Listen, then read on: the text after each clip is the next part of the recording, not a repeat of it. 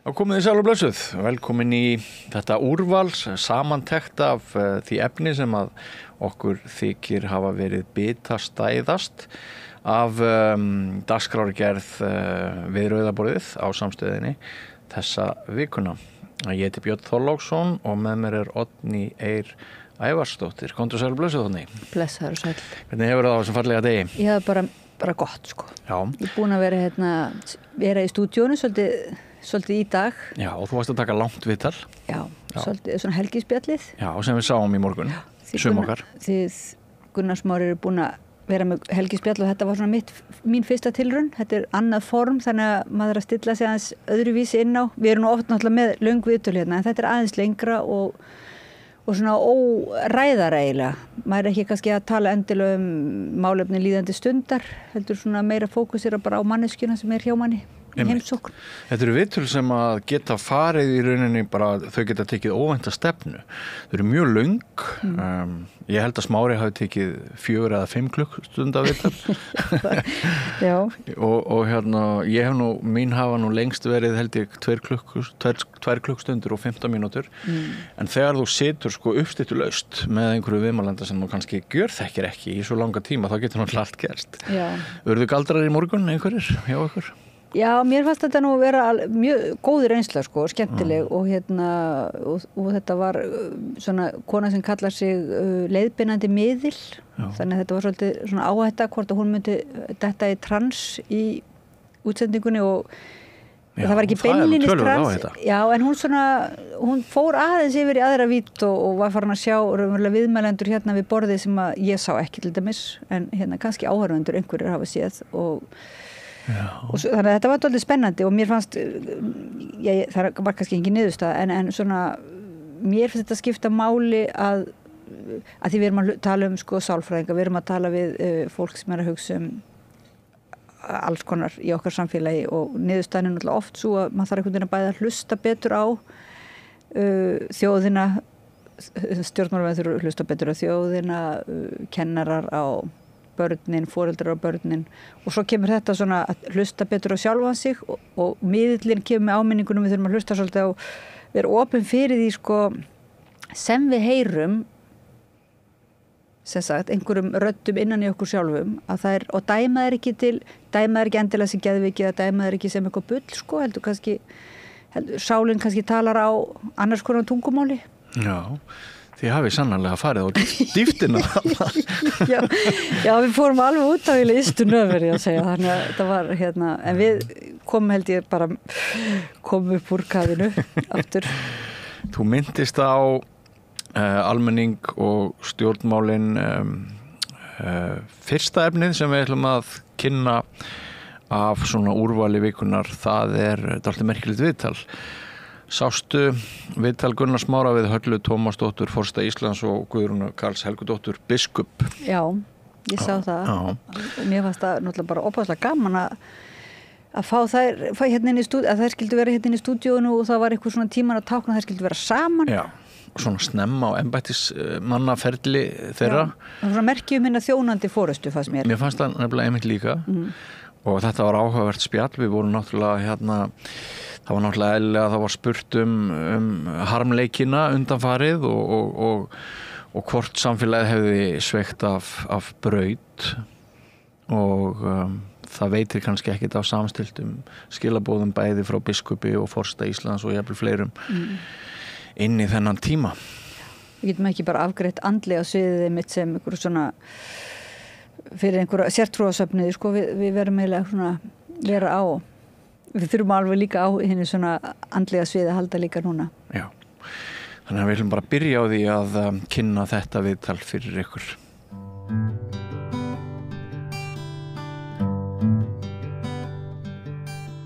Já, hér eru komnar biskup Íslands og forseti Guðrún Karls Helgadóttir og Halla Tómasdóttir. Verið velkomnar. Takk fyrir. Það gerðist svo tíðindi í sumar að við fengum nýjan forseta og við fengum nýjan biskup og bæði konur. Svona merkilegt. En það sem að mér langaði að ræða við ykkur núna, því að þið hafi bæði verið að eins og kallað að adressa, það svona einhver tilfinning í samfélaginu að það hafa komið hörmungar tíðindi og það gerist náttúrulega oft En það sem að mér finnst merkilegt núna að það eins og sé einhver tilfinning í samfélaginu að við eigum að taka þessa viðburði til umræðu og það ekki endilega bara út af viðbröðum sjálfum, heldur það eins og að sé einhver tilfinning í samfélaginu að við séum einhvers staðar höfum farið af braut og ég held að það sé ástæðan fyrir því að fólk svona tilbúið að ræða samfélagið okkar, erum við á réttri braut og annað slíkt. Og mér langar bara byrja að spyrja ykkur af því, það svo að kannski sé samfélagið okkar komið eitthvað út af braut? Já, ég get svona byrjað, takk fyrir að bjóða okkur hérna saman og það einstakur heiður að vera hérna með Guðrúnu og það gaman að við skildum báðar fá tækifæri til að koma inn í þessi nýju hlutverk á sama tíma. Ég held að áherslur okkar séu heilmikið líkar og komumst kannski að því í dag. En eins og við höfum rætt áður, Gunnar Smári, að þá held ég að við séum búin að vera með vísbendingar það í nokkur langan tíma okkur líði ekki vel. Að það séu, við erum búin að sjá gögnin og það búið að gera margar skýrslur en vísbendingarnar sem við erum búin að sjá núna undanfarnar vikur og misseri eru bara þyngri en tárum tekur. Þetta bara sorglegt að við séum komin einhvern veginn á þann stað þar sem við vitum öll að þetta ekki samfélagið sem við viljum búa í. Þetta það ekki. Það vill enginn búa í samfélagi þar sem að börn valda dauða annara barna, þar sem að börn lenda í hrottalegu ofbeldi, þar sem svo mörg upplifa sig utangátta. Þannig að ég held að það sé bara verið að vekja okkur með afskaplega harkalegum hætti og ég finn að samfélagið þyrstir í samtal samfélagsgerðina og við rættum þetta nú í vor og höfum rætt þetta áður. Þannig að það sem ég sé sem kannski silfurþræðina í miklum skýjum sem að mér finnst vera yfir samfélaginu núna og í hjörtum okkar allra að við erum að byrja að tala saman af einlægni þá staðreynd að það hefur orðið tengslarof á tímum þessara sítengingar sem að hefur mjög alvarlegar og ljótar birtingamyndir. Guðrún. Já, takk fyrir að bjóða okkur og gaman að vera hérna með þér, Halla. Og ég svo ánægð með að forseti skuli einmitt taka upp þessi mál vegna þess að þetta svo stórt að við þurfum öll að taka höndum saman held ég. Og ég held að sé alveg rétt hjá þér með þessa tilfinningu. Því að ég fundið hana mjög sterkt undanfarið og ekkert bara í kirkjunni heldur bara í samfélaginu og það sem ég held að sé að gerast núna þegar við erum farin að tala um þetta líka að fólk að rísa upp vegna þess að í grunninn fólkið í samfélaginu okkar gott fólk sem að vill gott samfélag og ég sá til dæmis bara í gærkvöldi þá var stór foreldrafundur þarna 3 hverfa í Reykjavík, þar sem að börnin voru með á fundunum og foreldrarnir, þar sem að fólk virkilega vill gera eitthvað í þessum málum og breyta. Og það vakti athygli mína ummæli einnar stúlku þarna, unglingur sem var að tjá sig þessi mál og hún sagði ég held að unglingar séu orðnir leiðir á leiðilegri fræðslu. Við nennum ekki að hlusta á leiðilega fræðslu, við viljum vera með í samtalinu, vegna þess að við höfum heilmikið fram að færa. Og þessna held ég að skipti svolítið máli, ég veit að forsetinn hefur verið að leita ráða hjá ungu fólki. Ég komin, að skipa núna ungmennaráð sem að ég ætla að leita ráða hjá, bara sérstakann ráðgjafa hóp minn. Og ég held að sé svo mikilvægt að við hlustum á unglingana og eins og þau ég held að þau séu sjálf búin að fá nóg af þessu rofi sem ég held að hafi orðið með tilkomu meðal annars samfélagsmiðla. En þegar það tala um rof, eigið þið þá við svona rof á bara hversdagslegum, enganlegum vettvangi, svona bara minni samskipti á milli fólks og ekki bara innan nánustu, heldur bara kannski enn frekar minni tengsl við svona tilvílunarkennd samskipti við ókunnuga með svona ákveðni fjarlægð bara í samfélaginu og alveg upp í svo ég vitna nú í forveraðin gjá á milli þings og þjóðar sem að maður heyrir líka í samfélaginu þessi svona tilfinning fyrir því að stjórnvöld séu ekki að þjóna almannahagsmunum. Tengslan á milli eða eru þið fyrst og fremst að svona adressa það sem svona enganlegt og óformlegt samfélag sem að veikjast? Ég get kannski byrjað hér og ég vissum að Guðrún getur bætt einhverju enn betra við en það sem ég hef lært okkur mannfólkið í ólíkum störfum sem ég hef tekist á við að það eru svona tengsl sem skipta okkur sköpum. Það eru tengslin við okkur sjálf, vitum við hver við erum við tengslin við mennskun okkar, vitum við fyrir hvað við stöndum og hvað við erum ekki tilbúin til að gera og svo framvegis. Það eru tengsl við aðra, þessi félagslegu tengsl, þau eru okkur lífsnauðsynleg. Þau eru ekki bara bónus, þau eru lífsnauðsynleg. Og það er tengslin við eitthvað tilgang. Eitthvað sem er stærra heldur en þessi svona daglegu atburðir sem að kannski við getum gleymt okkur í, veraldlegt kapplaup eða eitthvað annað. Tengslin við eitthvað tilgang, að við höfum að líf okkar sé eitthvað virði, að við séum að sinna einhverju meiningu, að við höfum eitthvað tilgang í samfélaginu og í okkar eigin lífi. Og svo tengsl við eitthvað æðra, eitthvað sem er stærra og við erum í þjónustu fyrir og ég held að þessi tengsl, þegar þau rofna hjá okkur sem einstaklingar, þá rofna þau líka á öllum sviðum samfélagsins. Að þetta er grunnurinn að þannig ef við viljum laga tengsl milli þings og þjóðar, tengsl milli fólks í samfélaginu, tengsl við eitthvað stærri tilgang eða annað, þá verðum við að byrja á okkur sjálfum og þess vegna í kjölfara af þessu samtali sem að Guðrún vísaði áðan, þar sem við fengum að megninu til ungt fólk á Bessastæði fyrir nokkrum vikum síðan en líka fulltrúa sem að vinna að málefnum ungs fólks og rættum þessa sorgaratburði og hvernig væri hægt að gera kærleikan að eina vopninu í okkar samfélagi og ákvaðum að gera strittarar kærleikans. Það sem gerðist í þeim tengslum sem við mynduðum þá, án síma, sátum í hring, töluðum saman, hlustuðum á hvort annað og fengust bara við þessa einu stóru spurningu, hvernig við gerum kærleikana eina vopninu í okkar samfélagi, að þá lærðu allir svo mikið. Eldra fólki lærði af yngri, við reynum ótrúlega hluti, yngra fólki lærði af eldri, öll lærðu við af sjónarhorni hvers annars, en þetta samtal, það hefur bara ekki verið, það er ekki þessi matartími sem alltaf var, það er ekki þessi útileikir sem alltaf voru.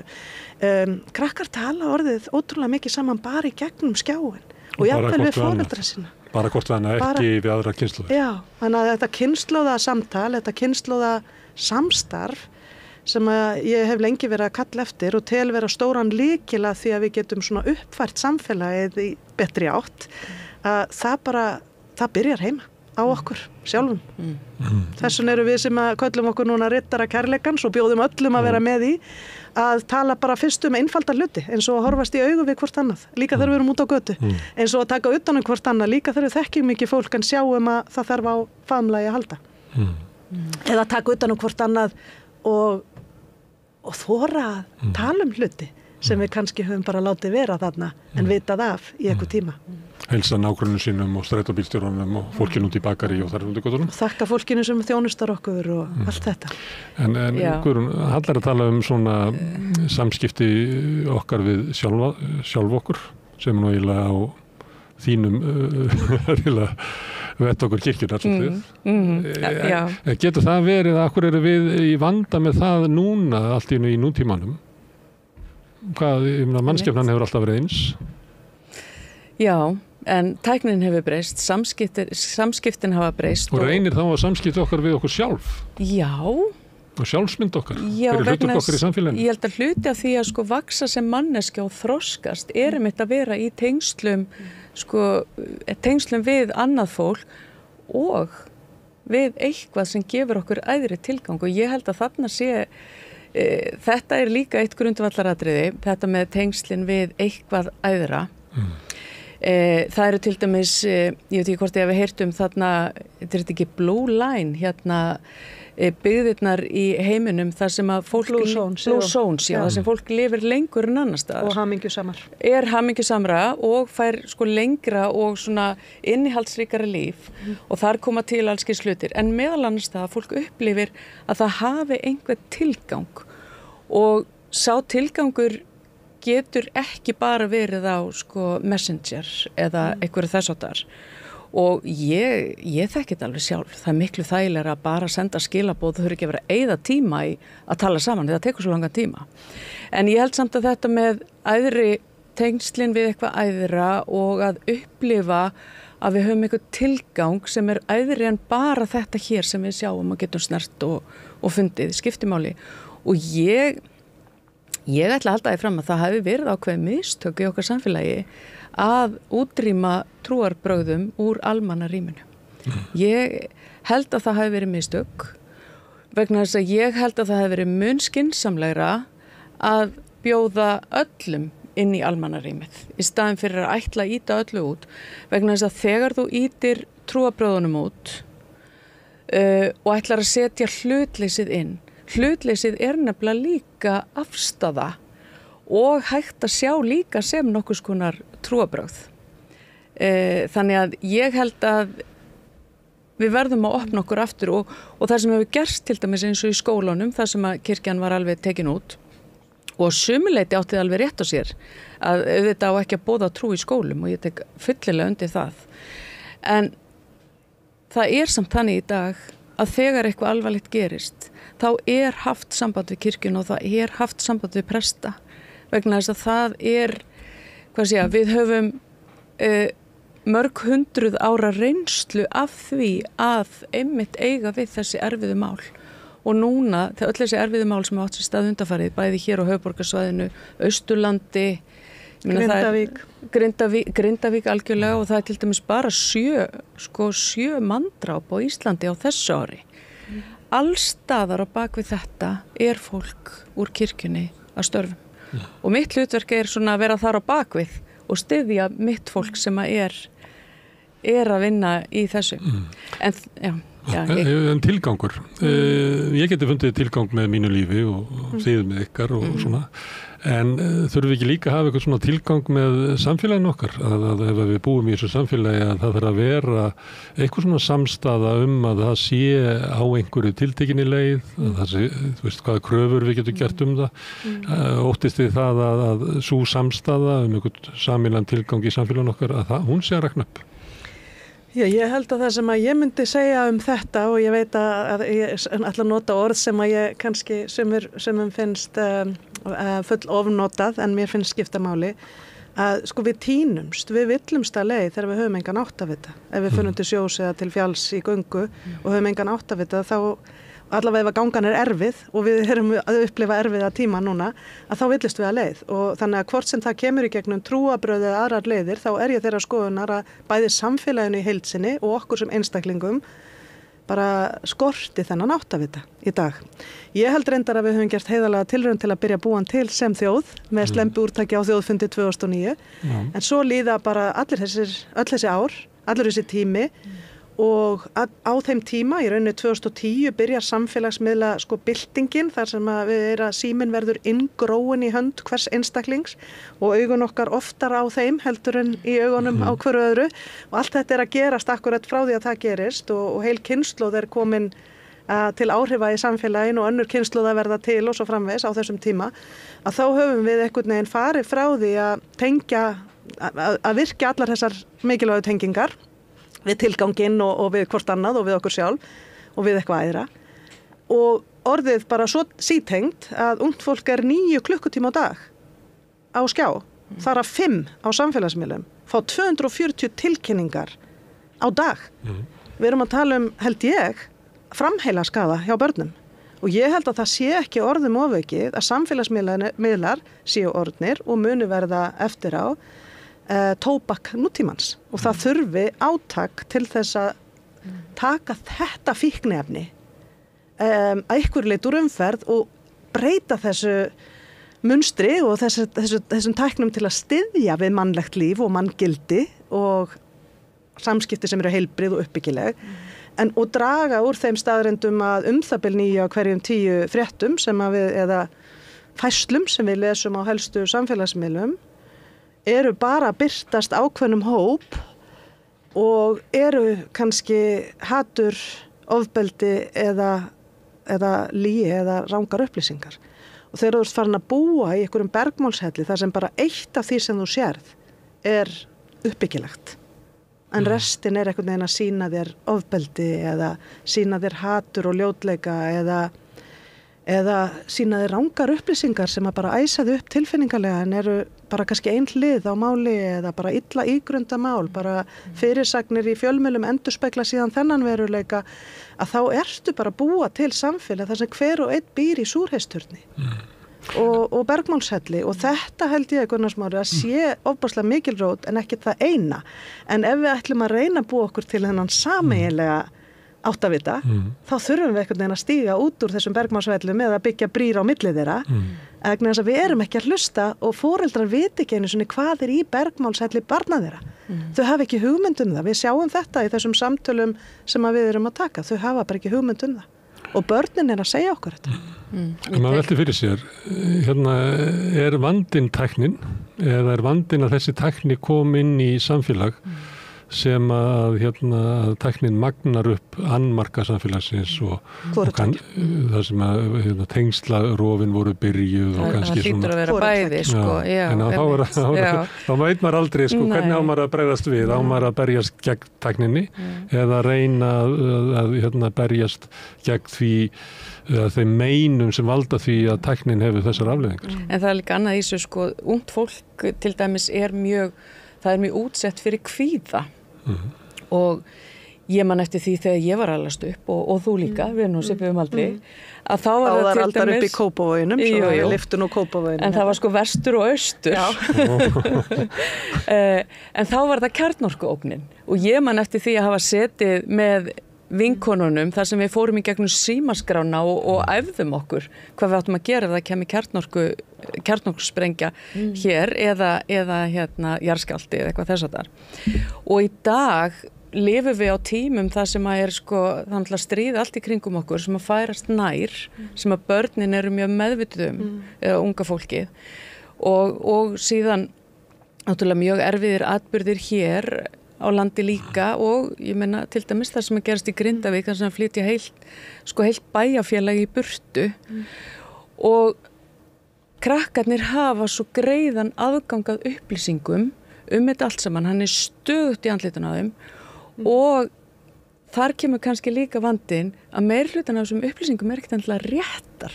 Fólk er að fá, það er svo mikil óreiða í þessu öllu saman og fólk er ekkert að fá réttar upplýsingar.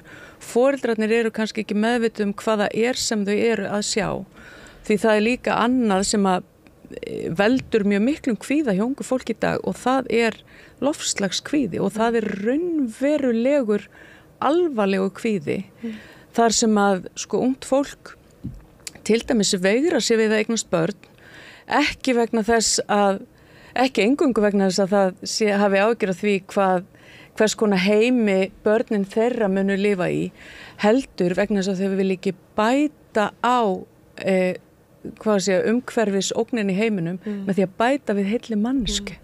Og þetta er alvöru kvíði en þess vegna er svo mikilvægt held ég ekki bara við séum einmitt alltaf í símanum eða í á þessum miðlum heldur hvað upplýsingar er að koma hvað eru börnin okkar að sjá við þurfum að fylgjast með þessu og reyna einhvern veginn að koma með eitthvað heilbrigt og gott og jákvætt inn í þetta líka. Kannski hæfni samfélagsins að taka á móti áskorunum og það er í sjálfum sér ekkert að því að við séum með erfið og mikilvæg áríðandi mál framöndan. Það er ástæða fyrir vegum að vera að taka á þeim að þau eru áríðandi og mikilvæg og það er í sjálfu sér bara jákvætt. En það er náttúrulega hryllilegt ef að niðurstaðan er svo að megi ekki bæta við barnin í heiminn því að líklega er helsta lausnin á þessum vanda er lítið barn eða ekki.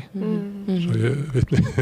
Já, nákvæmlega. Það er náttúrulega og það er að velta fyrir mér að samfélagið sé bara svona getan og maður heyri það líka svona samtalið sé að rofna og það sé polarisering og þeir kannast við þetta, það sé erfiðar að eiga bara eitthvað debatt og að fólk sé að tala saman og þá náttúrulega er að hverfa geta samfélagsins til þess að taka á við vandamálum þar sem að vandi sem að ætti bara að vera gleðilegt úrlausnarefni. Við getum ekki óska eftir í að lifa í heimi án vandamála. Nei, og í rauninni er það að takast á við áskoranir eitthvað sem gefur lífinu gildi ef við getum gert það saman og uppbyggilegan máta og ég hef til dæmis lært það á eigin lífi að það sem gefur mér helst von er þegar ég er að vinna með öðrum að því að bæta heiminn. Það gefur mér tilgang, það gefur mér von, það gefur mér kraft og orku og hefur breytt lífi mínu að ákveða að reyna að setja líf mitt í þann farveg. En mér langar bara til að vísa aðeins í staðreyndir að því að ég held að þetta sé góð spurning hjá þér. Er þetta voru við vanda fyrr og kom fíkniefnið sem heitir snjallsími og samfélagsmiðlar og ýkti þann vanda eða byggum hann til með því. Ég held að það verði alltaf svarið verði að vera bæði en við vitum af rannsóknum sem hafa verið gerð í löndum allt í kring og langt í burtu frá okkur, að sérstaklega með unga fólkið okkar, 13 til 16 ára aldurinn, þar sem að sko er bara mjög mikilvæg svona inngildinga eiga sér staði hvað þér finnst sjálfan þig og þú ert að finna svona þín félagslegu tengsl og þau skipta þig mestu máli akkurat á þessum árum, að þá eru þau að við erum að sjá tvöföldun í kvíða, tvöföldun í þunglindi og svona aukningu á bara erfiðri andlegri hegðun á sama tíma og þetta gerist. Þannig að við vitum að þetta er allavega einhver íking, við vitum það. En við vitum líka að stærsti hluti krakkana okkar í góðum málum, eru betur upplýst heldur en við höfum tækifæri á að vera og langar til að láta til sín taka. Þess vegna krakkar í loftslagsverkföll, þess vegna eru krakkar að tala að berjast fyrir friði, þess vegna eru krakkar að segja, og þau eru ekki kannski orðin eins dofin eins og kannski við of mörg erum, gagnvart því að sjá börn sem saklaus fórnarlömb í stríði, eða gagnvart því að sjá einhvern ójöfnuð sem er ósjálfbær, eða gagnvart því að sjá alla þessa veðuratburði sem eru byrjar að hafa áhrif á okkur og þau vilja að við tökum ábyrgð á. Þannig að ég get ekki tekið nógu sterkt undir mikilvægi þess að unga fólki fái ekki bara að hlusta á okkur, fái ekki bara sæti við borðið, heldur fái bæði ábyrgð og valdefling og stuðning frá okkur sem eldri erum í að gera eitthvað í þessu. Því að fyrirkvíðin vex svo mikið þegar að þú sérð vandan en færð ekki að gera neitt í honum. Þá verður til eitthvað sem ég kalla fyrirkvíða. Við vitum ekkert alveg í sálfræðinni hvernig við höfum að takast á við það að vera komin með kynslóð, kannski í fyrsta sinn, sem segir mín býður ekki betri heimur út af þessum hlutum sem í gangi, út af stríðsók sem orðin mjög raunveruleg og mjög vaxandi, út af loftslagsbreytingum, út af því að ég veit ekki hvernig ég á að finna þak yfir höfuðið eða treysta því að ég geti komið með barnið inn í þannan heim, eða út af því að allt sem ég sé á samfélagsmiðlum eða fjölmiðlum að verða ljótt. Þannig að ég þarf einhvern veginn að deyfa mig með fíkniefnum eða ég þarf að deyfa mig með einhverju skel. Þetta, þannig að ég ætla bara algjörlega að taka undir með þér að við vorum með kerfi sem að studdi ekki við mennskuna og studdi ekki við það sem við þurfum á að halda sem mannlegt samfélag áður en þetta gerðist. En þetta hefur ýkt rosalega og verið eins og fíkniefni til viðbótar við það sem við venjulega köllum fíkniefni, þessi þróun. Eitt sem hefur verið bent á í þróunin er að stjórnmálin snúist meira svona tæknilega úrlausnir og ég meina að stjórnmálumenn sjálfur hvart yfir því að það sé ekki stjórnmálaumræða innan stjórnmálana og við bara sjáum það í könnunum að það minnkandi traust á stjórnmálunum, minnkandi traust á alþingi og borgarstjórn og við erum núna með ríkisstjórn sem nýtur lítið traust og þar leðandi þá stjórnmálavettvangur kannski ekki vettvangur og veikari fjölmiðla og bara þess að stjórnmálaumræðan fer fram þannig að við erum kannski með veikari vettvang þar til þess að fást þessar spurningar sem hér eru uppi og þá vil svo vel til að við erum bæði með embætti biskups og forseta til þess að er það þannig að út af þessari stöðu, út af svona þessari tilfinningu sem við erum að ræða hér veikingu samfélagsins, að ekki embætti ykkar bara svolítið áreiðandi þessa dagana á missurum? Jú, og ég held að það sé mikil ábyrgð á okkur sem að gegnum þessum embættum einmitt núna að nýta einmitt þetta vegna þess að við þurfum ekki að vera í sama þrasi og stjórnmálin og í stjórnmálunum ekki verið að ræða, það ekki verið að ræða gildin beinlínis. Þó svo að auðvitað sé það held ég að bakvið hjá hverju einustu mannesku sem fer í stjórnmál að vilja gera heiminn betri. En svo vitum við alveg hvernig það verður að við förum, svo bara að fara að tala tæknileg atriði eðlilega. Og þess vegna svo ábyrgð myndi ég segja á okkur, einmitt forseta, biskup og fleirum að lyfta þessum málum upp á svolítið svona annað plan. En á sama tíma þá held ég að við þurfum ekki alltaf að gera alla hluti eins og við höfum alltaf gert á. Og ég held að fólk sem í stjórnmálum geti líka alveg reynt að breyta þessu og farið að kannski ræða meira þessi gildi almennt. En svo það líka kannski okkar svolítið að búa til svona rými fyrir þetta og nú forseti Íslands að gera það með riddara kærleikans og ég tek fullan þátt í því og svo sannarlega riddari kærleikans. En það þetta sem við erum að gera í kirkjunni alltaf. það nákvæmlega að ræða þessi gildi og þessa hluti og þess vegna finnst mér líka sérstaklega sárt að sjá hvernig þessi hlutir hafa smám saman sko farið út á jaðarinn í samfélaginu okkar þar sem við megum aldrei ræða trú eða það sem að oft það sem að gefur svo mörgum einhvern veginn innihald í lífinu og í mínum huga þarf það ekki endilega alltaf að vera það að ræða sko kristnatrú heldur bara hvað það sem að gefur mínu lífi gildi því að það líka svo auðvelt að nýta alla þessa tækni í dag og þessa ofbóðslega sko þetta flæði upplýsinga sem við getum nýtt okkur og komið til fólks með svo auðveldum hætti í dag til þess að skapa ótta og það náttúrulega það sem að gerast þegar þessi polarisering verður að það náttúrulega ákveðinu öfl í samfélaginu sem að þrífast á þessu og geta komið kannski ákveðinu hlutum áfram ef þeim tekst að skipta okkur nógu mikið í lið og fá okkur til að vera að beina athyglinni að einhverju öðru en við kannski ættum að vera beina athyglinni að til þess að eignast gott samfélag. Áttu það við að einhver svona andlegur þáttur sé svona móteitur við óttanum? Ég held það svo sannarlega og vegna þess að í þessum andlega þætti það felst í því líka að virkja það sem að þú varst einmitt að tala áðan sko tengslin við okkur sjálf og tengslin við náungan.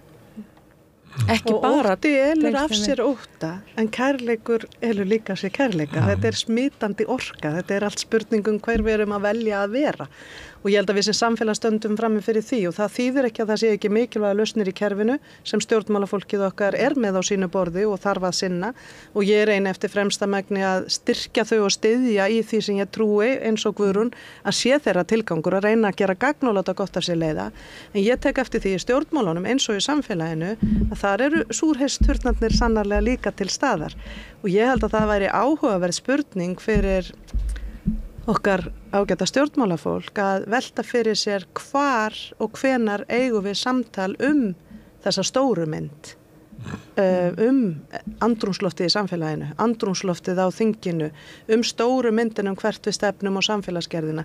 Það einhvern veginn ekki eins og við sjáum það allavega mikið fyrir opnum tjöldum.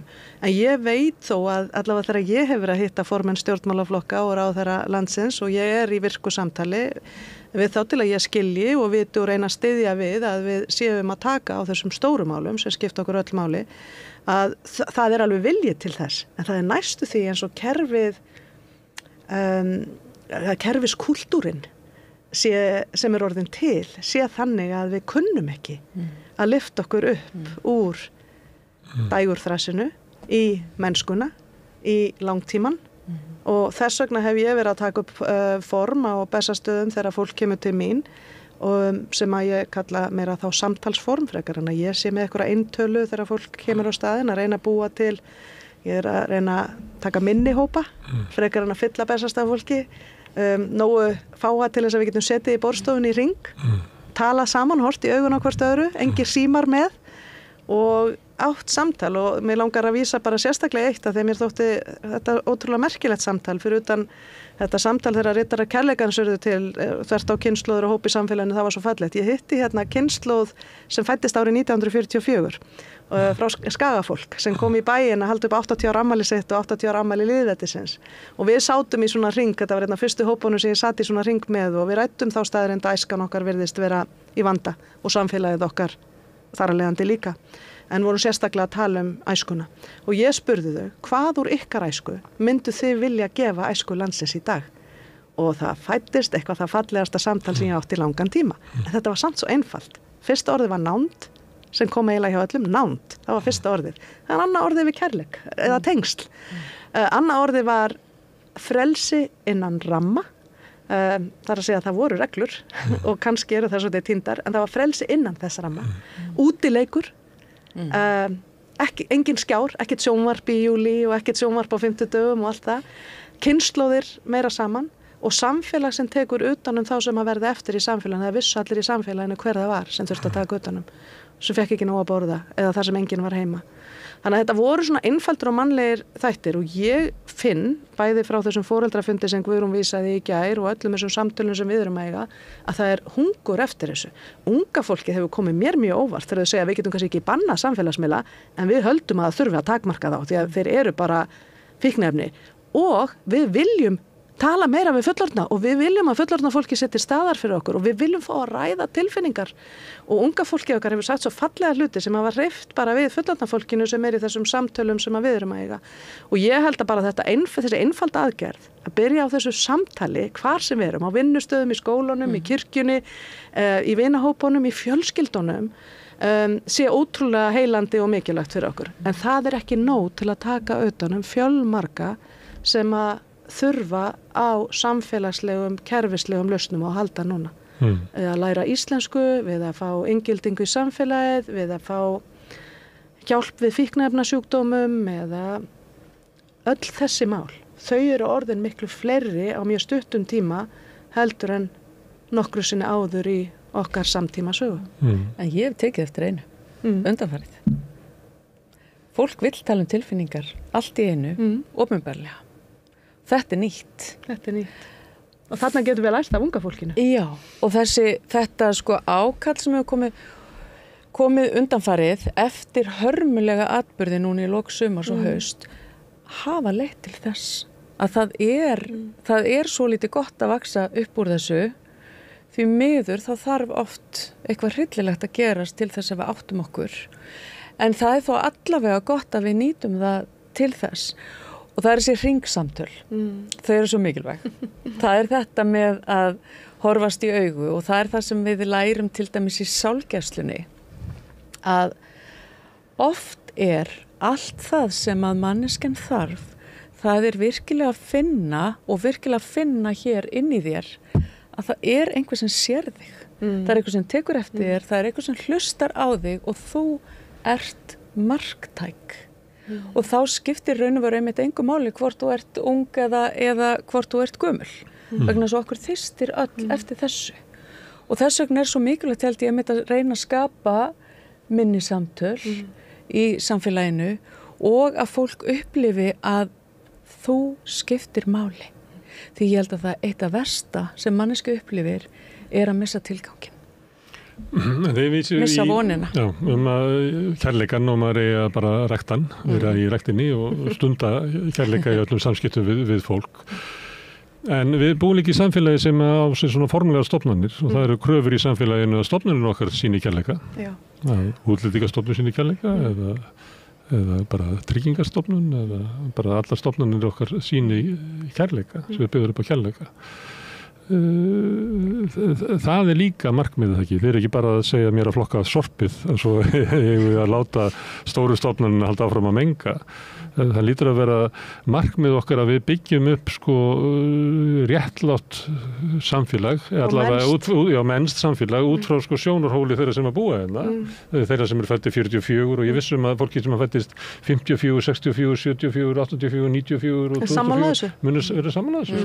Ég algjörlega og það eitt af því að þú nefndi tilgangin og í þessu sjónamiði með stofnanir og hvar við stofnanir okkar hafa kannski brugðist. Það eru margir hópar í samfélaginu sem við getum held ég bent á en eitt sem að ég hef sannarlega verið að heyra í þessum ringsamtölum okkar með strákan okkar, með drengin okkar að það hefði orðið jafnvel meira rof hjá mörgum þeirra við þennan að þeir séu eitthvað virði, að það sé tilgangur fyrir þá og það svona hafi kannski ýtt undir að þeir reyna að leita að einhverjum stað til að tilheyra og annað og þetta birtist með ýmsum hætti og ég veit að þetta getur verið viðkvæmt að ræða því ég er alls ekki að reyna hérna að segja að strákar séu eitthvað vandamál, ég held frekar að við sem samfélag séum eitthvað vandamál sem höfum aðeins glemt að taka utan um þá og að því við erum að tala áður fyrir mig stofnanirnar, eitt af mörgu sem ég þykir vænt í þessu embætti sem ég gegni núna að ég þarf bara að vera út á götu eða í morgun á ungmennahátíð RIF þar sem ungu krakkarnir eru og þá koma stelpur til mín sem strákar og biðja faðmlag. má ég fá knús? Þetta algengasta spurningin sem ég fæ og svo auðvitað kemur má ég fá selfie. En það byrjar á knúsi og það eitthvað svona nýtt og eitthvað hlýja í því. Og það sem við lærðum í þessu fyrsta samtali Riddara kærleikans sem við erum núna að fara inn í á forvarnadaginn inn í grunnskóla og menntaskóla að endurtaka og vonumst til að fá allt skólasamfélagið með okkur og allar kirkjurnar með okkur og allar vinnustæðina með okkur, að þetta bara hreyfing sem allir geta verið með í, að það sem að sko þetta byrja stundum bara á svo einföldum hlut, það bara eitthvað sem sér mig, það eitthvað sem tekur utan mig og ég held að við þurfum svolítið að taka utanum og hjálpa stofnunum okkar að taka utanum þá hópa sem enginn að taka utanum núna, en við getum ekki bara bent á stofnanir sem svolítið lenskan oft í samfélaginu, við viljum bent út gluggan frekar en að segja hvað get ég gert. Samhliða því að við byggjum stofnanir okkar að bæta sig, auka við pláss, auka við getu, minnka biðlista, setja meiri fjármuni í forvarnir og að taka við þeim sem að fara út af brautin og þurfa að fá að komast aftur inn í samfélag, þarf að taka utanum, að þá þurfum við að taka utanum alla þá sem í lagi eða sá hópur mun stækka.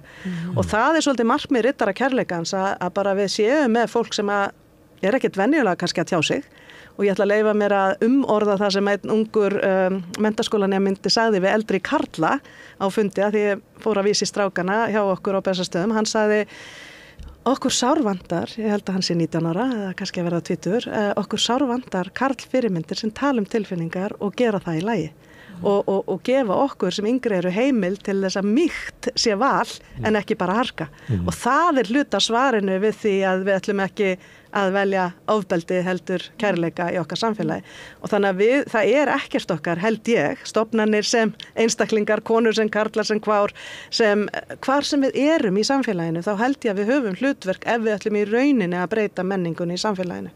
Ég veit að þeir eru fyrirgjöð. Ég veit að þeir eru uppstökna sko, en ég að reyna að halda mig innan tímamarka. Það eitt sem langar til að spyrja skiptir máli að biskup og forseti séu konur á sama tíma? Því Halla var svona að tala kynin áðan. Það skemmtilegt. Ég veit ekki alveg hvort það skiptir máli. Það skemmtilegt og það gott. Ég held að skiptir máli til dæmis að biskup, það hefur verið valin kona á eftir konu. Ég held að það skiptir svolítið máli vegna þess að lenskan alltaf svolítið að nú erum við búin að prófa konu, förum aftur og veljum kall. Það er 100 næstu verða kalla líka. Þannig ég myndi eiginlega vilja segja að með því að velja konu aftur þá erum við búin að mölva glertakið sem var svona búið að brjóta aðeins upp úr. En ég verð að segja þetta sama með forsetaembætti að við skilum velja í öðru sinni og svona áberandi ekki bara, þetta snýst ekki mig, það var 75% atkvæða sem fór til kvenna í kosningunum sem sýnir það að við allavega erum að lyfta þeim eiginleikum sem konur koma gjarna með að borðinu en ég að kalla eftir að karlar kom ekki síður með að borðinu sem eru áherslur myktarinnar frekar en áherslur hörkunar. Þá get ég eiginlega endur til spurninguna, þeir eru komin í þann stað að það er bara sjálfsagt að kjósa konu sem biskup eða forseta. Hverju breytir það? Ég held að það sem skiptir kannski máli fyrir okkur að einmitt vera ekki númer 1 vegna þess að það alltaf svolítið erfitt að vera þessi númer 1 sem að þarf að gera alla hluti í fyrsta sinn og einhvern veginn að bundnari af mörgum hefðum og venjum. Við erum frjálsari held ég að því við erum númer 2 vegna þess að það búið að fara í gegnum þetta fyrsta þannig við eigum sannarlega okkar forverum mikið að þakka en ég held að það sem að gerist með tilkomu okkar beggja í þessu embætti að ég held við séum frjálsari til þess að gera hlutina öðruvísi og ég veit alveg að við erum báðar svolítið þannig að við hugsum hlutina kannski aðeins öðruvísi en oft hefur verið gert. Þannig að, en svo líka voðalega gaman að vera 2. Já, rosalega gaman og ég ætla bara að leyfa mér jafnvel að stíga einu skrefinu lengra og segja að ég held að skipti máli og ég finn allavega styrk af því að taka við á þessum sömu tímum og Guðrún gerir það og finn samhljóm í okkar skilaboðum og ég held að það sé kannski það sem að stundum kemur með kvenleiðtogum en sannarlega mörgum góðum karlleiðtogum líka. Það eru þessar áherslur á samstarf og samvinnu frekar en samkeppni. Það eru þessar áherslur á mennsku og mýkt frekar en hörku og átök. Það eru þessar áherslur sem að Ég hef stundum kallað stærri skilgreining á árangri, að það get ekki bara verið eina markmið samfélags að hámarka hagnað eða hagvöxt til skamstíma fyrir bara einn hóp í samfélaginu sem heitir hluthafar, að í rauninni séu við öll hluthafar í íslensku samfélagi og að okkar æðstu óskir séu yfirleitt ekki þessar veraldlegu þegar að nóg komið af þeim. Þær eru veraldlegar þegar við erum fátæk, þegar við eigum ekki nóg, þegar við getum, þá þarf að hugsa það, þak yfir höfuðið, en þegar að við sem samfélag sem höfum sannlega allt til alls til þess að allir ætti að geta verið þar, að þá eru nú yfirleitt markmiðin í lífinu að vera góð manneskja, gera gagn, láta gott að sér leiða, eiga góð tengsl, að lifa hamingjusömu og innihaldsríku lífi, að halda í heilsuna og haldi heilsu samfélagsins og lýðræðisins. Og þetta allt einhvern veginn hvergi inn í skilgreiningu árangurs og ég held að við eigum og séum byrjaðar að tala fyrir því og munum hafa áhrif að við séum að það muni hafa áhrif að við komum inn á sama tíma og gerum það, en enginn, og þetta vita konur best, enginn gerir neitt merkilegt einn og heldur ekki tvær.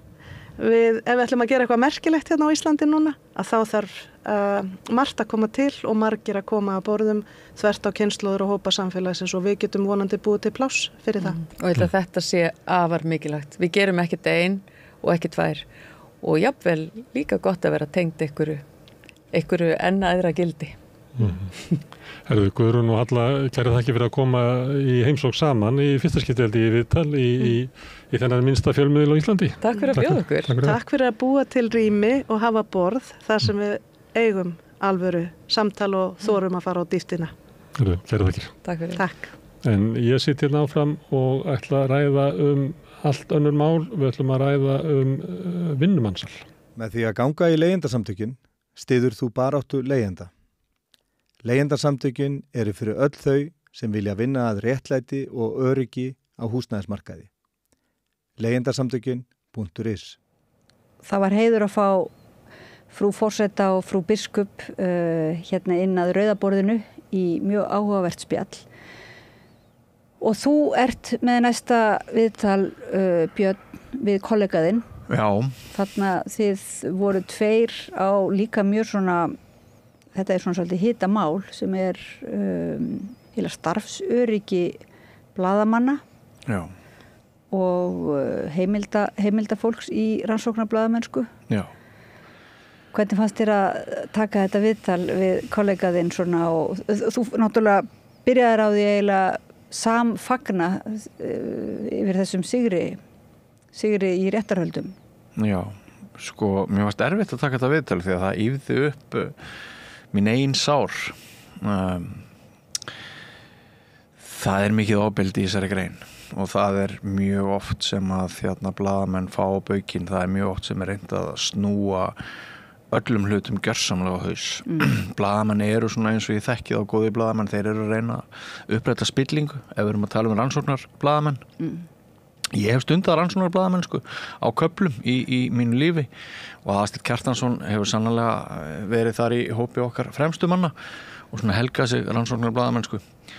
Og tilefnið þessu viðtali var náttúrulega þessi ótrúlega yfirlýsing lögreglunar á Akureyri það að þeir væru hættir rannsókn á máli þar sem að 6-7 blaðamenn, okkur var sagt að þeir væru grunaðir alls konar glæpi í mörg ár en lögregluyfirvöld hættir rannsókn en eigi að síður þá látaði þessar blaðamenn alla finna mjög til tefasins í þessari yfirlýsingu og þetta tengist náttúrulega aftur í tíman þessu Namibíu skúbbi og já, mér fannst Aðalsteinn fannst mér alveg frábær í þessu viðtali. Mér fannst hann kom svona reiður og þakklátur í senn, þakklátur að málinu væri lokið ef þið þá lokið sem hann er ekki vissum og ég er heldur ekki vissum það því að þeir finna alltaf eitthvað nýtt og nýtt en vissuleiti þakklátur yfir að vera skorinn og þessari snöru allavega í bili.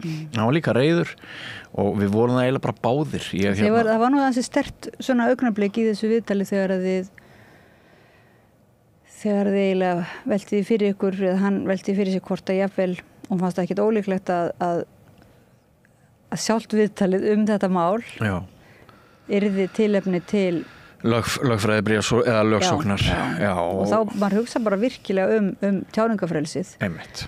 Ofboðslega herðir að eða þrengir að tjáningafrelsinu. Magna þú skulle segja þetta sko, í þessu fólst akkurat triggeringi mín, þess vegna var mér svona mikið niðri fyrir rétt undir lokviðtelsins, það kannski sást ekki, maður hefur lært að klæða af sér það þegar hjartað fer allt inn í 180 slög, maður reynir að klæða það af sér, ég veit ekki hvort það sást, en það var einmitt sko þegar hann kastaði því fram að kannski væri bara það sem við vorum að ræðum, kannski þyrftum að svara því endalausum lögfræðibréfum, ógnunum, hótunum málsóknir, bara þetta fyrir það eitt að reyna að gera samfélagið betra, fyrir það eitt að reyna að uppræta spillingu, fyrir það eitt að veita stofnunum og fyrirtækjum landsins aðhald. Þetta náttúrulega, ef allt snýr svona á haus á sama tíma og fyrirtæki sem sannarlega hafa verið að brjóta lög og í vondumálum, ef fókusinn fer yfir á þá sem að reyna að gera gagn og þeim snúið við og þeir eru vondikallin í málinu, þá náttúrulega segir það sér sjálft að samfélagið komið á einhverja mjög einkennilega braut. Já.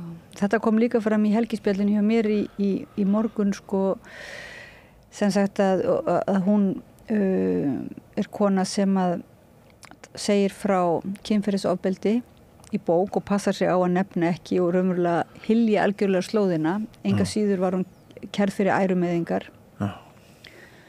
og ærumeiðingu, eða ég veit ekki hvernig að segja það orð, en var dæmd og missir sumarbústaði sinn, missir að borga marga milljónir málskostnað, en síðan vinnur hún málið síðar, en enga síður sko þá óréttlætið svolítið, við verðum að trúa því að við getum höfða mál, það sé hægt að kalla á eins og til Julian Assange og fleiri sem að kannski fá uppreisn æru, en það tekur oft bara svo langan tíma og í millitíðinni fólk búið að vera í þessum skugga þessa grunns að hafa verið að ljúga og hafa verið að segja ósatt Já, hættan svo að peningar óbóðslega mikil auðsöfnun í fáa vasa, hún geti keypt allt upp þar á meðan réttlætið, það stóra hættan, en ef ekki bara að verða vitni að þessu tilfinningaþrungna spjalli okkar.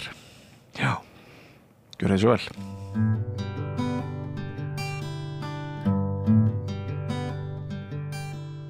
Já, við ætlum að fjalla mál sem mikið búið að ræða í dag síðan lögreglan á embætti lögreglustjórans á Norðurlandi eystra gaf út yfirlýsingu að embættið hefur tekið ákvörðun að hætta rannsókn í máli og haldið ykkur fast, varðar meinta byrlun, afritun á upplýsingum af síma einstaklings og dreifingu á kynferðislegu myndefni.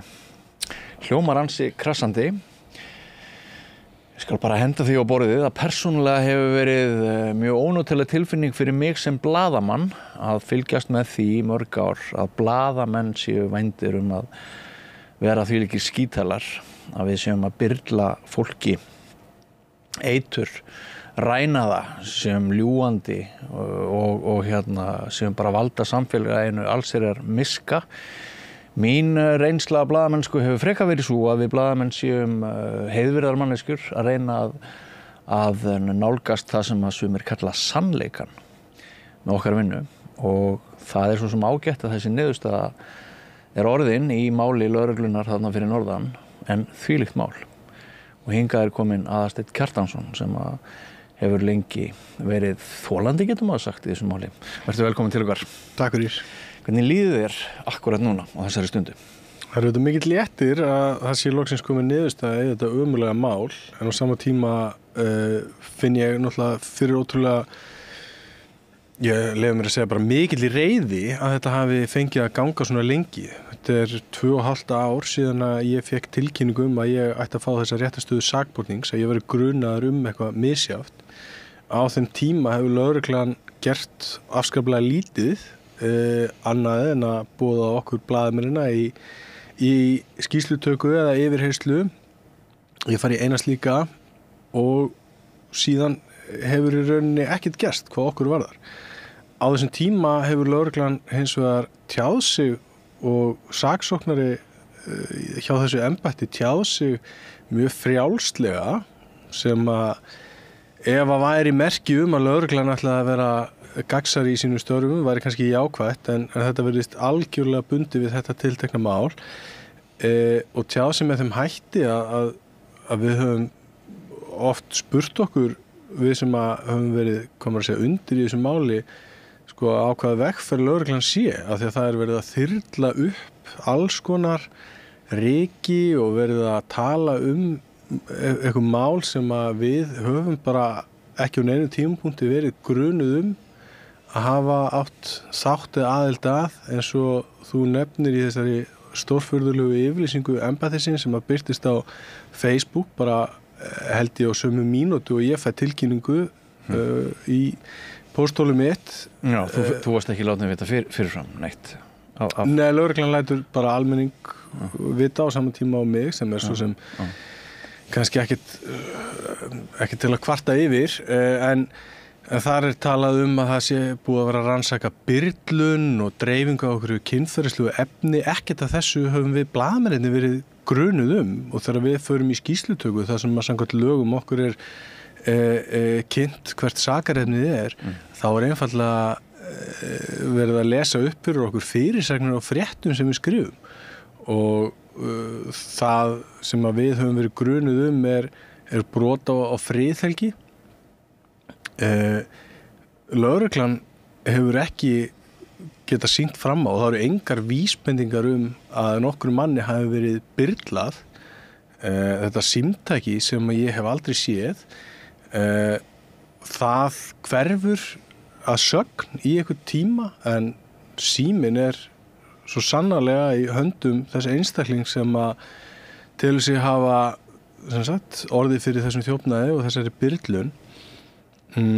Lögreglan finnur engar vísbendingar að neinu kynferðislegu myndefni hafi verið dreift. Lögreglan finnur ekkert kynferðislegt myndefni nema með einhverjum njósna hugbúnaði og ég ekkert að grínast, við erum að tala bara einhvern njósna hugbúnað sem að lögreglan hefur aðgangað og engin annar. Já. Þannig finnur hún eitthvað kynferðislegt myndefni á þessu símtæki. Ég og bara held ég geti fullyrt allir hinir blaðamennirnir sem að starfa á ólíkum miðlum og ég bara get náttúrulega ekki svara fyrir en ég leyfi mér að fullyrða að ekkert af okkur hafi séð neitt af þessu myndefni fyrir en að við fáum það í yfirleiti frá lögreglunni. Það er sem lögreglan svo eina sem að hefur gerst sek að dreifa einhverju kynferðislegu efni. Já. Þannig að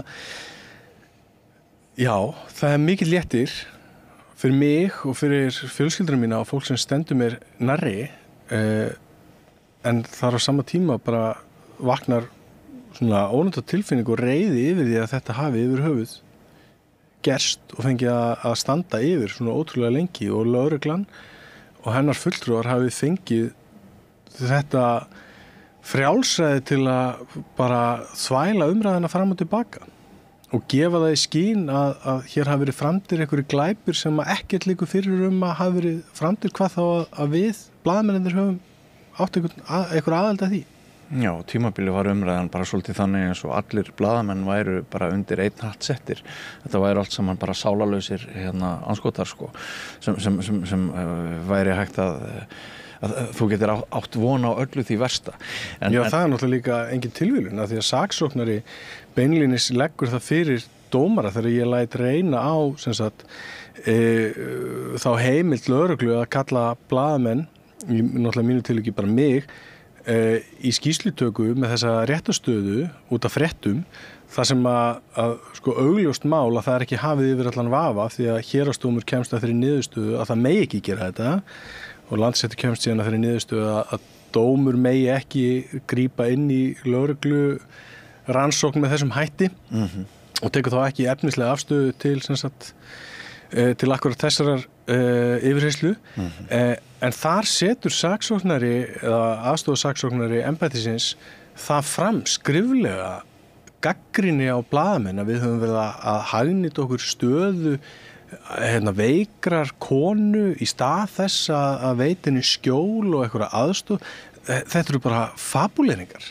Það er ekkert sem að liggur fyrir að neitt okkar hafi verið í einhverjum samskiptum við þessa konu á þessum tímapunkti og ég bara skal viðurkenna það fúslega. Ég hafði bara aldrei heyrt þessa konu áður en að þessi fréttaflutningur átt sér stað. Það er ekki fyrir löngu seinna ég bara veit af tilvist fyrrverandi eiginkonu þessa sjómann sko. En þarna lögreglan sko að stíga það skref að mála upp einhverja mynd af blaðamönnum sem á sér enga stóður raunveruleikanum og einmitt til þess að sýna almenningi að við séum nú eiginlega bara einhver sálarlaus kvikindi sem að nýtum okkur neyð og veikar aðstæður fólksins í kringum okkur einhvern veginn í eigin þáu. Þetta gerist á tíma þar sem sakamálarannsókn stendur yfir. Þú varst sjálfur í hópi þeirra blaðamanna sem að skúpuðu Namibíu málinu. Það Samherji er fréttin og grunur lögbrot þeirra. Upplýsingarnar sem koma fram í þessum síma Páls skipstjóra þær verða viðbótar upplýsingar í málinu síðar. Það verið að berjast söguna, trúverðuleika sögunar. Við erum hér með rannsóknar og dómskerfi sem viðkvæmt fyrir umræðu. Við búum í litlu, einsleitu samfélagi þar sem margt bendir til að valdamikil öfl geti haft áhrif alla leið inn í dómstóla. Þegar þetta mál kemur upp þá augljóslega einhvers konar slagur í gangi söguna. Hvaða sögu á að segja? Hvar trúverðuleiki liggur? Ef tekst að eyðileggja trúverðuleika þeirra blaðamanna sem sögðu frá Namibíumálinu þá hafa orðið miklir hagsmunir hjá stórfyrirtækinu Samherja. Sá sem að á þennan síma fyrrverandi skipstjóri hjá Samherja og hann, ég veit ekki hvort hann leigupenni eða hvort hann gerir þetta bara sjálfur eigin hvötum en eiginlega allt sem hann hefur skrifað síðan Namibíumáli kemur upp það Samherja til varnar og það svona í miklu árásarskini á ykkur sem sögðu fréttina.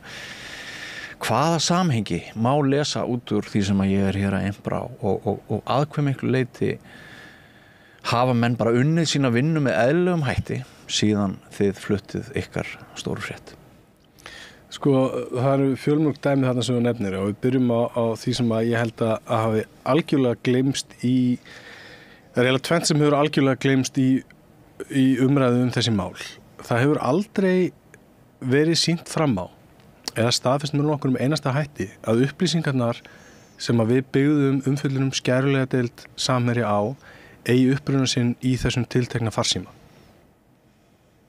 Við erum að vitna í skrifleg samskipti á milli tiltekina aðila sem að samkvæmt lögreglunni fundust á þessum síma sem kannski ekkert skrítið ef þú ert að eiga samskipti gegnum til dæmis WhatsApp sem samskiptaforrit að þá afrit af því í símanum sem að kann að vera notaður til þess að eiga samskiptin en það líka hægt að eiga þessi samskipti gegnum tölvu.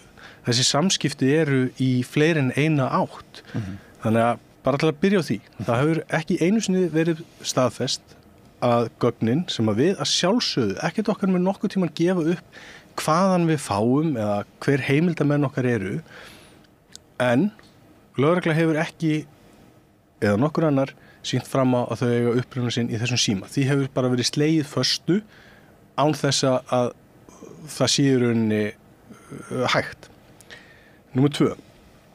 Það sem að framkemur í umfjöllun okkar, bæði Stundarinnar og Kjarnans sem að reynda síðan þá hefur sameinast í heimildina,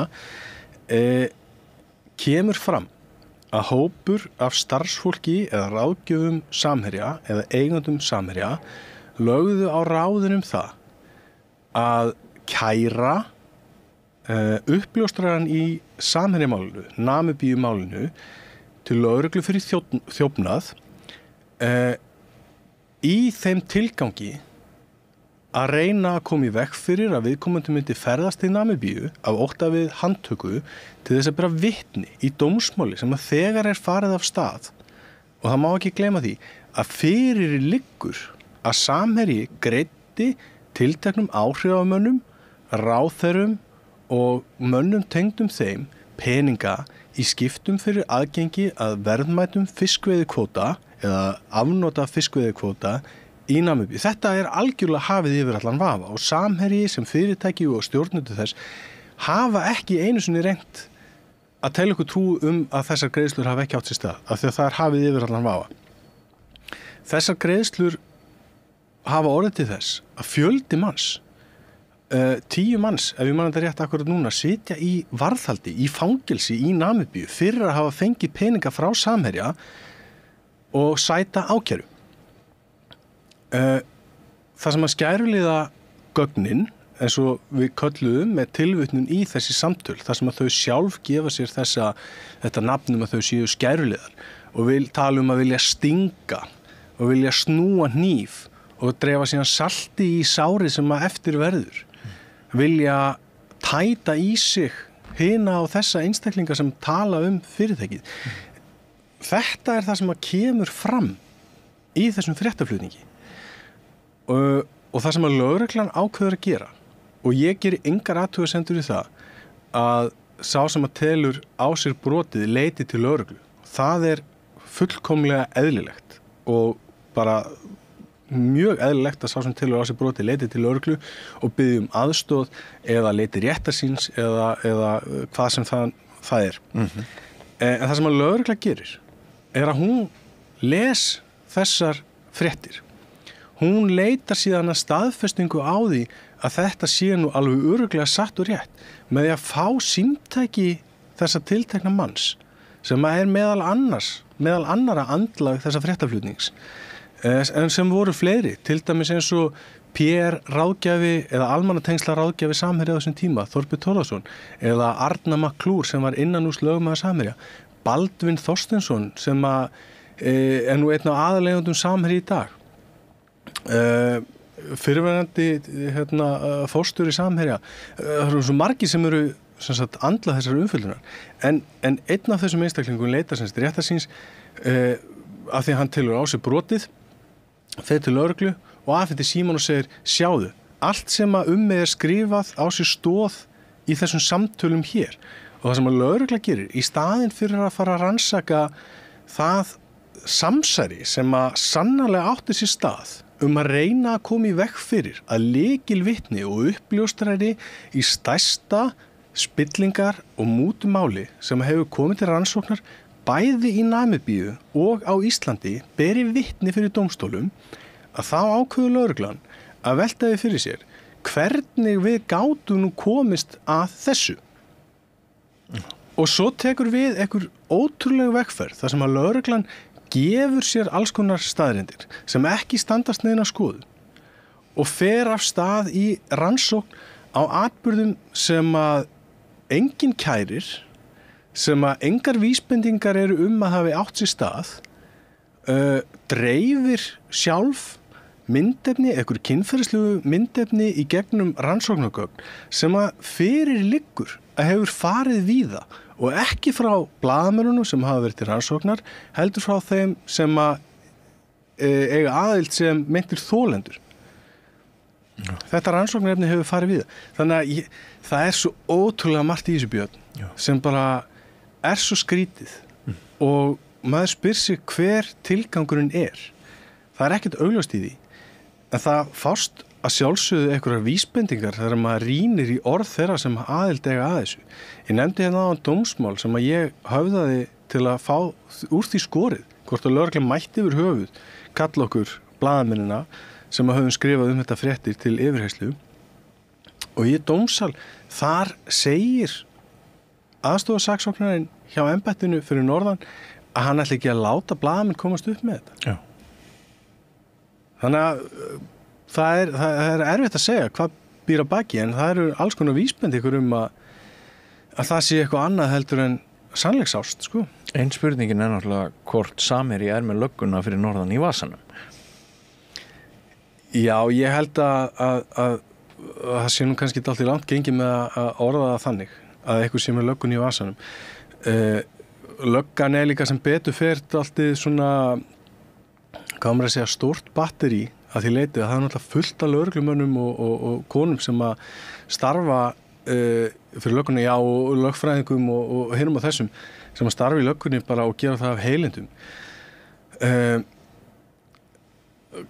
hver ræður för þarna, það náttúrulega kannski pínu erfitt að segja. Þetta mál flakkaði á milli lögreglumanna þessi 3 ár sem það var til rannsóknar, þó að við höfum bara verið með réttarstöðu þarna í 2,5 ár. Það eru það bil 3 ár síðan að rannsóknin náði hófst. Og sko ég held að við förum bara bökkum aðeins og skoðum sko heildarmyndina og eða stærri mynd, ekki bara þetta tiltekna mál.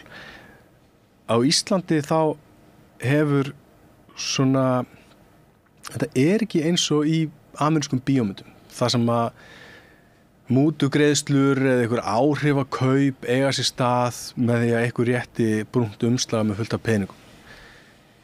Hér á Íslandi höfum við fjölmörg dæmi það að fólk velji sjálft að gera einhverjum sem hefur mikil áhrif einhver að greiða eða velji þá leið sem að hendar einhverjum sem að hefur mikil áhrif eða ítök. Þetta höfum bara fjölmörg dæmi og ég þykist vita þessum bókaleiðinni sem fjallar þessi mál á Íslandi. Þannig að ég ekki tilbúin að segja að lögreglan sé í vasa samherja eða eitthvað slíkt. En það spurning sem við verðum að spyrja okkur í þessu og þú svarar þessu finnst mér mjög diplomatíst og af skynsemi. Fyrirlíkur að einhverjir í lögreglunni fyrir norðan, þeir fyrirlíta sjálfstæða blaðamennsku. Þeir allavega elskan ekki. Og svo líka eins og ég nefndi þá þetta einhverju leyti barátta söguna. Þetta barátta hvaða saga er sögð. Þetta barátta viðhorf og meðan fyrirtæki í fullur rekstri hefur mjög mikla hagsmuni af því að í rauninni viðskiptavildin sé góð og bara okkur líki vel við fyrirtækið á meðan við bíðum dóms. Og það virðist vera mjög margt sem að blanda saman í þessu máli. Má ekki fullyrða sem svo. Og það mjög áhugavert að á sama tíma og þú nefnir að þetta séu talin stærstu spillingamál þessara 2 landa, þá fari orkan hjá framkvæmdavaldinu í þessa vitleysu sem að þú hefur verið að rekja fyrir okkur. Hvað segir það okkur réttaríkið Ísland? Ég hef nú ennþá alveg trú á réttaríkinu Íslandi og það að sjálfsögðu mjög stór og viðamikil rannsókn ennþá í gangi sem að snýr að þessu spillingamáli, sem snýr að þessum peningamillifærslum frá samherja og tengdum félögum til þessara áhrifamanna. Það virk rannsókn í gangi og ég sjálfur mjög hissa á því hvað hún tekur langan tíma. Hefur áhyggjur af því hvað hún hefur tekið langan tíma? Já, sjálfsögðu hefur áhyggjur af því. Á sama tíma öll þessi orka hefur farið í til dæmis þetta mál sem við erum að ræða hér. Já, en ég hef meiri áhyggjur af því að þetta litla lögreglu embætti á Norðurlandi eystra sem að hefur sagt að hún hafi ekki tíma til að sinna öllum þeim mikilvægu málum sem koma upp á þeirra athafnasvæði. Það eru mun alvarlegri mál, glæpir sem ekki deilt að hafa verið framdir eða ekki, sem ekki fá næga athygli á meðan lögreglan í einhverjum eltingarleik sem að enginn skilur út á hvað gengur og lögreglan hefur átt erfitt með að útskýra fyrir þeim sem aðild sem sagt okkur, sakborningunum í þessum máli.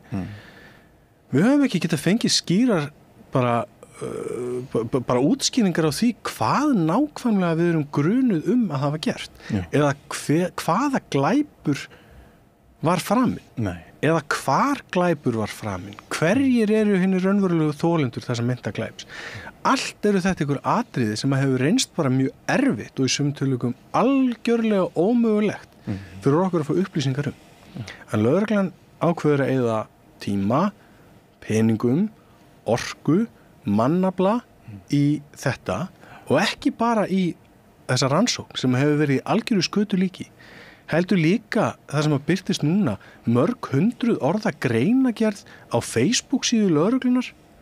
Það sem að verið að ýja að því að einhverjir tilteknir einstaklingar hafi framið einhvers konar afbrot sem eftir því sem að ég best get lesi, ég skal nú viðurkenna að ég hef ekki haft alveg yrðina í mér að setjast yfir þennan texta allan og greinan. Nei. En ég held að það sé ekki verið að gera mér upp einhver meint lögbrot. En þannig er lögreglan sem sagt að í að því að það hafi verið lögbrot framið. Það voru þessi tilteknu einstaklingar sem að frömdu eitthvað lögbrot. En við getum ekki sannað. Samt heldur hún áfram og ég bara, eins og heyrist kannski á mér, ég á eiginlega ekki til orð yfir þessi vinnubröð og að þetta skulle vera forgangsmál lögreglunar. Að hún skulle ekki sjá sóma sinni því að viðurkenna að hún var komin algjörlega út í skurð. Og var komin út í skurð fyrir mörgum mánuðum, árum síðan. En samt heldur hún áfram. Ég skil ekki hvaða vegferð þetta er. Og að þetta skulle vera forgangsmál hjá embætti sem ekki getur sinnt störfum sínum og hefur viðurkennda að hafa ekki mannafla, peninga, tíma til þess að sinna löggæslu með fullnægjandi hætti. Hann skulle fara í þetta. Og meintur glæpur átti sér ekki einu svona stað í umdæminu. Einmitt. Og röklegt samhengi í yfirlýsingu dagsins er vægast sagt veikt á köflum. Hér stendur vegna veikinda sakbornings leikur vafi á hvort hann hafi verið sakhæfur á verknaða stundu. Sakborningur hefur hafnað beiðni að undirgangast sakhæfis mat og því hefur verið ákveðið að hætta rannsókn á þessum þætti málsins. Það er sumt í þessari yfirlýsingu sem að maður bara botnar en ekkert í, ekki frekar en í málinu öllu. Þú varst að minnast á þessa bók sem að spillingu sem að kemur út eftir tvær vikur. Ég fékk Þóru Arnórs og Helga Seljan einu sinni í viðtal á annarri sjónvarpsstöð sem ég vann. Það var á Hringbraut og ég spurði í léttum dúr í upphafi þáttarins hvort þau væru búin að byrla einhverjum eitur bara fyrir hádegi þegar þau kæmu vegna þess að mér fannst málið svo ofboðslega súrrealískt. Mér fannst þetta svo sturluð hugmynd sem að þá voru verið að reyna að keyra á en það var eiginlega enn sturlara að það var eins og bara all nokkur hluti samfélagsins tryði því. Það eru náttúrulega hinnar það eru afleiðingar málsins að það er búið að opna einhvern glugga. Já.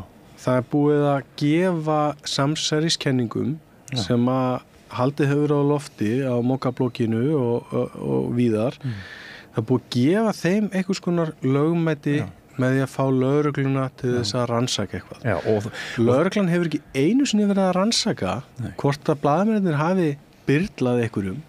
Einfallega af því að það liggur ekkert fyrir að neinum hafi verið byrlað. Það er ekkert sem bendir til þess.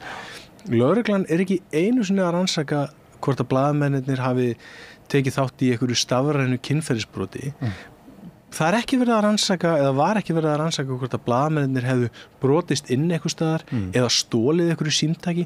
Það var ekki undir rannsókninni. En lögreglan opnar þessa glöfu fyrir fólk sem að hefur einhverja annara hagsmuna að gæta heldur en almennings til þess að sá efasemdafræði. Og þessi efasemdafræði, þau hafa verið í frjóum jarðvegi núna og samsæriskenningarnar hafa fengið að vaxa. Stjórnmálamenn, skulum ekki gleyma því að núverandi forsætisráðherra, þáverandi fjármálaráðherra, ótrúlega á skjön, þú heyrir hvað ég á erfitt með að finna bara réttu orðin til að lýsa hvað mér finnst þetta skrítið. Þú verður allar mína samúð í því. En núverandi forsætisráðherra gat nota þessi efasemdafræði til þess að tjá sig einhverja lögreglurannsókn sem að ráðherrar gera ekki. Nei. Og hafa sérstaklega verið að benda á að þeir ætli ekki að gera. Venjulega þá vilja þær ekki tjá sig einstaka mál. En þarna var það ekkert mál. Lögreglan, hún tjáir sig mjög mikið og opið þessi mál sem að, eins og ég nefndi áðan, væri kannski fagnaðarefni ef lögreglan ætlaði að vera gagnsær í sínum störfum eða tjá sig, tala við fólkið sem hún á að þjóna en það er bara í þessu tiltekna máli. Þannig að það er auðvitað það sem að eftir situr, eftir þetta rugl er að þeir sem hafa einhverja sérhagsmuna gæta hafa fengið stóð frá lögreglunni til þess að sá þessum efasemdafræðum og leyfa þeim að vaksa.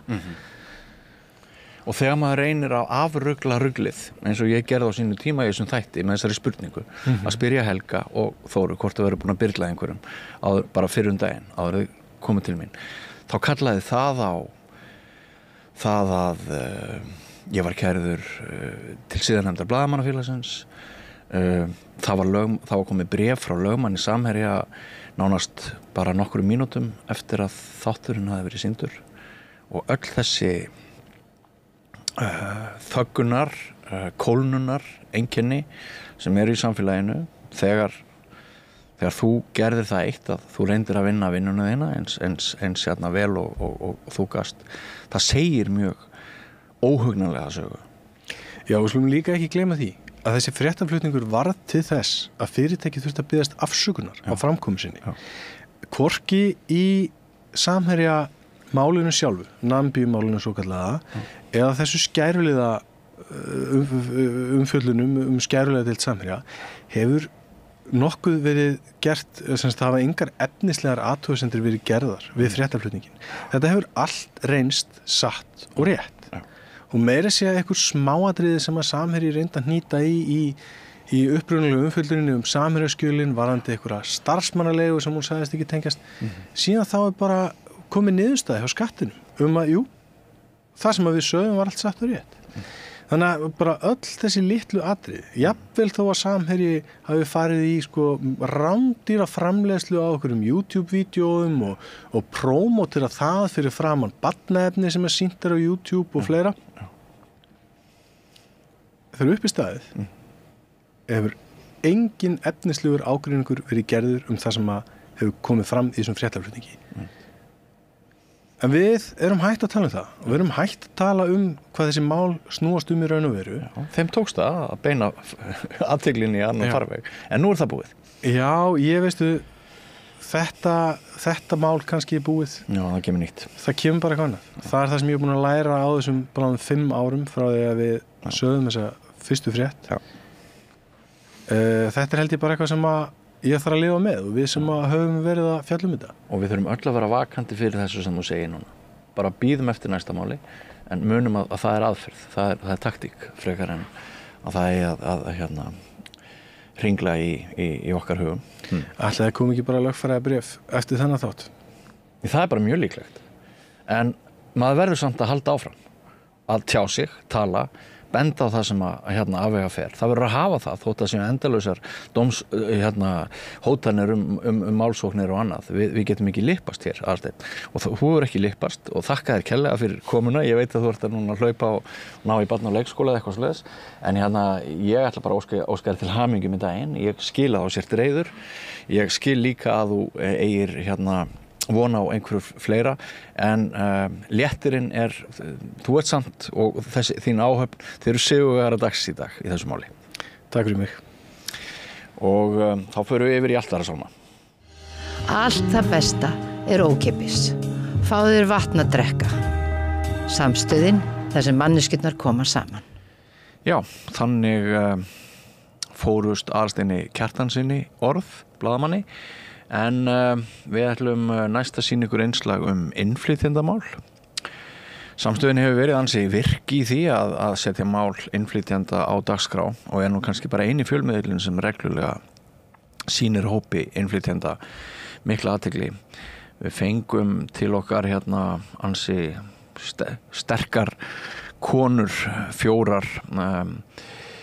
Sástu Oddný, stöllur sem að ræddu stöðu nýrra Íslendinga flóttafólks og fólks af erlendum uppruna í vikunni? Já, ég hlustaði á þetta og ég ætlaði eiginlega bara rétt að hlusta byrjun, en það var eiginlega mjög svona spennandi spjall fannst mér í fyrsta lagi bara það hvað konur sem hafa búið hérna í einhver tíma, hvað þeir vilja láta kalla sig og hvað þeir kalla sig, hvernig þeir talað og mér finnst það svolítið mikilvægt að við leyfum okkur að spyrja hvort annað á þessum tímum til að maður verður ekki bara hræddur að vera að segja eitthvað vitlaust, maður vill sannarlega ekki særa og maður vill segja rétt eða það sem er til sóma bara fyrir fólk og þannig að þær eru þarna að ræða það bara sín á milli og veltu flötum og ræða, taka eiginlega svo fara yfir þetta svið, fara yfir mjög mörg svið í þessu spjalli fannst mér á svona hressandi hátt. Mjög. Og nú mér svo vand á höndum í annað skipti núna í þessari viku þá ég að bera fram nöfn sem að ég veit ekki alveg hvernig á að bera fram en ég ætla bara, ég vona að þið hérna sýnið mér góðan hug að sem sagt þessar 4 eru Morgan Príe Maheo, stuðningsfulltrúi hjá rétti barna á flótta, Hallfríður Þórarinsdóttir, doktor í menningarmannfræði, Sema Erla, formaður Solaris og Jasmína Vajtjovic, stjórnmálafræðingur. En þetta var áhugavert spjall og fær okkur Íslendinga til þess að kíkja upp úr okkar eigin koppi. Við skulum kíkja það.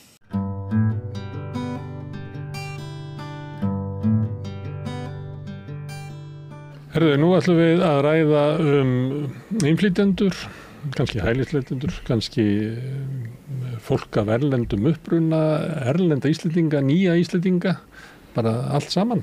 Og ég fengi hingað 4 konur síðan núna sem ég hitti hérna á ráðstefnu svona þessi mál og fekk ykkur til að koma hingað og ræða mig. Hérna Morgan Príe Maheo sem stuðningsfulltrúi hjá rétti barna á flótta, Hallfríður Þórarinsdóttir sem doktor í menningarmannfræði og Sema Erla Serdirólu sem formaður Solaris og Jasmína Vajtjovic sem stjórnmálafræðingur.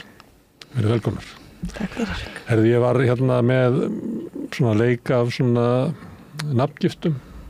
Þetta náttúrulega margir hópar, ólíkir hópar og kannski vonlaust að búa til eitthvað svona heiti yfir þar sem allir myndu rúmast inn í og kannski erfitt að finna nafn sem allir myndu vilja rúmast inn í.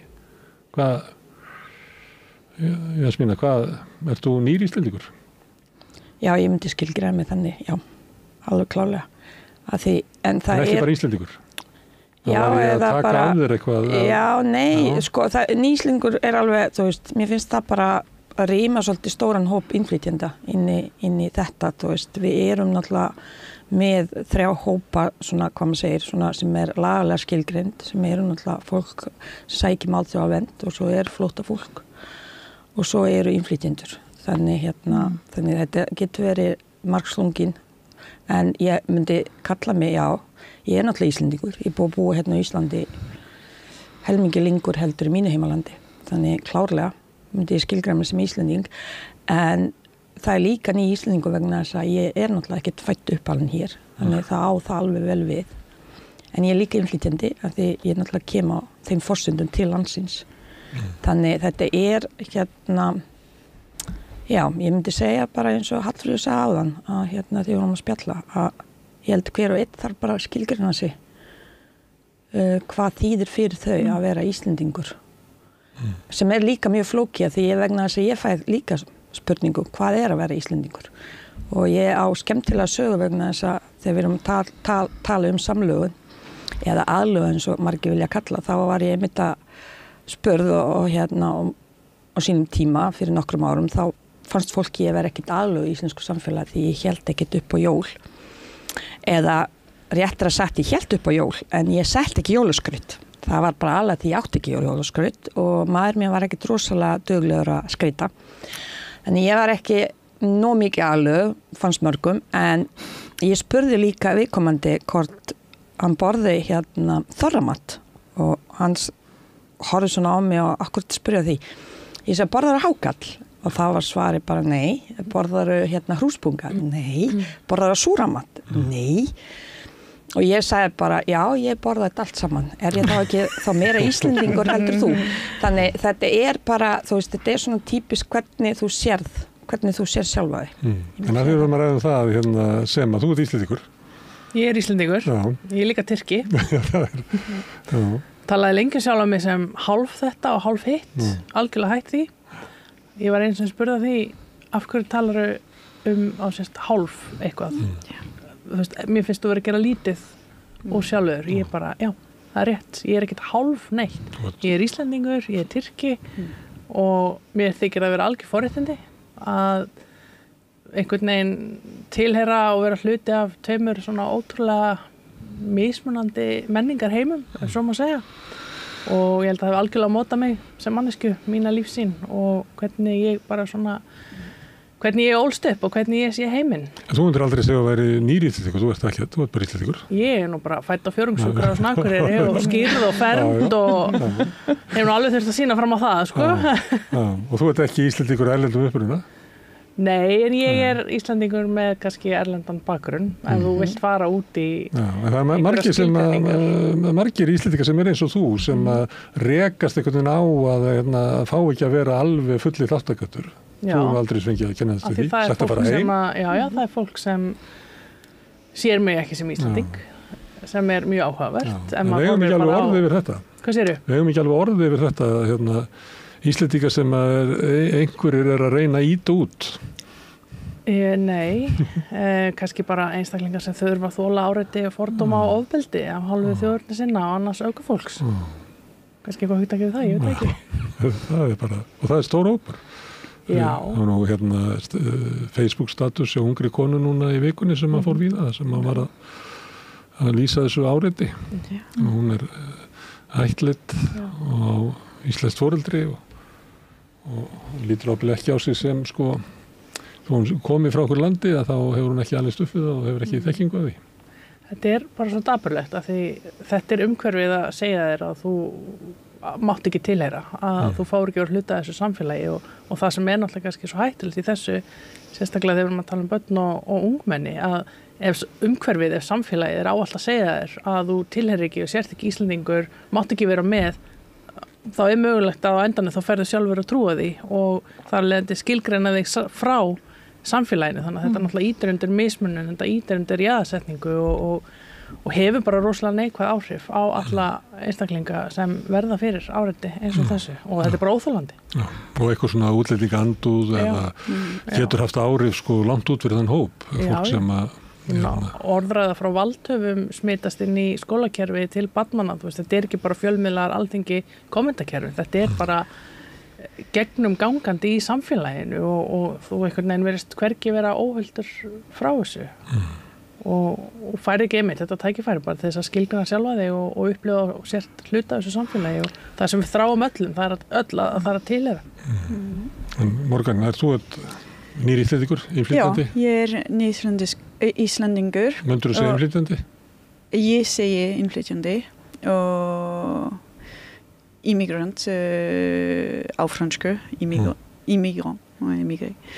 Ég segi ofta ég sé frönsk-íslensk líka.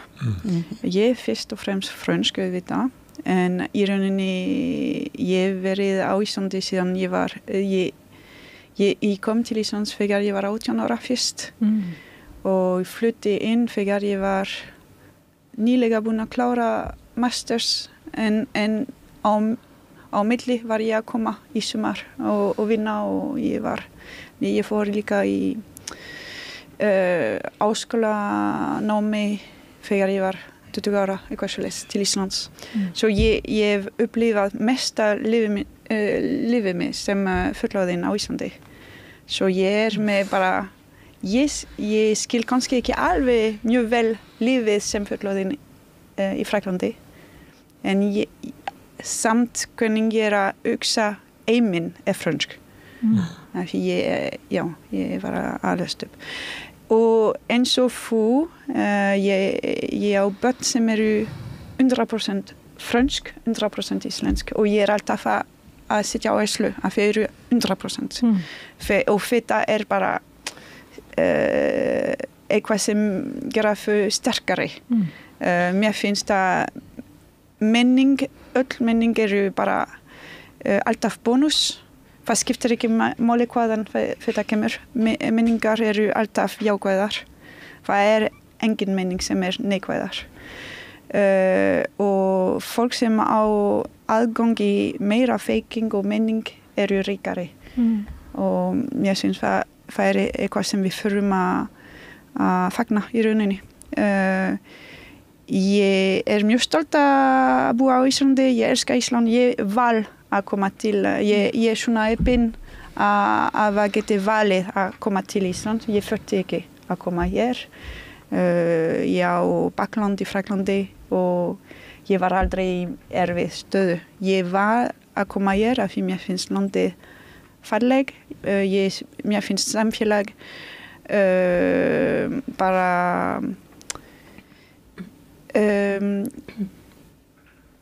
mér finnst að Íslands land tækifæris. Eins og sjálfstæðisflokkurinn auglýsti. Já, en það rétt samt að því þegar þú kemur frá land eins og Frakkland, þú sett á leið, leið þegar þú 10 ára. Það mjög erfitt að fara úr þessi leið. Ef þú ekki að fara í rétt námi, það mjög erfitt að byrja að fara í kvikmyndabransa eða í eitthvað tölvufræði. Ef þú varst að fara í aukvísindanám, þá ertu bara þar allan. Skólaganga bara kvíslast strax 10 ára. Og á Íslandi allir að fá ekki allir, flest að fá tækifæri að sýna fram hvað þau eru. Það ekki nóg að koma með diploma eða þú bara reynslan getur hjálpa þér að byrja eitthvað nýtt. Og ég veit að fullt af fólki sem koma frá Evrópusamband koma vegna þess. Að þau eru lokað inn heima sjá sér, geta ekki fara koma til Íslands til að brjóta úr kerfið svo þung í heimalandi. Svo það frelsi sem til á Íslandi. Fríða, þú bara frá ég bara Íslandingur? Sömu sjó? Já, mér finnst þetta svo skemmtilega umræða vegna þess að það sem ég lagði stund á í mínu námi og skrifaði doktorsritgerð var þjóðarímynd Íslendinga og hvernig hún til og ímynd og það sem heitir á ensku identity eða identitet, sjálfsímynd eða þjóðarímynd, ímynd hópa, hvernig verður hún til, hvað lagt í hana, hún aldrei fullsköpuð, hún líka alltaf aðstæðubundin eða það sem heitir á ensku situational. Ég hér sem, þú veist, ég mæti hér með þennan hatt og svo fyrir ég fram og þá ég kannski vinkonennar Jasmínu og þá tala ég við hana þannig. Þú veist, við erum alltaf, og við vitum alltaf hvenær við erum hvað. Ég skrifaði ritgerð þetta og horfði fókuseraði á íslensk mál og sérstaklega þessar hugmyndir hreinleika íslenskrar tungu. Og þetta nákvæmlega sömu hugmyndirnar sem algjörlega á sama hugmyndafræðilega grunni og rasismi. Þá tala hreinan málstofn og hreinan kynstofn og það þurfti að gera allt sem í okkar valdi, við vorum alveg þannig að áttum að gera allt í okkar valdi til þess að passa það að það yrði engin óhrengun eða mengun úr okkur sem kom utan á frá. Og þetta eru mjög undarlegar hugmyndir svo vægt sér til orðateki en þær hafa mótað rosalega okkur en ég sjálf, ef þú vilt vita það, að og það skiptir mig máli. Ég ekki bara, þú veist, ég fædd í Reykjavík, ég uppalinn sögðu með sjó, ég uppalinn við jaðar tveggja mjög ólíkra menningar heima. Það annars vegar íslenskt samfélag og hins vegar herinn. Það var mjög sérkennilegt að búa þar, það var mjög skitsofrenist samband og okkur suðinsamönnum var svolítið álasa fyrir að hafa herinn, við vorum eiginlega ábyrg fyrir því. Við vorum miklu spiltar en annað fólk.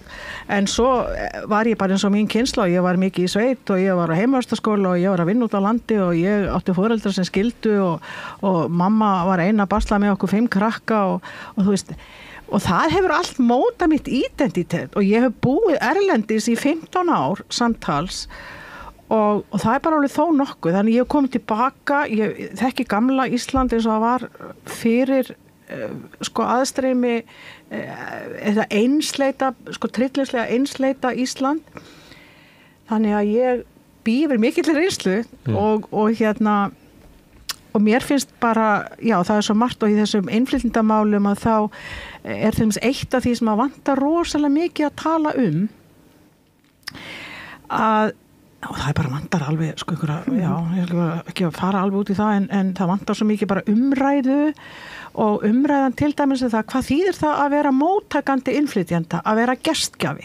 Það þýðir það að þú verður að átta þig á einkennum og sérkennum þínar eigin menningar og við erum til dæmis mótuð að þessu einsleita samfélagi og ég ekkert að lasta það er bara staðreind og við þurfum að skilja hvernig mótaði okkur, hvernig hefur það áhrif á það, hvernig við komum fram við innflytjendur.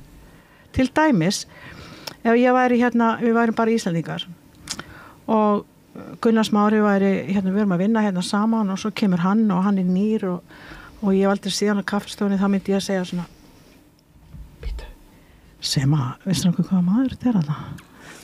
Hún segir aftur á mér og segir, já, þetta er hann Gunnar Smári, hann var giftur henni Jónínu þarna sem rak búð á hotninu og hún fór á hausin, bróðir hans Björsamastu sem var giftur henni Stýr, já, þetta er hann. Einmitt. Við segjum ekki, komdu sæl, hvað heitir þú, ég heiti þetta, þú veist. Í Bandaríkjunum sem ég bjó mjög lengi í New York, sem er svona höfuðborg innflytjenda, þar kann fólk þetta bara, kannski af illri nauðsyn, en ég er að segja að við þurfum svolítið að fara að skoða og líti í eigin barm, bara varðandi þetta, sko, hvernig við öktum, hvernig við komum fram. Og ekki þetta, og þessi, og mér finnst það bara mjög mikil ábyrgða hluti að verða að fá aðeins að segja það þegar að leiðtogar þessara þjóðar, maður sem situr í forsætisráðherra stóli og heitir Bjarni Bendisson og fleiri sem hafa tekið í sama streng og eru að sko í raun og veru að kynda undir rasískar hugmyndir, það er bara dauðans alvara. Þannig að ég hef svolítið áhyggjur af því. Fólk alls konar eins og hér kemur fram. Kemur víða að og með alls konar bakgrunn og það er og svo er í pólitíkinni eins og vísar í Bjarna og fleiri, það verið að tala ég veit ekki hvernig þetta er orðað innflytjenda mál ýmis vandi sem að tengist fjölgun innflytjenda er það ekki? Það tala það og við mál vanda sem er vanda, já. Sem við þurfum að leysa stundu vandamál sem í raun og veru ekkert vandamál. Mér finnst þetta alltaf svo rangt að tala vandamál. Hvað vandamál? Þú veist, það er ekkert vandamál, það er áskoranir. Það er áskoranir í heilbrigðismálum, það er áskoranir í menntamálum, það er áskoranir í pólitík, það er áskoranir í húsnæðismarkaðnum, þú veist, og allt þetta. En svo tölum við vandamál þegar kemur innflytjendur. Þetta er mesta fjársjóður sem við getum fengið til landsins, það eru innflytjendur. Við erum að leysa vandamál. Við erum fjársjóður, við erum ekkert vandamál. Já. Og ég segi við, því ég tala um identity eða, þú veist, ég er með fræðslu mitt það, hversu mikilvægt er að vera vita hver þú ert. Og þetta þarf að kenna bara í grunnskólum frá fyrsta bekk. Þú veist, styrkja sem menningarlega sjálfsmyndir sem við vorum að tala sem þú varst að vísa í. Börnin mín upplifa sig bosnísk og þau upplifa sig íslenskt. Þú veist, þau geta búið í báðum heimum, þau eru að finna enga mun. Þú veist, þetta er fjársjóður. Þetta er ekkert vandamál. Að átta sig eins og Hallfríður var að segja, að þessum gestgjafa hlutverkum, hvað á við þegar þú tala við bosníska mannesku og hvað á við þegar þú tala íslending, hvernig þú túlkar og svona. En auðvitað eru áskoranir.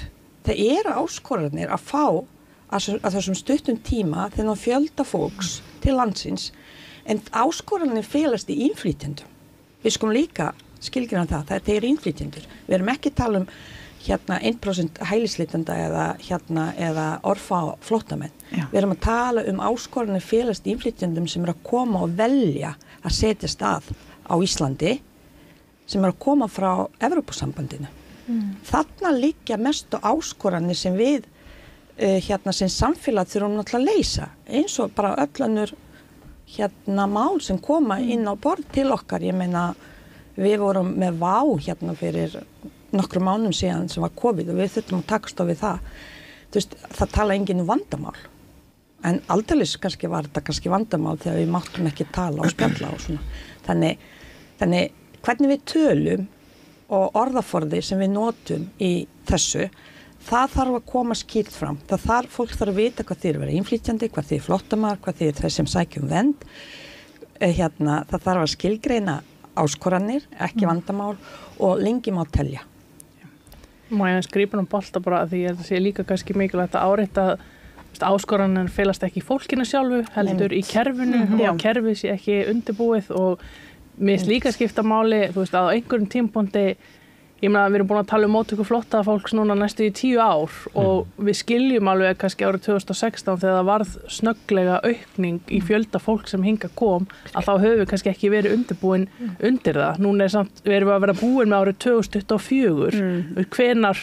Hvenær hættu við einhvern veginn að hættum þessari meðvirkni einhvern veginn með kerfinu og þeim sem bera ábyrgð á því, auðvitað eigum við náttúrulega bara að gera miklu betur, hvort sem það þá í móttöku innflytjenda fólks með flóttabakgrunn eða annars slíkt.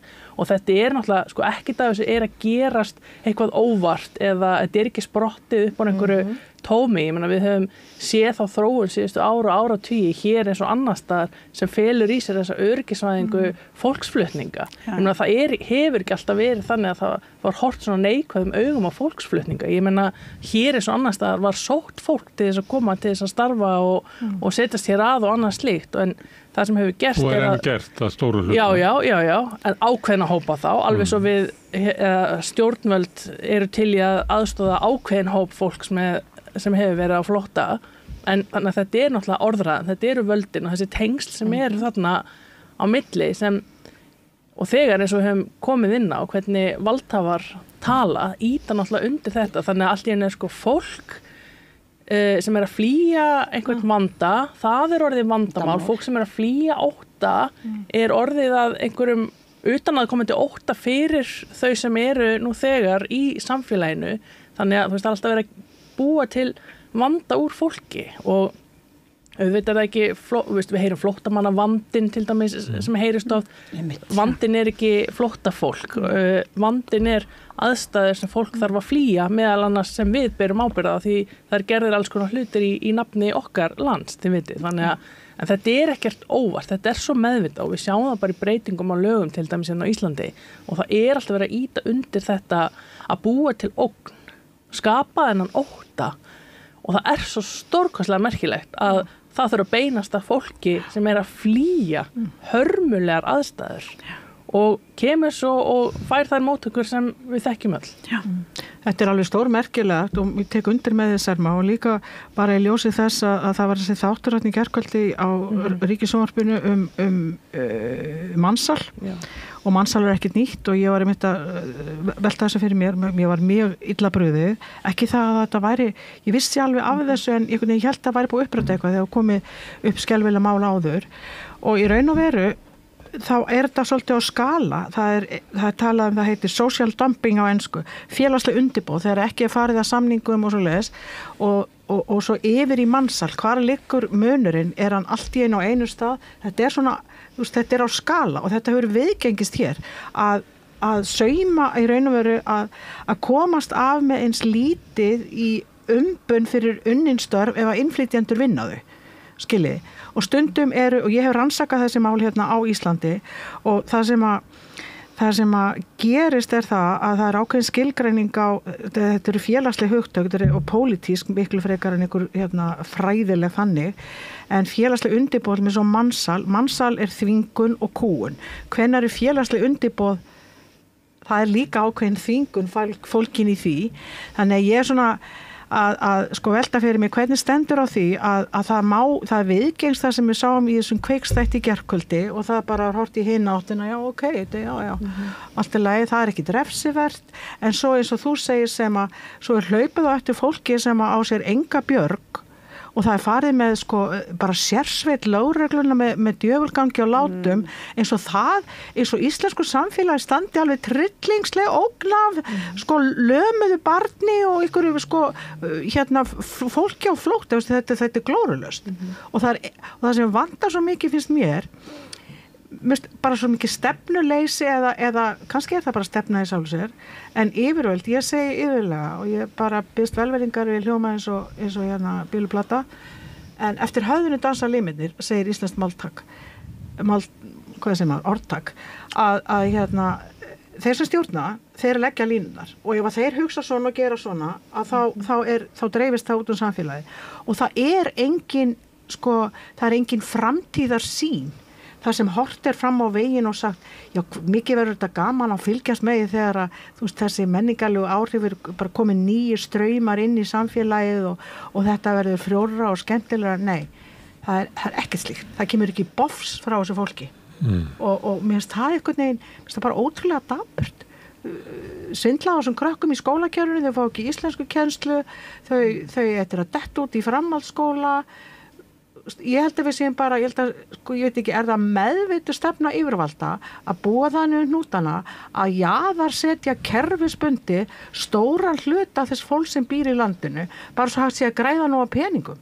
Að þeir eru bara að hugsa hvað kemur í budduna í kvöld eða morgun, þú veist. Það skiptir örugglega miklu máli, en líka sem hefur kannski komið fram hér að þið eru að segja að gestgjafinn, hann þurfi að kannski að breyta sér, hvernig hann talar við fólk, taka tillit til þess að hann er með gesti, ef við förum lengra með það. En ég held að maður hlusta bara á umræðuna, þá er engin svona afgerandi vilji til þess. Þetta verið vera svona, ég meina ef að þið komið, þá verið þið bara aðlagast okkur. Og ef ykkur gengur illa aðlagast eitthvað, þá eitthvað vandamál, ekki okkar. Þetta er bara gamla assimilation kenningi. Þetta með þetta vera stemmingin í umræðu stjórnmálana. Það er líka sama umræðu sem kemur með ferðamenn. Ferðamenn eru að skemma allt í miðbænum með rútu og hótel og svona. En í rauninni, hver er að senda rútu í miðbænum? Hver er að byggja hótel í miðbænum? Það er skipulag ákvörðun. Ferðamenn koma í landi og taka það sem er í boði. Þeir eru ekki að hugsa í langtíma hugsun og kunningar af áhrif á líf box og þegar ég fer til útlanda mér er sagt þú getur tekið rútu ég fer en ef það er aðeins lengri ég fer aðeins lengri og allt þetta er í rauninni við erum að búa til kerfi sem er að velkomna eða ekki ferðamenn þetta er ekki eitthvað sem ferðamenn eru að gera og það er sama með innflytjendur við erum að koma á landi þar sem allir eru að tala við okkur á ensku ef við erum að fara í búð fólk eru oftast að byrja ég bý í miðbænum þegar ég fer í Bónus og ég er búin að vera í miðbænum í meira en 10 ár fólk er að segja hæ við mig á ensku og en að spyrja viltu kvítun á ensku og ég verið að versla sjá ykkur næstum því á hverjum degi og ég er alltaf að svara á íslensku og eins og Alfreður var að nefna og við vorum að spjalla aðeins fyrir hún fór til Fraklands 1 ár og eftir 1 ár hún talaði frönsku af því í Fraklandi engin myndi hugsa að byrja að tala ensku við fólki. Það skiptir ekki máli að þú sé ferðamaður eða bara útlandingur og svona. Við byrjum alltaf fyrst á frönsku. Ef það gengur ekki, þá erum við að prófa eitthvað annað. Þetta var allavega svona. Ég hef grunum að þetta sé eiginlega versna í Fraklandi. Það versnar í París. Fyrir svona 30 árum að þá bara, ef það fyrir að lifa af, að þá varst að vera frönsku. Þetta sé ekki alveg þannig, sko, það er ekki inn í borgunum. Það er kannski ólíku saman að jafna líka Morgan vegna þess að franska er heimsmál og íslenska er það ekki. Við höfum aldrei getað að tala íslensku en einstæðar annars það. En á sama tíma, þá er það náttúrulega bara sætir með undrum að hann með ólíkindum að hér mátti ekki, sko fólk þorði ekki að opna munnin ef það var ekki alveg viss um að það talaði rétt og málfræðilega rétt og þú bara férst ekki áheyrn og gast ekki mastera þetta stórkostlega tungumál eins og einhverju sögðu hérna uppi og alveg rosalegt kúnatæki svo farið frá þessum öfgum yfir í það að það er bara allt á ensku.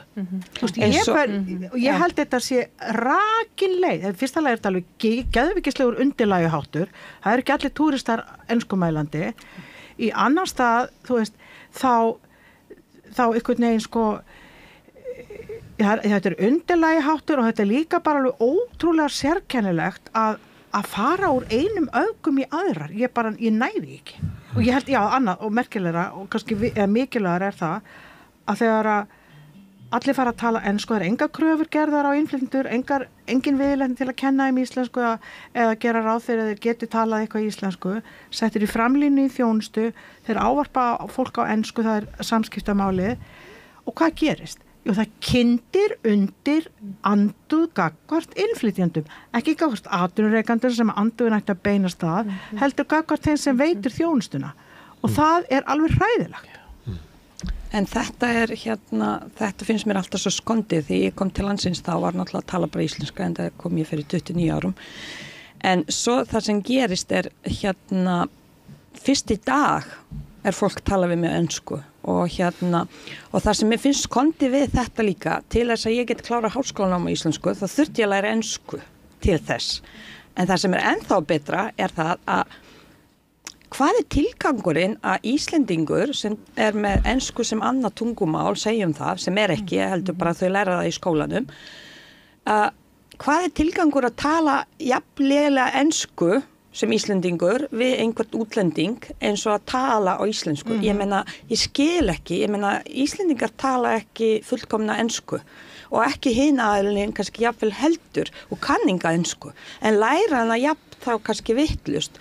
Mér finnst þetta svo undarlegt og eins og Hallfríður segir, þetta breytist á mjög bara stuttum tíma en það sem ég vil líka bæta kannski inn í umræðuna þar sem sem að var að ræða við náttúrulega erum með allt sem kemur hvernig hlutunum stjórnað það það sem við gætum sett að það sé vandamál vegna þess að það hvergi annars staðar í heimi að það sé geta komið fólk árum saman og það sé ekkert spá í því hvers konar þjónustu fólk þarf, hvort þau þurfa að læra tungumálið, að við skulum setja enga kröfur, enga viðmiði fyrir grunnskólana, fyrir vinnumarkaðinn, fyrir fólki sem að koma og fá fólki hingað.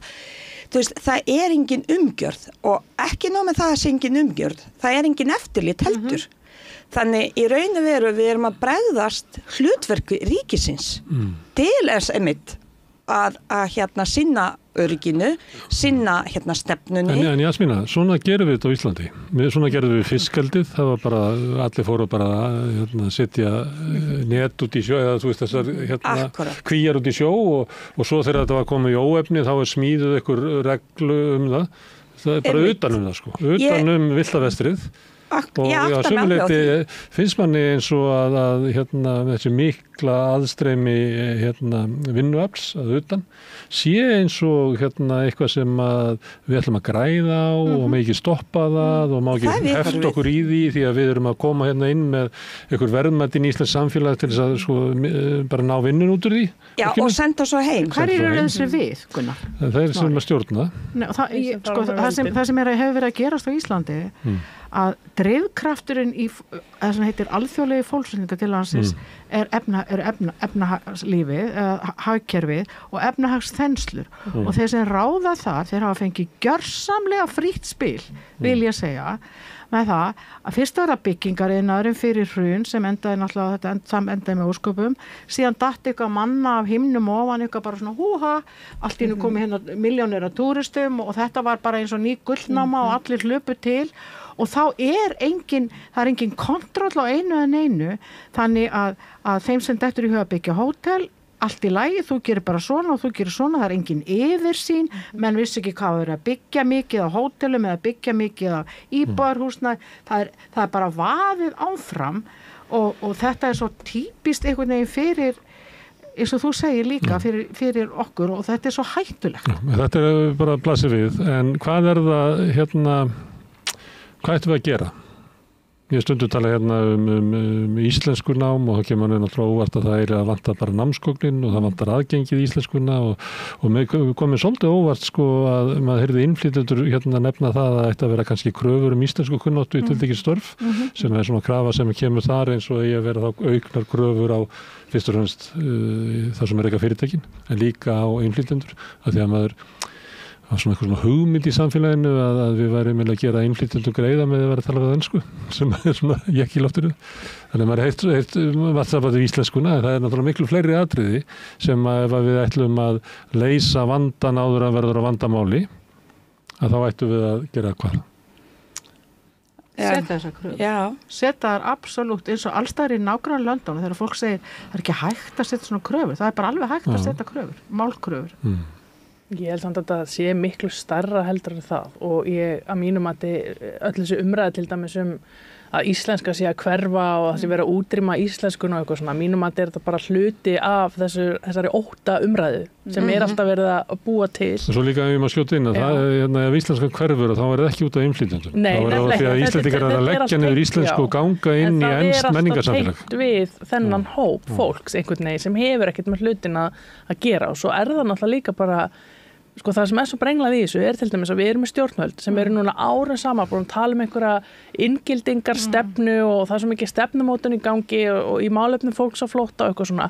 Hvernig geta sömu einstaklingarnir til dæmis verið að tala fyrir einhverju stefnum inngildingu á sama tíma og það sett lög sem vísvitandi búa til nýja þjóðfélagshóp í íslensku samfélagi sem heimilislaust flóttafólk. Það getur bara ekki verið þannig að þetta sama fólk ætla að vinna að inngildingu fólks af erlendum uppruna á sama tíma og þau eru að jaðarsetja, útskúfa og nefnilega og þú veist þetta náttúrulega bara gengur ekki upp þannig að þessi stjórnvöld sem er í dag það til sem hugtak, útgilding Já, ég menn þetta, sem kannski eitthvað samheiti þá yfir jaðarsetningu og berskjaldar fólk bara fyrir misnotkun. Inngilding náttúrulega þýðing á hugtakinu inclusion og hitt exclusion, útilokun, það bara inngilding og útilokun, það eru andstæðurnar. Og það markvisst verið að vinna að útilokun ákveðina hópa í íslensku samfélagi og það bara, einstaklingar sem samþykja lög eins og þessi geta bara ekki verið málsvarar einhverja stefnu í inngildingamálum. Þannig að þessi ríkisstjórn náttúrulega aldrei fara að gera nokkuð skapaðan hlut nema til hins verra. Ég meina við sjáum það verið að leggja fram ennþá lagafrumvörpum nú að setja það sem þau vilja kalla búsetu úrræði sem náttúrulega bara lokaðar fanga sem fylgir þessu lokaða frelsissviptingu í einhverjum fangabúðum, þið veitir. Þannig að þetta líka þessi orðræða, hluta af þessari orðræðu. Það talað núna heitir stoðdeild ekki lengur stoðdeild, hún heitir heimfarar og ég man ekki hvað þetta er svo fárlegt, ég man ekki hvað þetta heitir það talað sjálfviljug heimför og það verið að setja svo hræðilega hluti í einhver svona fallega falsmynd og þetta er hluta þessari upplýsingaóreiðu einhvern veginn sem til stað sem þetta endurspeglast náttúrulega einhvern veginn í þannig að það margt að gera en það breytist ekkert meðan valdhafar verða þeir sömu. En hvernig sjáum við, ég spyr, ef við fengjum að ráðastelpur, ungu efnilegu konur, Gunnar Smári mætti aðeins segja svona eitthvað orð stökusunni, þetta var tjók, en hvernig myndum við vilja sjá okkar framtíðar samfélag, þar sem að innflytjendur yrðu integreraðir eða samþættir, hvað sem það kallast, inn í Íslands samfélag, yrðu hluti af því. Hluti af því, en hvaða leiðir myndum við vilja fara? Ég til dæmis segi fyrir mig, ég held að það sé mjög brýnt að þetta er gömuluma að efla íslensku kennslu og allt það, en líka einhvern veginn og skólana, horfa á grunnskólana, reyna að virkja fólk til félagslegar þáttöku, hvernig gerum við það? Hvernig fáum við, ég er ekki endilega með einhver patentsvör, en það er svo mörgum sviðum sem að Ef ég má taka þetta, fyrir það fyrsta, við erum með það sem að mínu mati, að því ég er bæði stjórnmálafræðingur og svona stjórnsýslufræðingur, það sem lærði líka opinbera stjórnsýslu. Það sem skortir á Íslandi, fyrir það fyrsta, það gildi í samfélaginu að breytast og það forsenda fyrir því að gildi í samfélaginu að breytast einmitt stjórnmálamenn sem eru ákveðna fyrirmyndir og svolítið koma fram í sjónvarpinu og segja að hitt og þetta og við sjá það endurspeglast bæði á börn og fullorðið fólk og ég hef verið alveg í fræðslu þar sem ég hef verið spurð, byrju þau bara koma og setjast þar, ég meina krakkar í 13, 14, 15 ára í ánlingasti að spyrja mig bara, þetta fólk sest bara á velferðarkerfi. Einhverstað heyra það þannig ég hef alveg insýn inn í svona, en það valdhafar og það sem svolítið áhugavert á Íslandi, það einmitt þetta ábyrgðarleysi. Fólk, stjórnmálamenn taka ekkert ábyrgð á gjörðum og orðum og við þurfum að gera miklu sterkari kröfur, bara almenningur til þess. Annað sem mér finnst í umræðum innflytjenda flóttamannamál og þeim sem sækjum alþjóðlega vernd það að við erum ekki með ráðuneyti sem sér þessi mál einungis og það þarf að gera það þarf að gera kröfu til þess og ég er búin að hugsa þetta svo lengi og þessi málaflokkur þessi 3 í raun og veru undirflokkar mega ekki vera ábyrgð á 4 ráðuneytum. Þá svo auðvelt að einmitt að skýla sig bak við ákvörðunartöku. Þannig við þurfum að skilgreina það. Það allt viljandi gert. Nákvæmlega, og ég veit það, þetta pólitískar ákvarðanir sem þurfa að taka, og einhvern veginn finnst mér flokkarnir hér, þeir allir einhvern veginn bara það tala hægri og vinstri en við erum augljóslega búið að sjá að það ekkert mikið munur á hægri og vinstri nema kannski mögulega einhverja félagslega málum en í raun ekki þegar kemur að mynda ríkisstjórn og setjast til valda þá hægt að semja ýmislegt og láta svona vaða svolítið yfir sig inn að gæsalappa með að semja það afturlega að við skulum bara láta í flóttamannamálum eitthvað eftir og þið skulum bara láta eitthvað umhverfismálum og framvegis. Þannig mögulega getur líka verið lausn að fyrir næstu kosninga að flokkarnir kannski skoða það að hvort þið geta bara ákveði, bara sagt með hvaða flokkum þau geta starfað. Við þurfum breyta einhverju til þess að þetta breytist. Þannig að þarna svona efst uppi sem við þurfum að leysa. Það eitt að því að umræða þessi mál, eins og sagt að þau einkennast af þeim sem að vilja mála innflytjendur sem hættu og hælisleitendur sem ógn og þar höfðu göttunum og kannski umræðan drifin áfram af því. Þannig að við langar til að segja sér svo að bara þetta það sem þau vilja tala og við verðum að sleppa því. Hvað það sem brýnast og mikilvægast í þessu málaflokki sem við ættum að vera að gera núna?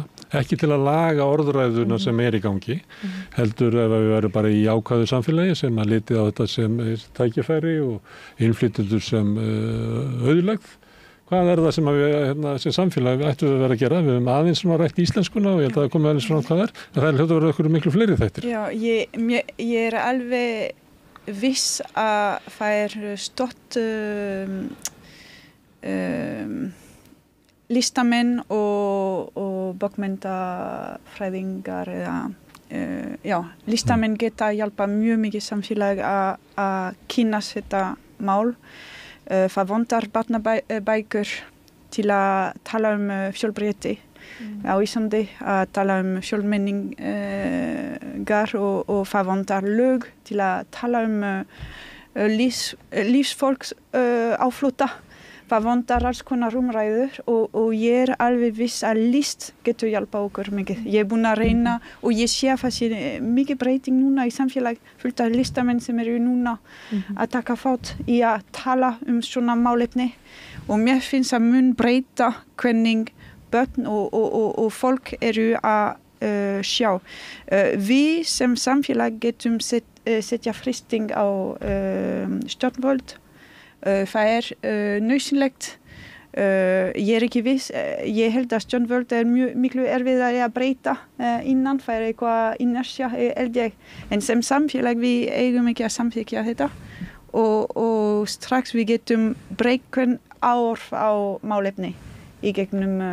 Mér finnst það, og ég búin að ræða þetta með barnabóka öfundur, að það þurfti að ræða bara þetta málefni útskýra fyrir börn hvað þýðir að vera á flótta. Það stór munur í lífsbarn sem var að alast upp á Íslandi og ég ekki að það börn sem fátækt á Íslandi en fátækt á Íslandi ekkert líkt en að vera á flótta. Það algjör munur og við öfum öll að við getum öll lært það og ég held að við þurfum að bæta samkennd strax hjá börnum og þetta eitthvað sem kemur í gegnum list. Svo ég held að þetta eitthvað sem við getum strax farið í að breyta. Einhver svona menningarleg endursköpun frá þessu samfélagi sem að fríða kannski listi sem var einhlitt og það dugar okkur í lengur þannig að við þurfum raunverulega við erum að það líka held ég má grípa boltan ég vil líka taka undir það sem Jasmín var að segja það með eitt ráðuneyti. Það er einhvern veginn að koma því til skila að það borgi sig peningalega að vera með eitt ráðuneyti. Það er þessi eina sem ég skilja. En varðandi sko gildin líka í samfélagi, það er svo gífurleg efnishyggju áhersla hérna. Hún tröllríður öllu og hún tröllríður þessum málaflokki vegna þess að það er bara verið að einblína á það er sko aðalatriðið að græða peninga og græða á innflytjendur, það er þessi yfirskrift sem að aldrei talað en þarna enga síður í staðin fyrir að skoða græða peninga, það eru einhverjir atvinnurekendur sem græða peninga og einhverjir sem græða peninga í staðin fyrir að skoða hver er fjársjóðurinn sem að fólk býr yfir og ég ætla að segja ykkur bara sem dæmi fyrir hann var stýrð 20 ár síðan, það var 2005-06, þá stýrði ég fyrirlestrarauð í Reykjavíkurakademíunni sem hét vannýtt vinnuafl eða eitthvað auðlind, eitthvað svoleiðis, eða dulin auðlind eða eitthvað slíkt. Og þetta er bara nákvæmlega sama og við erum í dag. Þú veist, það er 20 ár liðinast og við erum ennþá að mörgu leyti, það hefur svo orðið að vanta svo mikið upp á samþættingin sé hluti af veruleikanum öllu leyti við erum neðst frá OSB-ríkjum til dæmis nýta nýta bara menntun innflytjenda til og það er fjársjóður, ég meina þú ert að fá fullmenntaðan einstakling sem þú lagði ekki krónu í, ef við ætlum að tala efnishyggju, þú lagði ekki krónur í, það kostar fleiri milljónir að ala upp eitt barn á Íslandi og þú ert að fá fulllærða einstaklinga og við erum að setja þau inn í þrýf þú veist, eða jafnvel ekki einu sinni þar og jafnvel sitja fólk heima og vinnur ekki. Það er líka hagsmunagæsla, ég veit að bara ákveðnum starfsstéttum á Íslandi að það er gífurleg hagsmunagæsla og það bara veggir þanga til að það vantar skyndilega einhverja í þessari vandamáli. Þá er opnað. Herðu, mér langar að spyrja annað það er stundum látið í umræðinu eins og sko að sé rík krafa frá almenningi einhverja stefnubreitingu í innflytjendamálum og öðru slíku. Maður heyrir þetta í svona alls konar spjallþáttum og maður heyrir þetta til dæmis þegar Bjarni Benediktsson var að taka við sem forsætisráðherra þá sann að það væri 3 mál sem að veru svona mál sem maður ætlaði að leggja höfuðáherslu á, það væri baráttan við verðbólguna, orkumál og innflytjendamál. Þetta væri, og hann lét eins og var að svara sko kröfum almennings. Það var gerðin í könnun, ég veit ekki hvort þið tóku eftir í frá prósent, þar sem almenningu var beðinn að nefna sko mikilvægstu stefnumálin og þá var það efst voru það heilbrigðismál sem að 59% nefndu og svo kom efnaðsmál 51%, verðbólga 47%, húsnæðis og lóðamál 41%, samgöngumál 25%, menntamál 25%, málefni eldri borgara 22%, öldrunarþjónusta 16%, auðlindamál 17%, atvinnumál 17%, málefni fatlaðra og öryrkja 16%, umhverfis og loftslagsmál 16%, Evrópusambandi 15%, mannréttindamál 14%, skattamál 14%, málefni flóttafólks 11%. Þetta er bara eiginlega ekki á lista. Er það áhyggjurnar? Það er bara það er eins og Bjarni og allt þetta spjall og svona mér finnst vera bara ríkur vilji þeirra sem að stýra umræðu í Íslandi að beina stjórnmálaumræðinu inn í málefni flóttafólks en maður sér það aldrei að þetta sé raunverulega vilji almennings. Já, en að blanda húsnæðismál með innflytjendamál held ég. Svo getur hann sagt sko, heilbrigðismál það er innflytjendamál, efnaðsmál það er innflytjendamál og húsnæðismál það er alltaf innflytjendamál að kenna. Heilbrigðismál, við erum að leysa þetta vandamál. Með því að koma og vera hjúkrunarfræðingar og bara fólk sem eru að vinna mikilvæg vinnu í leikskóla og allt þetta. Við erum að leysa þetta. En þessi könnun er gerð þannig að fólk fær allan listan sko. Þannig að það eru 89% sem að fara fram hjá málefni flóttafólks á þess að krossa við það. Já. Ég held að sé tvennt sem er hægt að lesa í þetta og það er alltaf kannski fyrsta lagi það hversu ótrúlega ótengt yfirvöld eða stjórnvöld valdhafar eru við almenning. Það er bara algjört.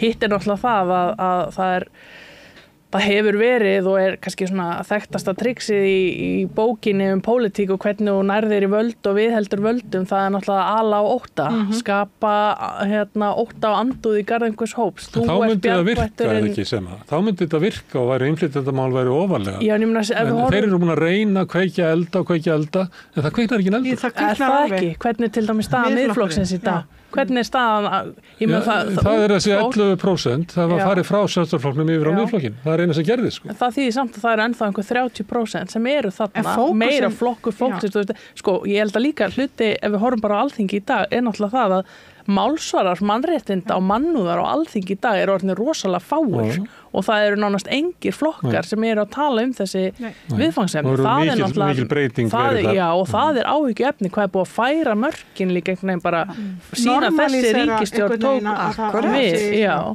en við sjáum það líka að almenningur er yfirleitt ekki sammála því sem stjórnvöld er að gera í þessum málefnum og bara ég má aðeins líka bregðast til því sem við vorum að tala áðan, þetta með hvað þarf að gera, náttúrulega fyrir utan algjöru endurskoðun á allri umgjörð í kringum hennan málaflokk, útlendingastofnun, stofna nýtt ráðuneyti, allt þetta, náttúrulega bara leggja niður útlendingastofnun er alltaf fyrsta skrefi hlýtur að vera, en það þarf náttúrulega algjöru endurskoðun á þessu, en þetta, og líka kannski, það búið að nefna þess að efnishyggju og svo náttúrulega líka þessi einstaklingshyggja, skortur á samkennd, ég meina þetta er allt eitthvað sem er lært í umhverfinu. Við getum þjálfað samkennd frá því að börn er á leikskóla og þetta er bara vinna sem þarf að fara í en það þarf að vinda ofan af þessari einstaklingshyggju. Af hverju eru bara 11% að svara málefnum flóttafólks? Ég meina... Það kannski ekki koma sér við? Nei, snertir ekki við þeim kannski. Já. En ég held að þetta er mælikvarði á því hversu margir kaupa áróður Miðflokksins og Bjarna Benediktssonar að þetta sé helsta vandamál í samfélagi. Já, en veistu það, ég er líka til dæmis núna, bara síðustu 2 dögum. Það getur vel verið að þú hefur krossað við þetta málefni flóttafólks að þú vilt bæta það.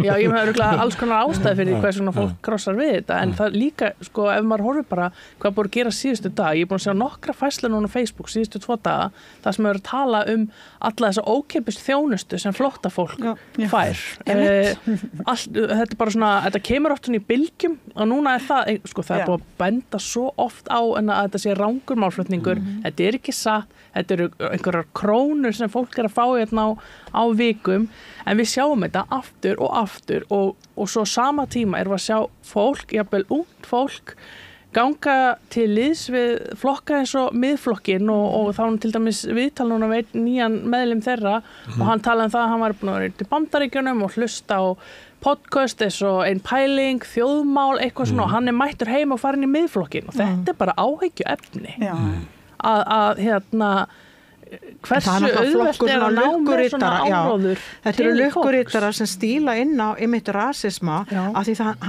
er auðvelt beita. Það er auðvelt að segja, þú veist, og við erum með fullt af svona dæmum í sögunni, þú veist, gyðingar voru útmálaðir sem, sko, þeir voru blórabögglarnir, það var allt slæmt í Þýskalandi var þeim að kenna, ekki satt, og svo eru það þessir, það er þeim að kenna og það er alltaf ráðist á garðin það sem hann er lægstur og það er, þú veist, svo innflytjendur eru eðli málsins samkvæmt kannski í veikastri stöðu sem þjóðfélagshópur, þessi margbreytilegi hópur sem hann er, að hann er alltaf ofboðslega fjölbreyttur, eina sem þau eiga sameiginlegt er það þau eru ekki Íslendingar, það er bara punktum basta, þau eru innflytjendur í Íslandi. Þetta er líka hópur sem á kannski erfiðast með þá að svara fyrir sig. Algjörlega, og það er líka vegna þess að það er bara ennþá rosalega grunnt á því ef þú getur ekki talað þetta tungumál eins og á að tala það, þá færði ekki áheyrt. Þú veist, það er bara fólki, já ég er nú ekki svo það er bara þannig.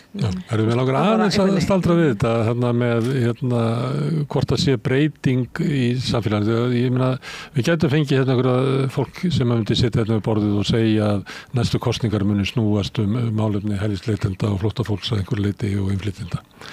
En svo sér maður aldrei í mælingum á áherslum sko almennings. En maður hins vegar eins og þú ert að benda á að þá hefur orðið bara ótrúlega breyting í svona stjórnmála stjettinni eða hvað að tala um það. Og mér finnst hérna Anton Sveinn Macký sem að er núna orðin hérna ætlar að stofna einhverja ungliða hreyfingu Miðflokksins hérna í Kræganum.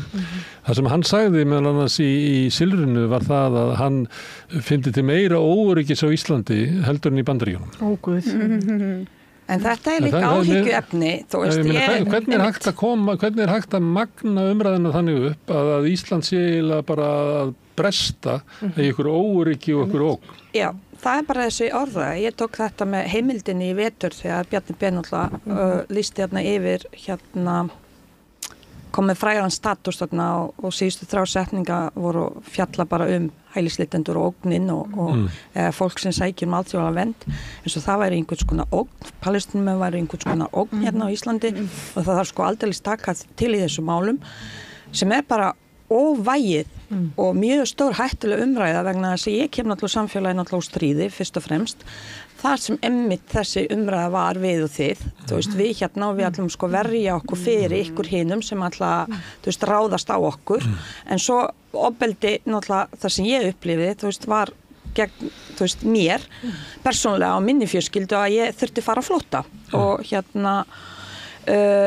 þetta einmitt og við erum sjá afleiðingar af því núna í samfélaginu og ég átta mig alveg á því að þessi ungi maður kannski finnur út af þessari orðræðu einhverju spenningu að því við upplifum heiminn mismunandi en það sem mér finnst bara svona til framtíðar þarna popúlísku flokkur hann skilgreint þannig, það bara þannig allt í einu hann miðflokkur sem sagt, hann á að vera miðjunni samkvæmt einhverju skilgreiningu frá þeim en hann lengst til hægri núna það líka komið morgunfrétt það og hvað eru tækifæri sem ungir einstaklingar sjá í slíku flokki annað en að þau upplifa ógn eins og samfélagi sé fara á hliðina það marskins og það þessi orðræða sem í samfélagi, það alltaf fara á hliðina og ég tók eftir því ég var dvelja fyrsta skipti í mörg ár núna að leyfði mig að taka sumarfrí og var svolítið mikið í mínu heimalandi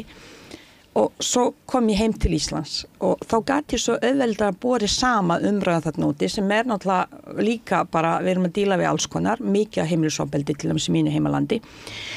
Sko, hvað umræða miklu meira miklu meira jöfn, þar að segja, miklu meira svona balanseruð eins og ég má sletta á ensku, heldur á Íslandi. Hún annarkvort með eða móti. Þannig við fáum aldrei umræðu ef ég segi að ég vill fá flóttamennina til Íslands, þá ég söku að ég vil opna landamæri og fá fleiri milljónir hérna inn sem langt í frá og þetta með þess að upplifa þetta vinir mínir sem segja mér hvernig fólk upplifir þetta. Ég hef aldrei sagt að hérna á að koma milljónir manna, ég hef alltaf tala þeir sem koma hingað, við eigum og getum og megum hjálpa, punktur. En við erum ekki tala það engi ríki í heiminum sem opna landamæri og gátt að því við búum ekki við erum ekki komið það langt að við getum framkvæmt slíkt. Ég væri óskast að við getum farið milli eins og ekkert sé, en þetta bara ekki til staðar. Þannig það ekki jafnvægi í umræðinni. Á Íslandi við kunnum ekki taka heilbrigða umræðu málin. Við megum ekki vera ósammála og ég lendi þetta í vinahópnum, ég lendi þetta á félagssamtökum að því það einhvern veginn eins og Evrópa og önnur ríki sem komið miklu lengra með þetta heldur við á Íslandi. Ekki umræðan í Íslandi bara snýstu það í hvoru liðin ertu? Já, og ég má aldrei vera í bara báðum liðum, þú veist, að því ég vil, þú veist, umræða skiptir engum máli nema að vita bara í hvoru liðin er. Og þá hægt að ræða við þið eða eins og sagt við mig daginn að ég væri já, við viljum gamla góða Ísland á Íslandi og þetta var svo sjálfsagt að við innflytjendum erum að eyðileggja Íslands samfélag. Þú veist, það bara sagt við mig og þú veist, og ég spurði bara hvað vorum við að eyðileggja? Og þá, þú veist, annarkvort ég átti að vera í liði með þeim, en það þessi punktur sem akkur við talum þetta, vegna þess að sumir stígu tilbaka frá borðinu í staðin fyrir, að þau voru sammála með, ég veit það, en þá þau þora ekki segja það, vegna þess að hvernig gagnrýni gagnvart þeim, þannig fleiri standa upp og segja, herðu hinga ekki lengra, við ætlum ekki taka þátt í þessu, þá samfélagi að fara að breytast og þetta þurfa að gera Íslendingar vegna þess að þau eru langt flestir hérna á Íslandi að það ekki allt í lagi að stíga mannréttindi annara nema þú vilji fá sömu meðferð sem við viljum það ekki. Þannig þetta þarf að vera og þetta samkynndi sem við erum að tala og þetta þarf að einhvern veginn uppræta, ef ég ósammála þér þá ekkert á móti þér, þá erum við bara mannleg og við sjáum heiminn ekki alveg eins. Ég meina, mín heimur sem ég ólst upp í flótta getur ekkert verið sama á Semmu eða Fríðu eða Morgan eða þér hérna. Þú veist bara þessi 5 Mér finnst þetta bara mjög góð punktur og þetta hluti líka, þetta íslensk menning. Þú veist, þetta bara menningin okkar, hún móta okkur þann hátt, að það alltaf verið, þetta svona morfís, þetta alltaf þú ert með mér eða móti mér, það vantar svo umræðu hefð og fjölmiðlar eins og Ríkissjónvarpi kyndir undir svona málflutning, það sem alltaf verið að stilla upp andstæðum pólum í staðan fyrir einhverjar umræður hlutina. Og ég held að þetta sé líka eitt af því sem við eigum að ræða einhvern veginn við ætlum að taka, hvernig tökum við fólk inn í þessar umræður? Hvar sköpum við rými? Þú veist, fyrir... Í þessu borði sem ég satt, það var ekki rými. Ef ég væri ekki þar með sjálfstraust og rosalega sterk og þetta og geta sett fótið niður og sagt, býttu, ertu að segja við mig að ég eyðileggja Íslands samfélag? Þú veist, ég gat gert það. Stór hluti af innflytjendum, flotta fólki og þeim sem sækja geta ekki, þau hafa ekkert málsvara. Þú veist, og þess vegna tek ég kannski þetta á mig, en ég get líka sagt ykkur það, þetta tekur á allra mína fjölskyldu, hvað þegar ég fer þarna fram. Og ég veit að sem að getur alveg að vera sammála mér, þetta tekur á, en á sama tíma get ég ekki lyft mér að fólk komist upp með þetta. Þannig ég segi bara takk fyrir ef það fleiri þarna uppi geta staðið upp og sagt nei og hinga ekki lengur. Ég alveg sammála og mér finnst að með samkennd kemur samstæða og það að hugsa að kannski ertu að hugsa að það snýst ekki þig en í rauninni allt sem snýst samfélagi snýst þig. Nákvæmlega. Og ef þú ert að brjóta á móti einhver, það mun koma til þín. Og það í rauninni þess vegna ég byrjaði í rauninni í rétti barna á flótta. Að ég frönsk, ég innflytjandi og ég var ólétt með barn.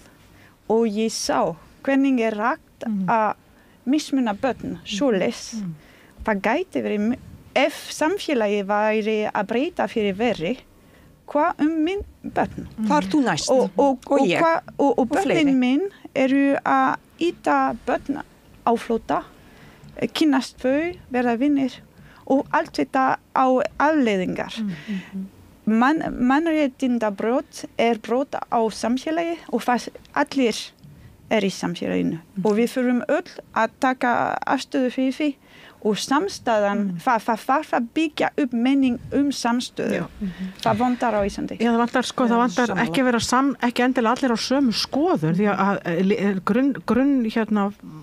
grunnhugmyndin í lýðræðinu svo að við getum haft ólíkar skoðanir svo lengi sem ég meiði ekki aðra með skoðunum mínum eða hegðun. Ég verð að umbera að við höfum ólíkar skoðanir en við getum skipst á skoðunum og það einhvern veginn sem vantar svo mikið þetta plattform fyrir það alltaf verið það, þú veist, það svo mikið skotgrafa hernaður einhvern veginn. En já, þetta er rosalega áskorun að takast á við þessar hluti. Ég held hann líka hann hafi, ef við fyrir áttur í bara miðflokkin og Anton, ég held hann hafi svarað þessu líka svolítið svona sjálfur, hvernig, af hverju, hann segir að hann búin að hlusta mikið á ákveðin podcast, þannig að hann að hlusta rosalega mikið á þá bara einhvern áróður endalaust og það ekkert sem kemur á móti, það ekkert sem kemur og þannig að það sem að líka kannski þarf að efla, það bara þessi gagnrýna hugsun að geta lesið út úr þessari upplýsingaóreiðu. Við höfum aldrei haft jafn mikið aðgengi að upplýsingum. Þannig að ég má bara klára af því að bæði það að við höfum aldrei haft jafn mikið aðgengi að upplýsingum og við getum, ef við gefum okkur tíma í það, fundið og lesið á milli línana hvað rétt og rangt, en það líka kannski, nú man ég ekkert hvað ég ætla að segja. Ég nefna eitt sko því að eins og þetta hljóma fyrir mér, að við erum með kannski 11% af fólki sem að vill afmennska innflytjendur með einhverjum hætti. Og svo erum við bara með meirihlutan af fólki sem allavega hefur bara áhuga á bara einhverju allt öðrum málum og til að vera allt öðrum mál vera mikilvæg. Og svo kannski einstaka manneskjur sem eru í svona baráttunni og það aldrei að kenna fyrir því. og kannski að þessum sko, ég veit ekki, ég myndi halda það í þessum þáttum og staksteinum og þjóðmálum og þá sé talað ansið niðrandi þig til dæmis sem svona einhverja ógn í samfélaginu og það verður að stilla þeim, en á milli þannig alveg herskar af Íslendingur sem að verða að bara taka ákvörðun að hversum samfélagi ætla að lifa í. En ef þeir standi ekki upp og fara að verja samfélagi sem við viljum búa í, þá munu þessi 11% ná Íslandi sko. Já. Ég held að við séum bara fyrir stöðu. En þá vantar alveg umræðina líka og við verðum líka að setja það sem að gerast á Íslandi hefur tekið 70-80 ári í nágrannalöndunum, það gerist hér á 25 árum. Þetta eru gífurlega breytingar og ekki síst í ljósi þess að við erum að koma úr brjálæðislegri einsleitni þar sem að agenda stjórnvalda var alla 20. öldina. En Fríða, það búið að koma þetta er bara vandamál sem við ætlum að taka á og við ætlum að gera þetta. Þó þetta sé erfitt og flókið og svona, þetta er bara áríðandi og mikilvægt og þess vegna ætlum að ráðast í það. Nei, býtu, ef þú segir það, ég held að það sé bara alls ekki hugsunin þannig og það sem ég held að skipti máli í þessu er það að ávarpa, þú veist, fólk er að upplifa núna, kannski er átt að segja að þetta er orðið svona mikil breyting á íslensku samfélagi á þess að taka undir þessar rasísku hugmyndir að þá er að ræða og spyrja fólk. Já, það er vissulega að breytast. Hvað finnst þér? Hvernig stendur þér ógnafis og ef svo er, af hverju? Skoðaðu það.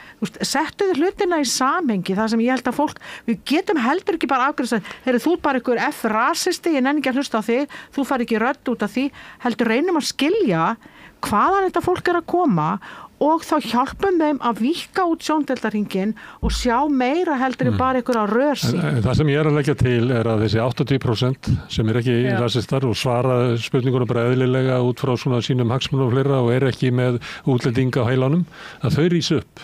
Það getur vel verið að einhvern tíma verið verkefni að tala við þessi 11% og reyna að lækna þau, en það er fráleit staða að við látum þau stjórna því hvert Ísland þróast. Og það er líka, nú mann eitthvað ég ætla að segja þann, af því það er líka þetta með, sko, það er svo oft á baku þennan ótta, þetta er ekki rökstuddur ótti og það að ef við getum, sko, dreigið fólk meira saman, ég meina það er bara sýnt sig að besta meðal gegn fordómum er að kynnast, nálgast það sem, og ef þetta á við fólk þá að kynnast þeim hópum og komast í tengsl, ég meina þessi kenning bara snertifleti að þú veist, þetta er besta meðalið og bara fjöldi fólk sem hefur verið hluti af einhverjum öfgahópum og hreyfingum og með þessar hugsanir hittir síðan fólk, kannski er að hitta múslima í fyrsta skipti og átta sig á því að við erum bara öll eins, skilurðu, þannig að geta búið til fleiri snertifleti fyrir fólk og einmitt þetta að við verðum svolítið að taka ábyrgð á okkur sjálfum öll og við verðum að vera einhvern veginn óhrædd og ófeimin og vera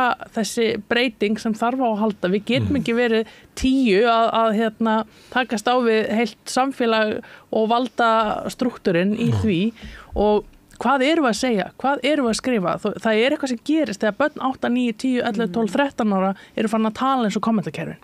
Þið veitir, þau eru ekki að lesa kommentakerfin, þau eru að fá þetta úr nær umhverfinu, þannig að við verðum einhvern veginn sem samfélag að takast á þetta, af því þetta getur bara ekki og það er samtalið. Við skulum enda samtalið akkurat þar. Takk fyrir að koma hingað. Ég fæ ykkur kannski aftur til þess að halda þessari umræðu áfram. Morgan, Fríða, Sema og Jasmína. Kæra þakkir. Takk fyrir. Við ætlum að sitja hérna áfram við rauðaborðið að reyna að skilja þetta samfélag sem við lifum í. Næsti kafli eftir augnablik. Þarftan að tala borgarfulltrúa. Borgarfulltrúar Sósíalistaflokksins eru með viðtalstíma alla mánudaga klukkan 13:30 til 14:30. Það þarf ekkert að bóka tíma, endilega kíkja við í Bólholt 6, 105 Reykjavík. Já, áhugaverð umræða þetta, en það voru fleiri alvarleg mál á dagskrá en þau sem við höfum tæft á til þessa. Kveikur var með innslag vinnumansal og við fengum hingað eftirlitsfulltrúa fagfélaganna og Eflingar, Sögu Kjartansdóttur, sérfræðinga og lögfræði og vinnumarkasviða ASÍ, Gundeg Ján Líninu, varaformann verkalýðsfélagsins Hlífar, Margréti Steinarsdóttur, framkvæmdastjóra Mannréttindaskrifstofu Íslands. Umræðan var sem sagt vinnuframsal, starfsmannaleigur, brot á réttindum launafólks. Finnst þér ekki merkilegt, Oddný, að það hefa síst bara nokkuð batnað á árum? Þetta er í rauninni þriðja stóra úttektin sem er gerð á þessum málum á nokkrum árum Og það er alltaf sami viðbjóðurinn bara í kringum þetta. Já, verður bara verra og verra einhvern veginn. Ég tók hérna viðtal við einmitt mann í fyrra, bara akkurat fyrir árið síðan sko. Og það var í kjölfarið á skýrslu sem Varða hefði gert og það er eins og sagt það er ofta að koma skýrslur og það er liggur við eins og sannleikurinn liggur nokkur ljós fyrir sko. Já. Ef menn fara ekki bara í massífa afneitun. Samt er það að koma okkur og óvart, það er eins og við einhvern veginn bara gleymum því á milli sem er afneitun eða gleymska og þarna fannst manni vera eiginlega þarna verðum bara viðkynna, þarna er þetta eiginlega það hræðilegt ástand að við sko ef það verður ekki gert eitthvað núna þá bara megum við hundar heita. Við skulum kíkja á þessa umræðu það sem sannarlega má betur fara.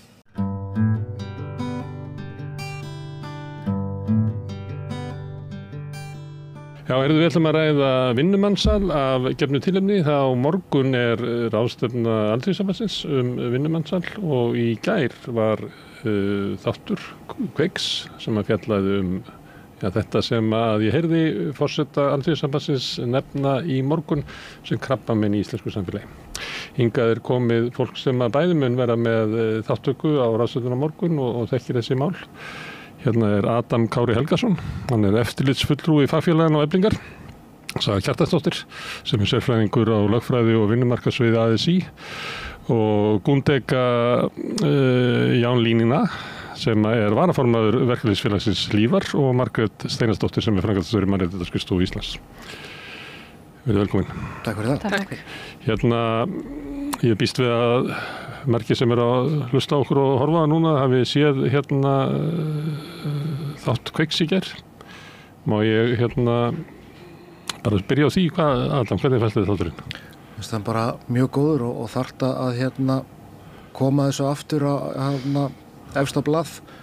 Þetta er þriðji þátturinn Kveiks svona mansal og því tengdu og hvernig vinnumarkaðurinn er óheilbrigður. Og best væri bara einmitt að pólitíkar sem myndi drullast til þess að gera eitthvað, ekki bara tala þetta. Já, það er það sem maður hugsa þegar maður horfður á þáttinn, því að vitna í eldri þætti og sjálfur sér búið að segja þessa sögu áður, eins og það benda á. Já. En það hefur ekkert breyst. Bara mjög lítið. Eins og með starfsmannaleigunar, það var skrifandi samkomulag fyrir mörgum árum síðan milli ASÍ og SA það að setja einhvers konar gæðakerfi fyrir starfsmannalegur sérstaklega. Það hefur ekkert æxlast neitt og þetta er svo sem svipað og það var reynt að gera þetta fyrir einkaaðilar reynt að gera þetta fyrir ferðaþjónustuna en þeim fannst heldur erfitt að verða við kröfum ASÍ og stéttarfélagana það að hafa sín mál í lagi gagnvart kjarasamningum og sínu fólki og þá féll það bara sjálfsvið. Er það þannig saga að þegar stjórnvöld sjá hver vandinn er og skynjan og eins og í framsetningu Kveiks þá skilur það bæði með heilanu og hjartanu og samviskunni en þegar kemur að því að stjórnvöld grípa til að þá er það annars vegar með hagsmuni verkafólksins og svo hagsmuni þeirra sem er reka starfsmannaleigu og þetta er bara hærri hagsmunir. Já, ég held að það hljóta að vera þáttur í þessu því annars væri búið að laga þetta fyrir löngu síðan og ég held að sé bara mjög mikilvægt að fjalla þetta aftur og minna á og sýna veruleika þessara manna og þessara launafólks þannig að við vitum öll hver vandinn er og einmitt finnum það svona með hjartanu en svo finnst manni bara oft vanta einhvern veginn að það eru settir á starfshópar og það eru starfshópar sem eru að hefja störf fljótlega meðal annars brotastarfsemi á vinnumarkaði en maður hefur einhvern veginn alltaf áhyggjur af því að þetta verður ekki gert á alvöru. Það er svo oft sem við höfum séð það. Það er einhver hópur settur á en ef það fylgir ekki einhvað svona fjármagn og einhver svona alvara að þá er þetta bara orðin tóm. Þannig að við höfum svona eftir að sjá það núna. Það er búið að skipa nýjan hóp hjá ráðuneytinu en við höfum alveg eftir að sjá hvort að í þetta skipti. Það þarf að skipa nýjan hóp. Ég með þetta til dæmis eins og fátækt kemur reglulega til umræðu og það er hvað ríkisstjórn fyrir sig hefur skipað nýjan hóp eins og að ráðherrarnir trúið ekki að segja til fátækt á Íslandi. svo kemur hópurinn og skilar því þessi fátækt Íslandi og leggur ýmislegt til, svo líða árin. Það kemur ný ríkisstjórn, hún skipar nýjan hóp, fátækt á Íslandi og svo heldur þetta bara áfram. Þarf fleiri starfshópa, ekki bara komið tíminn til þess að fara að gera eitthvað? Jú, auðvitað, og það var auðvitað mjög svona áhrifaríkt fannst mér í þættinum í gær kvöld svarið frá dómsmálaráðuneytinu þegar að Kveikur hafði samband við þau að það veri verið að greina tillögurnar í Greta skýrslunni. Greta er svona evrópskur sérfræðihópur sem að gerði mjög ítarlega skýrslu, hefur gert 3 og það voru mjög svona brýnar aðgerðir sem að Greta benti á, meðal annars varðandi vinnumansal. Og það eru þetta svolítið svona hjákállegt þegar svarið er að við séum ennþá að greina tillögurnar. Við erum margra ára. Af því að við vitum alveg, við sem að vinnum í þessum málaflokki, vitum alveg hvað þarf að gera svona í grófum dráttum. Og höfum alveg miðlað því til stjórnvalda líka í minnisblöðum og svo framvegis. Þá er vandinn líklega það að stjórnvöldum finnst þetta bara ekki áríðandi og ekki mikilvægt. Já, líklega er það þannig. Mikilvægt áríðandi, þá verður eitthvað gert. Akkurat, eins og ég sagði í þættinum í gær, þetta er ekki, yfirleitt ekki innfæddir Íslendingar eða fólk með sterka rödd í samfélaginu. Þannig að já, auðvitað er það stór hluti vandans. Verkalýðshreyfingin, hún hefur bent á þetta og ég meina fjölmiðlar svo sem bent á þetta líka, en það gerist ekkert. Verkalýðshreyfingin ætlar að finna einhverja leið til þess að knýja betur á að þess verði eitthvað breytt. Það er ekki nóg að bara benda á vandan og maður myndi ætla það að þá myndi verða gripið til aðgerða frá almannavaldinu sem á að vera í almannahagsmuni. En það er ekki gert og þá verður verkalýðshreyfingin að gera eitthvað. Ýta á aðgerðir. Já, akkurat. Það þarf eitthvað að breytast. Eins og við sjáum að minnstakosti í félaginu hjá mér þá erum við oftar en ekki svona fyrsti viðkomustaður þolanda og við erum ekki neina ferla eða áætlanir hvernig við eigum að aðstoða þetta fólk sem eru komið til okkar. Það er alveg gríðarlega erfitt. Við vitum í rauninni það er komið til okkar fólk sem get ekki beðið og þurfa í rauninni aðstoð leið. Við erum fólk sem eru að koma til okkar sem er heimilislaus, sem eiga ekkert bakland hér. Þetta er fólk í gríðarlega viðkvæmum stöðu og það er ekki til neitt sem grípur þau. Ekki nema við í verkalýðshreyfingunni erum með einhverjar aðgerðir fyrir þeim sem við ákveðum svo. Er það heimilislaust að því að það misti vinnun og þar með húsnæði á sama tíma? Ég hitti einu svona mann á Patreksfirði sem hafði reykt sígarettu þegar hann mátti ekki reykja það. Hann var reykinn og misti þar með húsnæði þegar hann bjó í verbús á atvinnurekendarinum og hann var bara veglaus á Patreksfirði. Pólskur maður og vissi ekki hvað hann að gera. Já, þegar við horfum á starfsmannlegur þá er húsnæðisöryggi þessa starfsmanna tengt atvinnurekanda. Og okkar reynsla er það sem við höfum heyrt frá okkar skjólstæðingum er að leið að þér er sagt upp eða þú hættir sjálfur, þú ert bara beðin að flytja út úr húsnæðir leið og ef þú gerir það ekki, þá ertu bara borin út. Og þetta fólk hefur ekkert annað húsnæði að enda, þau fara bara beint á götu. Við höfum líka séð það að launin þeirra ekki greitt út það sem þau eiga inni hjá atvinnurekanda. Svo þetta er alveg gríðarlega staða sem þetta fólk lendir í oftar en ekki algjörlega peningalaust og húsnæðislaust. Það er illa varið fyrir þeim sem að vilja níðast að þeim. Ræna þau. Já, algjörlega. Sviptu þau réttum. Já, ég sting því innimitt. Í versta falli þarf bara að greiða rétt laun. Ef verkalýðsfélagið fer í það að innheimta laun og það sem fólki á inni, í versta falli þarf atvinnurekandinn eða starfsmannlegunar bara að greiða rétt laun. Það er engar afleiðingar af svona launaþjófnaði og svona bara þjófnaði. Herðu, Margrét, mannréttindaskrifstofan og maður velti fyrir því, spurði meðal annars frambjóðendur til biskups af því að það er við ræddum við biskupinn áðan í vor og reynda líka frambjóðendur til forseta að getur það ekki verið að svona bara mannréttinda barátta á okkar tíma að ég meina við fylgst með mannréttinda baráttu kvenna og það líka að mannréttinda barátta útlendinga sé bara stóra mannréttinda barátta á okkar tíma og það er verið að lýsa það sem er verið að umgangast fólk eins og hafi bara engi borgarleg réttindi. Já. Sko fólk tvímælalaust sett í mjög slæma stöðu og nú það þannig að ég sem sagt var að vinna áður en ég fór á mannréttindaskrifstofuna, þá var ég í Alþjóðahúsi, það var lögfræðiráðgjafi fyrir innflytjendur og ég hitti fyrir fólk sem var verið að fara illa með og hvort sem var verið að það tala að hagnýta í lögunum, í vændi eða í vinnu og ég sagði einhvern tímann í viðtali, ég hefði hitt fyrir það bil 100 fórnarlöf mansals sem þá þá var ég að tala eitthvað 10 ára tímabil og ég heyrði svona eftir á að fólki þótti að taka ansi stórt upp í mig en ég stend við þá og hef hitt mörg fórnarlöfin síðan og það eitt ég var að hugsa þegar þið voru að tala að við þurfum líka einhvern veginn að breyta viðhorfið því að maður heyrir samt þær raddir ef að fólk að koma hingað og það að vinna þá getur það nú bara unni fyrir lágum launum og unni þau störf sem við viljum ekki vinna sjálf og svo framvegis. Það var ekki betra heima þessar.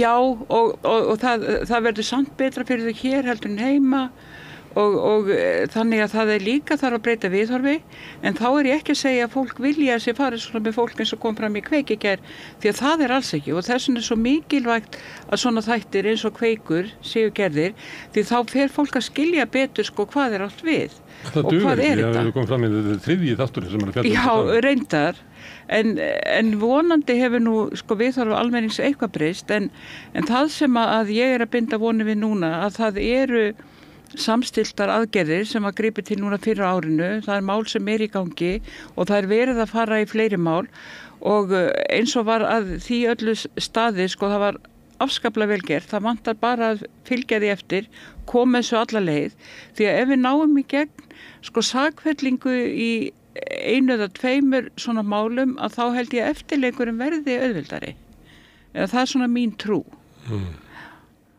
En það alveg rétt hjá þér að það verið að brjóta gegn innflytjendur hér á Íslandi og þeir eru í mjög mismunandi stöðu, þeir eru eins misjafnir eins og þeir eru margir, en þeir eru í mismunandi stöðu og margir eru mjög illa settir og þeim eru gerðar upp skuldir eins og nú bara mjög algengt einkenni á mansali, þeir koma hingað og síðan skulda þeir þeim sem að hjálpa þeim hingað til lands og svo framvegis og það vindur endalist upp á sig, þannig að þetta mjög erfitt við að eiga en ekkert annað hægt að gera en að reyna að grípa til þeirra aðgerða sem tiltækar eru og þá vantar okkur, svo ég nefni líka því að við erum með aðgerða áætlun gegn mansali, það núna í gangi áherslu stjórnvalda, þetta 3. áætlunin, það koma til neini peningar og það vantar pening og það vantar fólk til þess að gera almennilega skurki í þessu.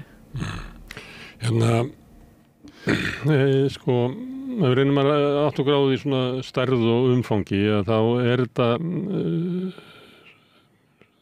svona grassar þetta inn í svona kerfi starfsmannalega og sérstaklega það sem að starfsmennirnir búa í einhver svona verbúðum sem eru í eigu annarkvort þeirra sem vinna hjá eða einhverja skyldra aðila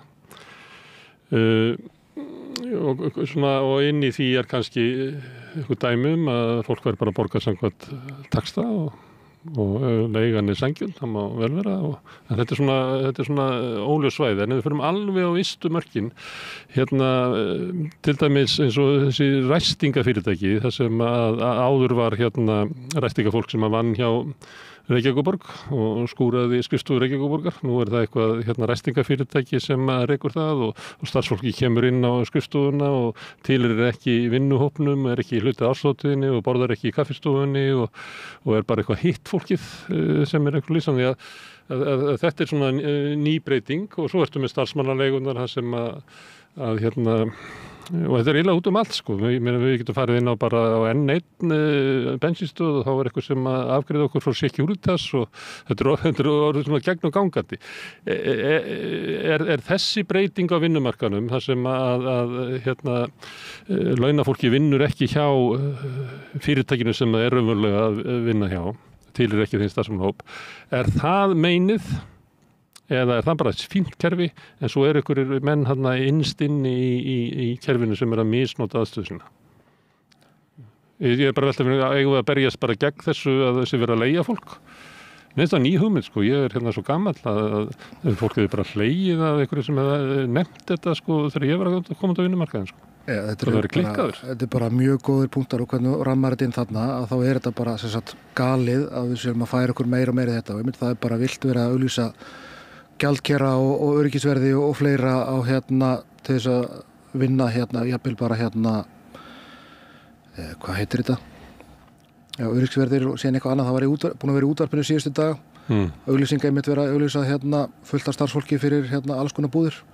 Þetta er alls ekkert leiðir sem við viljum fara, vegna þess að þarna bara endar með því að fólk þekki ekki réttin sín og eru bara félagslega einangruð og get ekki tala saman upp á að berjast fyrir kjörum og það er líka það sem eftirlitið gerir pínlítið, þess að við reynum að hitta fólkið áður en allt fer í klósettið og kynna þeim fyrir hvað íslensku vinnumarkaður á að vera og hver eru laun og réttindi og hvað stéttarfélagin bjóð upp á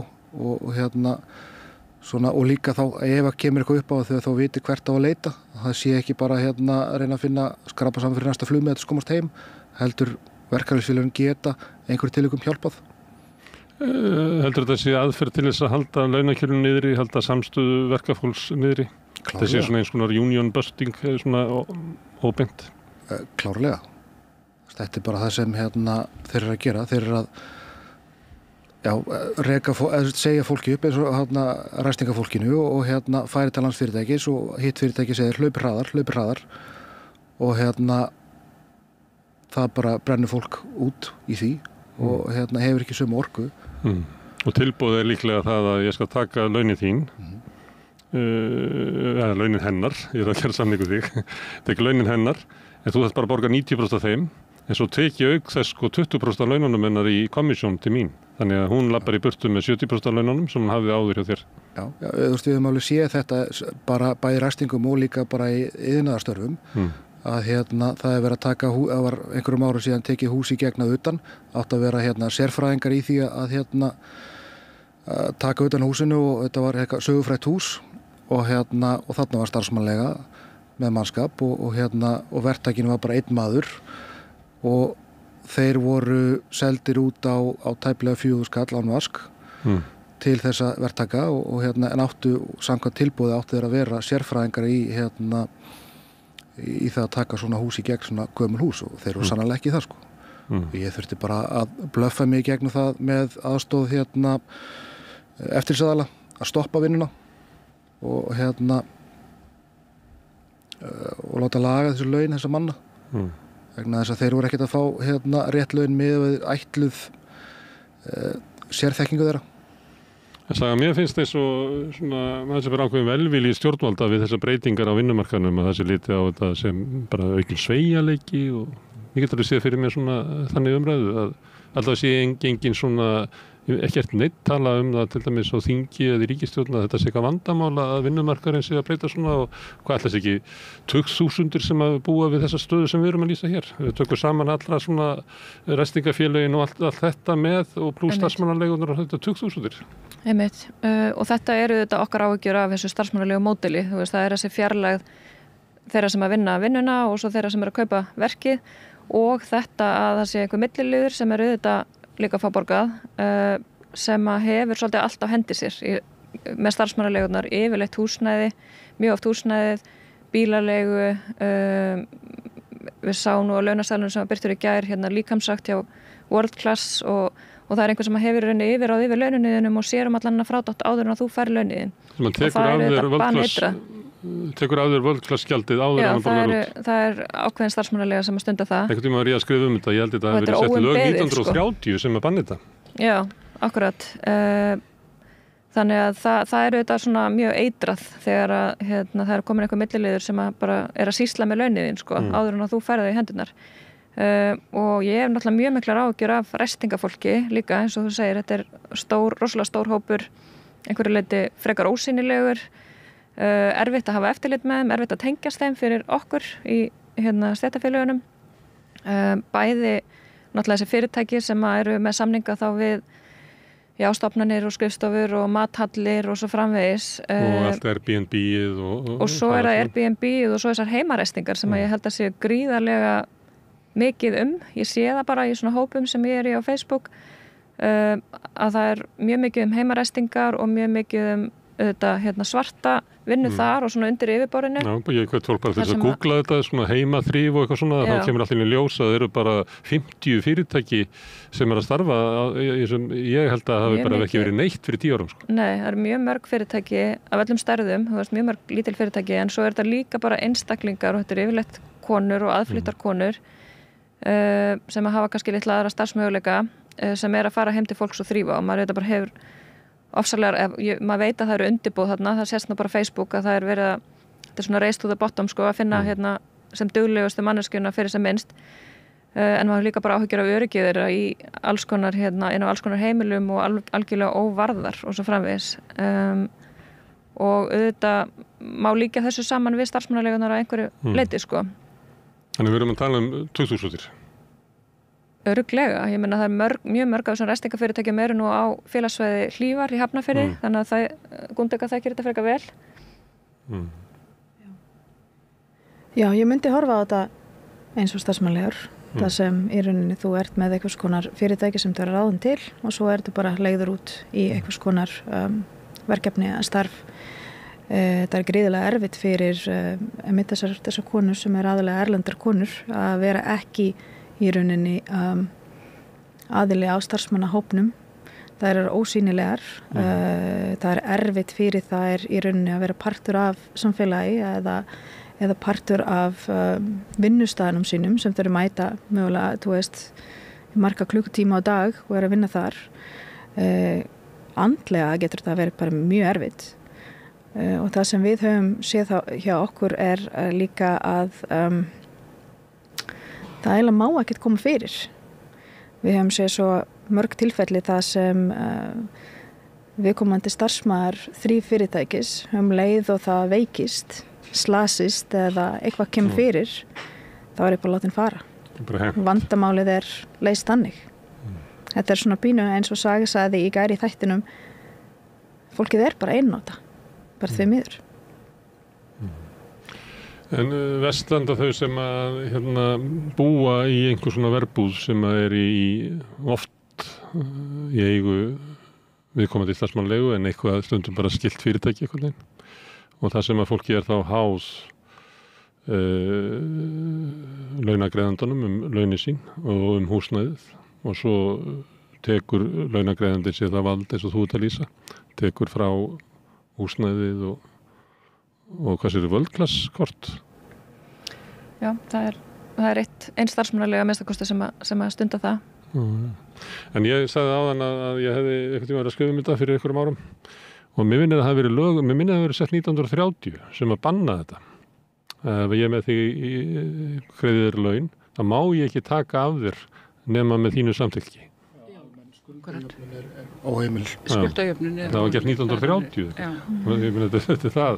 En sko ég sé dæmi til dæmis að það eru vinnuföt og vinnuverkfæri eru dregin af launum starfsmanna, svo er þetta húsnæði, vestadæmi sem ég man eftir að það var þriggjabrygg íbúð, ég man ekki lengur hvað voru margir sem voru í þeirri íbúð en þeir leigðu sko 8 klukkutími senn af því að þeir voru að vinna vaktavinnu og þeir fengu rúm í 8 stundir og svo kom svo næsti og næsti og allir borguðu leigu og það eru svo margar myndir af þessu og ég var líka að hugsa þess að vorum að tala um að það dreigið að launum þú ert ekki að fá rétt laun en svo er það stundum að allt er sko slett og fellt á yfirborðinu en þá er það bara þannig að þú fær rétt laun en þú veist að þú þarft að láta ákveðna fjárhæð af hendi til einhvers milliliðs af því að annars lendir þú bara í vandræðum og svo framvegis og þú telur þig vera skuldbundin af því að þannig var gengið eða lagt á stað í upphafi og fólk þekkir auðvitað ekki réttindi sín, það þekkir ekki lögin, það veit ekkert hvert það getur snúið sér. Til allra lukku samt að þá rata nú margir til stéttarfélagana sem að hafa unnið mjög vel í þessum málum, sko, ég get fullið það. Þegar þú talar milliliði áttu þá líka við það þekkist alveg í samfélagi innflytjenda út allan heim að segja mig ég sé frá Albaníu og hafi komið fyrir mörgum áratugum þá aðstóða ég landa mína sem koma hingað og svo þegar ári líða og það eru komin svo margir að þá fyrir ég að taka komissjón að því og rukka þannig þú tala það líka Já, ég veit svoleiðis tilvik alveg nokkur svoleiðis tilvik sem eiginlega algjörlega út á sko bara mjög gráum markaði og tengist ekki starfsmannaleigunum og verbúðunum beint. Og fólki sem býr hér borgað, það hefur nú aðalega verið, eða í þeim tilvikum sem ég veit það var nú, eitt tilvik reyndar þar sem það var kona, en þá einhverjum sem býr hér borgað fyrir að giftast þessum aðila til dæmis og svo hann fluttir hingað og þá þarf hann skuldaran þeim sem að hafði milligöngum hjúskapinn, svo kannski sá sem hann giftist, hann vill fá meira, þannig að þá þarftu líka að fara að borga honum til þess að vera áfram og það alls konar fólki stundu komið í alveg rosalega erfiða stöðu. Og hugmyndaflugið bara óendalegt. Sko. Aðeins varandi þetta, kannski að minnast á það, hérna við erum að fá erlendan gest á ráðstefnuna, hún heitir Natalia Ollus og frá Finnlandi, hún forstöðukona stofnunar sem heitir Hauni, sem svona rannsóknarstofnun og hefur fjallað mjög mikið misneytingu og mansal og gefið út mikið efni, svona mjög gott aðgengilegt efni á ensku. Hún að koma á ráðstefnuna en hún nefndi það, við vorum á svona undirbúningsfundi, varðandi fólk frá tilteknum Asíulöndum og löndum utan Evrópu, þá þau eiginlega farin að ganga út frá því að fólk hafi borgað einhverjar upphæðir til þess að fá vinnuna í Finnlandi. Og þó að við höfum ekki staðfestingu á sig hér að þá finnst mér mjög líklegt að það sé eitthvað svipað. Þetta þekki eiginlega út allan heim og bara á öllum tíma, sko. Akkurat, þannig að fólk frá ákveðnu löndum dæmi inn á borð hjá mér. Akkurat. Þannig ég veit það til.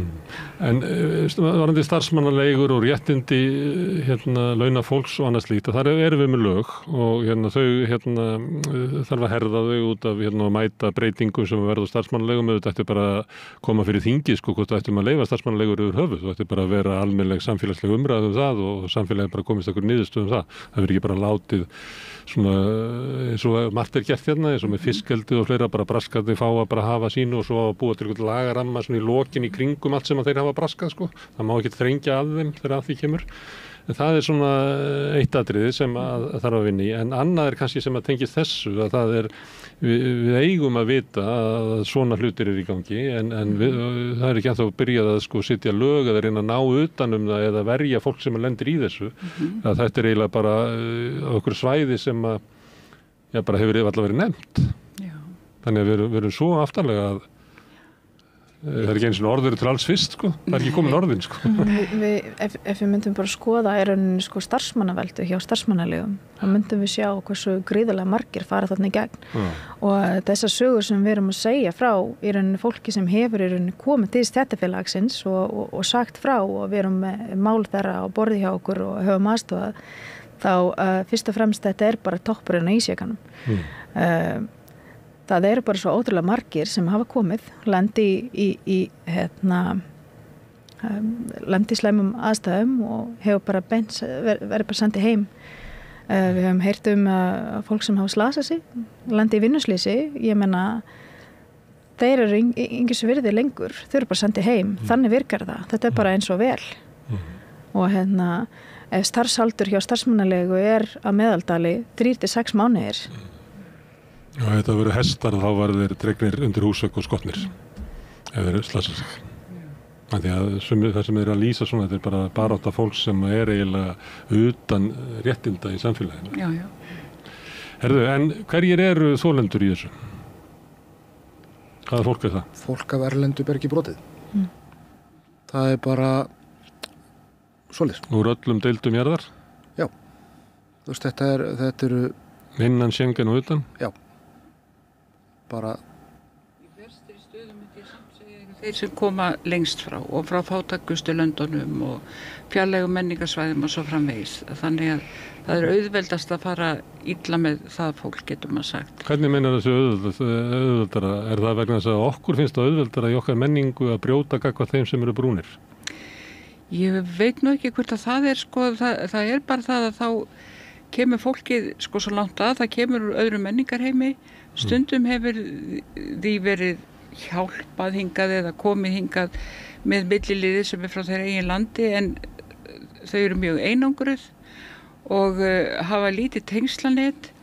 Þegar við erum að tala til dæmis, segjum bara frá Eystrasaltsríkjunum eða þvílíkt, þá sko tvímælust verið að brjóta þeim líka, en þeir eru samt svona í í annari stöðu samfélag þeirra er orðið nú stórt til þess að eiga og eins og þekkinguna pólska samfélagi til dæmis er orðið það stórt að ég er ekki að segja að það sé ekki verið að fara illa með það kemur örugglega upp en svona því lengra sem hún kemur að og núna er ég kannski ekki bara að hugsa vinnumansal heldur þetta líka svo oft að ég hef verið að sjá konur í gegnum tíðinni mjög erfið stöðu, konur sem eru seldar í vændamönnunum sínum eða eru notað sem kynlífsþrælar eða eru látna að vinna mörg störf og mennirnir hætta allavega mann eitt dæmi sem aðrun hætti bara að vinna og svo vann hún bara allan daginn og átti síðan að vera með kynlífsþjónustu og ég veit ekki hvað sko að því svona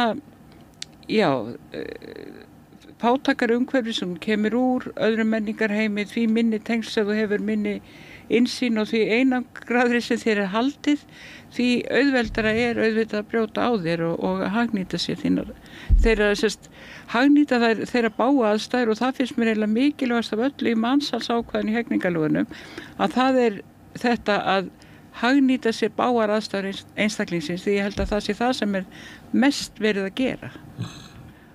Er það þá báar aðstæður hans hér eða báar aðstæður hans í heimalandinu? Hvoru tveggja. Stór hluti er fólk sem er fluttingað inn í til þess að vinna í 3 mánuði eða 6 mánuði og svo bara út aftur. Það sé eiginlega hluti af módeli starfsmannalegunar að hafa mikla starfsmannaveldu til þess að fólk skjóti hér ótum. Og það er akkurat kannski eins og Margrét var að lýsa fólk sem að kemur frá löndum utan EES löndum þar sem að laun eru miklu lægri kannski fá atvinnutækifæri og svo framvegis þau eru þetta ofsalega berskjölduð út af mörgum þáttum og líka hefur manni kannski sýnst að þau eru oft lengur í aðstæðunum það er að segja að þau eru það er að halda þeim einhvern veginn lengur í einhvers konar þrælahaldi eða misneytingu eða hvað sem við köllum það eins og með starfsmannalegunar og eins og Gundega var að segja með hann rosalega stutta starfstíma þá hefur fólk í þeirri stöðu, þetta er oft yfirleitt fólk frá Evrópu, frá Austur-Evrópu Eystrasaltsríkjunum, það hefur kannski meiri möguleika á að hætta en umfangið er samt alveg rosalegt þetta er alveg rosalegu fjöldi sem fer hann í gegn og rosalegu fjöldi sem að endar á götunni verður húsnæðislaus, það er bara vikulegt að minnstakosti kannski daglegt nánast að stéttarfélögin all land sé að fá til sem fólk sem er orðið húsnæðislaust þannig að umfangið hjá tilteknum starfsmannalegum er alveg gríðarlegt og það er svona jafnvel þótt að fólk sé skemur í þessum slæmu aðstæðum það getur samt verið ansi lengi því að fólk er líka alltaf að reyna að koma sér á réttan kjöl og við sjáum það, mér langaði bara svo mikið, ég var bara að grátbiðja meiri vinnu af því að mér langaði svo að geta borgað upp þessa skuld og skömmin og sleppa og skömmin yfir því að þurfa að snúa aftur til heimalandsins með skotta milli lappana er líka mjög mikil. Kaupa sér frelsi getur þetta heitað. Það er stundu kallað nútíma þrælahald og þetta er bara svo margt sem að minnir á þrælahald í þessu. Oft þetta fólk er bara svona keft í rauninni sko með alls konar lofurðum áður að þau koma hingað. Þú veist, auglýsingarnar sem við höfum séð og í rauninni launin og aðstæðurnar sem hafa verið lofaðar áður viðkomandi kemur til Íslands hafa verið bara rosalegar en svo er kemur allt annað í ljós þegar viðkomandi lendir hér. En að þið talaðu sko að það verið ekki athugasemdir hjá stjórnvöldur svona við þessar breytingar á vinnumarkanum og ég nefndi Patrísfjörð því að ég var þar í smá stund. Sko eins og ég skildi að þá hafði mikið af innflytjendur sem búið á Patrísfirði og mikið af frá austur Evrópu og svona bara áhugavert svæði að mörguleyti út af því hvernig fólk blandast. Gaman að spurja annars vegar sko Pólverjana og hins vegar Íslendingana hvernig blandast þetta og Íslendingar segja mjög vel og Pólverjarnir segja nei, bara ekki neitt, við lifum alveg í sjálfstofum heimi, það er bara góð áminning svona að þetta sjónarhorn okkar Íslendinga, við höfum kannski stundum aðeins að sko hugsa áður en að við hvernig við upplifum þetta. En eins og ég upplifði sko reksturinn bara á frystihúsinu þannig, það var þannig að Pólverjar komu og unnu þannig í frystihúsinu, svo eignast þau börn og fjölskyldu en frystihúsið getur ekki borgað laun til þess að standa undir fjölskyldurekstri. Þannig að fólk fer og vinnur eitthvað annar staðar og finnur sér eitthvað annað og næsti hópur sem kemur til þess að halda frystihúsunum gangandi fólk sem kemur hingað skamma tíma, býr í verbúð, einstæðingar. Því það eiginlega einu launin sem að fiskvinnslan borgar eitthvað sem að þú getur safnar eitthvað smá pening til þess að eyða síðan þú ferð aftur til Póllands. En þetta stendur ekki undir rekstri og fjölskyldu. Og þá það bara af því að þetta verið leyft að grassera, að þá við komið með bara hellinga atvinnugreinu sem bara byggja á því að borga fólki lægri laun heldur en duga til að lifa á Íslandi. Þannig að það svo stór hluti af samfélaginu sem bara aðlaga sig að einhverju sem fullkomlega óeðlilegt. Já, ég alveg sammála því Þetta alveg hárið. Já, stór hluti af ferðaþjónustunni, stór hluti af þessu Airbnb og hótelum og þetta mikið til bara keyrt áfram á skammalegu launum. En þá kemur að því, hverjir eru gerendur? Ég tók eftir því að ég hlustaði eftir því í Kveik í gær. Þá voru við að vera að fjalla mjög alvarlegt mál í slíku samfélagi. Og það talað við þá fáu þolendur sem að treysta sér til þess að koma fram og allir hlustendur og allir átti sig á því að það bara stór hópur á bakvið sem að treysti sér ekki eins og það verið að lýsa hér, getur bara mist vinnuna á húsnæðið og verið bara heimilislaus út í kuldanum bara daginn eftir. Það kom ekkert fram hverjir eru eigendur að þessu, hverjir eru það sem græða þessu. Og við erum í því miður, við lifum í þannig samfélagi að það má ekki nefna það. Við nefndum það og það verið að stærna okkur, það verið að rökka okkur 15 milljónir fyrir að hafa nefnda hverjir þetta eru. Gerendurnir eru þó sem allir, þetta eru útlendingar sem sagt að erlendabergi brotin, þetta eru Íslendingar sem eru gerendur í þessu. Það reyni bara, nágrannin getur verið gerandi, þetta eru bara stór fyrirtæki, smá fyrirtæki. Já. Eiginmenn. Já. Þannig að þetta út allt og þetta rosalega óþægilegt og þá svo auðvelt bara að loka augunum fyrir þessu. Það það sem auðvelt og það það sem góða við þessa kveikþætti og sem sagt okkar baráttu það við reynum að draga þetta fram í dagsljósið þannig að fólk gerir sig grein fyrir þessu og þá þurfum við að bregðast við þessu. En í fyrri kveikþáttum voru gerendurnir nefndir. Það var ekki núna. Okay. Þannig að ef við viljum velta þið fyrir hver að vinna baráttuna þá það eiginlega finnst mér að bara koma fram í þessu að starfsmannaleigunar eru mörguleyti bara að vinna baráttuna. Það má ekki nefna það lengur. Það voru ekki nefndar í þættinu. Má ekki segja Voldemort. Nei.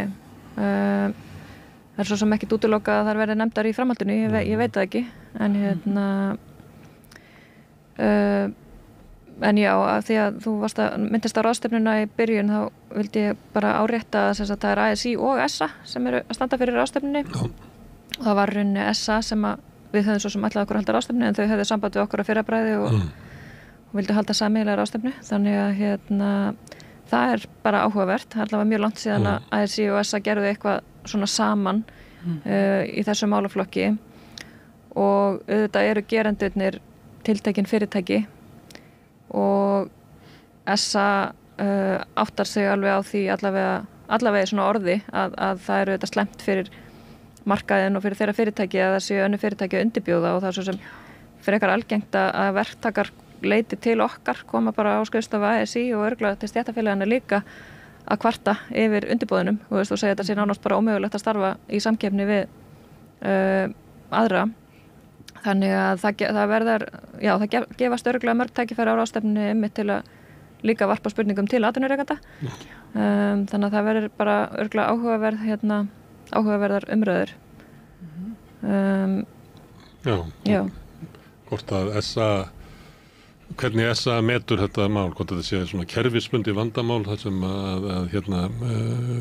lögin okkar fleira veldur því að þarna getur gert alveg hryllilegir hlutir en það þurfa að styrkja réttarstöðu launafólks almennt og yfirleitt eða hvort að þeirra afstæði sig svo að séu einstaka skemmdepli sem að kasta rýrð á annars frábært kerfi sem eru starfsmannalegur. Einmitt. Það eftir að koma í ljós. Það eftir að svolítið koma í ljós. En mín afstæða og afstæða í rauninni sérfræðinga er í rauninni svo að það verður að takast á við vandan á öllum stigum. Það þýðir ekki bara að horfa á vinnumansal sem er ýktasta og grófasta myndin. Það verður að skoða alla það sem við kallum misneytinguna sem er labor exploitation og launaþjófnað Þú veist, þú verður að takast á við þetta á öllum stegum og mátt ekki bíða eftir að þetta verði að grófustu myndinni. Það hefur verið samþykkt af ríkinu í kjarasamningu í miðunni. Það hefur verið bara strax 2019 verið samþykkt að gera aðgerðir til þess að stoppa launaþjófnað, en það hefur ekkert gerst síðan. Það eitt af mörgum bara dæmum sem kom svolítið áðan að við vorum að ræða það sko að eitt að breyta lögum, eitt að skafa starfshóp og annar að breyta lögum. En síðan erum við líka með mörg dæmum að jafnvel þótt að lögin séu ágætt, að þá ekki framkvæmt áætlun til þess að hrinda því í gang, engin tæki til þess að hafa eftirlit. Akkurat. Fjármagn til þess að fylgja þessu öllu eftir. Það er svona ein leiðin til þess að gera það ekki. Það er bara fjármagn ekki. En ráðstefnan, hvenær er hún og hvar er hún? Ráðstefnan er í Hörpu, í Norðurljósum á morgun, byrjar 9:30, búin 15:30. Hún er, það kostar ekkert inn en við bara biðjum fólk að skrá sig. Það er ennþá einhver plásslaus en það er að skráningum að fjölga mjög hratt. Þetta er bara fyrir sko, við segjum í rauninni þetta er fyrir fólk sem kemur að málaflokknum á einhvern hátt. Við erum að höfða til félagsráðgjafa, til lögreglu, stofnananna, atvinnurekanda og fólks úr verkalýðshreyfingunni, en líka bara almenningur sem hefur áhuga á málefninu, misneytingu, misskiptingu og svo framvegis. Þannig að þetta er bara opið öllum. Við erum með erlendan gestafyrirlesara sem ég myndist á áðan. Svo erum við með Henry Alexander, heimspeking, hann allar að fjallum þetta vandamál frá svona stóru, víðu sjónarhorni, og svo erum við með helling af alveg rosalega fróðlegum málstofum eftir hádegi. Það eru 6 málstofur sem fólk getur valið sig inn á. Þess að við förum svona dýpra í ýmsa anga. Og það er gaman að sjá okkur að pólitíkusa í sannum, því að þetta ætti náttúrulega að vera mál sem að væri í þykkri umræðu á pólitísku vettvangi. Algjörlega. Ef það pólitíki snýst að laga samfélagið. Já, akkurat. Það er ekki alltaf ljóst. Herðu, kæra þakki fyrir að koma hingað, Adam, Saga, Gúndeka og Margrét. Takk fyrir. Ég seti áfram og reyna að skilja þetta samfélag sem við lifum í. Næsti kafli er eftir augnablik. Allt það besta er ókeypis. Hrósaðu náunganum. Það er betra. Samstöðin, þar sem manneskjurnar koma saman. Já, og þá ætlum við að fara kannski aðeins uppbyggilegri sálma. Við vorum Oddný með kallaðar karlmennsku, er það ekki alltaf dálítið skemmtilegt? Ég sumum finnst það bara ekki, það hljómaði fyrir suma, heyrði ég, ekkert sérstaklega spennandi. Það var ekki. En mér fannst það skemmtilegt. Já, þetta var alveg eiginlega frábært spjall, dálítið svona, þetta var ný tilraun sem Gunnar Smári var að gera, að fá Bjarna Karlsson með sér og eiginlega... Og vona fleiri þáttum, skilst mér. Og þetta er svona eftir, köflum í bók eftir Bjarna Karlsson, það sem er Freki kallinn og ég man ekki spilti kallinn eða... Já. Og þarna voru menn komnir virkilega til að reyna að svona greina vandan út frá mörgum sjónarhornum og fóru bara út á djúpið, sko. Þannig að það sem er oft skemmtilegt hérna, þetta er dálítið svona áskorun fyrir viðmælendur að koma í þetta langan tíma og oft kannski ekki á sínu sérsviði koma til, mæta til leiks og bara inn í samræði sem maður veit ekki alveg hvert stefnir.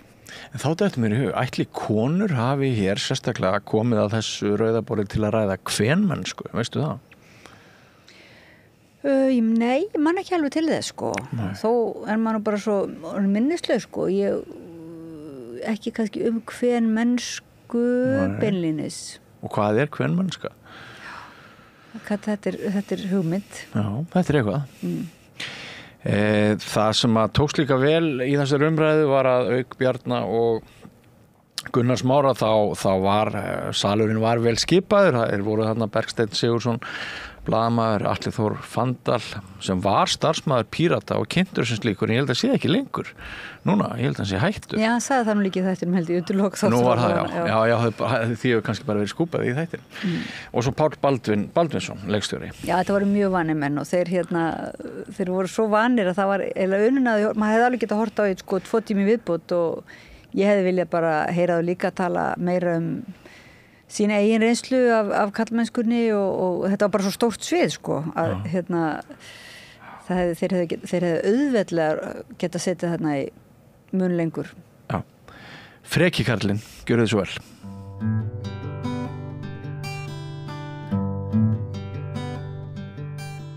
Herðu, já, við ætlum að ræða karlmennsku, við ræddum aðeins hérna í gæra, við ætlum að gera það bara næstu 5 vikur og það er svona sérstöku tilefni, já þó ekki, það er bara löngu tímabært að fá kalla til að ræða karlmennsku, en svona kveikjan að þessu var það að Bjarni Karlsson, prestur og siðfræðingur, hann hefur komið til okkar nokkru sinnum og meðan hann svona bók sem hann gaf út fyrir síðustu jól, það sem hann er svona að greina megin í samfélaginu og býr til svona, hvað er þetta kallað að Bjarni, stereotypur eða?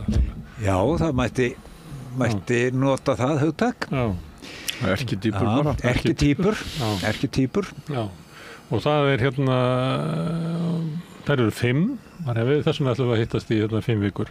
Og það sem formið sem við ætlum að hafa á þessu er að við fáum 3 kalla með okkur í hverjum þætti og hingað eru komnir Bergsteinn Sigurðsson sem er blaðamaður og kastljósmaður, Atli Þór Fandal, starfsmaður Pírata núna ekki? Já, reyndar er ég ekki lengur hjá þeim. Það er tilkomið. Og Páll Baldvin Baldursson sem er blaðamaður, leikstjóri. Þú varst blaðamaður ekki? Jú. Og rithöfundur nú? Já. Maður játar alla sína syndir, maður er komin hingað til þess. Og ég vil taka það fram að því að hugmyndin er svo að Bjarni, hann hérna hefur smá inngang og svo reiknaði með að bara samtali fara bara guðum og vita hvert. Og við ræðum mitt kall í einu. Já.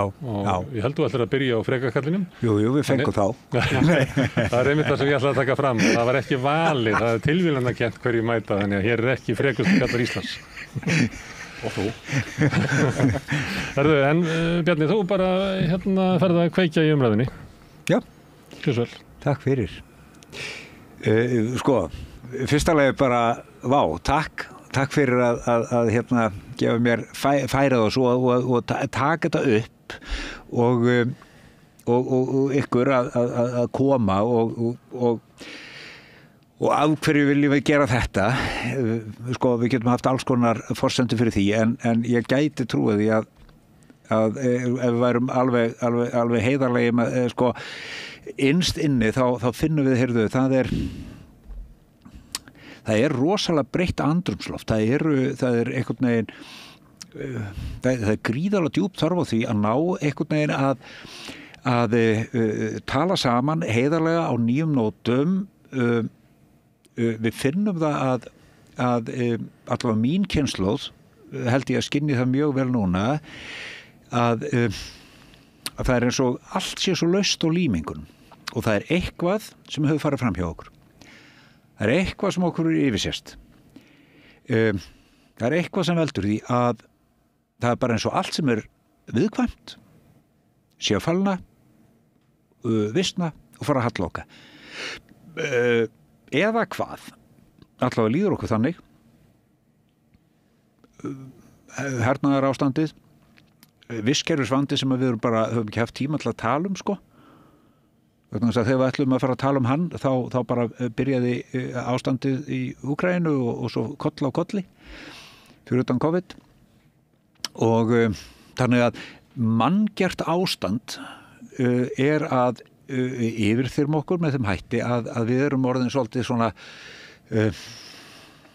spyrjandi og það sem ég held að sé svolítið grundvöllur er það og er svona grunnur í minni hugsun og hérna er þetta það eru til 2 tegundir af böli. Það er til það böl sem er bara okkar náttúrulegu aðstæður og bara öll þessi óvissa sem fylgir því að vera manneskja. Við fáum á endanum stóra sjúkdómin ef við erum heppin að lifa svo lengi. Það verða slys, það koma skriðuföll, það gerist margt, það ganga pestir, það er ýmislegt sem er ekki á mannavaldi en við reynum á vanda okkur tekst yfirleitt að tækla það sæmilega en það sem truflar okkur og trillir það er manngerða bölið og akkur í fjáranum erum við svona vond hvert við annað hvað gera það verkum að við þjáum hvert annað og svo ef við horfum yfir mannkynssöguna þá sjáum við að það er bara stöðu ruðningsáhrif á Homo sapiens. Hvað er þetta? Af hverju völdum við allir þessari þjáningu? Og ég í bókinu minni sem að Gunnar var að nefna, þá skilgrein ég þetta böl og kalla það, segi bara, heyrðu, þetta er, það til eitt hugtak yfir allt manngert böl og það er fátækt. Hvernig sem hún birtist, hvort hún birtist í ídrustu mynd fátækta sem er hernaður, eða hún birtist í bara tómum ískáp, eitthvað staðar vestur í bæ, eða hún birtist í því að sumir líkamir lífa við það óryggi að það er bara að geta orðið fyrir nauðgun, vera líklegri heldur en aðri líkamar til að vera fyrir nauðgun. Það er form á fátækt að vera eins og heitir í kynjafræðum rape able, tilheyra hópi hinna nauðgunarhæðu. Hér sitjum við 5 kallar, við erum ekki svo mjög í þeirri hættu, það eru aðri sem lifa það. Og ég er að spyrja hvað veldur þessum fjára, af hverju tekst okkur ekki betur, hvað er það sem okkur er yfirsjást, hvað er það sem við ekki sjáum, og það eru mjög margir sem svara því, fræðimenn, mjög ólíka fræðigreinar koma saman og niðurstaðan er dálítið mikið þessi, sem ég kom staði minni doktorsrannsókn sínum tíma fyrir bráðum 4 árum. Allt heimspekingar og siðfræðingar og félagsfræðingar og hvað þetta heitir allt saman eru ansi mikið sammála það, heyrðu, við búum við einhvern skort á getu til að sjá samhengi. Það er eitthvað sem bara veldur, við sjáum ekki samhengi og ef við sjáum það þá virðum við það ekki. Hvort sem við að ræða umhverfismál, félagsmál eða efnahagsmál. Og það er efni þessara þátta, svo uppgötaði og ég man bara hvar ég satt, ég satt bara í BHM bústað númer 10 austur í sveit, í mínu námi, þegar allt í einu bara, já, heyrðu, það sem allir er að benda og það sem ég er að sjá í þessu öllu sem ég er að lesa og reyna að greina, þetta er bara það sem ég vinn við á stofunum minni, þetta er bara vanvirk hegðun. Og allt í einu uppgötaði, heyrðu, þetta liggur nær heldur en ég hefði trúað, hinn raunverulega þekking sem við öll búum meira og minna yfir, í hverju er vanget okkar til þess að greina samhengi raunverulega fólkin, af hverju erum við svona, af hverju þjáum við hvert annars svo mikið? Jú, það er vegna sem við erum vanvirk. Og hvað er vanvirkni? Vanvirkni er það að stjórna með stjórnleysi, vanvirkni er það að elska með því að skaða. Og svo fór ég að skoða svona grunnþættina í eðli vanvirks háttarlags okkar og greina hvaða sögur og sagnir, hvaða túlkunarramma eigum við sem að styðja undir það að við tjónu hvert annað, styðja undir hugmynd okkar vald, styðja undir hugmynd okkar sök, styðja undir hugmynd okkar það að ójöfnuður sé eðlilegu, styðja undir hugmyndinu það að allir séu einir og þú sért bara einn og eigi bara að bjarga þér einn og sjálfur. Hvað er það sem styður undir þetta og akkur er þetta svona fast í huganum á okkur? Jú, þetta eru menningarlegi þættir og það er það sem ég er að vekja athygli á og svo ramma ég þetta inn til þess að gera þetta sem skiljanlegast. Ég segi, við höfum söguna frekakallinn, við höfum söguna segakallinn, við höfum söguna luxuskallinn, við höfum söguna stakakallinn og svo geymum við spakakallinn. Hann kemur seinna sem er samnefnari fyrir þá alla. Og í dag, frekjakallinn, getum við talað hann. Hann vildi að nátt að vera aftar en hann tróð sér fremst. Hvernig byrtist frekjakallinn? Freki? Já, hvað er frekjakallinn? Svo nota ég myndir, ég tek af praktískum ástæðum, þá tek ég karakter sem allir þekkja. Ég tek sjálfan Schwarzenegger fram sem svona táknmynd fyrir típuna. Hvað gerir Schwarzenegger? Hann skapar örgan heim fyrir konur og börn með endurleysandi ofbeldi. Það er hans hlutverk. Hvenær byrjaði þessi saga? Hún er ævaforn. Hún er svo gömul að elsta þekkta sögnin er frá 1200 og eitthvað fyrir Krist og er á fræðumáli kalluð Enuma Elis. Við eigum hana líka í í okkar goðafræði þar sem að hrímþursinn Ýmir tekinn og honum slátrað af Vela, Vé og Óðni sonum sínum og þeir skapa heiminn úr hræi föðursins. Hugmyndin og það að heimurinn eins og við þekkjum hann, heimurinn eins og við elskum hann sé afurð vel heppnaðrar valdbeitingar. Þetta alveg æva forn hugmynd og hún birtist í annarri hverju Hollywoodmynd. Hollywood veit þetta, við elskum þessa sögu og hún fer vel ofan í okkur með bjór og svo fer hún að sofa. Svona á öðrum bjór á þriðja, þá hægt að fara að sofa þegar búið að sjá þetta í línulegri dagskrá. Þá förum við bara að sofa. Ról búin að heyra eina ferðin enn sögunum stóra bróður sem vel heppnaður valdbeitingu gerir allt öðrugt og við getum bara alveg róleg. Þetta eru einhver stærstu trúarbrögð heims og ævifort sögn og mjög sterkur gildur túlkunarrammi sem gera það verkum að það fyrsta sem okkur dettur í hug það eitthvað slæmt gerist ekki hægt að drepa til fæðingu. Þetta það sem ég að segja. Og réttlætingin ekki, frekikallin ekki að bara sanka ykkur að sér, heldur réttlættirinn ofbeldið með því hann sé að verja konur og börn eða verja búa til góðan heim fyrir alla aðra með því að beita frekisunni. Þetta eiginlega einstaklega viðandi núna því að ég held að það segi alltaf ákveðna sögu hvað vinsælasta sjónvarpsefni hverju sinni. Vinsælustu sjónvarpsþættir í heimi þessa dagana eru þættir sem þetta Yellowstone með Kevin Costner sem eru nákvæmlega þetta það einhver svona kúrika þættir og Kevin Costner leikur svona ættföður og þeir einhverja jörð í Montana og verja hana með oddi og egg frá einhverjum gráðum kaupsýslumönnum og þarna eru kallar að verja heiður kvenna sinna og land ættfeðra sinna og þeir leysa það allt með ofbeldi og koma svona setningar that may be the law but this is Montana og það er alltaf að fara og allt leyst með ofbeldi. Þetta fáránlega skemmtilegt en mér finnst það líka að segja sína sögu að þetta það bara, þetta kallað Dad TV eða pappasjónvarp þetta gengur og það eru allir kallar að klæðast eins og einhverjar típur úr þessum þáttum og svona það segir ákveðna sögu þegar af hverju þetta svona vinsælt núna og ég meina þetta ekki fyrir einhverjum árum það voru að Grey's Anatomy sem varu konur á sjúkrahúsum og þess aftar. Núna ég veit ekki hvort það sé eftir Me Too og við þráðum einhvern veginn að fá þessar típur aftur í sjónvarpið og líða eins og svona að taka einhvern veginn völdin aftur í hendur og geta gert eitthvað með höndunum og látið hendur skipta en alltaf gert það í þágu einhvers göfugs málstaðar sem var fjölskyldan og jörðin sem þú yrtir. Já, þetta áhugavert. Þetta og við þekkjum þetta þetta er ég hef ekki séð þess að þetta auðvitað að setja sinni þetta því ég held nefnilega að við erum þetta sem þú segir með ótta okkar karlmanna tilfinningu fyrir því, heyrðu hvar má maður ekki vera karl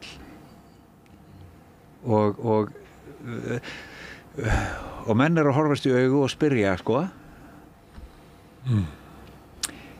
og þetta sé hlutverki okkar að eyða vesenni, verja og berja. Þetta er einn af nokkrum skýringarumum sem ég hef fundið við eigum þessa fornu sögn, hún ofboðslega vinsæl, hvort má frekar bjóða þér að horfa á hersýningu eða samningafund það geggjað að horfa á við dyrkum hraða við dyrkum afl og það er svo stutt í þetta hugmyndunum það, heyrðu ef það er eitthvað vesen, ekki hægt að leysa þetta bara með getur hann ekki séð þetta með yfiráði, hvað segirðu? Getur hann ekki séð þetta? Já, getur hann ekki séð þetta og sterkimaðurinn náttúrulega í pólitík hann er meira það er meiri eftirspurn Davíð eins og við erum ennþá að gráta eftir í heitupottunum í öllum íhaldsmanna sundluga partíum á morgnana í Reykjavík og örugglega víðar Davíð var nú góður í morgun, lásið hann ekki þegar Davíð sté inn í mál og leysti þau með því að sussa á menn eða með því að slá á hendunar á mönnum og með því að grípa fram í fyrir mönnum og með því að slá menn út af borðinu og hann er náttúrulega kannski skýrasta dæmið frekakallinn og sjálfstæðismenn upplifa hann sem hann hafi verið að verja Montana Ég hef ekki séð þess að þetta, ég hef reyndar heyrt þá en ekki séð þá. Það er svolítið merkilegt samt þetta sem þú segir einmitt að frekakallinn hann fer líka eftir öðrum reglum. Þú veist, hann virðir ekki leikreglunar sem allir eiga að spila eftir. Hann gerir það sem þarf að gera. Það er svolítið mín upplifun alltaf af frekakallanum, sko. Hann, að þú talar um þetta, þú veist, þú tengir þetta við eitthvað svona æðri, þetta er eitthvað svona æðra sem er verið að verja, þú veist, heiður fjölskyldnar eitthvað, og þá má aftengja reglunar eða endur skilgreinareglunar eða jafnvel sko setja þú veist, það sem mér er svo algengt hérna heima sko er að það er í raun og veru sko búnar til það eru tilbúnar reglur sem aðrir eiga að spila eftir og það eru látnar binda hinn en svo er frelsið algjört til þess að slá niður sko réttu megin og Davíð Oddsson er alltaf ótrúlega gott dæmi það. En á hinn bóginn þá erum við hversu oft stöndu okkur ekki að því að hugsa, herðu, er þetta ekki eitthvað sem má nú bara að leysa með einu pennastriki, eða bara vantar ekki einhvern skörulegan stjórnmálamann eða konu til þess að taka bara skarið hérna. Við samþykjum lögmæti þess að það sé farið út fyrir allt velsæmi, allar almenna reglur og lög. Við erum alveg til í að samþykja það. Eins og var bara hérna síðustu helgi þegar að það var bara á einni helgi í nokkrum símtölum þá var bara öllum stjórnvalds ákvörðum hnekkt og ráðherrarævillin setti bara skeifu og strunsaði út af því að hinn hefðu tekið sér saman það bara. Já, þú ert að tala um þetta þegar afstýrst að jassatæmum í væri setjum landi, já. Og bara Guðrún Hafsteinsdóttir kom bara fram. Allir sögðu Guði sér loksins tók einhver í taum hana. Nei, hún sagði það bara, ég held að ég sé að brjóta lög hérna. En gerði það samt maður og bara ekki. Þetta er samt sem að svona sko, þetta er náttúrulega landeigandaréttur sem að verið er að lýsa í þessari útgáfu, þannig að þessari amerísku útgáfu og er reyndar mjög algengt þema þar. Þar er náttúrulega sá sterki hefur nefan og hann hefur fjármagnið og hann þarf ekki að hafa ágjörð því að hann þurfa að standa skil á einu eða neinu nema bara fullnægja sínum rétti og sinna skjólstæðinga. Og þetta er náttúrulega mjög gamalgróin réttur í íslensku samfélagi og hefur verið það alveg frá Ingólfi og ætti ekki að koma okkur mikið óvart. Það er alveg gegnum gangandi til dæmis að sterki leiðtoginn hvort sem hann er með tippið af píku í stjórnmálum, hann er ákaflega, það er ennþá litið upp til hans. Við getum bara séð það hvað er jarmað mikið ennþá yfir Ingibjörgu Sólrúnu og Ólafi Thors og við getum bara farið Jónas frá Hriflu og allir þessir gaukar, karlkyns eða kvenkyns, vegna þess að það er sko freki kallinn. Hann er ekkit skárri ef hann er kvenkyns. Hann er alveg jafn ósifinn og tilbúinn að gera hvað sem að hann vill koma fram til þess að ná sínu fram. Freki kallinn er oftast karl. Já, hann er miklu oftar karl. En það er náttúrulega vegna þess að félagshreyfing kvenna, hún er bara miklu fátækari heldur en allt kallalið. En þú talar um eins og að við búum til rými fyrir frekakallinn. Ef við myndum ekki gera það að þá væri frekikallinn bara eitthvað að garga á hurðinni og kæmist ekki inn? Já, kapitalismin hann gerir náttúrulega ráð fyrir frekakallinn. Það er maðurinn sem drífur í og kemur öll á stað. Það er frumherjinn og framkvæmdamaður. Og við verðum að gefa honum rými því annars myndi allt hérna bara efnahagskerfi okkar drepast í dróma. Efnahagskerfi okkar hefur verið þannig uppbyggt að það er dóminerað af körlum. Þó við séum með marga svarka sko, sem að hafa í gegnum söguna verið sko, ráðið sínu. Það er bara ekki eins mikið skráð það vegna þess að þær eru svo fáar. Þessi manngerð er svolítið að ganga á aftur virðist vera hjá yngri körlum, kannski á 30-aldri og allir hérna með svona grátt í vöngunum að Páll sem er hérna ekki með lengur hár. Búin að raka sig en það er þessi hugmyndur skaffaran, kallinn sem skaffaran, hann sér fyrir fjölskyldunni, menn er að vera í góðu formi að því að þeir þurfa að geta verndað fjölskyldu sína eins og bara menn gerir ráð fyrir því að þurfa að lenda ykkur slagsmálum út á götum bara til þess að vernda fjölskyldunni en ekki bara að vera í góðu formi til þess að fá ekki kransaðstiflu vera skaffari. Já, vera skaffari og svo hugmynd verðist að koma alltaf sterkir núna í einhverju svona menningu hjá ungum mönnum og ég veit ekki hvort þú fáir setna einhverja yngri menn til þess að reyfa sína skoðunar á því sko.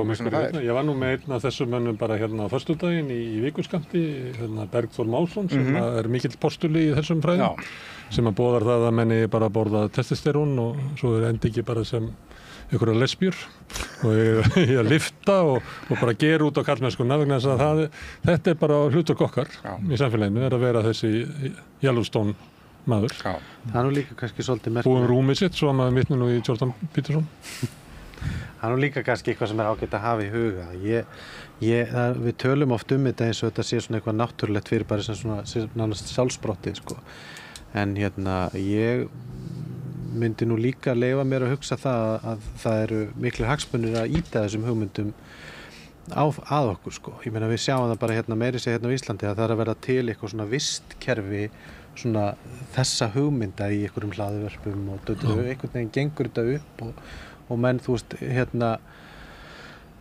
ná að fjármagna þetta því að það er einhver og þetta er ekki það er ekki fjármagnið er ekki vegna þess að eftirspurnin sé svo mikil eftir þessum hugmyndum. Ríku kallarnir sem að sponsora þetta. Ríku kallarnir sponsora þetta því að það er eftirspurn eftir því að þessar hugmyndir verði ofan á.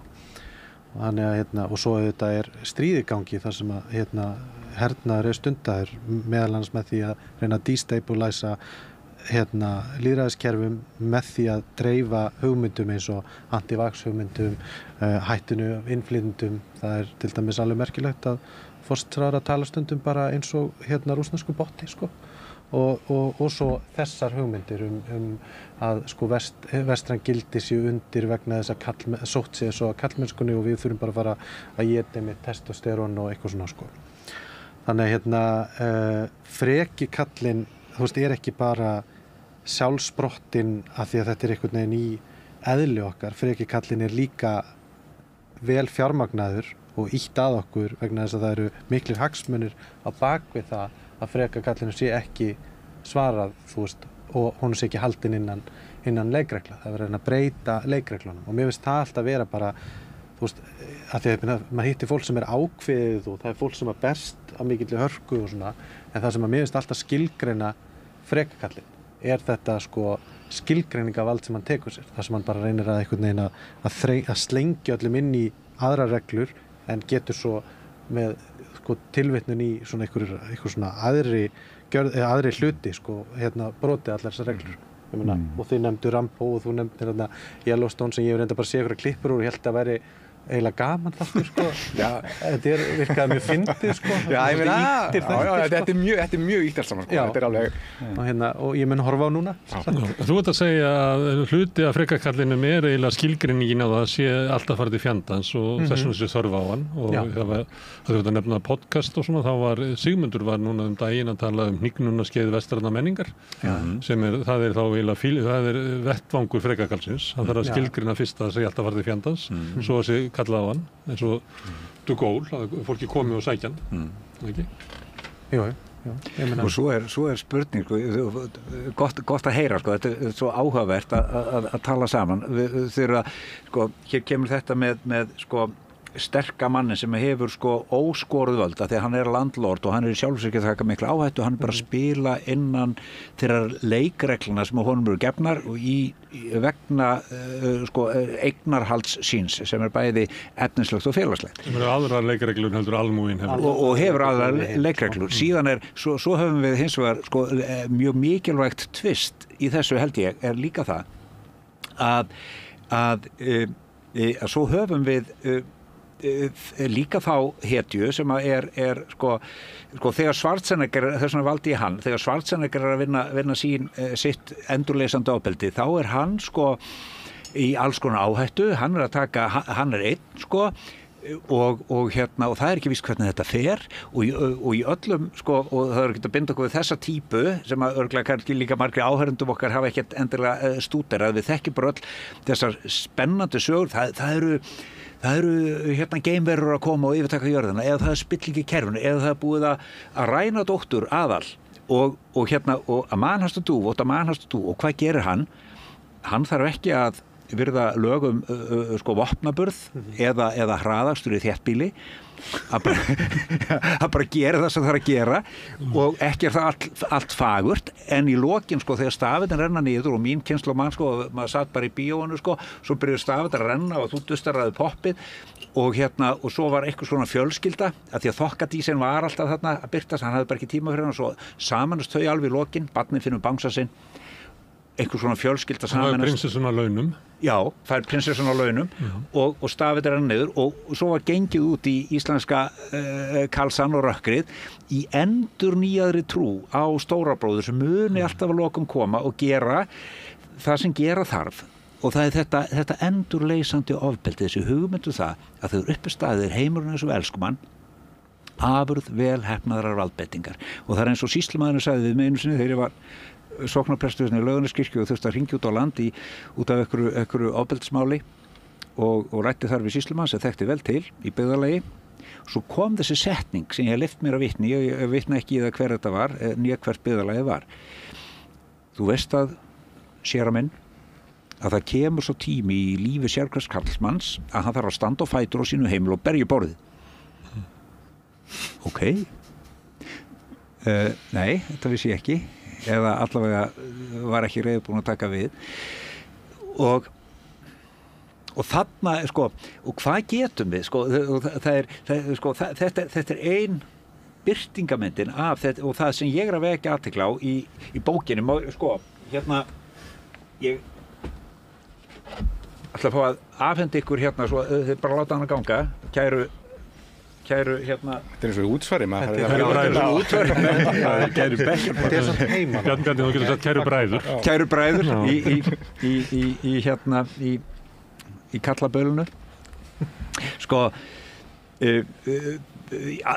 þegar ég var að það hringdi hérna útgefandinn og sagði, heyrðu þú þátt að setja það vant það gleymdist að það er hérna eitt flipi þú þátt að setja inn á hann eitthvað og ég satt á miðrunóttu og hnýtt með það sem ég hef að segja af því að ég er að spyrja sko, byrju, hver er batinn frá hvernig getum við raunverulega sótt bata frá þessum vanda, það sem að við endum alltaf með því að allt sem að lífið trúr okkur fyrir vissnar fölnar og þeir af hverju látum þetta gerast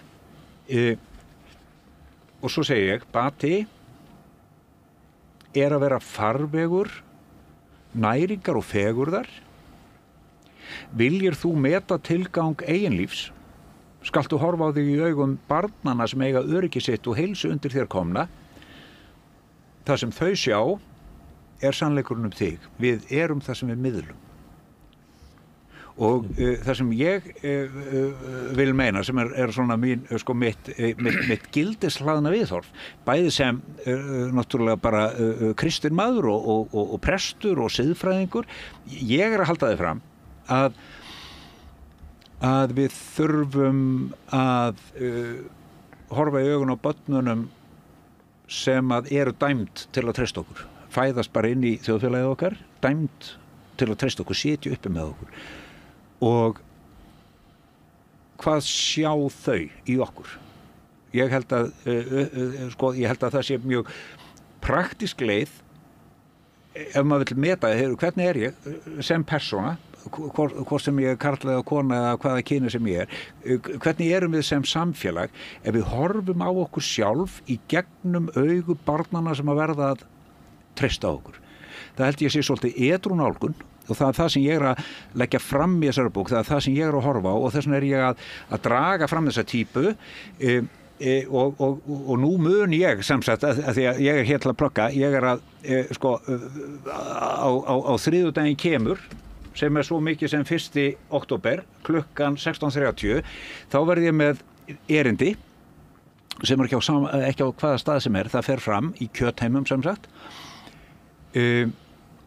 í Hugaraflshúsinu við Síðmúla 6 og akkur eru þar vegna þess að ég vil halda þetta erindi ég elska þetta hús starf sem í Hugarafls mögnuð ég fylgst með því vel í 20 ár vegna þess að þegar þú gengur inn og dyrnar í Hugarafli þá tekur þú sénsinn á því einhver geti haldið það og þú eigir við geðranar áskorunar að stríða þar ætla ég að halda þetta erindi og fjalla nákvæmlega frekakallinn þriðjudaginn 1. október og svo kollakolli og síðan er Gunnar Smári að gera okkur það gagn að við komum hér og tölum, næst verður talað um segakallinn, slaufunarmenningun og allt þetta. En við skulum halda áfram að tala því að þú varst að tala að berja í borðið á heimilinu og við skulum reyna að fara með frekakallinn sem nær okkur, því hann er fyrirmynd okkar. Hann er ekki bara í Montana og hann er ekki bara hjá Schwarzenegger, hann er líka bara við eldhúsborðið. Sko, þetta minnir mig á atvik sem og bara afsakið ég segi frá þessu eins og einhverju skemmtistugu að þetta er ekkert aðhlátursefni en ég þekki konu sem var fyrir því að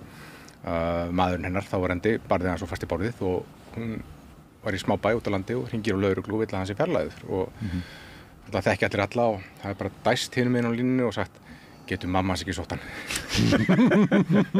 Þannig að það er stundum lausnin í frekakallinum. En sko, eitt sem ég langar samt að segja sko, að þegar við erum að tala um Jordan Peterson og búum rúmið og allt þetta, að það er líka eitthvað gott við það að bara vera, ég meina, taka ábyrgð á sjálfum sér og allt þetta sko.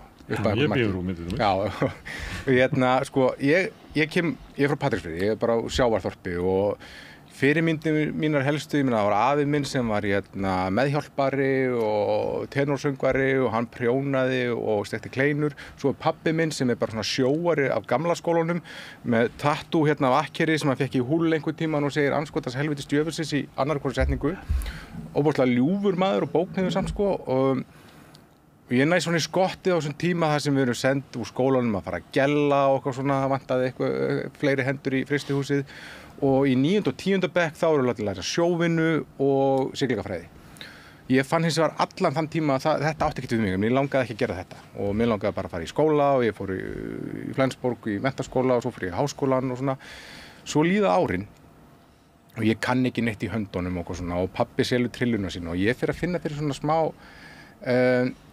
eftirsjá eftir því að hafa ekki farið fleiri túra með honum og tekið við trillunu og verða trillukallinn og svo fer ég í smíðanám á gamalsaldri og fer allir að finna til mín að ég kann eitthvað og er svona bara og þannig að ég er á einhverju valdi þessar kallmennsku hugmyndar líka sko. Þetta er Michael í Guðföðunum. Já, eitthvað þannig eða mér langar að vera svona persóna í skáldsögu eftir Bergsveinn Birgisson held ég sko. Það er eitthvað svoleiðis og svo líka, af því að ég sé þetta líka þannig að gera meira sjálfur og svona, þá ertu ekki lengur svona jafn upp á sérhæfingu kapitalsins komin sko, að þú þarft ekki alltaf að hringja í mann þegar það þarf að gera eitthvað sko, og þetta er svona flótt, þetta er svona að þú getur staðið á eigin fótum einhvern veginn.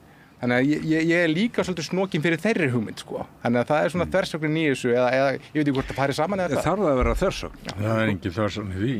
Ég held nefnilega að það sko, að því ég sko fyrst og síðast vinnum við ráðgjöf þegar sko versta hugmyndin sko bara þrautalendingin sem íslenski karlmaðurinn gjarnan hefur þegar konan er alveg ofboðslega óánægð í gagnkynhneigðu hjónabandi sko dæmigerð situasjón hjá gagnkynhneigðum hjónum, konan er óánægð, hún er búin að vera það lengi og svo endanum segir hún, heyrðu þú ert að drepa mig, ég var bara að standa á fætur og bara ég get ekki verið hérna, þú ert að ganga mig dauðri í frekjunniðinni maður. Og hvað gerir íslenski karlmaður þá? Nú, hann er búinn að þegja, sko, er að þegja hann í hel, sko, eins og við gerum og nei, hann tekur nýja ákvörðun, hann segir, ok, gott og vel, að því að íslenski karlmaðurinn sem á konu, hann vill ekki missa konuna sína, bara ekki, sko, heyrðu, ekki mál. Hérni frá skal ég bara gera það sem þú segir og þetta er það bil versta hugmynd sem til vegna þess að einmitt, þú ert að tala um kallmennsku sko, í gagnkynhneigðum hjónaböndum þá sko, af hverju vilja gagnkynhneigðar konur karlmenn vegna þess að þær vilja vera áskrifundur að kallorku vilja bara sýndu með sóma taktu mögunardansinn í kringum mig. Þess vegna seldist allt timbur í Bíkó og húsasmiðunni sko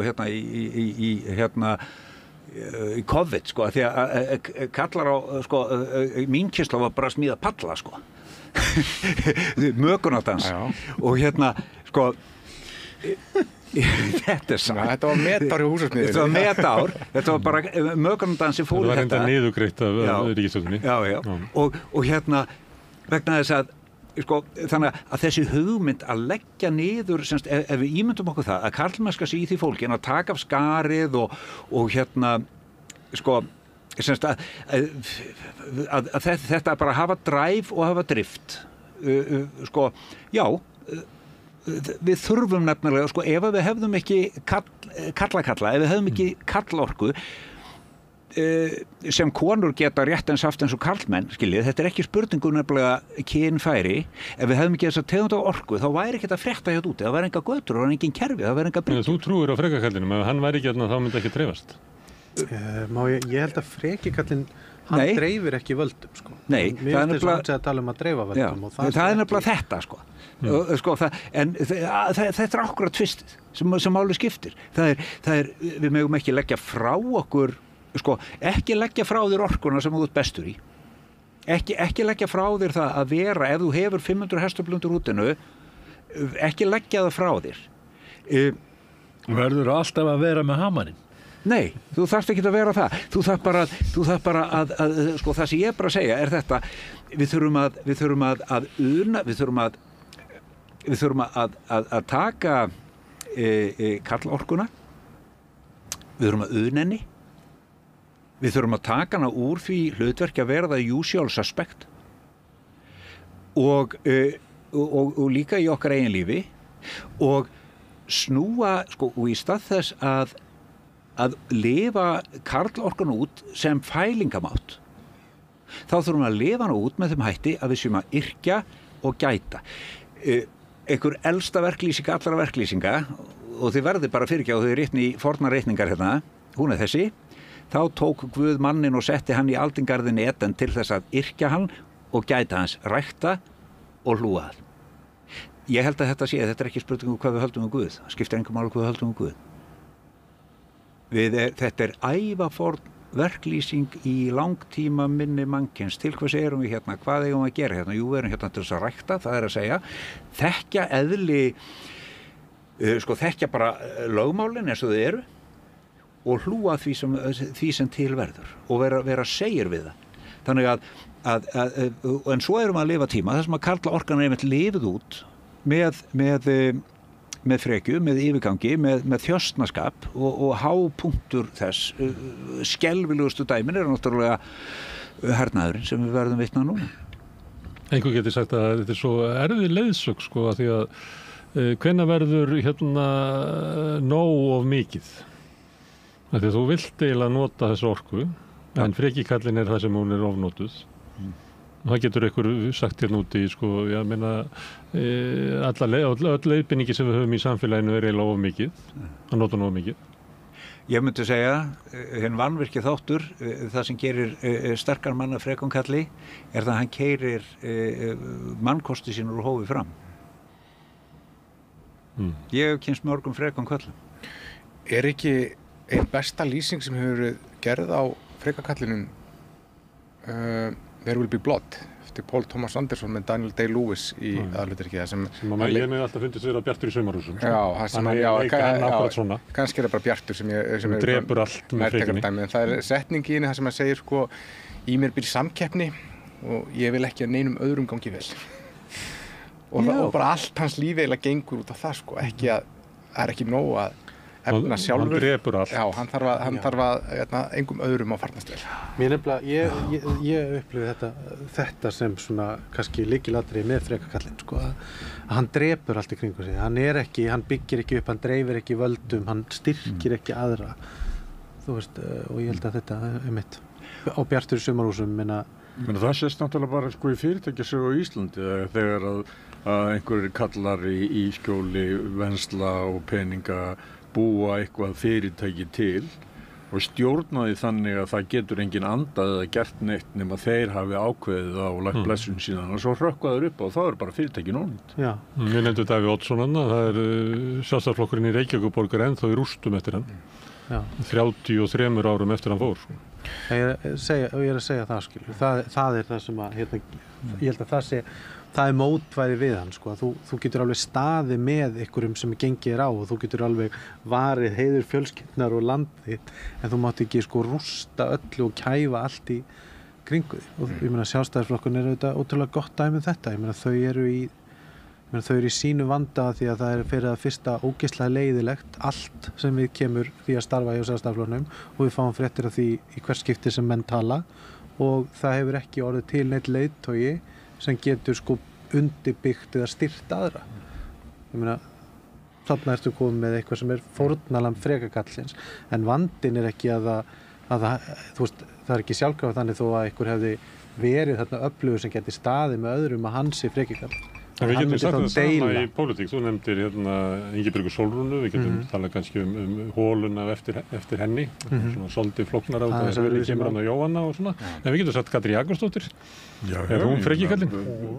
Við sjáum bara þá rúst núna, af því og það virðist vera, af því að við vorum á stéttin að tala sem Pírata, en það virðist vera, áður en okkur var hleypt inn, svo ég gefi skýringar á því, það virðist vera bara einkenni á sko stjórnmálahreyfingum og svona sterkum hugsjónafélögum að þau eru öll píramídabyggð og byggja öll á hugmyndinu einvaldin í raun og veru sko frekikallin náttúrulega bara einvaldurinn eins og var sko í hinu guðlega einveldi og hjá Guði, hann líka einvaldur hann var bara í beinu sambandi við Guð og það ekkert kirkjun að kenna endilega fyrst að kirkjunumadur hér en sú hugmynd náttúrulega falsk og hún virkar ekki í raunveruleikanum og það eru sögulegar heimildir fyrir því bara langt aftur ef þú treystir, ef eitt samfélag treystir á það að frekikallinn hann geti leitt þig yfir hafið og þú veður út í þá bara drukkna allir með Móses skiljiði það bara svoleiðis ef hann klikkar ég las grein í New York Times hvort það var í fyrra eða hitti fyrra þá var að fjalla bandarískan líffræðing, skógfræðing sem hefði verið að rannsaka vistkerfi skóga og hennar rannsókn leiddi það í ljós að svona vistkerfi skóga þrífst best í samvinnu og að sveppir og þess aftar flytja næringarefni á milli ólíkra trjáa og ólík tré sem kannski liggja þétt saman það kannski annað tré það kannski tæmir sig að vökva í rætur til annarra trjáa af annarri tegund á ákveðnum árstímum og þetta eitthvað sem hún setur fram tilgátu sína einhvern tímann á 8. áratug. Þetta mætti rosalegri mótstöðu í vísindasamfélaginu aðalega vegna þess að þetta fór svo gegn hugmyndinu þróunarkenninguna þar sem hinnir færustu lifa af. Af því að það þeir færustu í samvinnu þeir lifa af. Já, þetta var svona að því að hinn svona viðtekna hugmynd að það búið að yfirfæra svo mikið að þessari sko, þetta er náttúrulega ekki einu svona eftir Darwin sko, the survival of the fittest, það Herbert Spencer minni mig. Príma maður. Sú hugmynd hefði verið tekin og yfirfærð á svo margt bara í samfélagið okkar að það var ekki til einhvern veginn í svona, heyrðu, samvinna, það er eitthvað, það er ekki máli, það er samkeppni, það sem bara að komast af og vera, bera sigur á öðrum, þetta, en hún hefur verið svona að fá uppreist næru á undanförnum árum. Og svo það að gerast yfir höfuð, sko, í allri, svona, við sjáum það sem er að gerast hjá Sameinuðu þjóðunum og sko, sem kom fram í skýrslunum 2015 þegar bara Parísarsáttmálinn hver kjarni Parísarsáttmálins hann sá að við skiptum hugmyndinu mannin hvað að vera manneskja í Parísarsáttmálanum það að vera manneskja að vera þáttakandi frekikallinn og yfir höfuð sko okkar vestræna menning eins og hún núna þar sem hún stendur sko gjaldþrota og stærsta gjaldþrot vestræna menningar náttúrulega visskerfislega gjaldþrot sem að við stöndum framfyrir og svo glórulaust að sko afkomendur okkar munu sitja eftir með það og það engin borgunarmaður fyrir því það náttúrulega náttúruvísindarleg staðreynd af hverju hefur það orðið? Það vegna þess að við höfum í hroka okkar litið á okkur sem aðal í náttúrunni og við höfum aðgreint okkur frá náttúrunni, talað mann og svo náttúru að öðru leyti eins og þetta væri ekki sama eins og við værum ekki aðilar að einum veruleika og svo vitum við núna að Nei, þetta ekki staða mannsins í náttúrunni. Staða mannsins í náttúrunni svo að við erum þáttakendur í formum og ferlum lífs á jörðinu, þar sem allt í innbyrðis tengslum og það ein tegund sem óþörfust á öllu, það nýjasta tegundin, það Homo sapiens. Okkar verður ekki saknað. Við þurfum á vistkerfinu að halda, það þarf ekki á okkur að halda. En við látum eins og við séum aðal og þetta er svona birtist þetta svona birtist þetta á sviði umhverfismála og vistkerfismálana, á sviði félagsmálana birtist þetta þannig að hver aðal? Jú, bara hvíti karlmenn okkar aldri og og við göngum þannig fram og nákvæmlega þessu, við trúum ekki á samvinnuna, við trúum á valdbeitinguna, við trúum á yfirráð en ekki á samráð og það var akkurat það sem þú varst að benda á. Við trúum því að samvinnan, ef allir fá að ráða á heimilinu eða í samfélaginu, þessu glundróði og kaos og þess vegna verðum við að koma og setja okkur í reglum og það nú ansi mikið í kristinni sem eitthvað stað þarna. Kristnin ekki saklaus. Ekki kristnin, já. Kristnin fjarrið því að vera saklaus og kirkjan aldeilis. Þegar þú talar mannin, þá verður náttúrulega bara eiginlega að segja hvíta mannin. Það bara hvítimaðurinn sem er sá sem að hefur leikið jörðina svona. Já. Það er alveg samt. Það er bara okkar vestræna menn. Ráningja síðustu 400 ára. Vistkerfisskuldin frá norðri til suðurs en bankaskuldin frá suðri til norður. Við gerum alla hina skulduðu okkur á meðan við skuldum höfum skapað þessa rosalegu, ég meina á minni tíð, ég 61 árs, á minni tíð hefur bara olían verið þurrkuð upp ásamt mörg öðrum.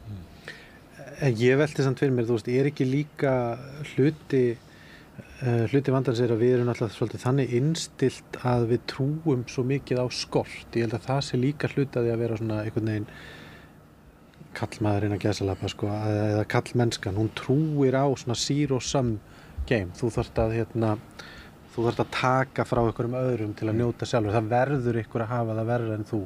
Það verður að vera þannig að einmitt leiðtoginn, hann þarf eiginlega að vera alvitur, og hann þarf eiginlega að vera allsráðandi. En staðreyndin samt, maður getur bara labbað og þá sér maður það, Ég meina, við göngum fram hjá sönnun þess að hverjum einast degi að samvinna styrkir okkur, að fjöldinn styrkir okkur. Og það ég veit ekki, allavega, ég alltaf að reyna að vera með eitthvað point í því sem ég segja, en það sem ég hef svona oft velt fyrir mér undanfarin ára, þegar mér finnst ég upplifa barnæsku sem annar heimur heldur en það sem öðrum heim lofað heldur en útkoman var. Ég náttúrulega elst upp á svona nýfrjálshyggju tímanum og ég held að alveg svo nýfrjálshyggjan bara sem svona einhver menningabylting gat misnotað vinnusiðferði mótmælatrúarinnar, þá rosalega auðvelt fyrir nýfrjálshyggjuna og þá svona þessa einstaklingshyggju að misnota hugmyndir kallmennskunar strit og að standa einn og vera sjálfstæður og annað slíkt en þegar raunin svo að við þurfum ekki annað en að labba bara hvaða götur sem til að sjá að þú gerir ekkit einn, þú ert ekkit einn, þetta allt byggt á samkennd og samvinnu. En maður heyrir að því hún nefndi Bergþór Másson á hann var í viðtali í lestinni í kringum páska og þar var hann að tala þess að karlmennsku hugmyndir og svona Lóa Björnsdóttir var að fjalla það sem hún kallaði... Þannig hættur að borða nokkuð annað en kjöt. Já, hún var að fjalla meninista sem hún kallaði sem svona mótsvar við feminista og hann kom í viðtal og listi bara sinni lífskoðun af einlægni og hann talaði þetta, hann hafnar hugmyndin skort. Það ekki til neitt sem heitir skortur. Það að ef við tökum, ég held að ég sé að fara rétt með að orða það þannig, ef við tækjum allar auðlindir jarðar, þá maðurinn frá upphafi vega og þá til núna búin að taka því sem samsvara eitt vasklas og sundglögg og allt hittir eftir og ég bara mættur með mína, ég ætla ekki að mæta með eina hálfsíðra kókflösku til þess að taka, ég ætla að taka bara mikið fyrir mig og ég vil allt. Já, og ef aðrir ef aðrir hérna sætta sig við minna, þá það bara þeirra hugafar. Og þetta snýst alltaf að manifesta eða síkreta og svolítið, sko. Þannig að það allavega ég veit ekki hvort kalla það kallmennsku hugmyndi eða hvað nema við setjum það í þetta samhengi, en það bara skortur ekki til. Hann bara hugarástand. Þegar þú er búin að vitna í þetta, hérna, svona, lítur út eins og það væri eitthvað svona bylgja ný kallmennsku eitthvað. Þú þarft ekki annað en að fara bara á líkamsræktarstöðvarnar og sjá hvað að gerast þar. Það væri mjög hollt fyrir þig, Gunnar minn, að fara taka nokkra tíma í world class á réttum tíma. Þá fara ganginn í þá kirkju. En að því að allir var að segja, kannski þetta bylgja, en kannski þetta bara sem bara keyrt áfram af þeim sem að vilja komið svo á, af því að ég held að sé ekki tilviljun að fyllist alltaf einhverju svona hægri podcastum, það vegna þess að þar eru ríku kallarnir til að styrkja það.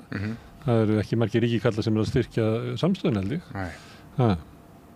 Þannig að þetta sumuleitt þetta keyrt áfram og ég meina Jordan Peterson og svona, þetta bara maskína sem bara keyrð áfram og hverjir eru að hampinni og einhver nefndi þú veist við sjáum til þess að bara eins og Elon Musk, hvernig hann hluti af þessu og bæði einhvern veginn dyrlingur. Stærsta podcast á Íslandi í dag íslenskan fótbolta og það eiginmaður framkvæmdastjóra LÍU sem með það.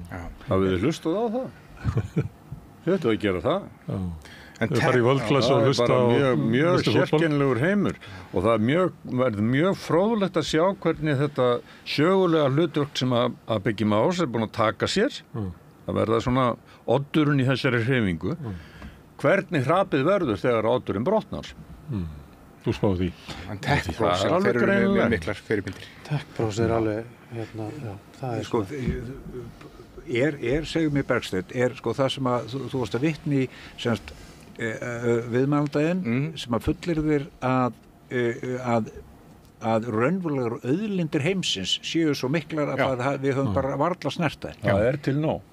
Já, það var ég held ég fari alveg vissulega með það þannig við erum bara að senda það líka á þetta. En er deilt það í dag að bara fölnun lífríkisins er eitthvað sem deilir það? Já, það eru til menn sem neita því að það sé eitthvað að gerast óeðlilegt í loftslagsmálum. Það eru menn sem eru á móti þeirri hugmynd að affall af neyslu mannsins það sé eitthvað til vandræða. Reykikallinn það er bara ekki rétt. En var þetta höfnun á skorti sem konsepti eða var þetta bara höfnun á því að það var ekki til nóg mikið auðlind? Já, svo sé að það nóg til fyrir alla. Og þú þarf bara, en þetta snýr upp á þig að fara bara að sækja það. En það er þá væntanlega veraldleg gæði sem hann er að tala um. Það er hakk.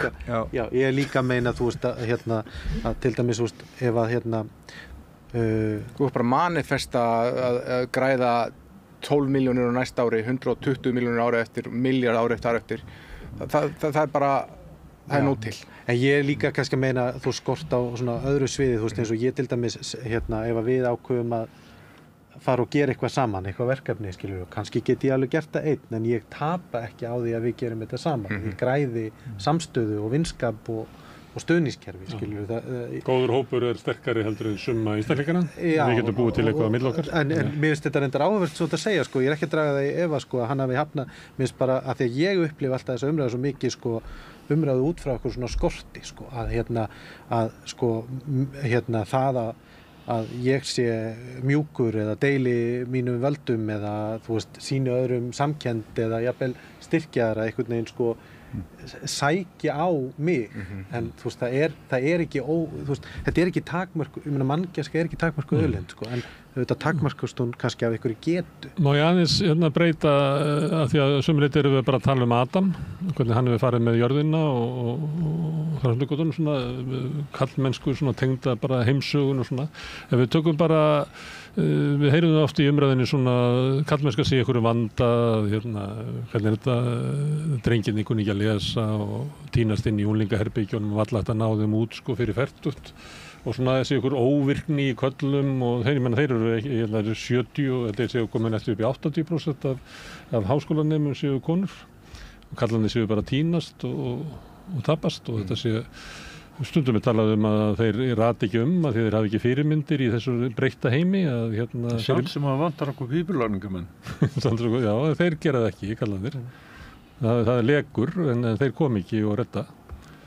Hafið þið áhyggjur af karlpenningnum? Ég hef ekki áhyggjur af karlmennskunni sem slíku og ég svona það nú löng saga svona síðafárs í kringum það að karlmennskan sé að deyja út sko. Það eiginlega bara að byrja með því að konur fá að fara í grunnskóla þannig að ég svona kannski sjálfur sér hef ekki áhyggjur af því en hins vegar finnst mér alveg það er alveg þess virði að velta fyrir sér þú veist hvers vegna við búum við meiri húsnæðiskrísu núna en nokkuð tímann áður, hvers vegna fátækt milli kynslóða er meiri en áður, hvers vegna einmitt við erum að fá þessar hræðilegu mælingar úr menntakerfinu og þetta aukið ofbeldi ungmenna. Ég bara kaupi ekki hugmyndir að lausnin við því sé einhvers svona móralísk bylgja kallmennsku sem að gerir einmitt kallar eftir að þú manifestir og verði bara einhvern veginn svona meiri bjartur í sumarhúsum sko. Þurfum við nokkur að hafa ágjörð því? Málið sett í nefnd. Já, og við vitum alveg hvað kemur út úr því, ekki neitt. Það er eitt af þessum. En eins og náttúrulega, það örvænting í samfélaginu en það út af mörgum öðrum ástæðum. Það er meðal annars út af valdtöku kvenna. Allt í nú bara karlmenn átt að segja á því að það er bara fullt af konum sem eru konum með fullt af völdum í kringum hann og það er bara algjörlega þvert á hugmynd þeirra að þeir eigi að vera þessi sterki aðili. Sá sem skaffar og ræður. Það ógnar þeim. Síðan erum við farin að fá pestir. Það er nú bara nokkuð nýtt. Við höfum ekki fengið almennilega pestir í nokkra áratugi. Og það skekur allt samfélagið. Og svo erum við bara farin að sjá stríð sem nálgast okkur þó það sé búin að vera 100 stríð í gangi í heiminum frá því að stóra styrjöldin síðasta hætti. Og allt í einu þegar hún kemur nær okkur bara komin inn á Evrópukortið þá verða bara þetta skelfingu losnir. Af því að það hækkar verð á timbur og stáli en það hefur gerst áður. Þannig að það er margt sem að skekur þennan formal heim karlmennsku hugsjóna og hugsjónar í samfélaginu.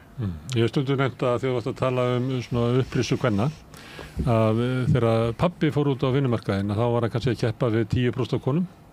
Þegar ég fór út á vinnumarkaðinn þá var ég kannski að keppa við 50% af konum. Þegar sonur minn fór út á vinnumarkaðinn þá voru bara 100% af konum komin á vinnumarkaðinn. Og það er náttúrulega allt annur veröld að ef það vantaði verkstjóra í frystihús norður í landi þá var hringt í eitthvað dreng og hann var sóttur inn í unglingaherbergið og passaði upp og sendur þangað norður og það er ekkert gert lengur, það er ekkert verið að hringja inn kallana. Þannig að kallakúltúrin kannski bara alveg eins að það er bara ekkert verið að kalla á eftir okkur. Þannig að ég held þetta sé á mjög skömmum tíma að þá er sem sagt sess sem að kallar höfðu áður og er inngróin inn í kallamenninguna að við höfum að geta gengið að einhverjum gæðum vísum að þau gæðu eru ekki að samaskapi þótt að kallar hafi kannski forskot á við konur á mörgum sviðum, þá er ekkert í líkingu við breytingunum sem eru orðið á milli veruleika föður míns og sonar míns. En er það ekki líka ástæðan kannski fyrir því að kallar eru ekki að fara jafn mikið í háskólanám eða hlutvallar eru byrjast þegar þeir bara ná sér í sömu laun eða herri án þess að vera með prófgráði? Það hlýtur að hafa áhrif. Ég meina konur þurfa bara að mennta sig margfalt á okkur til þess að ná. Það fengu ekki til, það voru gabbaðir í mennta, það var sagt að þið þurfa bara að mennta ykkur, svo fóru þeir að mennta sig og það hekkuði ekki laun. Ég er að segja það. Þá þurfa að bæta 2 árum bara við og þá fyrir kennsluréttindin og ná þetta og þá ertu komið. Já, það gerði því. En ég bara segja þú veist, ég kaupi það ekki að lausnin sé, þú veist, eitthvað svona móralísk hræðsla við það að karlmennska segja að deyja. Ég held að... Ég er ekki að tala um að karlmenn segja að deyja, ég er bara að segja fyrirmyndir karlmanna, að lifa sem karlmaður í þessu samfélagi, að það er fyrirmyndir sem við höfum eins og við erum búin að ræða hér, það gagnast okkur ekki og ég býst við að það sem að þú ert að segja að meiri hlutin af þessum fyrirmyndir sem við höfum, það bara gagnast okkur ekki. En hvað er þá endurnýjunin á En ég meina það eru samt þú ert með fyrirmyndinar bara krakkarnir eru þóttir fyrirmyndinar eru samt á heimilunum og þess aftur. Ég meina það er kannski á einhverjum tímapunkti þá gerist það að þú hefur miklu minni áhrif á hegðun barnanna heldur en bara vinur og jafningjar og einhverjar hugmyndir utanfrá en svo skilur þetta sér alltaf að einhverju liti líka og þú kannski fattar það ekki fyrir mörgum árum síðar að það eitthvað sem þú gerir þetta svona að því að þú hafðir þessa fyrirmynd þarna og ef ég hugsa þetta út frá því þá hef ég engar áhyggjur af karlmennsku og karlmennum. Bjarni? Það tvennt sem að annars vegar þetta sem að segja skort vegna þess að hugmyndin skortin og hugmyndin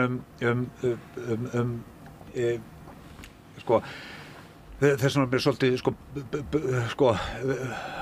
ég vil bara andæfa því að það er náttúrulega algjörlega ljóst af bara vísindalegum náttúruvísindalegum upplýsingum að við lifum í heimi þar sem að náttúrulegur fjölbreytileiki vistkerfislegur fjölbreytileiki hefur falnað það er ég held ekki að það sé deilt og ég held ekki að það sé deilt að neinu fólki sem að raunverulega er að leita lausna það voru ekki bara að deila það að við sitjum upp með loftslagsbreytingar og vistkerfisvanda mannavöldum ég held að við ættum ekki ég vil bara ekki ganga frá þessu rauðaborði það er til þar raddir það eru mennsamt sem að halda því fram að þetta sé bara bull og vitleysa og þeir hafa hátt og þeir hafa greiðan aðgang að opinberu umræðu. Nákvæmlega. Og segja líka, ef þetta er vandamál, að þá munum við redda þessu. Já, og það er nefnilega það, og það er þessi að við skulum í alvöru lifa tíma, þar sem fólk komist upp með það að staðhæfa að svart sé hvítt. Það eru borðleggjandi staðreyndir og ég bara neita að standa frá rauðu borði hér, öðru sem að segja, það eru borðleggjandi staðreyndir að við höfum umgengist náttúrulegt umhverfi okkar með þeim hætti að menning okkar situr uppi í vistkerfis gjaldþroti.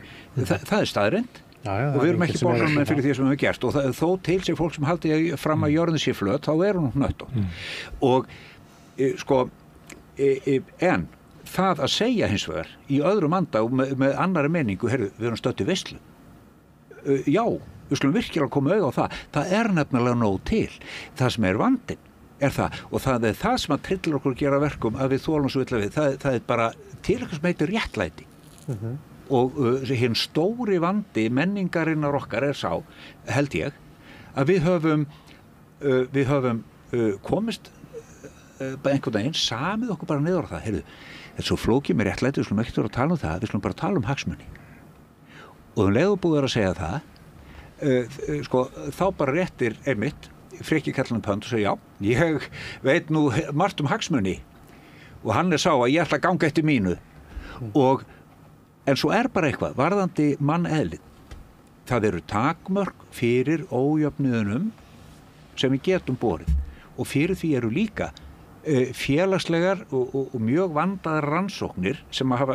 til dæmis sem að skoða bókina The Spirit Level sem er bara margþekkt og mjög mögnuð þar sem eru færðar mjög miklar líkur að því að samfélög sem búa við visst magna af ójöfnuði eru bara líklegir til þess að sitja uppi með alveg fjölþættan vanda þar sem er bara skortur á félagsauði tíð mannsmorð tíðar fangelsanir þetta er bara það ástand sem við erum búin við í dag við náttúrulega hefum séð það að bara á nokkrum áratugum hefur það gerst að auðstéttin á Íslandi hún hefur sópað að sér með samvinnu og með skipulagri neðanjarðarstarfsemi og ofanjarðarstarfsemi og með tiltrú almenning sem hefur kosið þessi upplifið sig að þá erum við bara farnir að sjá það að það er bara ekki nema lítill hluti þjóðarinnar sem á meiri hlutan af öllum eignum í landinu. Og hvað veldur því að við tortryggjum almannahag en viljum raunverulega og styðjum hagsmuni hérna fá á kostnað fjöldans? Hvað er það? Já, nú spyrðum við stóra spurningar. Má ég gera samt eina athugasemd? Ég bara, að því ég gera það alltaf við þetta borð, ég bara er ekki sammála því að almenningur hafi kosið þetta yfir sig. Það sem að gerist á Íslandi er það að almenningur hefur margsinnis reynt að skipta út flokkum og kjósa með öðrum hætti, en hér hefur tíðkast og menn bara hrósa sig fyrir það að ganga óbundnir til kosninga. Þannig að það ætlast til þess að almenningur kjósi með óútfylltan tékka. Og þannig varð núverandi ríkisstjórn til og þannig var ríkisstjórn Sjálfstæðisflokks og Samfylkingarna til. Þannig hafa þessar ríkisstjórnir orðið til. Þannig að ég vil bara, áður en við setjum ábyrgðina algjörlega neðst, á hvert atkvæði þá það þannig að íslenskir kjósendur búa við það að hér hafa stjórnmálin sameinast það að enginn þeirra tilbúin að segja þú ert að kjósa okkur sem blokk, þú ert að kjósa þessa samvinnu. Heldur vilja allir fara sem einstaklingar til þess að geta samið sig inn í ríkisstjórn og þannig í því umhverju geta kjósendur ekki haft áhrif á það réttilega hverjir stjórna. Og þeir kjósa sem á svikarana aftur sko. Má ég rétt í lokin alltaf nýjan og nýjan svikara kannski. Má ég nefna bara með dattinu hug bara einn dáðasta manngerð allavega 2000-aldarinn, það var aflaklóin, skipstjórinn sem aflaði svo vel. Það var aldrei áhöfnin eða skipið sem aflaði, það var alltaf skipstjórinn. Já, alltaf skipstjórinn, en svo aflaði hann svo vel, það voru ekki nógu margar hendur í landi til að vinna aflan og svo heyrði maður sögurnar bara, ekkert fyrir bara nýlega, sem fólk var að rifja upp, svo sátu fiskistæður þarna sem bara var ekki hægt að vinna og rotnuðu. Og þetta fylgdi aldrei sögunni þegar ævisögurnar voru skrifaðar þegar bara skipið var næstu í sokkið og leiðin í land, þá svo dreklaði, menn var alltaf að veiða meira og meira og skrifaði bara mjög dásamlega sögur hversu mikla aflaklær þessi menn voru. Má ég segja, þetta það sem ég að meina samt með skortinum sko. Ég meina við veiðum minna í dag en við gerðum þegar við veitum hvað mest en græðum meira og fæðum fleiri. Það eru sumir sem græða meira. Fólki á Þingeyri græðir ekki meira og fólki á Ísafirði græðir ekki meira og fólki á Húsavík græðir ekki meira. En hins vegar, er meira, það er meira Samherji græðir meira núna. Samherji græðir meira. Allt mitt freki maðurinn. En ég að segja, þarna kemur það sem ég var að meina með, ég er náttúrulega algjörlega ósammála þessum manni sem hafnar bara skorti. Ég er ekki sem maður, sko. Ég veit að þú ert ekki sem maður.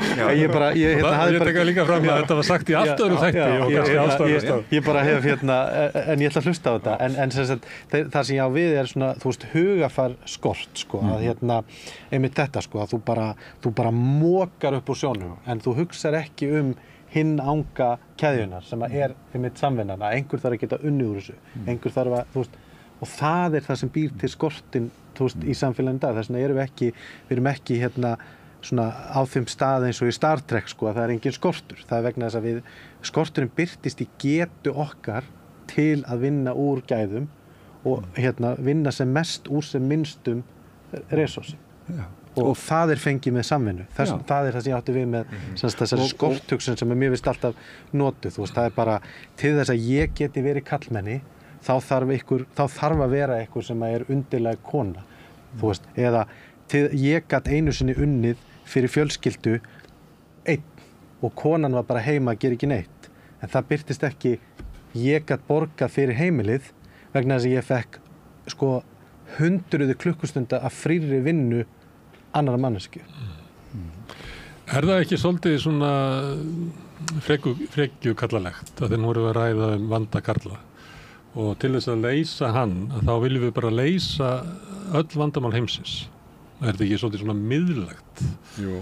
Því miður það sé ekki við heldur að það sé alltaf svona kerfislega það er svona Bjarni leggur þetta svolítið upp með að þetta sé samtvinna vandi karlana og bara valdi heimsins kannski er það því að við stjórnum heiminum eða ég er ekki að gagnrýna ég held að það sé þetta er nefnilega hvað veldur fátækt yfir höfuð, hvað veldur fátækt skortur og getur til að greina samhengi skortur og getur til að sjá veislunum sem við stattir í skortur og getur til þess að átta sig á því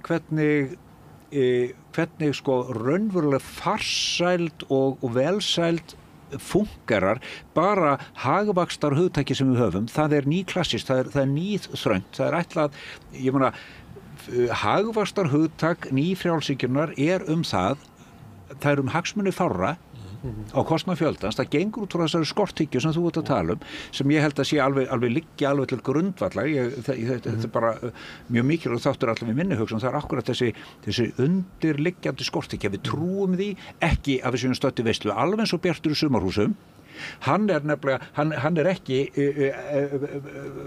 Páll Baldvin, hann er nefnilega ekki efstur í píramídanum hann er bara efstur í píramídanum í sínum litla her og svo er hann undir lausmýrarvaldinu og svo gengur bara skíturinn niður og neðst er títla á hverjum tíma og sem í gegnum alla söguna hjá sjálfstæðu fólki og það einmitt innbyggt í bókinni. Ég nefnilega að nota söguna Bjarti Sumarhúsum alveg gegnum alla bókina og vera að spegla ofbeldis menninguna sem ég kalla sumarhúsa heilkennið og nánasti sem að birtist í því að nánasti aðstandandi Bjarti Sumarhúsum allan tíman er ekki konuna sem hann á eða börnina sem neitt, það er tíkin, horuð og lúsug, 4 tíkur í beinan kvenleik, heit alltaf títla, út í gegnum alla bókina og í lok bókarinnar segir Bjartur þegar hann er búinn að sárþjá og bókstaflega drepa fólkið sitt, berandi hvert barns líkjaðu öðru í garðin til sýslumannsins og pressins, takandi enga ábyrgð á heimilishaldunum sem hann ríkir yfir eins og einræðisherra. Í lok bókarinnar þá segir hann, þegar þau eru á leiðin að fara að flytjast herra upp á heiðina að halda áfram að hokra, þá segir hann, já, maður á þó alltaf minningatunum hundana sína, þær getur enginn tekið frá manni. Á meðan eini maður sem í gegnum alla bókin er algjör lúser, það er Þórir og Gildtegi, hann var svo óheppin að eiga bara dætur og þær voru vergjarnar. Þær vildu stytta pilsinn og verið í silkisokkum og eignast börn í lausaleik og gerðu það. Og honum er vorkennt út í gegnum alla bókina, þetta er svo mikið ómegð og svo kemur bóla og svo kemur hrun og við þekkjum það.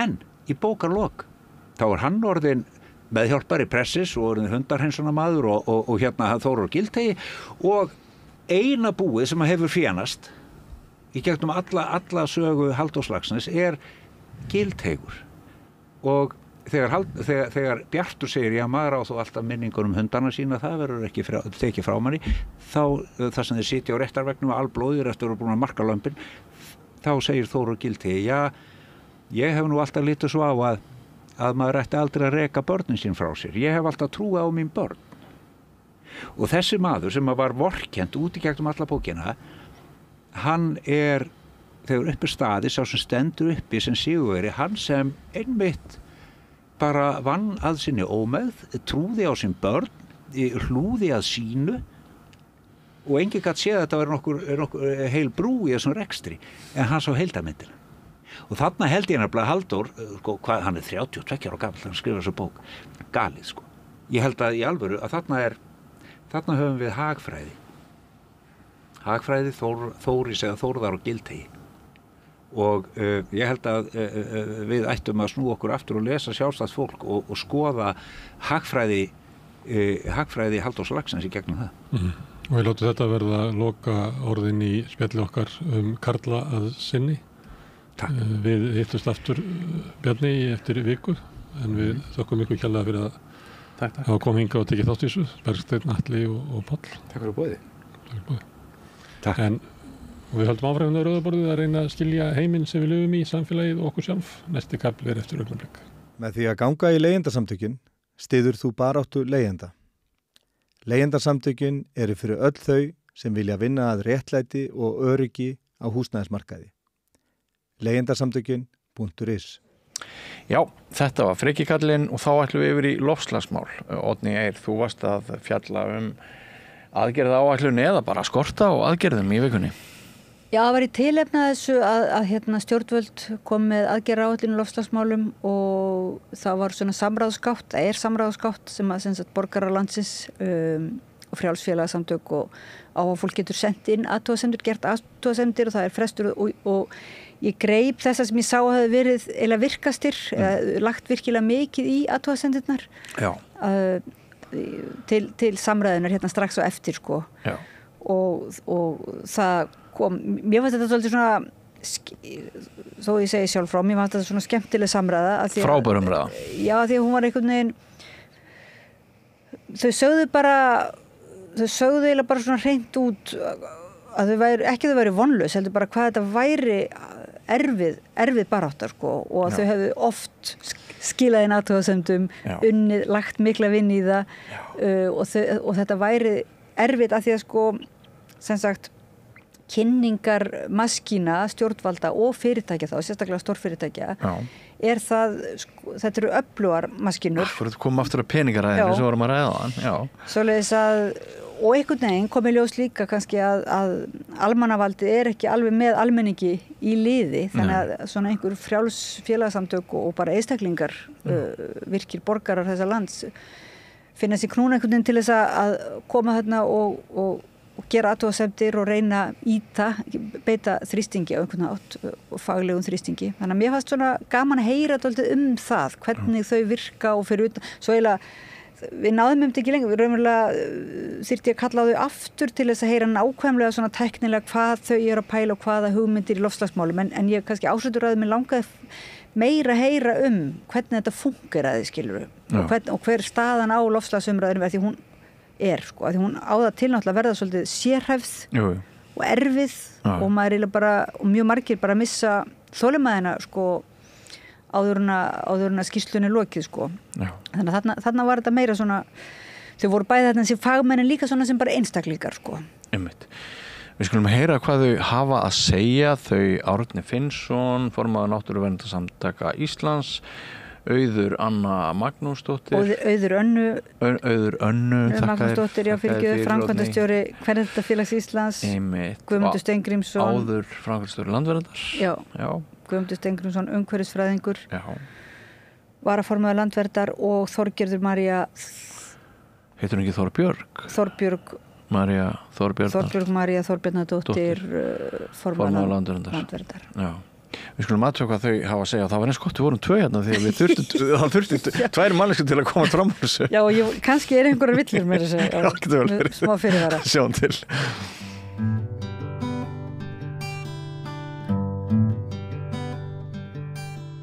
Komið sæl og verið velkomin að Rauðaborðinu. Hjá mér komin alveg sko bara stórskotalið náttúruverndarsinna, umhverfisverndarsinna og við ætlum að ræða stöðu hver staðan í dag. Það var verið að loka fyrir samráðsgátt þar sem að fagfólk og áhuga fólk gat sent inn athugasemdir við aðgerðaráætlun stjórnvalda í, hvað kallast það, loftslagsmálum, umhverfismálum, orkumálum. Já. Hér komin Þorgerður María Þorbjarnardóttir, formaður Landverndar. Hei.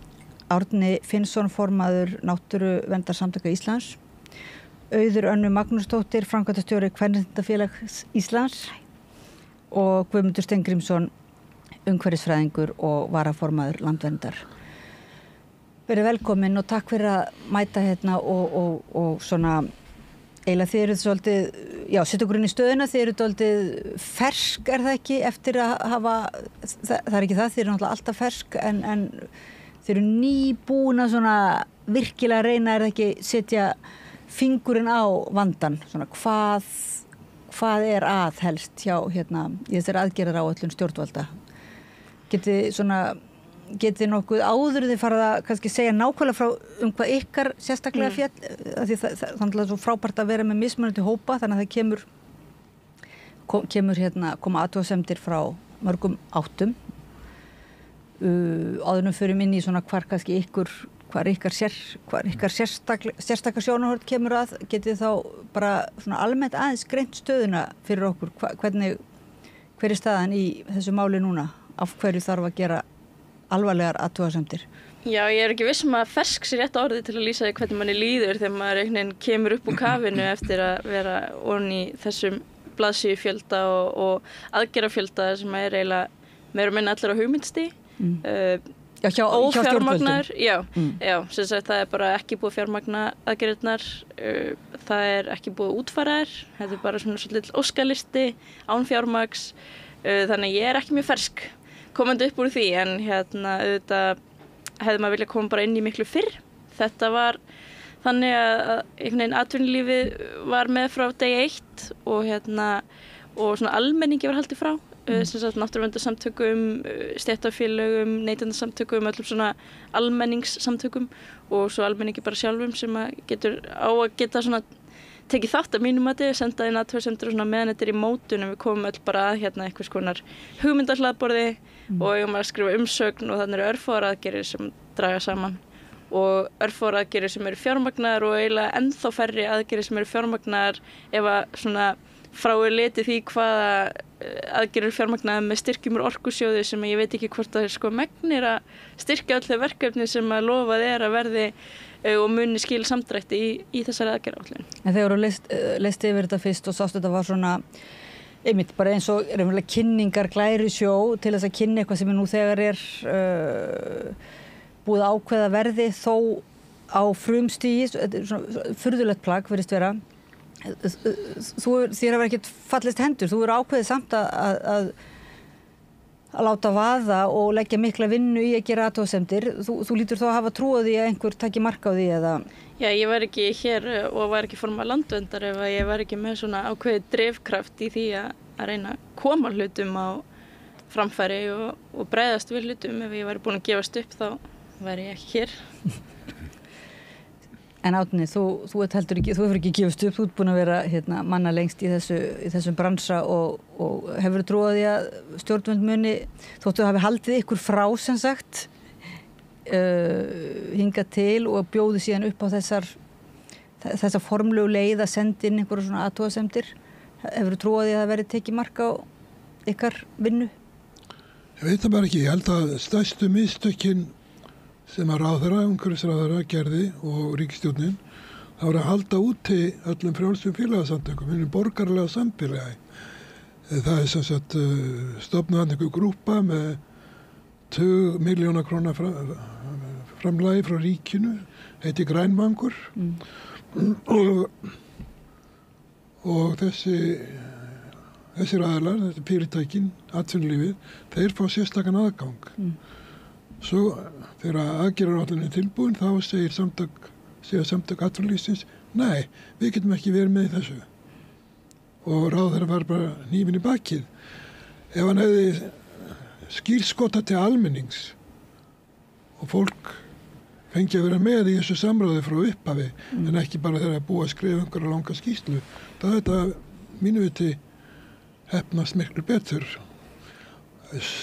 En svona hvað var þar skýrsluna sjálfa, þá var stærsti ágallinn sá að skorti markmið.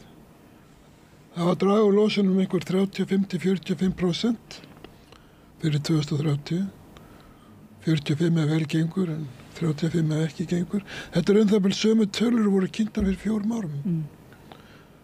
Þannig að þetta ekki mikið. Fyrir utan það náttúrulega síðan þá hefur ekkert dregist saman eins og lofað var þá þegar sú aðgerðaáætlun var sett fram að myndi gerast. Þannig að af hverju gerist það ekki og hverju þarf að breyta, það fylgir ekki þessari aðgerðaáætlun. En má ég aðeins spyrja þetta samtök, þetta sem voru að segja, samtök atvinnulífsins stinga ráðherra í bakið, þetta leikrit svona, sem sagt, grænvangur og þau fyrirtæki fá aðgang að ferlinu, mótunarferlinu, svo kemur samtök atvinnulífsins og hvað þessi aðgerðaáætlun sem síðan var kennt, var hún samt gerð með samþykki samtaka atvinnulífsins eða? Það var að gera greinaminn á Grænvangi annars vegar sem þá þessi vettvangur fyrirtækja atvinnulífsins sem að ríkisstjórnin kostar einhverju leyti og á að vera í þessu samráði atvinnulífs og ríkisstjórnar og hins vegar samtökum atvinnulífsins sem hafa og SFS bara sagt við ætlum ekki draga úr losun. Það er ósanngjarnt, þetta er óraunhæft. Við erum svo góð að því við erum með svo mikla endurnýjanlega orku hér á Íslandi. En ef allur heimurinn losaði jafn mikið og Íslandingar á hvern íbúa, þá erum við löngu steikt. Við losum mjög mikið Íslandingar. Þótt við séum með hátt hlutfall endurnýjanlega orku, þá er orka notuð til að menga til dæmis og ég held að atvinnulífið, samtök atvinnulífsins þyrftir að vera ögn svona óvarari, lítillátari en það í þessum umsögnum sínum. En Auður Önnu Magnúsdóttir, þú starfaði nú lengi á þessu vettvangi, ert núna komin yfir á svolítið annan vettvang sem samt sama, það réttlætisbarátta sem að náttúrulega grænumálin fjalla hagfræðin, fjalla líka réttlæti og þú skrifaðir samt, tókst þátt í að senda inn, þú slítur ekkert frá þessu málaflokki?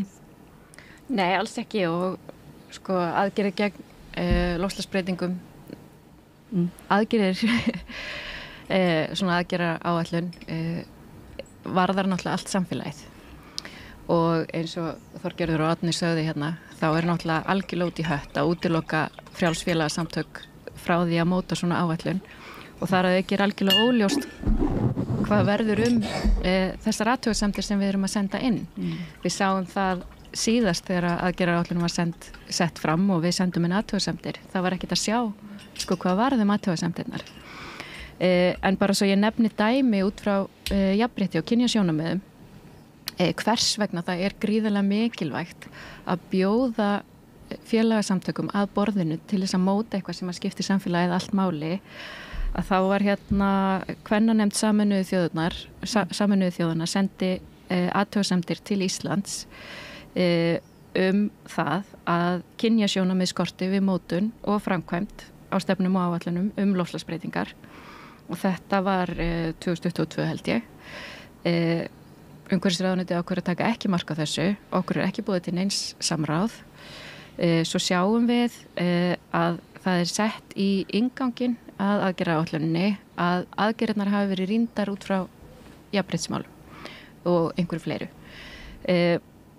Svo les maður í gegnum matið á hverju áætlunum og áhrifum sem að þá að hafa á jafnréttismál. Ekki einu sinni nefnt jafnréttismál. Þú veist, þetta sýnir bara gríðarlega stóran galla á þessu. En þú veist, það sem að náttúrulega þetta aðgerðaráætlun sem að hefði verið kannski trúlega að setja fram árið 2000, 2003 kannski. Við erum komin svo langt fram af bjargbrúninni og við erum að falla niður í hyldýpið. Og við erum ekki að bregðast við á þann hátt sem að sýnir hversu vandinn risa stór og hvaða eru gríðarlega miklar samfélagsbreytingar sem að þurfa að verða og þetta snertir ekki bara jafnrétti heldur fátækt fólk í öðrum löndum þannig að þetta algjörlega út úr korti, þetta bara ekki að tala inn í ástandi eins og það Þetta snertir eins og hér var við borðið formaður neytendasamtakana Breki og hann sem kannski verið frekar í svona aðeins minnimálum og hagfræðilegri málum eða svoleiðis og hann sem sagt orkumálin orðin bara algjört skilgrein sem neytendamáli mitt þannig að það orðið þannig að þessi grænu umhverfismál þau ég held að svona almenningur okkur farið að skiljast að þetta snertir okkur öll og allt samhengið. Þetta ekki lengur bara eitthvað sem að einhverju nokkrir áhugamenn náttúruvernd eða loftslagsmál. En þú segir að vanti aðgerðaráætlun en samt sem áður dálítið svona ég veit ekki, það nú dálítið það ekki bara einhver varnarstaða því að það mjög mikið stjórnvöld fara fram með mjög ákveðna hugmyndir sem sagt orkuskiptin og það nokkur mál sem að gefa til kynna að það sé virkilega verið að í íslenskum dugnaði að bregðast við og bara ganga frá þessum málum en samkvæmt því sem mér skildist þá eins og þið og fleiri sérfræðingar gersamlega ósammála þessari aðgerðaáætlun og þessu ægilegu sóknarfæri stjórnvalda og umhverfisráður og þú hefur nú svolítið talað einmitt á móti þessum orkuskiptapælingum ekki komið? Nei, ég ekki móti orkuskiptum Nei, en ég meina hvern aðgerðaáætlun í því? Já, nei, sko ef við tölum aðgerðaáætlun í loftslagsmálum þessa og ég mitt held að sé nú alveg til dæmis bara í samfélaginu brjáluð sóknarfæri til orkuskipta og það bara fari í það að fullum krafti og Ísland með fullt ágætri aðstöðu til að ná mjög góðum árangri en frekari árangri í loftslagsmálum heldur en að verið að láta svona skíni í þessari aðgerðaáætlun. Við erum í góðum stöðu. Við eigum að geta náð góðum árangri. Eigum að geta gert það. Svo kemur svona aðgerðaáætlun og bara í titlinum byrjar maður að vera ósammála eftir að hafa lesið yfir þetta. Þetta ekki aðgerðaáætlun. Þetta bara ekkert það. Hvað á þetta að vera? Þetta bara eitthvað plagg sem kemur út úr einhvers konar brainstormi, sko. Þetta bara alls konar pælingar og ekkert fjármagnað og maður hugsa bara sem sorglegt að við semst búum við það í þessu samfélagi að það bara stjórnvöld sem ráða för sem hafa í raun og veru ekki metnað í þessum málum eða trú á því að það sé hægt að ná metnaðarfullum markmiðum sem hafa þó verið sett. Plaggi styður það ekkert. Þetta svona bara eins og eftir eitt skemmtilegan gulumiðafund og bara skella í eitthvað. En eitt gulumiðafundurinn sko og sem algjör óþarfi á þessum tímapunkti. Þess að við höfum virkilega sóknarfærin og við höfum líka þekkinguna. Hún hefur safnast upp í svona frjálsum félagasamtökum eins og sitja hér við borðið, líka í fræðasamfélaginu og út í heimi og eins og ég skynja það, atvinnulífið, það þyrstir í leiðsögn. Atvinnulífið, forsenda nýsköpunar í atvinnulífi eru skýra reglur og það sem ég heyrir úr atvinnulífinu það bara segið okkur hvað við eigum að gera og mér finnst að Evrópusambandið vera á fullu í þessu, setja reglurnar, setja ramman svo bara fylgir atvinnulífið með. Hér farið í eitthvað brainstorm í atvinnulífinu, það sem atvinnulífið á að reyna að segja hvað það nennir að gera og hvað það langar að gera með einhver svona vantar allar fræðilegu forsendurnar og öll svona bara veist, einhverja yfirlit yfir það bara hvað að virka vel út í heimi og svona. Við getum bara hort til hinna Norðurlandana, byrjum á því og reynum að gera eitthvað svipað og til dæmis bara Danir að gera í landbúnaði til dæmis. Við erum með eitthvað aðgerða á þessum tökum landbúnaði sem dæmi. Eina hugmyndunum þar að fara svona kannski að kanna það hvað kýrnar rópa mikið. Veist eins og ég skilja. Bara svona gera eitthvað könnun á því og hugsanlega hvort að megi gefa með eitthvað annað að borða svo það rópi minna. Veist, þetta bara eitthvað sem við áttum að vera að spá í fyrir, og ég höfum verið að spá í eitthvað, rannsóknarstofnanir og svona bara fyrir 20 árum síðan eitthvað, við erum bara komin á allt annan stað núna, nú þurfum við að gera eins og Danir að fara bara að breyta í hægt og sígandi hvað við borðum og við þurfum líka að skoða hvernig ætlum við að láta álverin menga minna ef við ætlum að hafa það hérna, það ekki svona spáð í það, bara svona risastórir punktar í samfélaginu sem bara ekkert spáð í. En ég að meina þetta ekki bara eitthvað svona, það ekki bara hægt að segja að þetta sé eitthvað svona að það hafi dottið niður þegar við bara eitthvað gleymt öllum skýrslunum ykkar og skýrslum Sameinuðu þjóðanna og skýrslum niðurstöðum allra kannana. Þetta bara ekki á forgangslista. Já, þetta er ekki á forgangslista. En meira en það glittir í ástæðuna. Við erum að sjá hérna fleiri og fleiri greinar frá okkur svona fólki í samfélaginu sem segir að Ísland þarf ekki að hafa áhyggjur af þessu. Við erum búin að gera þetta. Þetta sami málfundingur, þetta sama handbókin. Ísland svo lítið, skiptir ekki máli. Við þurfum ekkert að vera þessu. Þetta svona ákveðin freisting í því að vera bara frírætirar. Aðrir munu leysa þetta. En á hinnbóin, þá verið að segja, þá verið að svona ekki bytta hóta, en það verið að spá orkuskorti og það verið að tala sem sagt virkjana, það bara virkjanaframkvæmdir eru virkilega upp á borðum búin að vera núna sem virkilega nauðsynlegar og svona alltaf verið að samfæra okkur að ef það er ekki virkjað, voru þið ekki að vísa í einhverja... Í síðustu viku, þá allt í uppgötaðist að Landsvirkjun átti nóga forgangsorku fyrir Orkubú Vestfjarða. Það þurfti ekki að byggja neina línur, það þurfti ekki að virkja neitt og þetta gildir í 4 ár og þá verið búið að koma hitaveiti lag á Ísafirði. Það búið að berja lómin í mörg ár núna og horfa framan í og benda á náttúruverndarfólk vegna þess að þau séu á móti virkinum og þess vegna séu Vestfirðingar að hírast í köldum húsum og brenna olíu til að fá rafmagn. Sko, þetta máli var bara ekkert vandamál. Og sko, tökum við líka þetta orku dæmi. Sko, ef mér hefði fyrir 10 árum bara sagt, hérna, það sem við ætlum að virka núna næstu 10 árum, rennu til orkuskipta, sem hefði nú verið bara flott, hérna, það hefði verið framsýn pólitík, menn hefði sagt það, þá hefði þessi 20% sem það var bæst við orkuframleiðslu getu Íslendinga á síðustu 10 árum bara, því haldið fram að ekkert hafi verið virkjað, hérna hefði bæst við bara svona, já, vel yfir 20% held ég bara, með við það sem framleitt var áður. Hvert hefur það farið? Út af algjöru stefnuleysi, engri áætlun, engri aðgerra áætlun af nokkri tegund í orkumálum, þá hefur það bara allt farið til gagnavera, meira eða minna. Á þess að nokkur hefur verið spurður. Hvar er stefnan? Og okkur hefur að trúa því þá núna, eða á að virkja meira, að það renni til orkuskipta. Svo er það bara virkilega, sko, bara ljótt finnst mér að síðan benda fólk sem að kannski býr til dæmis við Þjórsá eða býr í sveitafélum þar sem að virkjanir eiga að koma sem sækja rétt sinn á grundvelli því að þau telja að lög hafi verið brotin eins og það fólk sé að eyðileggja einhvern veginn fyrir þjóðinni allri með því að sækja rétt sinn. Þetta bara mjög mikil aðför að réttindum fólks til þess að búa við heilnæmt umhverfi og að vernda sína náttúru og þetta bara þarna kemur fram að það var enginn að tala það hvert þessi orka var að fara en svo þegar einhver að tala hér verið að brjóta mínum réttindum og ég láta athuga það, ég láta fara með það fyrir dómstóla að þá það fólk að eyðileggja einhvern veginn fyrir þjóðinni. Þetta er alveg sett á hvolf og sama tíma er gerð könnun meðal almennings hvort að þau muni einhvern tíman vilja auka orkuvinnslu og grænni orku á Íslandi. Þetta segjum við já við því. Orkan, það verið að skipta túrbínur, það verið að stækka virkjanir, það verið að byggja fleiri virkjanir, það hafa risið fjöldi virkjana á síðustu árum bara misstórar og missafkastamiklar en auðvitað segja allir já við því að auka orkuvinnslu.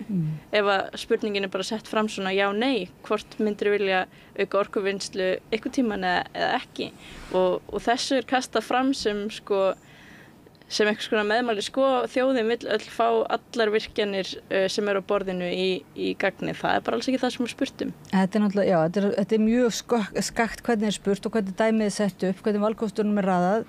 Þetta búið að vera lengi þetta bara þegar Kárahnjúkavirkjun þá voru þeir sem voru á móti henni voru þá á móti Austfjörðum og voru bara á móti Reyðarfirði og þetta var raunverulega svo opaslega svona ósangjörn umræða þar sem var verið að reyna að laga en það hefur ekkert alveg tekist en eins og þú segir ykkur posti bara sá ég á Facebook að þú veist að þið líður bara eins og þú sért mjög svona ósangjart að þú sért þá bara í þínu starfi að koma með þessar athugasemdir fallir í þann flokk að vera bara á móti farsælu Íslandi.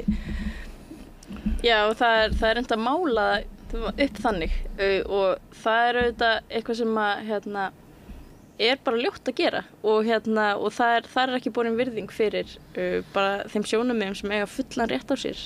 Ég hélt að Landsvirkjun hefði lært af Kárahnjúkadæminu og þeir reyndar tugum ef ekki 100 milljónir króna í að ná sambandi við almenning, halda tvisvar á ári flotta ráðstefnur og bjóða fólki að tala fallega umhverfismál og hvað eina og svo kemur aðstofafjárstjóri Landsvirkjunar á aðalfund SA og fyrir að pæli því hvort að það sé einhverju sem ekki með leita réttarsins, hvort að einhverju litlir hópar með ekki leita réttarsins fyrir dómstólum.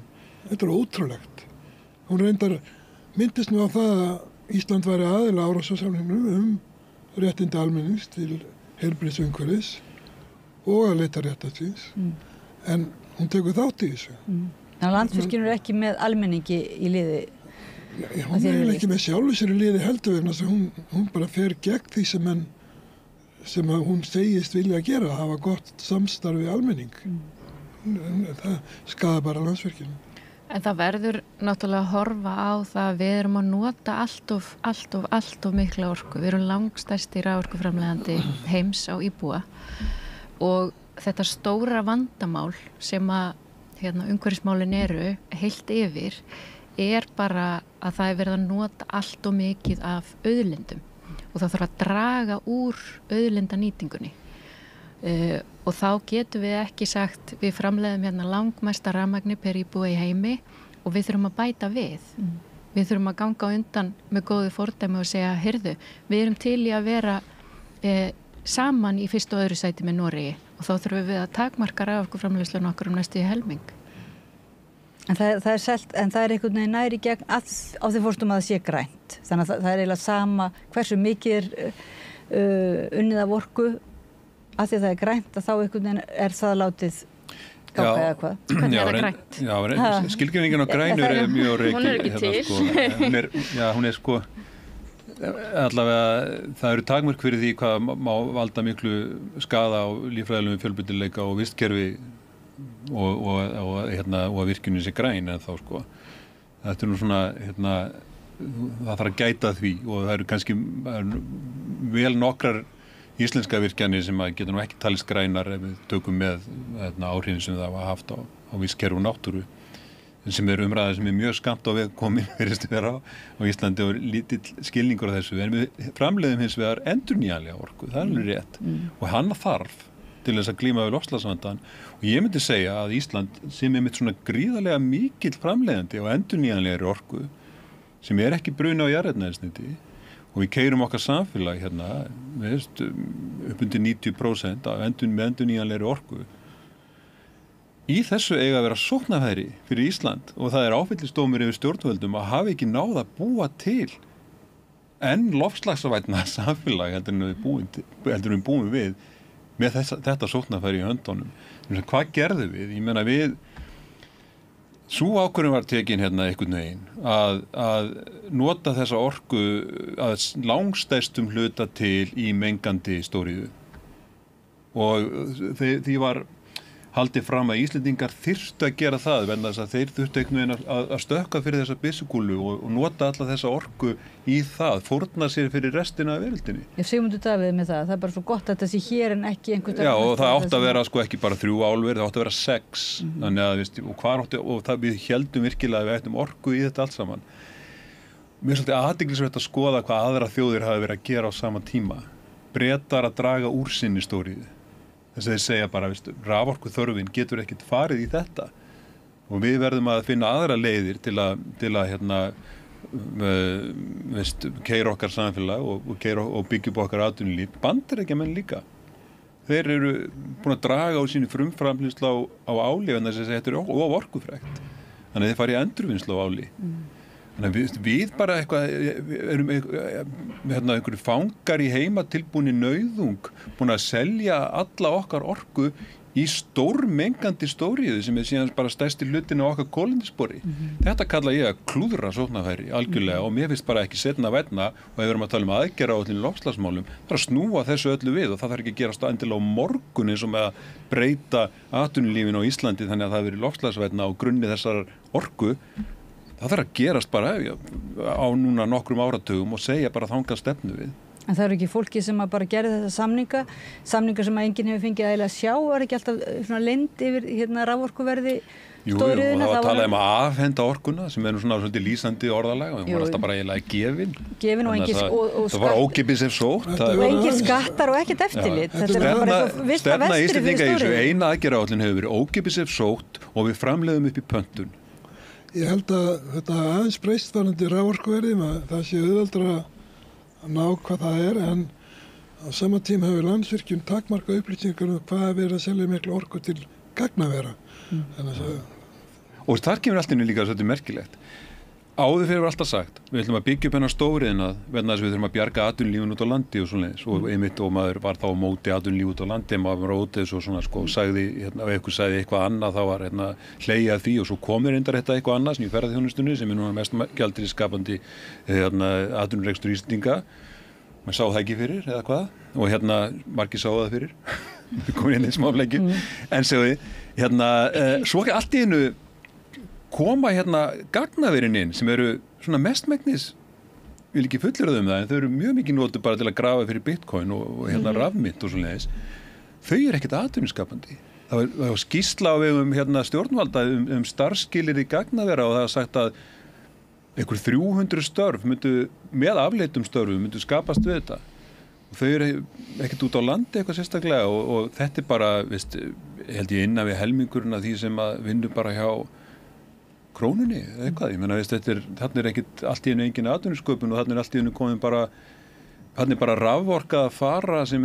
tvöfalt á eða þrefalt á það sem heimilin nota Þetta hljómar svona alltaf meira og meira sem maður heyrir því hljómar þetta ekki bara sem vont klúður og maður óskar þess að þeir sem gerðu svo vondu samninga þeir eiginlega bara falli frá og þá getur kannski hinnir en hvað að gera næst, takk til því hvað að gera næst á að fara í virkjanir á heiðum landsins með vindorku upp á tvöfalda ef ekki þrefalda Kárahnjúkavirkjun til þess að búið í rafelsneti og því að það hefði selt okkur með það með þeim slagorðum að það sé út á orkuskiptunum en á sama tíma það var ekki búið að finna upp tæknina til að nota rafelsneti það er ekki búið að finna hann upp Og það algjörlega óljós hvort að við getum eitthvað keppt við aðra framleiðendur í því að búa þetta til, en þarna á sem sagt aftur að fórna náttúru Íslands fyrir einhver óljós markmið á útsölu.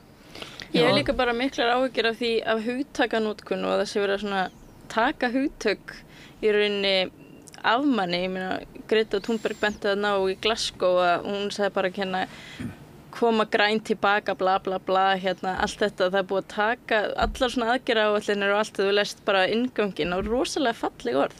Það bara sjálfbærni og bara hérna, allt rosalega grænt og fallegt og með þessu þá töpum við sem tölum þetta svolítið orðfærin. Við erum alltaf að vera að finna upp ný orð til þess að tala hluti og hérna og þetta held ég ágefnum eins að almenningur heldur ekki í við þetta og þá verður einhvern veginn grænþvotturinn svo auðveldur. Grænþvotturinn og heilaþvotturinn náttúrulega bara leið, eins og þú segir, það er verið að nota hugtök eins og grænt og bara fólk trúir því, heyrir þá og bara heldur að það sé allt í góðu lagi en ég meina kolefnishlutleysi, kolefnishlutleyst Ísland 2040, það veit ekki hvað þetta þýðir. Er þetta bara samfélagslosun, verður bara, mun enginn losa neitt kolefnina, verður kolefni það sem að losa jafnað með skógrækt, þú veist, hvað á að bora svo öllu niður í berg með Carl-Benz-aðferðinni, þú veist, það veit enginn hvað þetta þýðir og sér kasta fram aftur og aftur og ég sé bara fram á það að sko kynslóðin á eftir minni, hún á eftir að þurfa að taka til eftir allt þetta klúður. En þetta er það sem við sagðum, fína kynslóð. Já, og bara takk fyrir að setja ábyrgðin á okkur, nú setja ég ábyrgðin á næstu. Akkurat, hvað er það að dæmda? Með að við, svona þessa þróun að þá, sko ef við ætlum að standa við einhvers konar markmið og einhvers konar,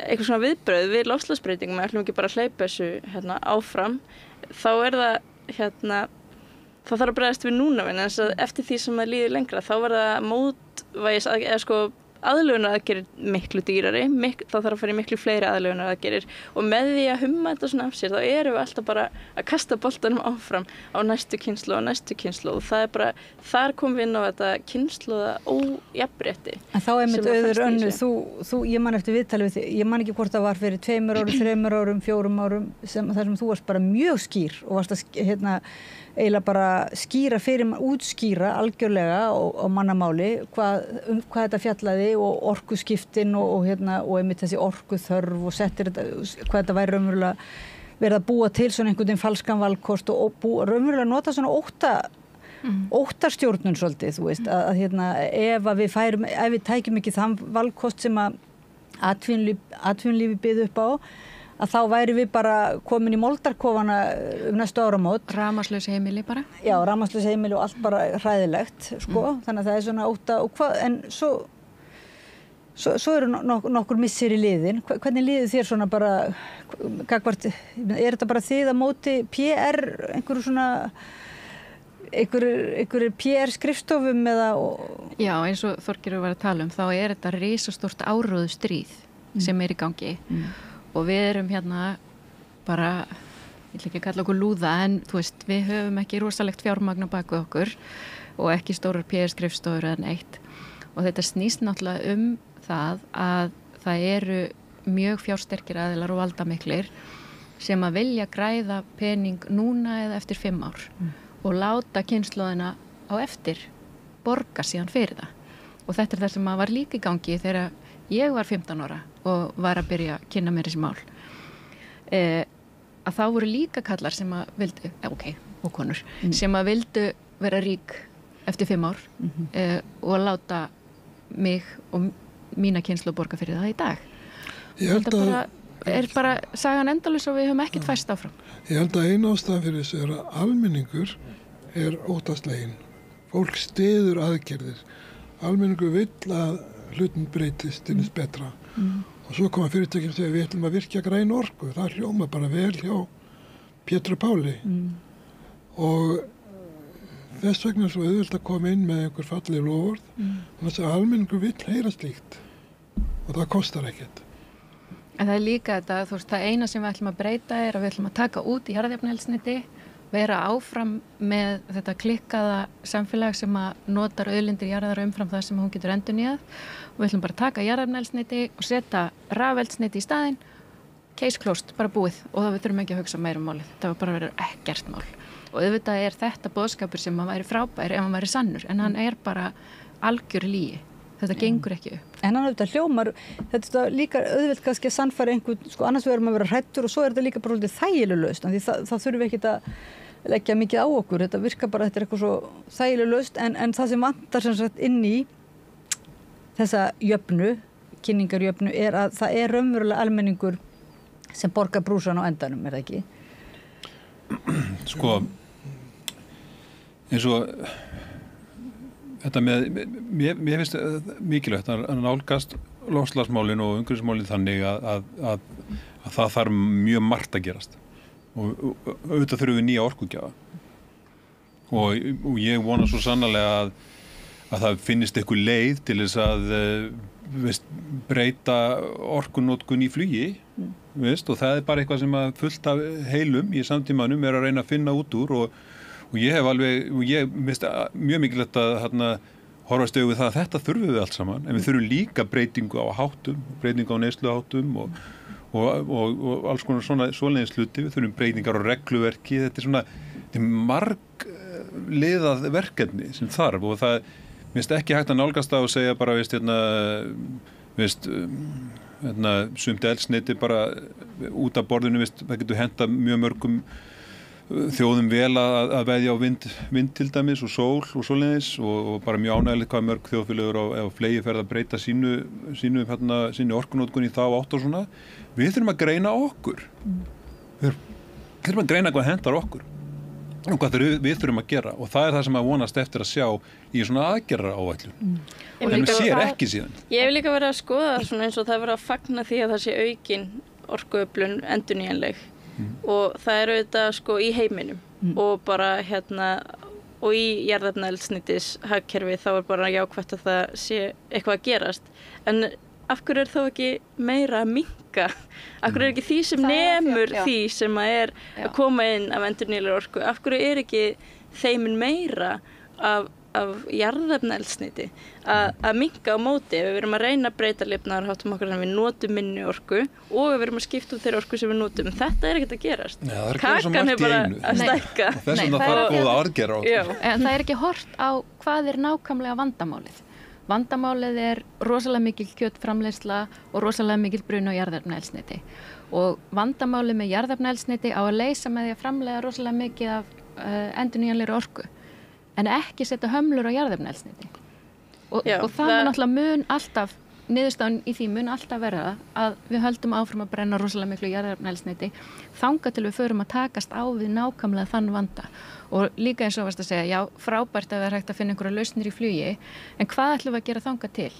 Ekki neitt, við ætlum bara að vera já, það ekki komin einn laust þannig að við bara flugfélögum gjaldfrjálsa losunarheimildir það til dæmis það sem Ísland að gera en ég held að sko það mjög gott sem að komst með punktum sko óttan vegna þess að síðan fólk eins og við sem bara óttaslegin yfir framtíðinni út af loftslagsbreytingum og almenningur allur og svo það bara mjög flókið að fjalla þessi mál vegna þess að þetta óttavaldandi en ótti ekkert endilega besti drifkrafturinn til þess að bregðast við heldur einmitt það vonin og það þessi framtíðarsýn heim þar sem við erum ekki að skaða komandi kynslóður með því hvernig við með ósjálfbærum lifnaðarháttum sem þarf að keyra okkur áfram en ekki óttin en það svo erfitt að reyna að koma miklu erfiðara að fá fólk með sér í það heldur en að hræða það með sér og þetta bara eitthvað sem við erum öll að takast á við sem erum að lesa vísindaskýrslunar og erum bara sjálf óttaslegin. En maður pælir stundum í því af hverju takið þið ykkur ekki saman og höndum saman með öðrum stofnunum með öðrum smáríkjum með öðrum og komið þá með svona alternativ annars konar heildarsýn annars konar aðgerðaráætlun það svolítið eins og ég veit að það oft kallað eftir því af hverju þið ekki af hverju þeir sem að nöldra við leggjum til aðgerðir og en við erum rekin á hversu mikið brot af fjármagninu er í okkar starfsemi versus það sem stjórnvöld hafa í höndunum og tækifærin og tengsli sem stjórnvöld hafa. Þetta er vinnan þeirra, þetta er ekki vinnan mín. Það er að koma kosningar og þetta er eitt af því sem bara ég og mjög margir held ég í samfélaginu munu bara skoða. Ég skoðaði forsetakosningarna núna síðast sem auðvitað ekki áhrifamiklar kosningar í svona hvað var það pólitíkin og málindinu sem við erum að fjallum svona, og ákvarðanir sem við þurfum að taka en það var mjög athyglisvert að það var eiginlega ekkert fjallað umhverfismál eða loftslagsmál í þessum forsetakosningum. Já, stefnur að forsætisráðherra þar voru allir að tala. Það er greinilega eitthvað ástand í gangi og ég held að þess vegna erum við með svona loftslagsáætlun sem er ekki áætlun. Þetta er bara eitthvað svona ticky box brainstorm plagg. Skýrslur og greiningar og rannsóknir og skoða. En við sjáum bara samt hvað svona óttið náttúrulega síðan er hátt vaxtastig og fólk bara skiljanlega er að tala um það. En það er aldrei sett svona einhvern veginn í samhengi við sem sagt framtíðarsýn og vonum þetta sjálfbærara samfélag og það er verk að vinna. Og raunverulega kannski líka eins og ég var að segja þegar neytendasamtökin eru farin að láta til sín taka þar þá er þetta beinlínis verið að sýna fram á þetta farið að hafa áhrif á okkar sem sagt bara jafnréttis og réttlætis ástand hérna í samfélaginu nú þegar. Þetta er ekki bara eitthvað í framtíðinni. Nei, eins og til dæmis bara, veist, það að eitthvað landsvæði verði bara næstu árum mögulega óbyggilegt út af hækkun sjávarmáls og það eru alveg þannig landsvæði á Íslandi til dæmis. Þetta verður áhrif á tryggingar og einfallega og þetta er að gerast í Bandaríkjunum allt og út allan heim að fólk getur ekki lengur tryggt eigur sínar sem eru umtalsverði efnaðislega áhrif en það setur þá pressu á ríkisvaldið að koma með pening bara eins og við sáum í Grindavík á öðrum orsökum að svona atburðum er að fjölga út allan heim. Það sem þarf bara að takast á við með bráðan vanda það sem fólk er að missa eigur sínar. Þannig að þetta er bara eitthvað sem hefur augljós áhrif og svo hefur þetta áhrif á aðfangakeðjuna þannig að fólk fær ekki lengur, eða fyrirtæki sem er að flytja inn, þau fá ekki hráefnið til þess að flytja inn og það veldur ákveðnum svona skorti út af loftslagsbreytingum sem veldur síðan verðbólgu þannig að það hefur komið svona loftslagstengd verðbólga og það sem ég hef áhyggjur af er að við munum svona í náinni framtíð að núna þegar þetta er alltaf gerast þá verði ákveðin þreyta í umræðinu og fólk vilji ekki tengja þetta við loftslagsmál og fólk vil bara tala verðbólguna fólk vil bara tala fólksflutningana. Það er ekki þannig í framtíðin, þannig er það nú þegar. Þannig er það núna að fólksflutningarnir sem verða óhjákvæmilega frá löndum sem verða nánast óbyggilega út af hita og þurrki það er bara að kalla fólksflutningar og engin skilningur á því að henni nenna til að tala það að þetta er út af loftslagsbreytingum. Þannig ég spái því að ef þetta er alltaf að fara til helvítis þá fer það fyrst til helvítis út af bara einhverjum hlutum sem við bara pólitískur óstöðuleiki og efnaðasmál sem að við tengjum ekki við. Svo er alveg að ótta við þessa hluti líka, ótti við innflytjendur, flótta fólk, ótti við að rafmagnslaus heimili 2025, ótti við ýmislegt sem að eru afleiðingar og nú er ég rafmagnslaus heimili verða aldrei rafmagnslaus sem nota svo pínlítinn part en það er svona alið á einhverju sem á að vera það sem að tengist loftslagsmálum svo beinlínis en það er ekki sett í þetta samhengi og En út af öllum þessum afleiðingum þá erum við í svo mikill þörf fyrir góða áætlun og þá vil ég fá að koma aftur að þessu sem er vandamálið við losum allt og mikið og ég teki eftir að stjórnmálumenni hafa sagt að undanfarnu við losum svo lítið per framleiðslueiningu. Framleiðslueiningu? Já, það er nýtt. Er það nýtt? Já, það er nýjum máli. Ég elska þetta. En og þeir segja jafnframt að það sé miklu meiri mengun í Evrópu sem er rangt.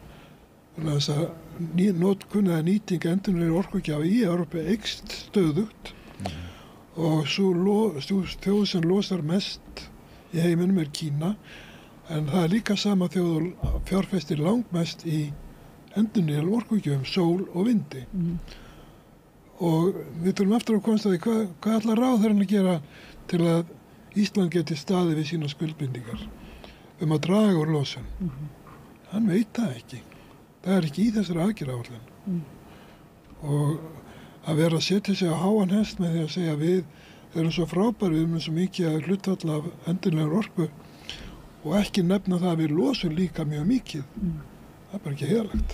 Það sem maður heyrir svolítið svona, einmitt það sem ég er að tala um, af hverju komum þið og við okkur ekki saman einhver aðra vinnuna fyrir stjórnvöld, sem sagt, þess að þú segir, bara kauplaust, sjálfsögðu, bara fyrir komandi kynslóðir. En þá kemur alltaf þetta að það eru margir sko, sem að hlusta á vísindafólk og hlusta á fólk á vettfangi, fólk sem að býr í aðstæðunum og svoleiðis. Það tekur svolítið tíma að fá fram niðurstöður og svona búa til þekkinguna eða kalla fram þekkinguna þetta sem að þessi aðgerðaáætlun stjórnvalda algjörlega skautar fram hjá, ekki bara sem sagt reynslu almennings og framtíðarsýn. Þannig að maður hugsa stundum með sér þetta svo flókið og svo alls konar neyðar aðstæður eins og bara í Grindavík, þú veist, hjá okkur og það mengun yfir Reykjavík og það alls konar svona sem hefur áhrif á. Hver ætti þá að ef það ekki stjórnvöld, ef stjórnvöld klikka eins og þau eru bara að gera, þetta bara ónýt aðgerðaáætlun sem heyrist og sýnist, hver ætti þá að grípa inn af því það neyðarástand framöndan, hver ætti að grípa inn? Það þarf að styrkja stofnanir samfélagsins, til dæmis Orkustofnun. Hún þarf að skaffa okkur upplýsingar, við erum borgarar í landinu, við eigum þessa Orkustofnun og hún þarf að skaffa upplýsingar það hversu mikla orku þurfum við og hversu mikla orku vantar okkur. En í staðin fyrir að Orkustofnun ráði við þetta verkefni þá Landsnet, Landsvirkjun, Samorka og ég veit ekki hverjir að skrifa eiginskýrslur sem að stjórnmálamenn eiga að taka meira mark á. Við verðum að sko, sem bara lýðræðisríki að geta haft stofnun sem veitur okkur upplýsingar sem allir geta treyst. Já, en forstjóri núna Orkustofnunar, hann kemur á stóriðinni.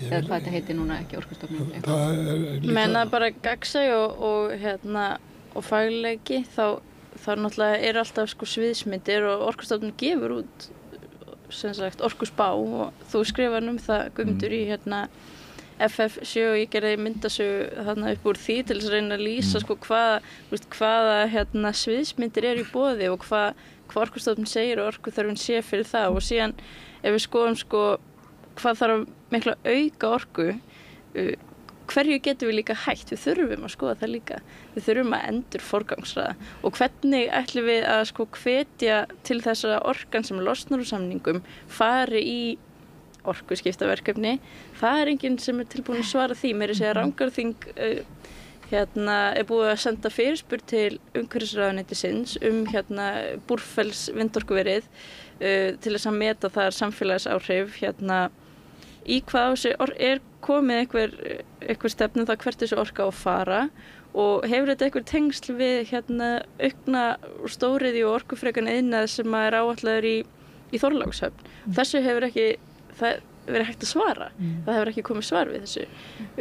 Þetta eru bara svona grundvallar spurningar sem að og þarna skiptir gagnsæi svo miklu máli og bara að allt sé upp á borði. Maður hefur á tilfinningun að sé alls konar svona alls konar fólk og fyrirtæki og sem ætla að stökkva á vagnin og við ætlum að auka orkuöflun núna en síðan erum við ekki með innviðina til þess að fara í orkuskipti og þá kemur bara eitthvað fiskeldi eða tómatastóriðja eða hvað það sement eitthvað sem kaupir orkuna. Það engar tölur þetta í aðgerðaáætlun. Nei.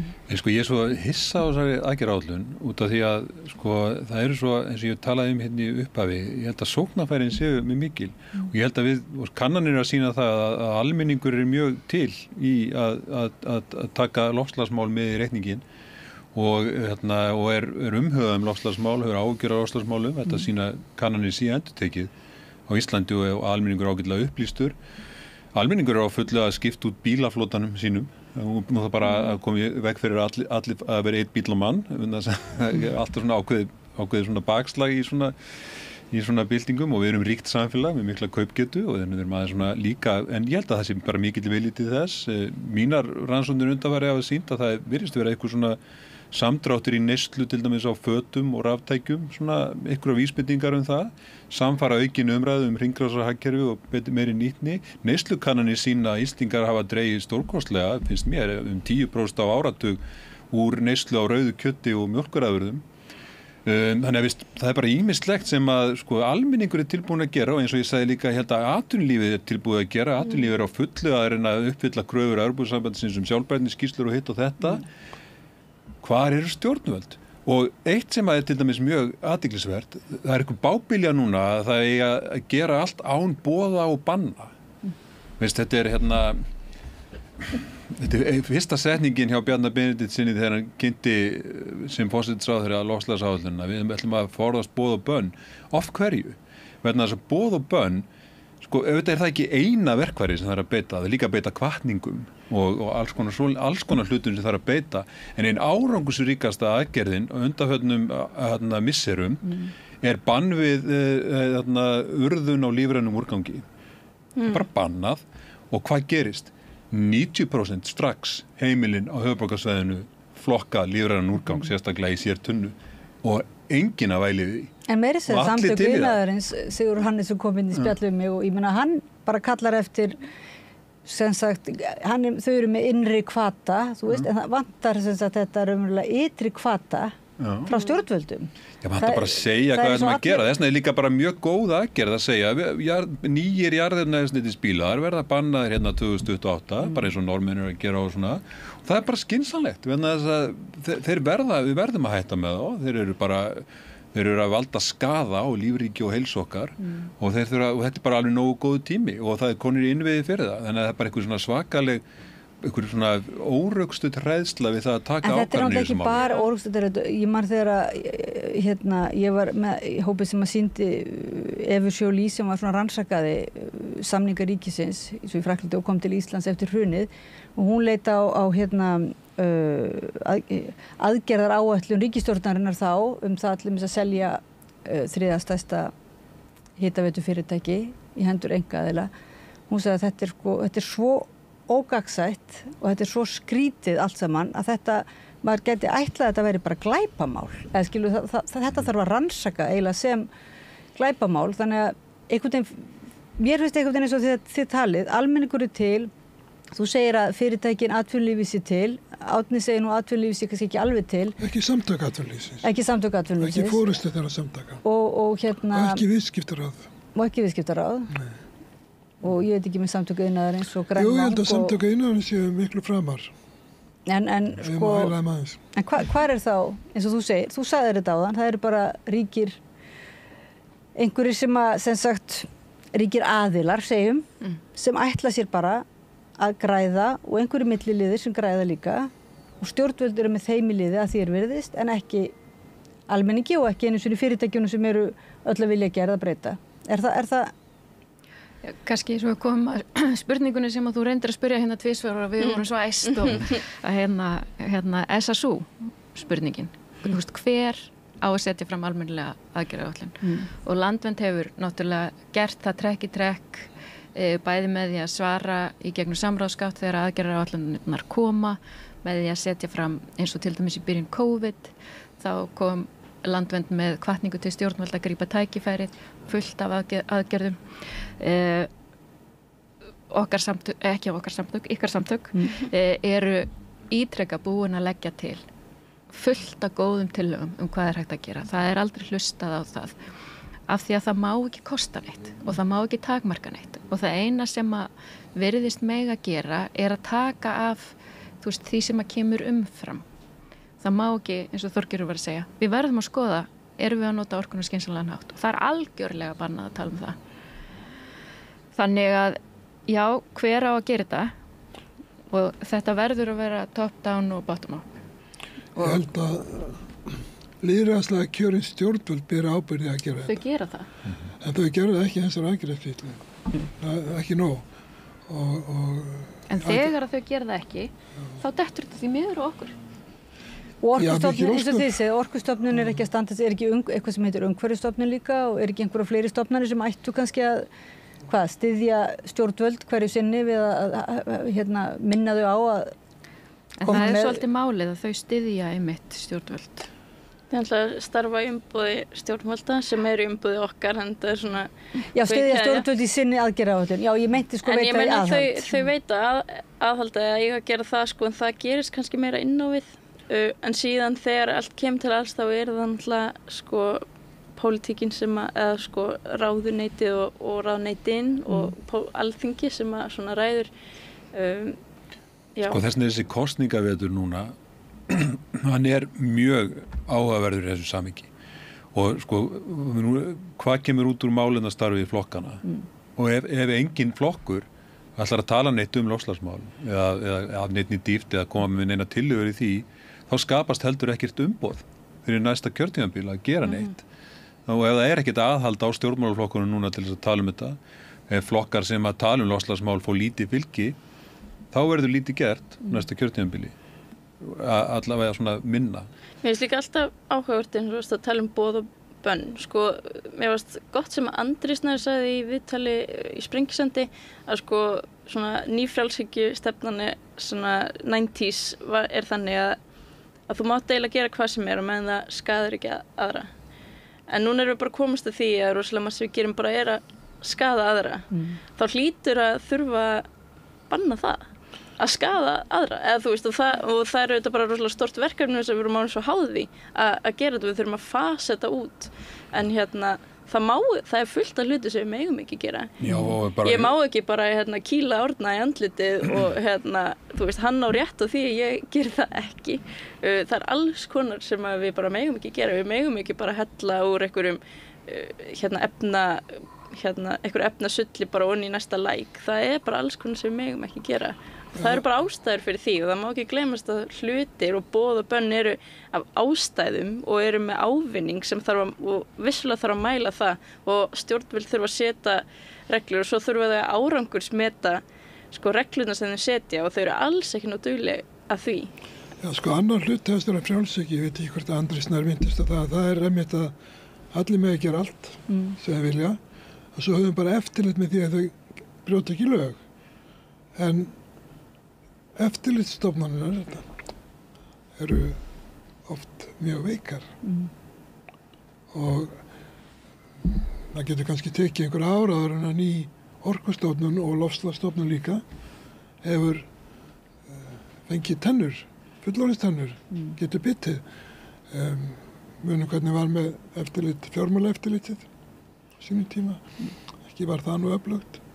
Þannig að sko við verðum Svo er loftslagsráð sem alltaf á að bregðast við líka. Loftslagsráð, hvað segja, skipunartími loftslagsráðs rann út í lok ágúst í fyrra.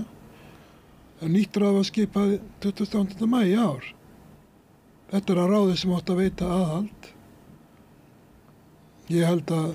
Og loftslagsráð, nú sit ég í loftslagsráð, við fengum bara að gera áætlunina á saman tíma og hinir, sko. En það er náttúrulega skipað mjög seint.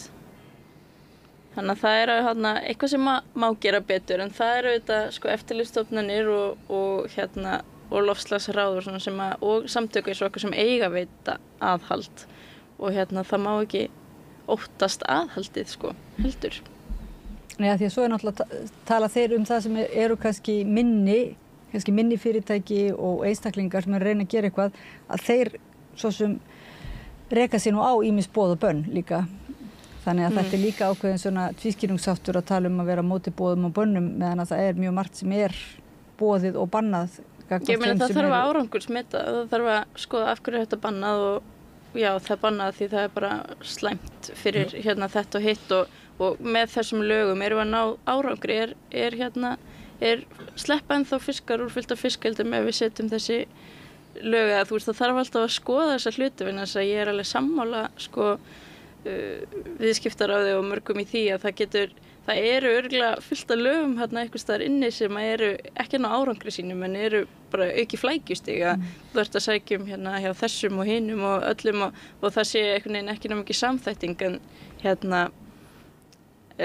og eins og til dæmis en svo oft kemur það niður á sko hinum megin að til dæmis á Samgöngustofa að gera athugasemd við það ef að fiskeldi eru innan sko ljósgeira vita hafi ekki gert það. Svo kemur ljós bara eftir á eitthvað, við brutum hérna lög með þessu skipulagi. En er það ekki eiginlega svolítið í húfi núna eins og ef að gera þetta kosningamáli, ef við eigum bara að taka málin okkar hendur, almenningur, að þá verðum við einhvern veginn að kannski að ná að ræðum þetta á þann hátt að þetta sé ekki svo flókið að við bara gefumst upp. Að við verum einhvern veginn að átt og gráði að hvað þetta snýst einhverju leyti.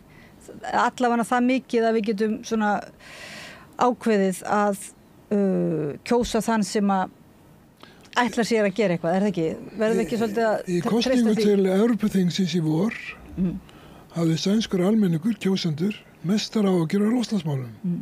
Og niðurstaðan var meðal annars svo að svíþjóðdemókratar sem hata loftslagsaðgerðir, þeir komast ekki áfram. Þeir töpuðu ekki miklu en þeir voru ekki ná árangri. Það gerði eins og er umhverfisflokkurinn í Svíþjóð. Þannig að ég held að almenningur hafi bara mjög mikið áhuga á þessu og það er auðvelt, en það er auðvelt fyrir flokka að svona lofa öllu fögru, gera ekki neitt. En hlutverk okkar er kannski vita aðhald. Og benda kannski á einmitt að þið talið nú að þetta er áróðustríð. Já, bara að minna á það, ekki að taka, við skulum ekki trúa einhverjum áróðri. Og sína líka bara svona efla með okkur samkennd og kærleika, fyrir þess að þetta snýst allt að reyna að gera vel fyrir okkur sjálf, fyrir komandi kynslóðir. Það er það sem það snýst ekki einhvern veginn að fara þetta á hnefanum að því að þetta er bara eitthvað sem ég vil eða Guðmundur vil eða eitthvað. Það snýst náttúrulega vísindin sem er að spá fyrir það sem við erum að gera núna hefur skaðlega áhrif á fólk sem við þekkjum ekki, fólk í öðrum löndum og okkur komandi kynslóður og síðan okkur sjálf bara okkar líftíma eins og þetta er gerast hraðar en við heldum og þetta snýst svona samkennd og samtakamátt en ég sé bara, ég held að það sé svona uppgangur alls konar populism að sé að því að og í kjölfar einhvern veginn COVID fólk er það treystir ekki hvert öðru, það treystir ekki vísindunum, það svona ákveðin bylgja í gangi og það er eiginlega eina leið til að svara því held ég að hlusta og reyna að svona koma inn þessari samkennd og þessum kærleika eins og bara Halla Tómasdóttir núna með átaki í gangi, bara riddari kærleikans, ég held að þetta tengist 100% inn í bara öll þessi mál þegar við viljum gera vel að það þarf að mæta því með þessu viðmóti. Mér finnst svo mikilvægt og ég vona að einhver stjórnmálaflokkur eða maður í næstu kosningu muni segja það að aðgerðina sem þarf að ráðast í það gera lífið ekki verra, það gera það betra. Þetta eru allt góðar aðgerðir. Þetta er bara svona þetta er bara svona sambærilegt við það og þegar maður tekur ábyrgð á eigin heilsu. Það maður ráðast í að svona aðgerðir kunna virðast eitthvað íþykjandi eða kostnaðarsamar eða eitthvað slíkt, það er taka tíma frá þeir, en þeir mun líða betur. Þannig að og þetta er eiginlega allt þannig aðgerðir sem bara gera lífið allt saman betra og það bara fer sama við það. Og það verður að vera lokaorða minni hálfu en þess að ég þarf að fara annað. Við þurfum líka og takk fyrir spjallið. Þetta er að setja allar athugasemdir ykkar inn í gervigreind og veit hvort það kemur ekki bara flott Já, flott stefna í segi svona. Kæra þakki fyrir komin og við höldum umræðin áfram og við þurfum að hætta. Vilt þú kannski segja eitthvað að lokum svona í dag hvað er svona, hvernig við getum eiginlega, hvað við þurfum að gera núna næstu dögum? Nú eru þið búin að vera duglega að skrifa setja þetta inn á samráðsgátt.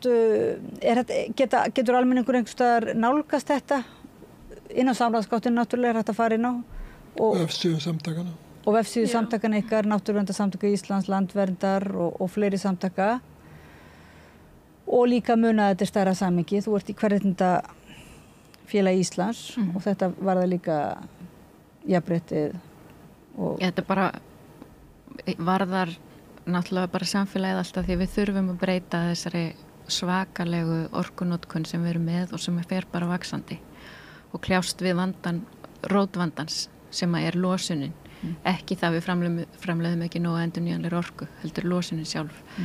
En svo það náttúrulega að skoða hvaða áhrif það hefur á viðkvæma hópa og það er náttúrulega alls ekki gert í þessari áætlun nema þegar kemur að byggðamálum og bara sammála þeim sem að hafa talað hérna og þetta er bara svakalega sorglegt að við séum að horfa upp á þessa aðgerðaáætlun núna þegar að það var algjörlega ljóst þegar að fyrsta aðgerðaáætlun kom að hún myndi ekki duga til þess að ná samdrætti í losun fyrir 2030 hvort sem hann átti að vera 35% eða 45%. Og svo bara verið að hamra á sama og bæta við fullt af skýslum og greiningum og einhverju huga að og stuðla að og einhverju svona bleflega orðagjálfuri. Þannig að já, það bara verður að gera betur. Þið sjáðu að þetta hefur áhrif á sem sagt samfélagið og það strax byrjað að hafa ekki áhrif á svona mælanleg áhrif. Þetta ekki bara, það talaði náttúrulega ef það verður ekkert gert í loftslagsmálum og þá verður þriðji heimurinn mest, sem sagt, þarf að borga mest fyrir það, en það líka bara innan okkar samfélags það ekki, sem að það eykur svona aðgerðaráætlun, svona ónýtt aðgerðaráætlun eykur umverulega ójafnrétti í samfélaginu. Já, eins og við komum inn á í okkar umsögn hjá Kvenréttindafélaginu að þá þessi ofur áhersla á að stækka orkuiðnaðinn, framleiða meiri orku. Þetta eru geirar byggingariðnaðurinn og orkugeirinn, þetta eru geirar sem eru mjög karllægir. Þá verið að setja meiri pening, meiri áherslu þar sem að karlar eru fyrir og fá mjög há laun. Í staðin fyrir að leggja áherslu á, eins og Þorgerður talaði á umönnun og þetta svona care society, þar sem að konur eru í meiri hluta, menntun, bætta heilsu. Og ef við stækkum þessa geira sem eru að losa mjög lítið þar sem að og hækkum launin þar til dæmis og höfum meiri umsvif eins og í kennslu og það mjög nauðsynlegt að fræða börn, unglinga og fullorðna umhverfismál, kenna þeim að elska náttúruna sem mjög auðvelt því að náttúran mjög auðelskanleg að þá værum við að horfa á miklu réttlátari áætlun út frá kynjasjónarmiðum. Þannig að smá saman skilt okkur að þetta svona spilar allt saman. Árni, vilt þú segja nokkur orða lokum? Ég held að það sé mjög mikilvægt að stjórnvöld, þessi sem við kjósum á Alþingi, hafi lýðræðislegan sans fyrir því að nauðsynlegt að fá alla að borðinu, ekki bara atvinnulífin, ekki bara samtök iðnaðarins, einhverja sem hafa nóga peninga milli handana til að standa sig vel í árarunum. Þeir eru náttúrulega skilgreindir sem hagsmunaaðilar en í ljós kemur að almenningur stærsti hagsmunaaðilinn í þessari jöfnu og náttúran náttúrulega sjálf. Hagaðili. Hagsmunir almennings, almannahagsmunir verða að ganga fyrir, ekki sant? Við minnum þá kjósendur á það og höldum umræðinni gangandi. Þakka ykkur kærlega fyrir að koma. Já, takk fyrir. Og segja okkur aðeins frá, við erum ekki eins og byrjuð að fara út í það nákvæmlega hvaða ábendingar þið komið með og hvaða athugasemdir þið gerðuð í ykkar raunverulega búin að vinna dag og nótt við að koma gera athugasemdir við þessa aðgerðaráætlun stjórnvalda í, hvað heitir þetta, í loftslags- og loftslagsmálum. En það þarf að gera betur og það vonandi bara það verður hlustað á það þessu sinni og þið verður kalluð að borðinu og hagsmunir almennings og okkar allara verið hafið að leiðarljósi. Þorgerður María Þorbjarnardóttir, formaður Landverndar, Árni Finnsson, formaður Náttúruverndarsamtaka Íslands, Auður Önnu Magnúsdóttir, framkvæmdastjóri Kvenréttindafélags Íslands og Guðmundur Steingrímsson sem þurfti rétt að stökkva af stað, var með okkur umhverfisfræðingur og varaformaður Landverndar. Kæra þakki fyrir að koma. Takk fyrir mig. Allt það besta ókeypis. Knúsaðu vini þína. Samstöðin þar sem manneskjurnar koma saman. Þannig sáum við eiginlega, heyrðu við svart á hvítu eða hvernig maður að segja, heyrðu það mjög skýrt að aðgerðaráætlun stjórnvalda frekar ónýtis plagg eða allavega ekki svona mjög leiðbeinandi að mati sérfræðinga. En núna heldum við áfram svolítið svona í þessum umhverfismálum en einmitt út frá þessu praktísku málum. Þú fórst að tala við hjólafólk, ekki? Já, fólk sem að hjóla í vinnuna. Einmitt, ekki veitir af að setja umhverfismál mjög aktíft á dagskrá eins og staðan ástandið. En það séu 3 vikur síðan ég fór fyrst að gerði fyrsta þáttinn umhverfisvænar samgöngur borgarlínu með og móti þá framtíðarsýn alltaf og þú kannski þekkir þá Oddný að þú búið hérna í borginni nánast alla þína hunds og katta tíð, ekki satt? Já, já. Já, og sko, ert ekki lengur núna á milli staða heldur en kannski á ákveðnum tímum í umferðinni heldur en þú og nokksunum verið? Finnur ekki alltaf fyrir meir og meiri bílaumferð? Jú, algjörlega. Og erfiðari bílaumferð. Og erfiðari bílaumferð, jafnvel meira stressi. Og líka erfiðari umferð verði ég segja var þetta sko gangandi umferð, hjólaumferð, hlaupahjólaumferð og bílaumferð og rútuumferð og strætóumferð. Það einhvern veginn ekki alveg.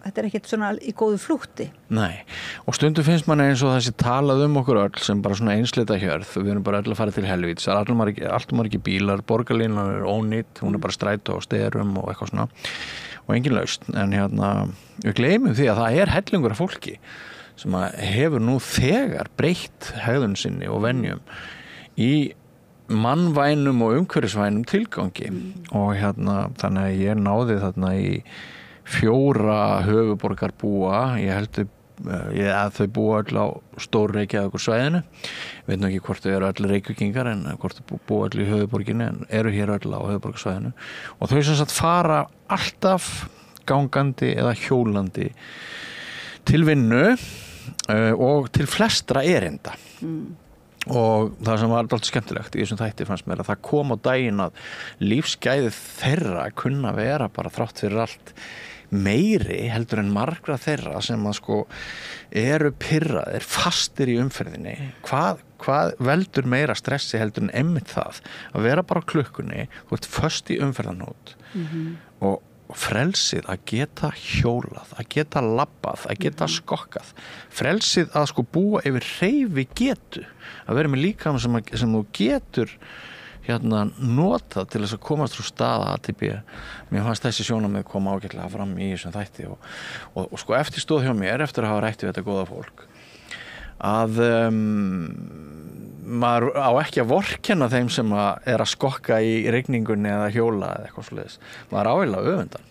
Já, en maður heldur ekki að pirra sig. Sko ég var einu sinni svo eiginlega vitlaus að setja færsluinn á Facebook, þannig svolítið nokkur ár síðan og þá bjóði út á landi og var að pirra mig einmitt á hjólafólki. Já. Ekki, ég vorkendi því ekki, heldur fannst mér sko, ég var ekki að pirra mig á hjólafólkinu sjálfu, heldur á vegunum. Stígunum. Já, stígunum. Svörið sem ég fekk voru, það voru mörg svör sem ég fekk, fólk held ég væri að pirrast á hjólafólkinu sjálfu, en ég var raunverulega að segja bara þjóðvegur 1. Það er svolítið erfitt þegar það er svona margir á hjólum það er mjög erfitt sem sagt að fara fram hjólum og sérstaklega kannski ef þau eru 2 sem hjóla hlið við hlið þá er það bara stór slysahætta og ég var eitthvað að tuða þetta sem sagt en Ef ég myndi spyrja þig, hvað heldur að fjölgi mörg ökutæki, marga bíla hérna á höfuðborgarsvæðinu hverju mánuði á þess að það sé nokkuð verið að bæta samgöngukerfið, fjölga vegum eða eitthvað liðka til fyrir umferðinni? Hvað myndir þú halda að myndi bætast við mörg nýjir bílar á hverju mánuði hérna? Ef myndi bara spyrja svona út í loftið. 50. 1200. Vá. Þetta er það sem við erum að eiga. Skildi nokkur verða að hissa á því að það styttist í það að enginn kemst hér löndin strönd sko á bíl. Þetta er náttúrulega svakalegt. Þetta er nefnilega svakalegt. En líka út af þjóðveginum, hvað er rosalega mikil umferð þar sko. Svo er það á banaslys og hérna bara, já. Ég talaði við hann hérna daginn, Edvard Hypens, ferðamála fræðing og hann var einmitt að segja hvað væri mikil vöntun á heildarhugsun í samgöngum á Íslandi og hvað veginnir væru þeir væru ekki byggðir samkvæmt sko stöðlum, svona öryggistöðlum það væri stór hætta hérna bara í samgöngum yfir höfuð. Já. En hrós til þeirra sem eru nú þegar búin að breyta sinni ferðahegðun og næst á dagskrá eru sem sagt þessi 4 sem að ég ræddi við sem að nýta sér reiðhjól eða bara fæturna til ferða sinna höfuðborgarsvæðið. Það er Gísli Tryggvason, Örn Bárður Jónsson, Herdís Sjopka og Sigmundur Ernir Rúnarsson. Gjörðu þið svo vel.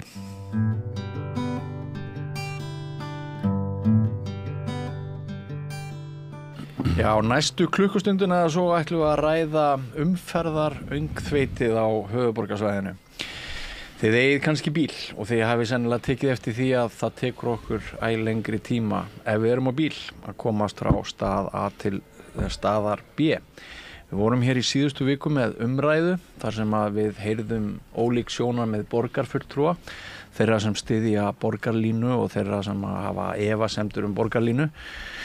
Mörg okkar telja að það sé þessi framtíðarsýn, hún sé ekki nógu trúverðug og við svona upplifum það frá degi til dags að vandinn sé að verða meiri og meiri.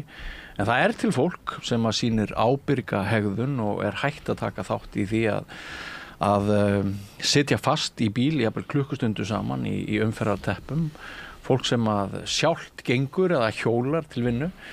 Og panel dagsins í dag hér á Samstöðinni, hann samanstendur af svoleiðis fólki. Verið þið 4 velkomin, Gísli Tryggvason, lögmaður, Herdís Sjopka, séra Örn Bárður Jónsson og Sigmundur Ernir Rúnarsson. Þið eru sem sagt hérna eins og ég var að nefna, þið eruð í því liði að þið reynið allt hvað þið getið að fara, nota ekki bílinn þegar þið eruð að fara og erinda eitthvað hér í borginni. Byrjum bara á þér, Sigmundur. Hvaða hagræði sér þú helst af því að ganga sem mest og nota einkabílinn sem minnst hér? Það er náttúrulega fyrst og fremst lýðheilsumál. Maður á að hreyfa sig. Já. Og ég hef áraræðir gengið mikið á fjöll, notið íslenska náttúru. Það er svona helsta áhugamál mitt fyrir þess að margt annað. Já. En ég á því láni að fagna eftir að hafa búið 18 ár í Grafarvogi og allir þar upp mín börn og notaði mikið strætó, til dæmis þegar ég var á Alþingi í 4 ár. Já. Þá tók ég bara strætó beint niður í MR og þaðan inn í Alþingi. Núna hins vegar eftir að börni fóru að heiman þá fluttuðu niður í bæ, gátum blósa okkur við annan bílinn. Já. Og sem er mikið hagræði og ég átti lána að fagna geta gengið í vinnu fyrst sem sjónvarpsstjóri Hringbrautar út á Nes, hjólaði ýmist þangað eða labbaði og menn mikla nefnilega allt var mikið fyrir sér fjarlæðir, göngufjarlæðir og svo eftir ég var ritstjóri Fréttablaðsins þá náttúrulega gekk ég bara af Laufásvegi niður í Austurhöfn og núna er ég ritstjóri RIF í Hafnarhúsinu niður við Höfn og geng þar á hverju mótni fram og tilbaka svo síðdegis og þetta er mikil lífsforréttindi að hreyfa sig, ganga, njóta náttúrunar, njóta umhverfisins, labba til dæmis í mínu tilviki þegar ég er að labba inn á RIF í þessa dagana, framhjá Tjörninni, yfir Austurvöll, hitta fólk, hitta vini sína. Þetta gerir maður ekki í bíl. Nei. Og þetta er svona ómæld forréttindi að geta gengið og það er alveg fáránlegt að fyrir það fólk sem getur gengið það er ekki allir sem geta gengið að sleppa því. Til dæmis vorum við undirbúa blaðamannahund út af nefndu Riffi sem byrjar á fimmtudaginn upp í Háskólabíói og ég labbaði frá Hafnarhvoli og upp í Háskólabíó. Margir hefur tekið bílinn það er alveg unaðslegt að labba þessa leið fram og tilbaka og það eru allt og margir sem mikla fyrir sér gönguleiðir. Ég fer 3 sinni í viku í fótbolta í Laugardal og að ganga þá leið frá miðbænum niður, maður er svona 45 mínútur sem er æðislegur tími með sjálfum sér, geta hugsað notið þess að hafa allt lífi í kringu sig. Inn í bíl er maður hins vegar yfirleitt pirraður út af því sem við erum að fara að tala hér. Já, þú ert að bíða og hérna, sko, það er svo áhugavert að mörg okkar við ökum í líkamsræktina. Já, og reynum að finna bílastæði sem næst. Já, og þar förum við og hlaupum á einhverju færibandi og svo förum við í sturtu og svo ökum við aftur heim. En sko með því einmitt að labba í vinnuna, þá náttúrulega bara getur við sparað áskortið þér ekki og hérna og þetta er einn besta hreyfing sem hægt er að fá það er að ganga. Akkurat. Örn Bárður, þú keyptir þér hjól, veit ég, fyrir hvað, rúmu ári? Já, reyndar, þá endurnýjaði ég. Já, keyptir rafmagnshjól? Já, það var 3. rafmagnshjól. Nú, já. Fyrsta rafmagnshjóli keypti ég í Noregi. Já. Var nú þó ekki svo heppin að búa í sveitafélagi sem borgaði fólki styrk til að kaupa rafmagnshjól. En ég keypti mér rafmagnshjól þar og kom með það hérna heim. Já. Seldi það og fekk mér svona meira götuhjól, þannig að ég geti verið svona uppréttur. Já. Og það reyndist mér mjög vel og svo endurnýjaði ég og fekk mér svona aðeins öflura hjól. Já. Með aðeins breiðari dekkjum og pínulítið stærri rafhlöðu. Já. Og ég fekk það í apríl í fyrra, ég held að sumardaginn 1. Og ég var að skoða áðan kílómetratöluna, ég búin að hjóla 2600 kílómetra á rúma ári. Það er rosa. 1,5 ári. Já. Það eru svona cirka 40 kílómetra á viku. Já. Og ég veit að þú hefur farið og messað í einhverju nágrannabyggðum, hvort það var Kópavogur eða Hafnarfjörður, og þá ferðu á hjólinu í hempunni. Reyndar ekki, ég hef hana með mér. Ég með hana sko í nakktöskunni, ég má nú ekki ljúga hérna. Ég með hempuna í nakktöskunni eins og prestarnir í gamla daga, sko. Þau fóru ríðandi og ég fer á mínum hjólhesti. Og ég fór í fyrra, þá fór ég 2 vikur í Rösur í Garðabæ í þessara erinda að jarða fólk. Já. Og núna fyrir bara mánuði þá fór ég til Hafnarfjarðar, ég bý í miðborginni í Reykjavík. Já. Þá fór ég til Hafnarfjarðar og það var dálítið mótvindur. Já. Og ég kom suður í Hafnarfjörð og tók mínar föggur inn og svo jarðaði ég og fór í erfidrykkjuna og hugsaði með mér, það verður gott að fá meðvindin á leiðinni tilbaka. Heyrðu, þá hafði hann snúið bölvaður og hálfu verri þegar ég fór suður eftir. En ég komst heim og mælinni sagði 20, ég hafði sett mælin á sko til að mæla akkurat þetta, 29,5 kílómetri. Þannig að þetta, og ég fer eiginlega aldrei út í hjólatúra. Nei. Ég er að fara að gera eitthvað. Það eru erindið þín.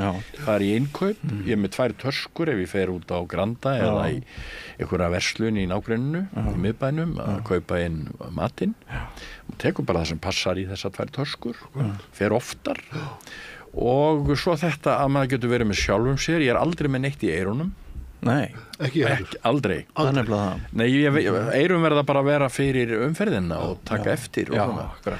Þannig að þetta er, sko, þetta er dásamlegur ferðamáti. Já, þú sparaði náttúrulega stór fé. Ég nota bílinn svona einu sinni í viku. Ég á bíl. Ég verða að viðurkenna það. En hvað finnst kollegu þínum íhaldssömmum prestum þessi ferðalög þín? Finnst þér þú ekki stórfurðulegu maður? Jú, það er svo mikilvægt. Sko, ég held að sumir vilja ekki hjóla, þeir eru spérhættir. Já. Maður verður að sigrast á spérhæslu og vera bara skrítinn. Það er bara mjög gott að vera skrítinn. Þú ert að normalísera þetta. Það er það sem þú ert að gera. Ég er að gera það, ég er að normalísera þetta að hjóla. Og ég var nú áðan ég var á fyrirlestri út í Neskirkju, þá var verið að segja frá Sigurgeiri Sigurðssyni biskupi, sem var sóknarprestur á Ísafirði í byrjun síðustu aldar. Og þið norðanmenn þekkið þetta alls saman. Pabbi Pétur sem vígði með prest. Og bara nota benni, í dag eru 45 ár síðan að Sigurbjörn vígði mig sem biskup. Sem djákna, Sigurbjörn biskup. En það var sagan af séra Sigurgeiri, hann hjólaði á Ísafirði. Og hann bjó upp á brekkunni í húsi sem heitir Sjónarhæð og það var kallinn í Firði sem vann held ég í fiski á Ísafirði.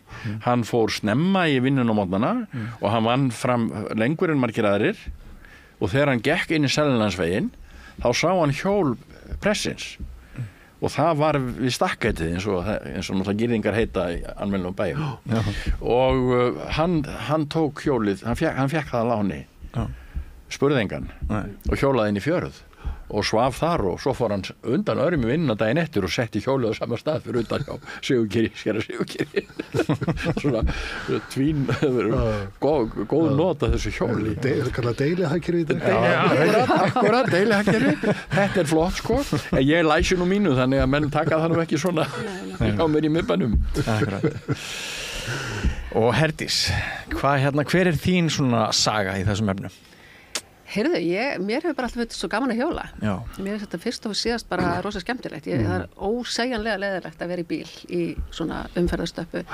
Þó það hafi reyndar orðið betra eftir að ég eignaðist lítinn dreng.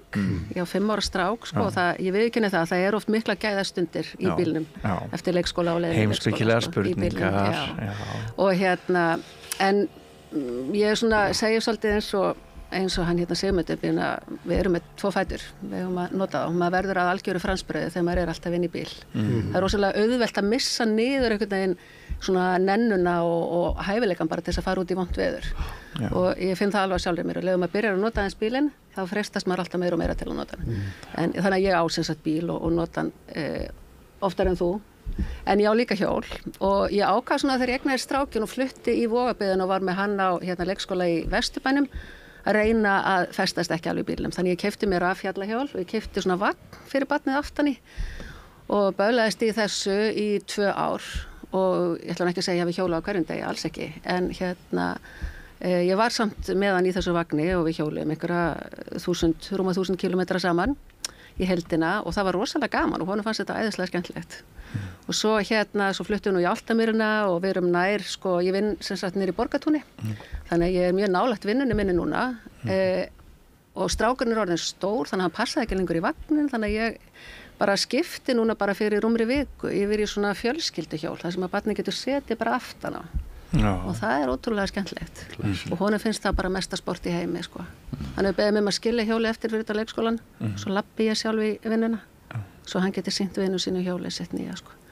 Og þannig að mér finnst þetta bara gaman, fyrst og síðast, svo finnst mér líka rosalega mikilvægt fyrir hann að hann sé ekki alinn upp í því að vera alltaf í bíl. Þetta er svona uppeldisatrið, svolítið eins og þú varst að tala að maður er hallærislegur, en mér finnst líka mikilvægt bara að normalisera þetta fyrir öðrum. Þannig að þegar ég er hann út að hjóla, kannski þetta alltaf kjánaleg, ég veit það ekki, en það er samt bara, þetta er bara frábært, þetta er bara ógeðslega skemmtilegt og maður hittir fólk mitt og er bara bjóða góðan daginn og situr ekki inn í bíl að bölva næsta bílstjóra. Það er engin kjánalegur á hjóli. Nei, nefnilega, sko. En maður er samt enn að venjast hjálminum, svolítið. Já, svolítið, ég veit ekki það. Ég veit ekki það. Hjálmhár er alveg, það er alveg þing. Já. Nema kannski fyrir... Já, þetta er meira mál fyrir ykkur konuðar, held ég. Já, nákvæmlega. En Gísli, ert þú maður göngunar eða hjólsins? Ég er nú svona pínulítið að vera bæði, sko. Ef þú spyrir söguna, sko, þá hjólaði ég náttúrulega mikið þegar ég var strákur og hafði gaman að því og svo hjólaði ég mjög mikið í Danmörku, þar sem ég bjó í mörg ár. Já.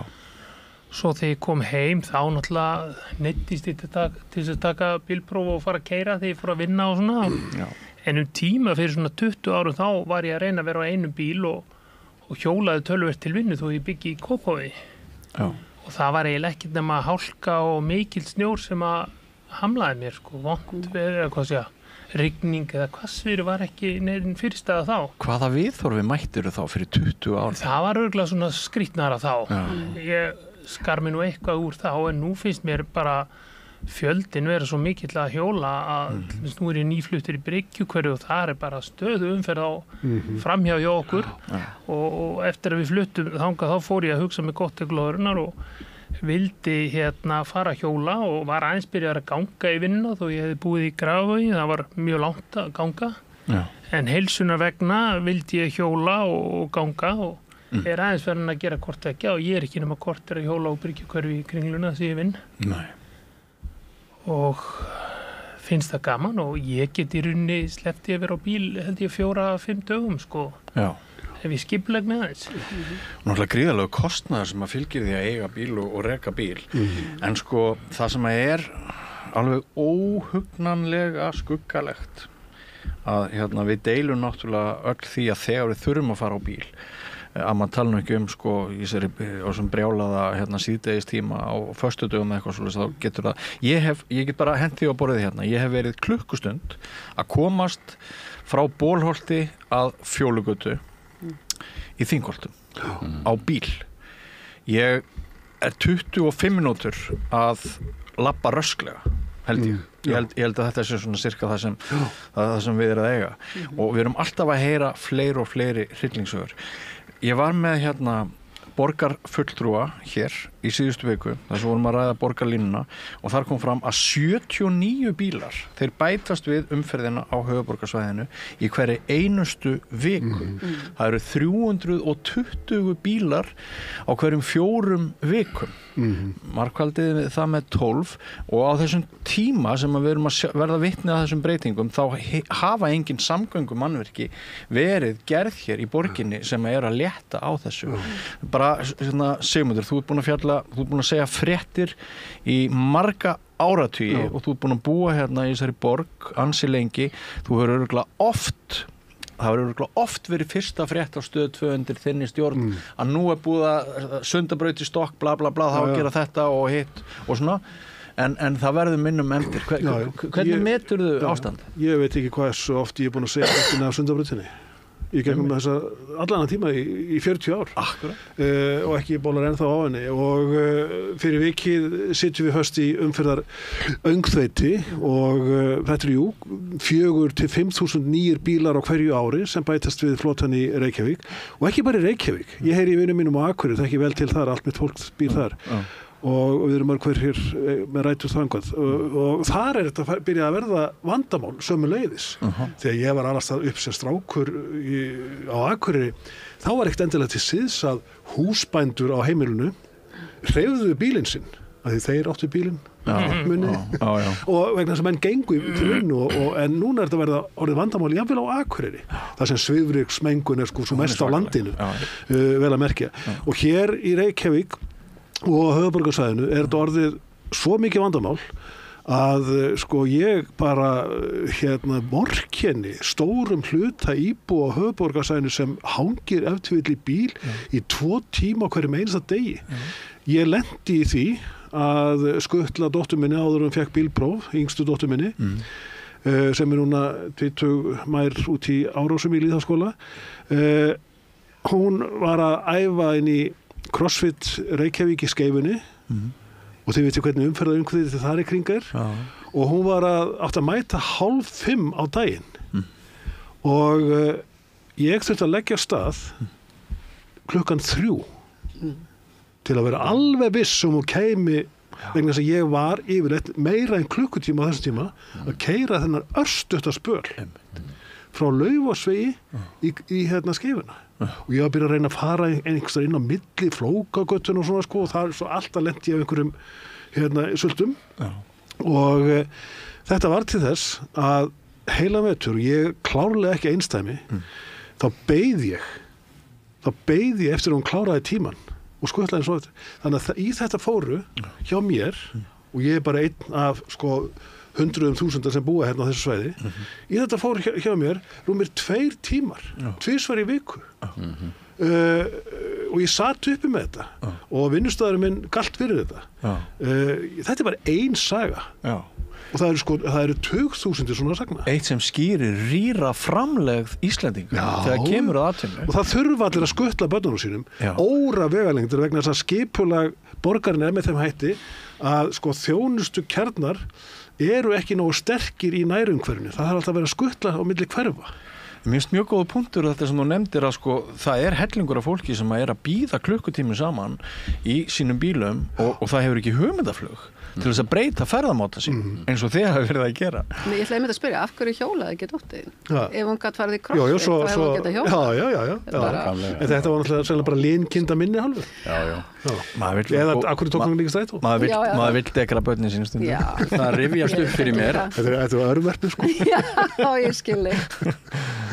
Það rifjast upp fyrir mér, ég bjó í Garðabæ og var að vinna í Neskirkju og þá fór ég stundum á gírahjóli bara svona gamaldags gírahjóli á milli og þá ekki komnir þessir fínu hjólastígar þessi borg náttúrulega orðin gjörbreytt og ég man þegar ég var að fara yfir Kópavogshálsinn og var að fara undir brýrnar með bílana á 100 km hraða fram úr mér á bara eins og að vera í lífshættu og var það bara og komast þarna niður og komast niður á bensinstöðin í Fossvoginum og þá komst maður inn á stíg til þess að fara út í Nauthólsvík og þangað til þess að vera frá umferðinni. En núna þetta bara allt annað. Daginn þá þurfti ég bíllinn minn sko sem ég nota einu sinni í viku, það þurfti að gera við hann og það var verkstæði í Hafnarfirði rétt hjá Fjarðarkaupum og ég býnir í miðbæ, við svona segja bara miðbæ við Hörpuna og ég hringi þá 4:00 og þessi, já við vorum að klára bílinn og þú mátt sækja hann og hvenær lokið, 5:00 og ég sagði, hvernig á ég, já, býtum við já, ég fer bara í hjólinu og ég gerir mig kláran, 17 mínútur yfir 4 legg ég af stað og ég var kominn söður í Hafnarfjörð nánast án þess að fara af hjólastígum nánast alla leiðina eftir 24 mínútur og ég fór fram úr þetta var milli 4 og 5 þegar allir að keyra heim úr vinnunni allt vaktafólkið á Landspítalanum og ég fór fram úr þessum bílalestum alla leiðina söður úr og fyrir auðvitað það að hjartað að pumpa og í lagi sko. En þetta einmitt rosalega mikilvæg punktur sem þú segir að fyrir einmitt 20 árum og svona, þá var maður alveg algjör sérvitringur að standa í þessu og þá var þetta bara virkilega erfitt og í sumum tilvikum hættulegt. Og þá rafnaður oft frá líka, þá voru hjólastígar kannski bara allt í einu stoppuð og það var eins og maður ætti bara að stíga út til himna. En nú miklu minna það að hjólastígar endi bara án einhverjar... Já, svo allar þessar fínu sleikjur sko sem að kennst upp, sko það engir kantar allstaðar svona aðgengilegt og eins og hefur mig fundist sko undanfarin ár sko að borgin, sko ég þeirra skoðunar að borgar stjórnin á að greiða götu allra sko, gangandi, hjólandi og líka þeirra sem aka bílum og til dæmis að gera þeim ekki meira græmt í geði en nauðsynlegt til dæmis mætti stilla ljósin betur því að stundum ef að lítil umferð eins og kvöldin þá býður maður bara á rauðu ljósi sko, nánast maður horfir bara á klukkuna Það væri líka svo gott að það væri hægt að stilla einbeitingu borgarbúa örlítið betur af hverju fer hálfur tíminn af græna ljósinu stundum í viðbragðið bara afsækið mig það er allir í símanum það er bara gleymist að upprunni ljósana sko, áður en að ljósin komið til sögunar þá voru lögreglumenn sem að leystu úr umferðarhnútum og stýrðu umferðinni og ljósunum var ætlað að stýra umferðinni en ekki hindra hana hugsa ykkur leigubílstjórana sem aka á nóttinni og þeir eru að bíða á rauðu ljós allstaðar og það er engin bíl sko í 5 kilometra fjarlægð sko, sumstaðar mætti vera bara frelsi að fara yfir og beygja og fara yfir jafnvel á rauðu sko.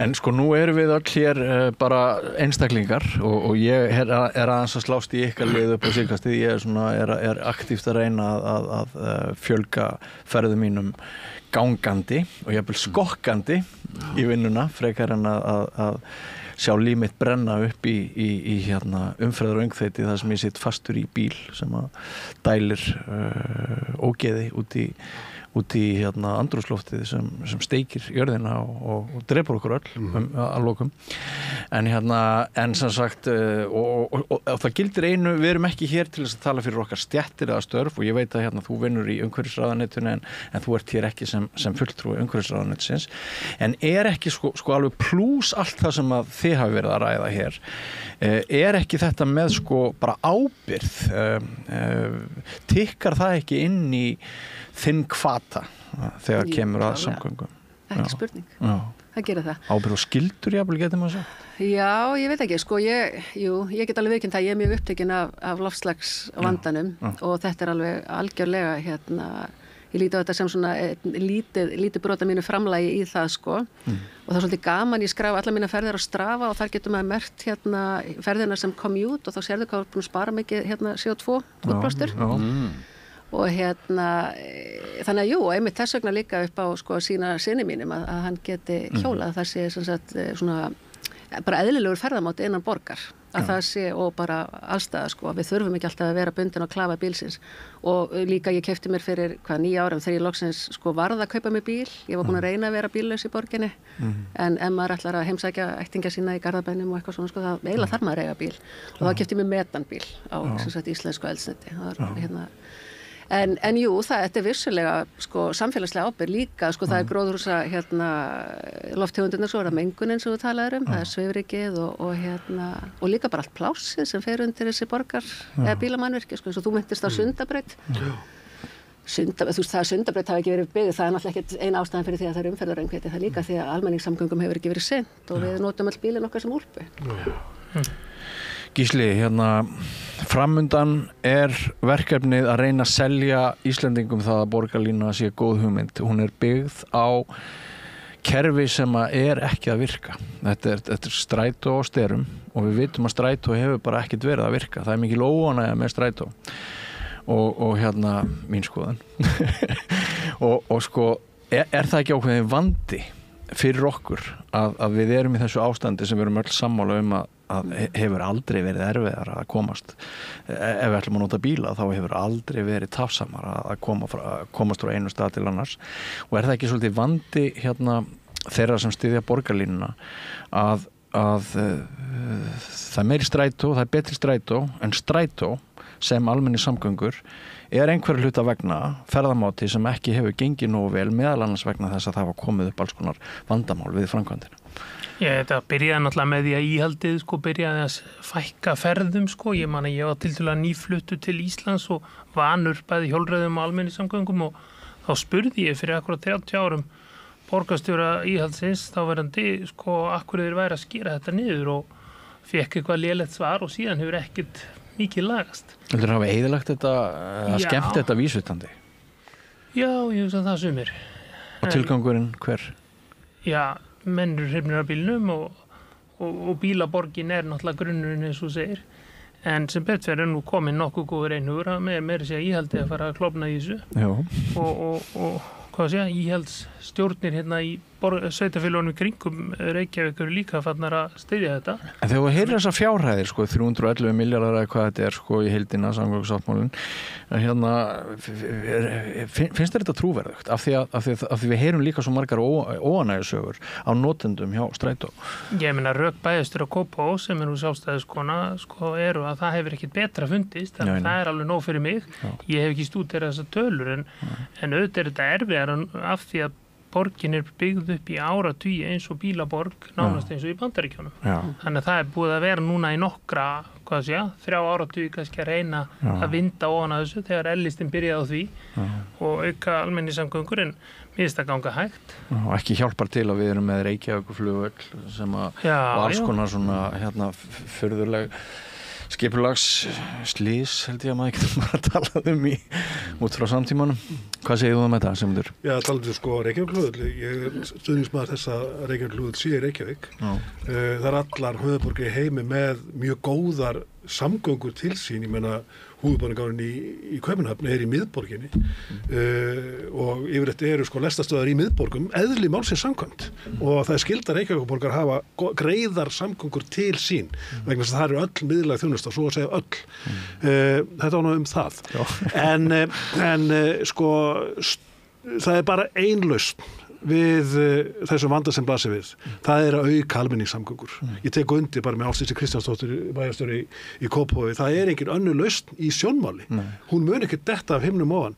Til viðbótar að fjölga góðum hjólastígum, til viðbótar að hvetja fólk til að ganga styttri vegalendir vegna það vel hægt og ég þekki það á eigin skinni og í 4. lagi þá mjög mikilvægt að efla fyrirtæki inn í hverfum vegna þess að reyna að stytta leiðir fólks og ég fagna því mjög að í nýju Keldnahverfi þar sem eiga að vera einhverjir hátt í 15.000 íbúar þá gert ráð fyrir ef maður rétt 7.000 störfum inn í hverfinu og þetta mjög til bóta fyrir öll samfélög að það þurfi ekki allir að keyra 20 kilometra í vinnuna, heldur það sé styttra í vinnuna. En vandinn hins vegar aftur á móti sá með borgarlínu sem ég hrifinn af og ég finn ekkert annað svar við vandanum að börnin mín búa mörg hver út í löndum, dóttir mín í Lundunum, býr austast í Lundunum og fer niður í BBC á hverjum degi bara og tekur eina lest. Það myndi aldrei hvarfla þessari dóttur mín að kaupa sér bíl. Sonur minn býr í Stokkólmi og sömulegis fer útkverfi inn í miðborg Stokkólms í sína vinnu. Það sömulegis myndi aldrei hvarfla honum að kaupa sér bíl. Hann óþarfi. Almenni samgöngur svo góðar í þessum fjölmennu borgum.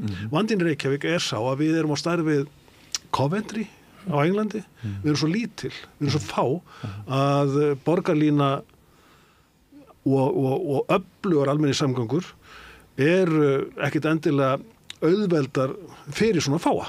Nei, en þetta að einhverju leiti eins og við höfum aðeins komið inn á hérna, þetta einhverju leiti menning og viðhorf líka, að það hefur bara var lúser sem satt í strætó og var orðin fullorðin. Hvað var að honum? Átti hann ekki næga pening til þess að kaupa bílinn, flotta stöðutáknin og sá sem að hjólaði býtu, hvað að þér? Við erum dálítið undarleg tegund, sko, við kaupum okkur tækni til þess að auðvelda okkur lífið og dragur allir hreyfingu og förum svo út í búð, það að segja í líkamsræktarstöðina og kaupum hreyfinguna sem við erum búin að kaupa okkur frá annar staðar. Við erum svo góðir neytendur. Já, nákvæmlega og að fella þetta inn í rytma dagsins, hreyfinguna. Og sko það glæddi mig, ég fór í hjartamyndatöku núna fyrir árunum og svo vissi ég ekki hvað kem út úr þessu og ég sagði við strákinn sem tók myndindar hvernig líður þetta út? Ég má ekki segja það, ég hef búin að taka 24.000 myndir hefðu svo kallaði læknirinn í mig og þá bara hjarta alveg hreint bara eins og ég fenn mig ekki dreng og og það, ég segi að það lítur að vera vegna þess að ég skokkaði nú í nokkur ár og svo hef ég hjólað nú seinna árin já, þetta hjálpar allt saman sko. Ég meina, svo náttúrulega erfiðir og annars sem spila inn í þetta en það að ná hreyfingunni inn í daglegt líf, það hefur alltaf verið motto mitt og bara upp úr 70 eftir olíukreppuna, þá man ég að ég fór að spara bíl og spara keyrslu til að spara bensín og ég las bók þá sem heitir Small is Beautiful skrifuð af Friedrich Schumacher ef ég man rétt nafnið á honum og hann hafði verið hann hafði unnið í hvort hann var forstjóri bara kólanámanna í Bretlandi eitthvað álíka eða British Coal Board eitthvað svona og hann skrifar þetta svona út frá svona Small is Beautiful að svona hugsa svolítið ekki þessu stóra og gróteska heldur meira svona einhverju mígra og minna og allt þetta og það var svo góð hugsun og hann var svolítið buddískur í sinni nálgun og flott bók og hún hefur alltaf setið í mér þessu bók og gert mig að svona umhverfis sinna getum við sagt Herdís, ég einmitt að velta fyrir sem stendur undir því, það annar mál Jú. Ég einmitt að velta fyrir mér Herdís, að hve miklu leyti pólitíkin ber ábyrgð á þessari stöðu ekki spyrja sérfræðingi ráðuneyta því Já, við þurfum ekki að ræða þetta flokkspólitískt Nei, alls ekki Ég veit ekki, ég meina við höfum náttúrulega einhvern veginn höfum við enda hér á Íslandi með þessa menningu sem við höfum í dag sem bara svona ofsalega einstaklingsmiðuð og ofsalega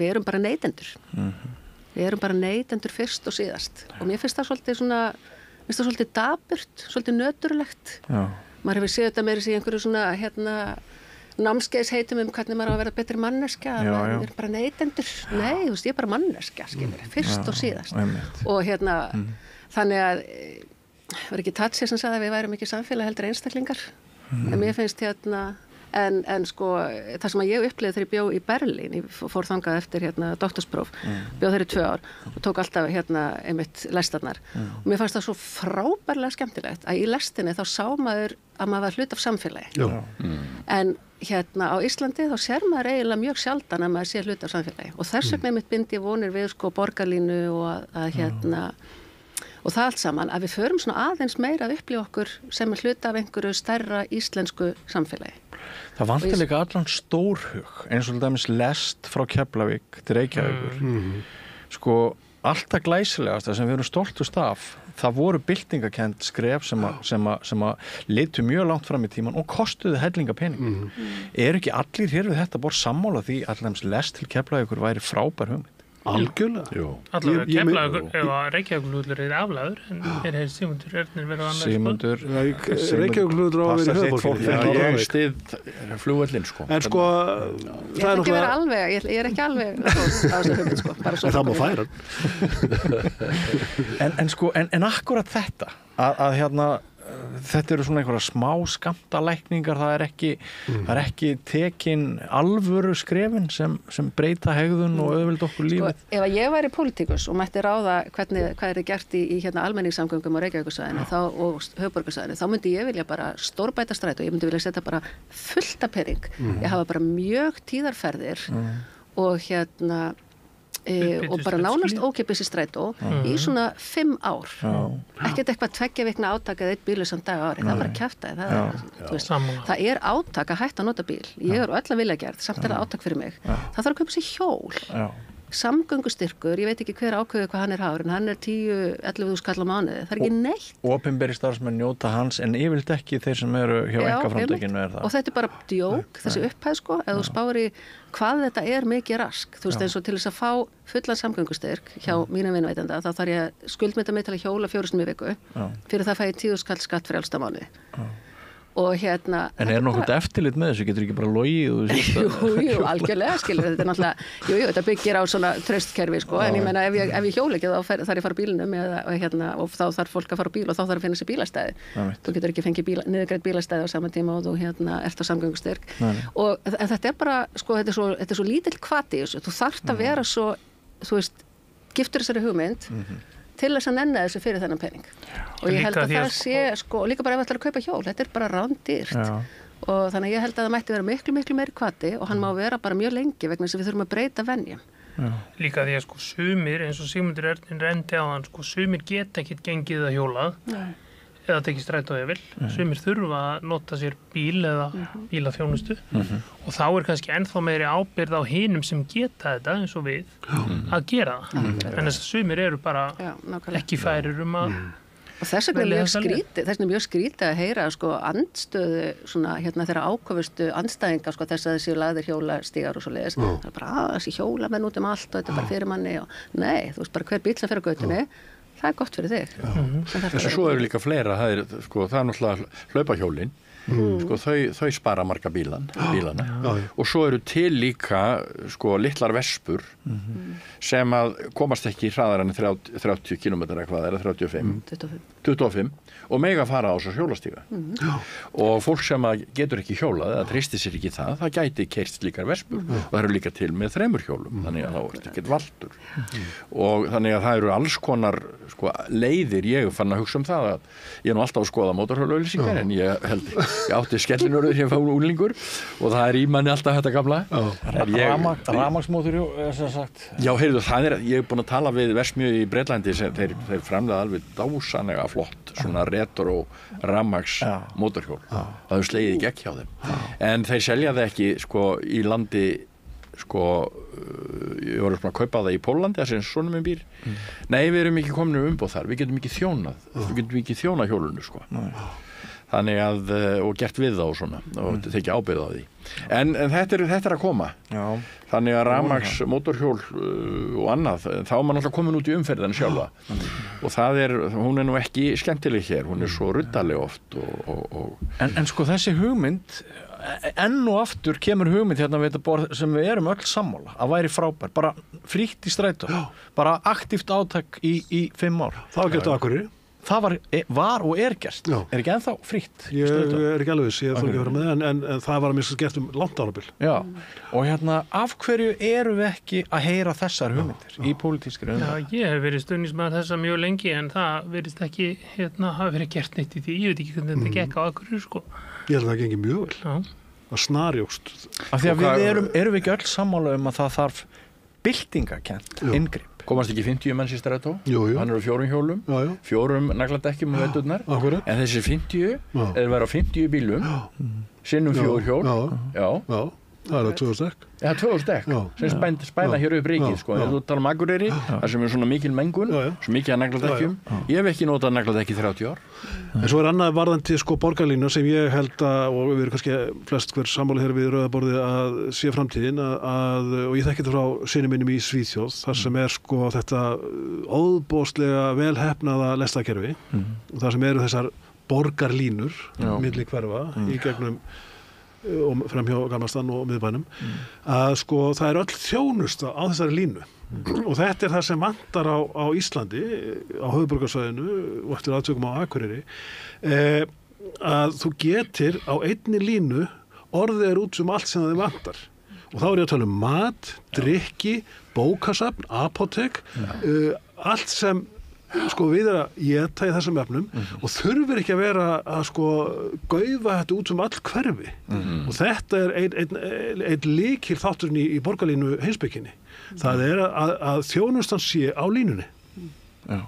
Svo náttúrulega má segja að COVID hafi kannski eitthvað fækkað þörfin á staðarfundum menn eru eitthvað fannir að læra á það en þetta auðvitað að falla í gamla farið. Nú svo kannski heimsending á þjónustu annað sem kemur að einhver leyti í staðin fyrir þetta en fólk þarf að fara á milli samt. Amazon að kalla inn alla sem vinna heima núna. Já. Bannaði að vinna heima.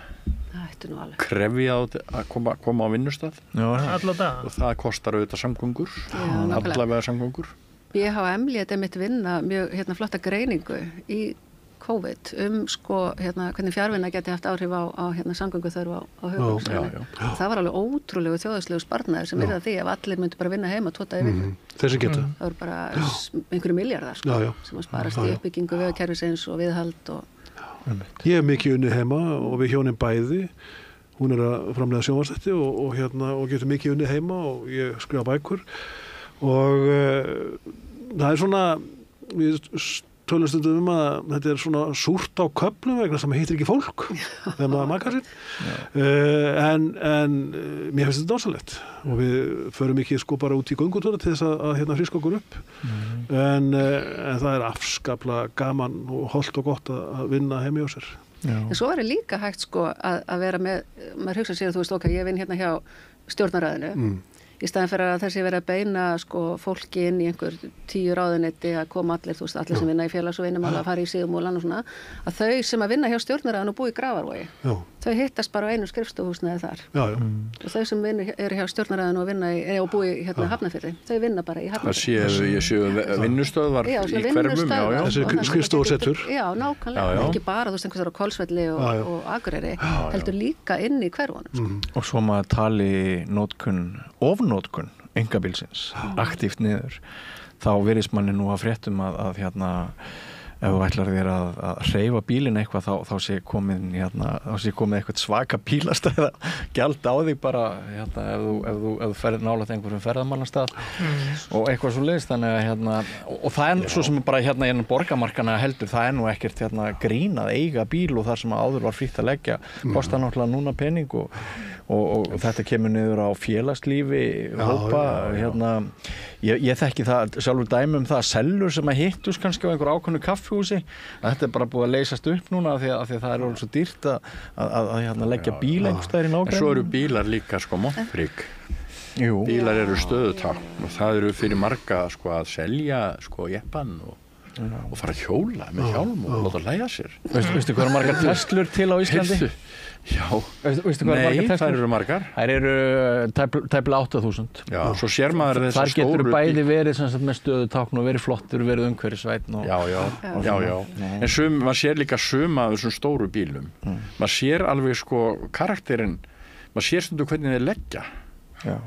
Og Bragi Valdimar orti nú fólk hér í nágrannabæ og sagði íbúana þar að ef ég finn stæði þá legg ég í bæði. Já. Maður þekkir það sem uppalandi fatlast barns að oft á tíðum komu flottu kallarnir og lögðu í fatlaða stæði og allir bara rétta skreppinn. En þeir hefur getað lagt 10 metrum frá. Já. Það er svona það bil 5 sekúndna rán á þínum tíma að leggja eins og maður. Ég verð að viðurkenna það að ennþá eru birtar fréttir af þessum skúrkum með myndum af þeim í þessum það er til heil síða á fjersbókinni. Já, og ég verð að viðurkenna það að þetta finnst mér gagnlegar fréttir þegar kemur á félagslegu taumhaldi. Já. Það þarf að búa til gullhjól fyrir þá sem alltaf verður með stöðutáknin. En erum við þá öll sammála það, bara svona sem að draga þetta saman hérna í lokin, ef þetta verður ráðstefna, þá verður einhver að draga eitthvað saman eða ekki.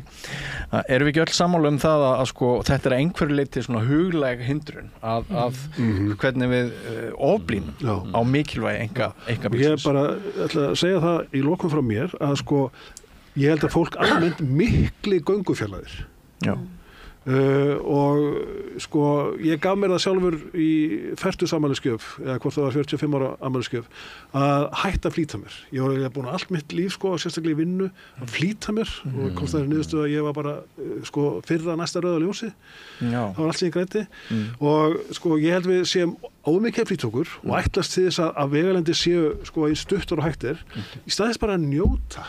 Gangi í vinnu, gangi í búð, gangi í leikhús, ganga til vina og gera ráð fyrir þeim tíma og finna hamingjuna í hverju skrifi. Þessi blessaða núvitund? Já. Hún birtist í þessum Þetta er bara sálfræði meðferð.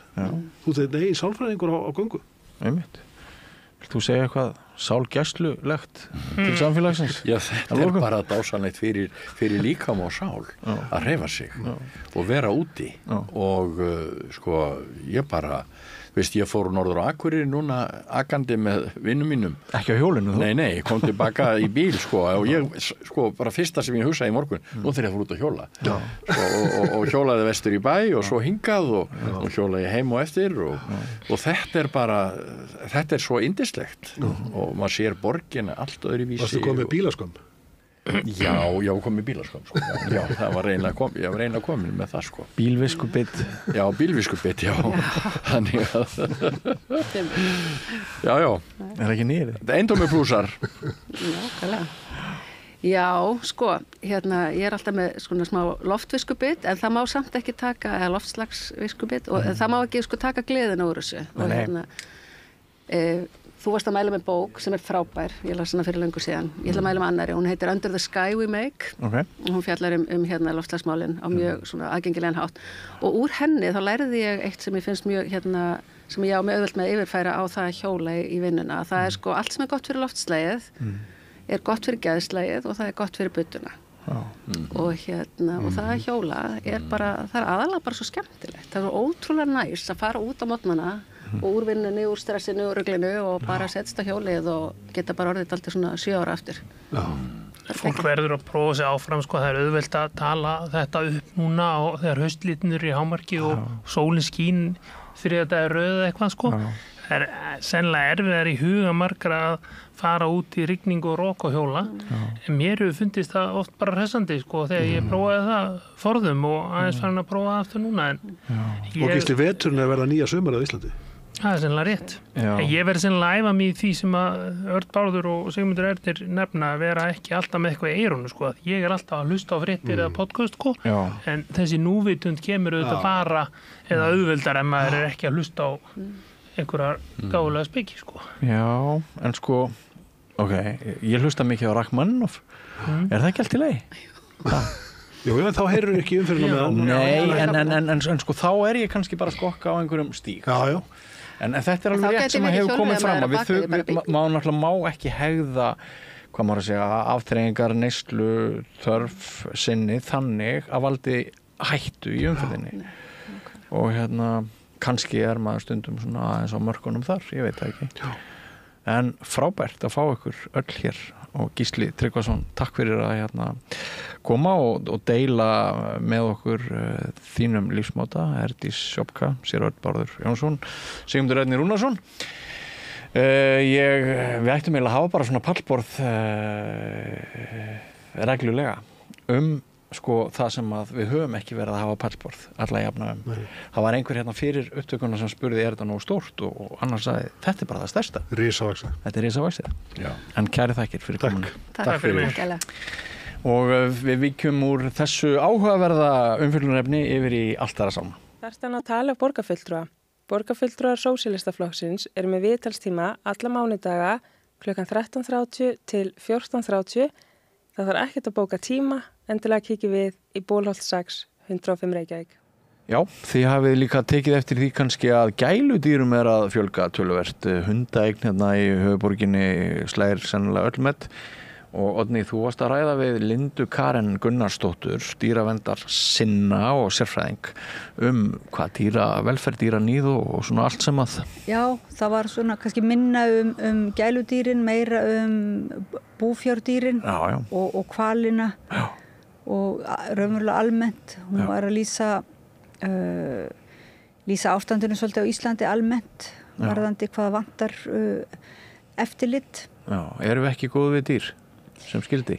Nei, ekki alveg nógu góð sko. Það er svona, hún var ekki að tala um svona einstaklinga, við sem einstaklingar værum ekki góð við dýr, það kom nú alls ekki fram sko, heldur freka bara þannig að ílskan einhvern veginn er orðin kerfislæg sko, að við eftirlitsstofnanir eru sjálfar eftirlitslausar sem sagt og þannig að það kom fram sterk svona gagnrýni á MAST, Matvælastofnun og varðandi líka blóðmerahald og svo þannig að það er svona business sem er ekki nóg mikið eftirlit með og síðan er það kannski einstaka bæir eða hvað er það bóndabæir sem að kannski þar sem á sér stað einhver vanræksla það er líka svona svolítið það er ekki nógu örugt eða effektíft sko eftirlit þannig að hún var lýsa bara skepnum sem að væru varslausar lengi þrátt fyrir ítrekkaðar ábendingar og svo fannst manni líka bara þótt að kæmi ábendingar þá vantaði alltaf þessi svona eftirfylgni og svona áframhald svolítið í þetta starf og sem að maður getur þó ekki annað en álíkt að sé pínlítil vöntun á áhuga á þessum málaflokki sko. Þetta er svona það þykir ekki vera nógu mikilvægt. Dýrin einhvern veginn eru því miður aftarlega í forgangsröðuninni og virðing okkar gagnvart þessum svona skyni getur verum er bara ekki nógu mikil. Sem svona, ef við tökum mann finnst svo leiðilegt einhvern veginn Íslendingar eins og þetta mannsalið, vinnumansalið og síðan sko dýraníðið bara þetta er dálítið svört mynd sem kemur upp á okkur Íslendingum þannig að við verðum aðeins að hvað verðum við að gera aðeins að svona Ég býð eftir næsta laugardegi, ég vona að samantektin hjá okkur þá verði léttari Já, en það var mjög gaman að tala við hana Lindu Karen því hún er svona, hún er svo skörp og maður finnur og hún sagði mitt frá því fyrir 110 árum þegar voru Íslendingar sem voru svona frumkvöðlar í dýravernd á Íslandi og hún og það var þá kona sem eiginlega bara baðli Guðs að Íslendingar yrðu betri við dýri sín og maður heyrði það að þessi kona hefði verið bænherð því þarna var Linda Karen Gunnarsdóttir mjög svona komin á vaktina og vökul og við rennum okkur næst í þetta góða viðtal.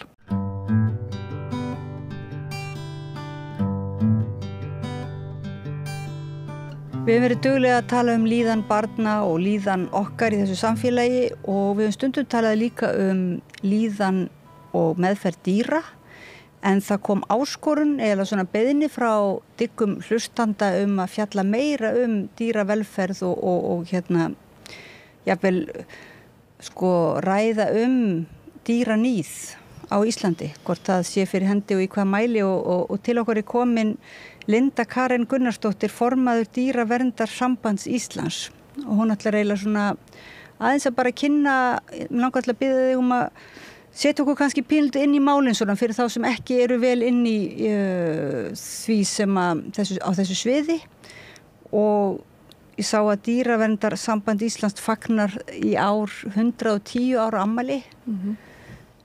Mér langaði að spyrja þig bara fyrst svona hvaða félagsskapur er þetta? Já, Dýraverndar Samband Íslands er eins og segir 110 ára gamall félagsskapur. Dýravinna, þetta er svona óháð frjálsamtök dýravinna sem hafa beitt sér núna í þennan tíma fyrir lögvernd dýra fyrir því að það sé verið opinbert eftirlit, það sé reglubundið og lagasetning til verndar dýrum sé góð og einnig að bara stuðla fræðslu dýr og dýravelferð, það gríðarlega mikilvægt fræðslan og síðan þetta bara málefnaleg umræða, opinber umræða dýravelferð í samfélaginu sem gríðarlega mikilvægt. Hvaða ár var þetta sem sagt? Ef við reiknum, ég svo vondir reikningi, 110 ára þá hefur þetta verið 1914 sem það er stofnað, 13. júlí 1914. Og á hverjir stofnuðu þetta? Eða svona var þetta bara, var þetta stór hópur? Þetta var ágætlega stór hópur, þetta var ágætlega stór hópur, þetta var svona fram á fólk þarna og þá það helst var það hún Ingunn Einarsdóttir húsfreyja sem hafði bara frá barnsaldri beðið, hún var fædd í kringum 1850, minnum mig eitthvað svoleiðis og hún lá á bæn og var að beðja fyrir því að það myndi koma fram fólk sem væri tilbúið að vinna fyrir dýravelferð og hjálpa dýrum á Íslandi og það endaði þannig að 60 þá var það hún sjálf sem tók að skarið og hélt svona utan þennan hóp ásamt honum Tryggva Gunnarsinni sem var alþingismaður og fyrir alþingismaður þarna og bankastjóri Landsbankans og hann var rauninni frumherji í dýravelferð á Íslandi. Hann byrjaði að tala dýravelferð, fyrstur gaf út ritið dýravinin. Já, dýravinin og hann bók, svona bækur sem hann gaf út svona rit og hann fekk fjölda skáld hjálpuðunum komið og skrifuð í þetta blað, þetta rit eins og hann Þorsteinn Erlingsson og Matthías Jochumsson og og þau voru svona fram á fólkið og hugsjónafólkið og þau eru einmitt grafin Ingunn er grafin í Hólavallakirkjugarði og Tryggvi er í Alþingisgarðinum, garðinum fyrir aftan Alþingishúsi. Af því hann sá þann garð og óskaði eftir því að hann yrði grafin þar. Ætli setjast ekki fuglar á leiðin þeirra svona í þakkarskyni? Jú, það mætti halda það. Það stendur líka á leiðinast Tryggva vernda hlynur dýranna og ofsalega fallegt. Það er satt þau náttúrulega byrjuðu bara strax að vinna 1914 er félagið stofnað og þau rauninni leggja fram tillögu að frumvarpi að lögum dýravelferð og verndun dýra á Íslandi í lögum og þau gera það og lögin eru staðfest 1915 á Alþingi, þannig þau bara byrja með trompi og þetta er mikill áfangi fyrir þau öll og bara fyrir landið og dýrin í landinu og þetta væri nú bara lög í 5 liðum og í dag er þetta náttúrulega miklu fleiri liðir, bara í 40 eitthvað svoleiðis og þannig þau byrjuðu á miklum krafti. Hvaða dýr voru það svona helst? Var það dýr almennt eða? Á þessum tíma var náttúrulega ástandið mjög slæmt. Það sem var mjög algengt var að dýr væru rauninni í mjög alvarlegum vanhöldum. Við tala dýr sem voru ekki fóðruð, mikið svona skeytingaleysi og kuldi gagnvart þeim. Aflífun var ekki gerð án, þau voru ekki svipt meðvitund áður eins og er gert í dag. Geldingar voru ekki gerðar með deyfingu eða svæfingu. Þannig að þetta var allt svona baráttumál dýraverndarfélags. Það hét upprunalega Dýravendunarfélag Íslands. Þannig að, já. Og hvað hefur svo gerst á 110 árum? Það hefur núna frekar nýverið komið út, einmitt í mörgum lögum, á mörgum síðum, stór skýrsla frá Matvælastofnun ríkisins. Er það ekki MAST? Jú, er ekki MAST skammstöfun á Matvælastofnun? Jú, þú ert að tala um stjórnsýsluúttekt ríkisendurskoðunar á eftirliti MAST með velferð búfjár. Það var gert, var það ekki fyrra sem hún kom út? Þú ert að tala um hana? Jú, ég er að tala um hana. Já, það er ríkisendurskoðun sem skoðar MAST. Jú, því að málið það að þarna 1914 þá var aðbúnað dýra mjög slæmur og bara mjög alvarlegur í raun og veru. Þetta var náttúrulega áður lög voru til og allt svoleiðis og þetta var bara aðri tímar og virkilega mikilvægt starf sem þau unnu þarna. En í dag er þetta náttúrulega öðruvísi en þetta er samt ekki ásættanlegt og við þurfum að hafa miklu öflugri eftirlit hérna á Íslandi. Almenningur hefur nú ekki er alveg upplýstur það hvernig ástandið er út af allum sem fréttaflutningi. Við erum að tala bara mál sem að ítrekkaði vera að láta vita af og aðbúnað dýranna breytist ekki. Og það var einmitt það sem að Dýraverndarsambandið lét gera skýrslu 2022 og það var hann Ólafur Ágústsson sem vann hana fyrir okkur og hann í stjórn félagsins í dag og þá einmitt báðu hann að skoða og koma fram með tillögur hvernig mætti bæta búfjáreftirlitið hér á Íslandi og hvernig staðan og Ríkisendurskoðun kemst líka að bara sömu niðurstöðunni að þetta sko ekki ásættanlegt. Matvælastofnun að sýna mjög mikið langlunda geð í málum. Þau eru mjög varfærin þessar stofnunin þegar það að bregðast við í einhverjum málum. Og líka það að vantar svona meiri eftirfylgni með málunum. Þau fá ábendingu, fara í málið og að málið kannski alvarlegt eða ekki, eða vantar meiri eftirfylgni með málum sem svo slæmt en þau líka eru ekki nógu vel mönnuð. Þá ég meina sko, þeim vantar fleira fólk.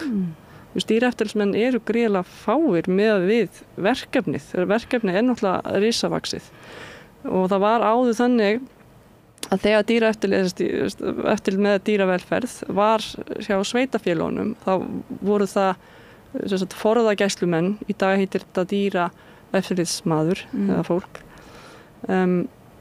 Þannig að það voru þeir fleiri, voru hlutastörfum og voru fleiri á hverju svæði fyrir sig en núna þetta 6-7 dýraeftirlitsmenn og þeir eru bara með allt landið, skipta með sér landinu, þetta rosalegt. Við erum að tala 5.000, það byrjum svona 5.000 starfsstöðar sem þetta fólk á að hafa eftirlit með ásamt náttúrulega héraðsdýralæknum og eftirlitsdýralæknum, þannig að þetta skiptist niður, þetta alls ekki margir. Það bara þarf að auka þetta, en líka sko, það gerist það með lögum 2013 að þá rauninni fá mjög góð lög á mörguleiti, þau náttúrulega ekki fullkomin en þau eru bara góð og þá náttúrulega líka eftirlitið það breytist þegar það kemur ferunni frá sveitafélagunum til Matvælastofnunar og þá fækka eftirlitsfólki og stöðugildin eru færri, þau voru 12 en eru þá orðin 6 minnum mig og þá þetta skipt upp í 6 svæði og þá hver og einn að sjá sitt svæði og þetta náttúrulega bara risavaxið fyrir sko og þetta þá byggt á einhverju afneitun eða á þeirri trú og það ástandi sé orðið það gott að þurfi ekki meira eftirlit eða þetta verið að reiða sig á ykkur og almenning að það er náttúrulega mikið af ábendingum ekki sem berast frá bara fólki sem að algjörlega sko, það náttúrulega líka það verið að reiða sig mikið þarna á almenninga. Þetta þetta eftirlit í staðan fyrir að vera þetta reglubundna eftirlit þar sem að forðagæslumenn fóru einu svona ári í heimsókn og voru að taka út forða og bænda og þetta heimsókn á þessum búfé, ekki gældir. Reglulegar heimsóknir einu svona ári en bændur voru vissir það, það kemur einhver frá yfirvöldum hérna, skoða aðbúnaðinn. En í dag það þannig að 2013, eftir 2013, þetta fer til Matvælastofnunar alveg, eftirlitið, að þá það þannig að, að þá það þannig að þetta breytist. Að þá fækkar eftirlitsmönnunum og þetta fer í áhættu með eftirlit sem að raunin þannig að þeir sko fara sjaldnar. Stofnunin fer sjaldnar í staðinn fyrir einu svona ári. Hvað orðskrýp það? Áhættu miðað Já, raunin bara á þeim bæjum sem að sýnt að gengur vel, það hugsa vel dýrin, að þá raunin minni áhyggjur og það raunin ekki eins mikil áhersla á kannski að fara svona oft. En það sem sagt miðað við það, eins og til dæmis í bara nautgripum, að í staðan fyrir að fara einu svona ári alltaf á starfsstöðun eins og var einu svona á nautgripunum sem eru innilokuð, að það kannski á 3 ára fresti, það miðað við það sé 3 ára fresti. Sem náttúrulega langur tími, en það sem að gerast líka út af því að það að koma mjög mikið inn á ábendingum til Matvælastofnunar frá almenningi sem mikilvægt. Að þá rauninni sko, þetta svo mikið ábendingum og þeim ber að fara og sinna því að þá þau með einhverja áhætlun að heimsækja 20% bæjana á hverju svæði, en það þýðir það að ábendingarnir eru svo margar að stofnunin ekki að ráða við að fara einu í þessi 20% heimsóknir sem þeir ber að gera samkvæmt bara sínu markmiðum fyrir árið.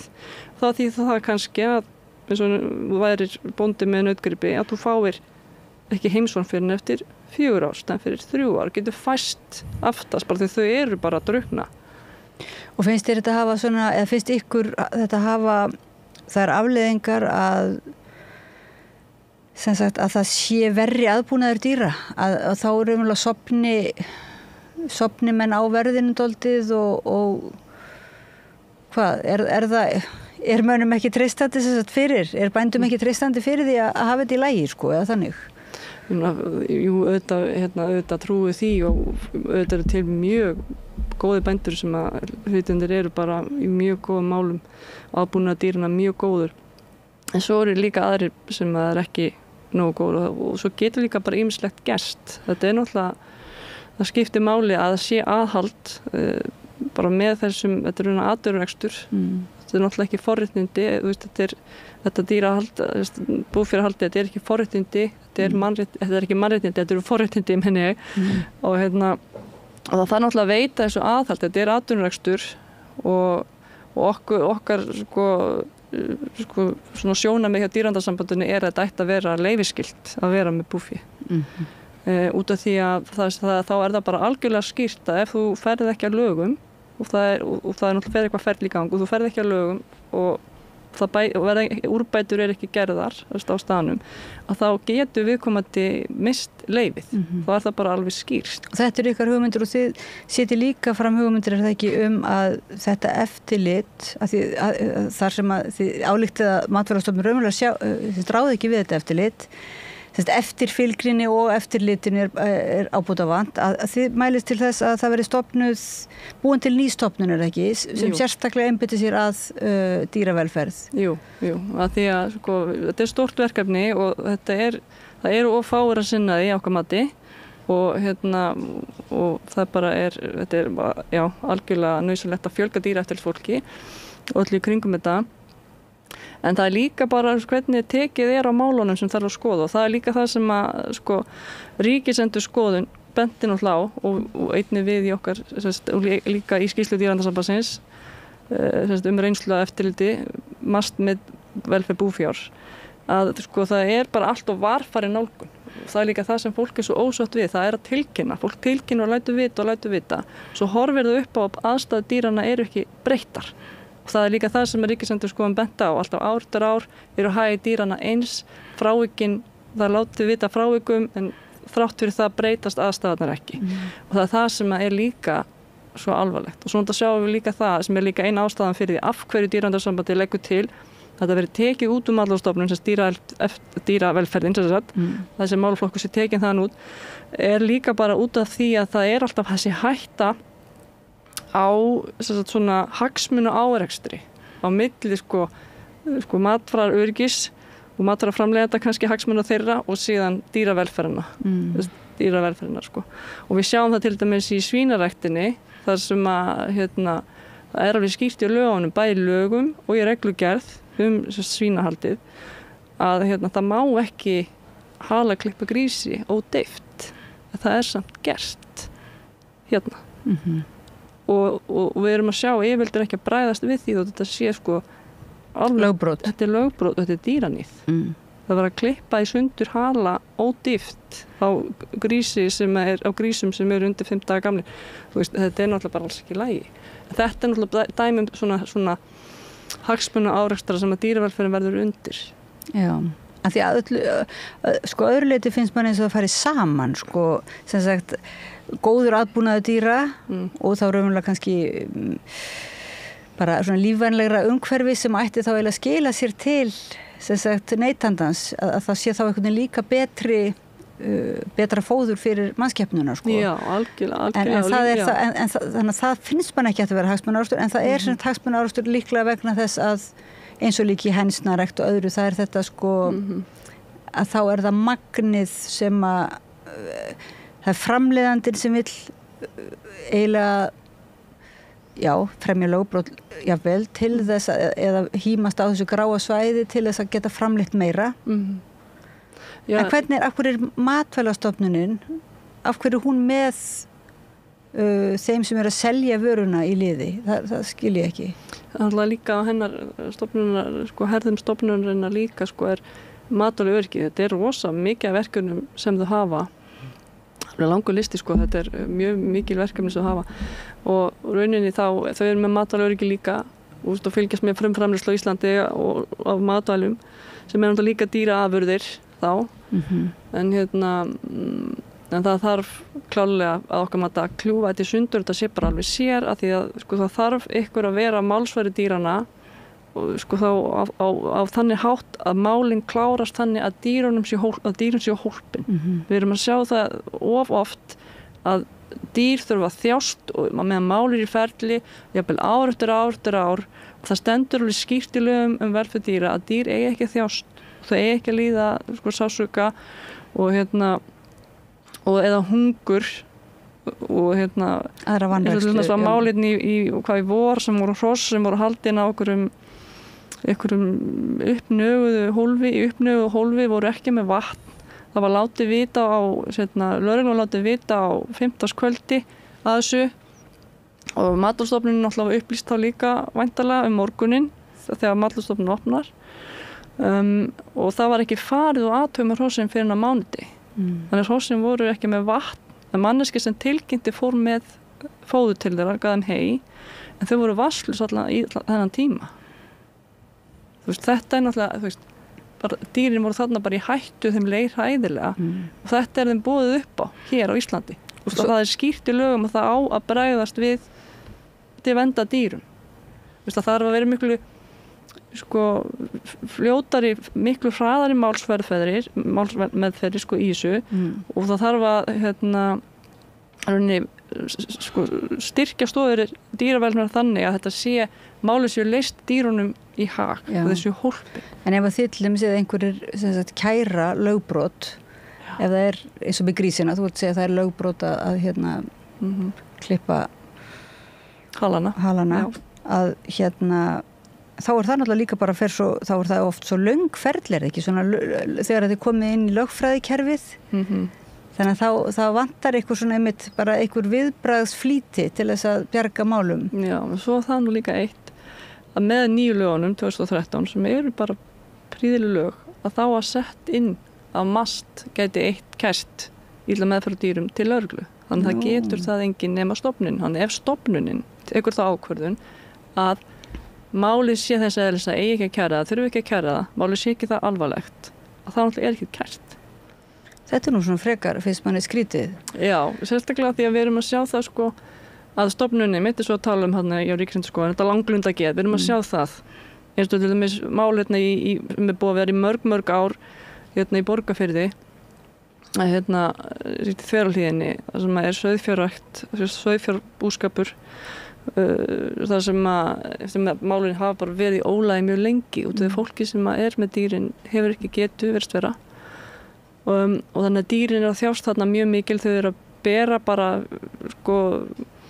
undir beru lofti og ekkert eftirlit með þeim þannig að þau eru bara þarna án burðarhjálpar 1000 eða 100 dýra þar að segja og dýrin eru veik og lömbin eru veik mörg þarna og allan í vor því ég fór þarna og það var alltaf kvarta undir þessu hún Steinunn Arndóttir sem er dýravinnur og hefur mikið verið að vekja athygli á þessum málum, hún tók myndir og fór bara með þetta í fjölmiðla því hún er búin að vera tilkynna til MAST og breytist ekki neitt svo alltaf dýrin verða þjást og enga breytingar á högum dýrana og þá rauninni metur stofnunin það svo að dýrin sé ekki að þjást þannig að það þurfi að vörslusvipta sér, vel taka dýrin af fólkinu eða rauninni að sé eitthvað bústjóra sem taki þetta yfir af hálfu þeirra það var ekki niðurstaðan þarna voru dáin lömb út allt ég sá allan 2 þetta er ekkert eðlilegur búskapur. Þetta kallar náttúrulega á líka fyrsta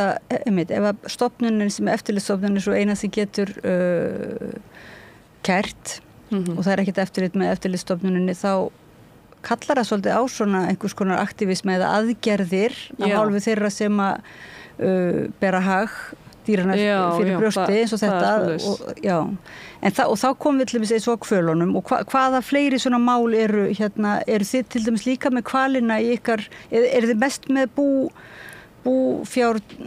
búdýrin eða hvað? Já, sem svona Við erum með sko, það náttúrulega gríðamörg mál, það vantar ekki verkefni því miður í þessum málum. Þið flokki eða sem dýraníð? Sem bara, það sem að þarf eitthvað að gera, það þarf eitthvað að breyta og laga og það bara mjög mikið og dýraverndarsambandi náttúrulega að sko þetta eru bara félagsamtök og það rekið á félagsgjöldum og styrkjum, þannig að við erum að reyna að undirbúa okkur fyrir það að geta ráði starfsmann. Það svo mikið af verkefnum, við þurfum að hafa starfsmann og við getum rauninni bara tekið svona ákveðnar áherslur og við erum með þetta búfjár eftirlit, það sem við höfum mjög miklar ágjur af, að dýr þurfa að hafa vernd á Íslandi og það er líka að skoða bara eftirlit með velferð gærudýra líka, þetta náttúrulega mjög stórt verkefni og fáir sem að sinna því. Virðist vera skipulaði þessu þannig og svo náttúrulega hvalveiðarnar og við höfum mjög miklar ágjur af þeim. Það er alveg sýnt að þetta er andstætt lögum með velferð dýra. Dýrin náttúrulega þjást þarna gríðarlega þegar skotin geiga eða eitthvað gerist og það bara kom í ljós að það var mjög hátt hlutfall með eitthvað hátt í 40% dýrana sem að þjáðist bara mjög mikið og lengi þáði þetta dauðastríð sem við viljum ekki að dýr upplifi, dýr ekki að þjást. Þannig að það er bara kafli í íslensku sögu sem það bara ljúka. Það á bara að hætta hvalveiðum á Íslandi, alveg. En hvernig finnst þér það ganga svona? Þú veist, eins og þetta er náttúrulega búið að ganga bara á ýmsu og svo einmitt fólk bara sem einstaklingar og dýravinir sem að beita sér og vilja vekja athygli á aðstæðum dýrana og það eru skrifaði greinar og svoleiðis en svo var þetta svona hitamáli ríkisstjórnin náttúrulega og talaði lögin og síðan einhvern veginn finnst mann eins og sé bara þæft og svona einhvern veginn kemur engin niðurstaða í þetta mál.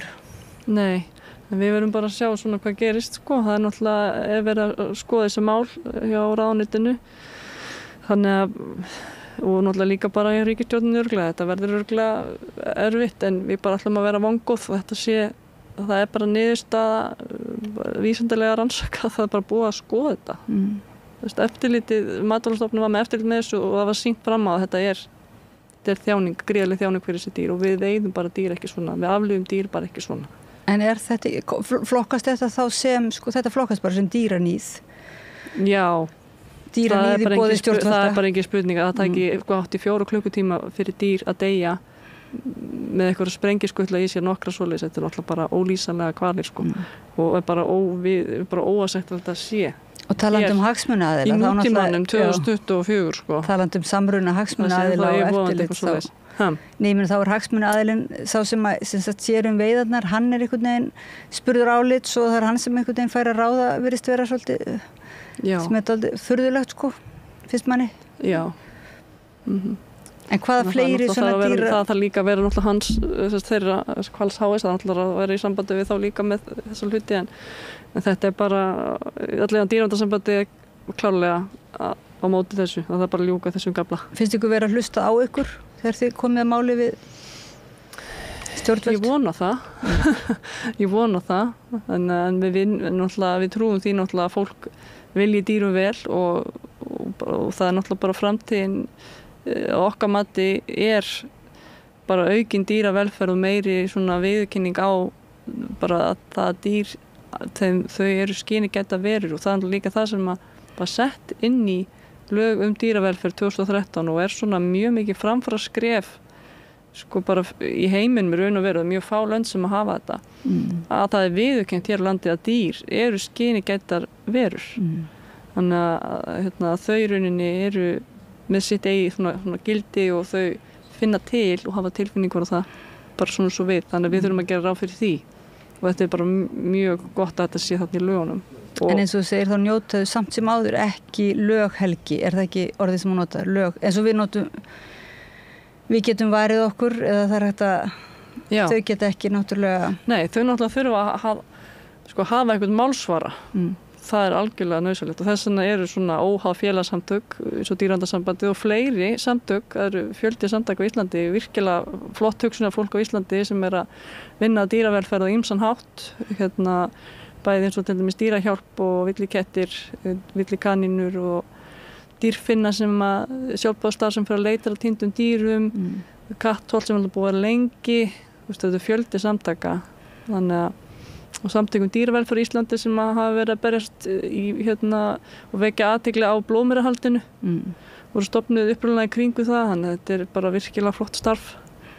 Hvað myndu þú segja, nú var einmitt þessi diggi hlustandi og áhorfandi bað okkur að spyrja dýraníð sérstaklega, ég veit ekki alveg hvort það er tölur það, en bara hversu algengt það er. Þú lýsir nú einmitt grísunum og ég er að meina þá líka eins og markvisst, ekki þá bara á einstaka bæjum, heldur svona, það eru hvalveiðarnar á hvaða fleiri sviðum eða hvaða fleiri dýr er þetta að tala að verði fyrir dýraníði? Það er bara eiginlega, það er rauninni bara í öllum málaflokkum dýra sem eitthvað má laga. Það er alveg svoleiðis, bara svo blóðmerahaldið, það er náttúrulega líka búið að fjalla mjög mikið það. Það er náttúrulega eitthvað sem er bara svona pari við hvalveiðarnar, þú veist, á ákveðin máta að því leyti að það er líka eitthvað sem að bara afleggja. Þetta er náttúrulega mjög mikið inngrip að taka svona mikið blóð úr dýrunum, mikið álættur og ótamdar hryssur, þær fara inn á bás. Þannig að öllum þessum foreldrum sem er slátrað bara til þess að viðhalda þessum iðnað, því það þurfa að vera fylfullar til að geta framleitt þetta hormón sem er síðan nýtt til þess að framleiða frjósemislyf fyrir svín með nýtt erlendis. Þannig að þetta er svona hringur, mjög sorglegur hringur þar sem að dýrin þurfa að líða til þess að við getum framleitt, eða við manneskjurnar verum að framleiða meira kjöt, að nýta meira, hver gilda getur eignast á fleiri afkvæmi og oftar. Miklu fleiri afkvæmi en hún rauninni ætti að geta haft og hefur ekki nógu spena, þannig að þessi grísir deyja út og hún getur ekki fætt á alla, þannig að þetta er bara alls ekki nógu gott. Og svo er það hænurnar, það ekki? Það hafa nú stundu komið rataði fréttir, greyin, það eru nú svona svolítið miklu málleysingar. Og sumir myndi segja að þær veri ekki, myndi jáfnvel flokka þær ekki sem mjög skynigettar. Það er svona smá stigveldi fyrst manni, hvalir eru vissulega taldir vera skynigettar verur, en svo svona tala kannski fæstir að virðingu fyrir hænum. Það er ekki kannski bara að því að fólk kannski þekkir ekki þessi dýr. Jú, hann er líka það erum kannski mörg svona fjarlæg sumum dýrum, eins og þessum dýrum sem eru bara svolítið lokuð inni, það er þá eins og svínin sem við sjáum aldrei nema kannski í húsdýragarðinum. Og svo hænurnar sem eru mikið til lokaðar inni, þannig. Ég man ekki til þess að einhver hafi svona einhverjir upplýstir aðgerðasinnar og dýravinir hafi farið svona til þess að frelsa hænur í kjölfara fréttum að þær séu lokaðar inn í stórum hópum, eða manstu eftir því svona átaki? Nei, það hefur nú ekki verið svoleið, en ég held að það muni heldur ekki leiða til neinna breytinga. Þetta er þetta alifugglahald og svínahaldið, þetta er náttúrulega þauleldi að kallast, þessi verksmiði búskapur, þetta eru bara, dýrin eru bara eins og einingar, þau eru ekki að upplifa það að fá að njóta svona síns eðlilega atferlis, þau eru lokuð inn í búrum, það hænurnar þá til dæmis.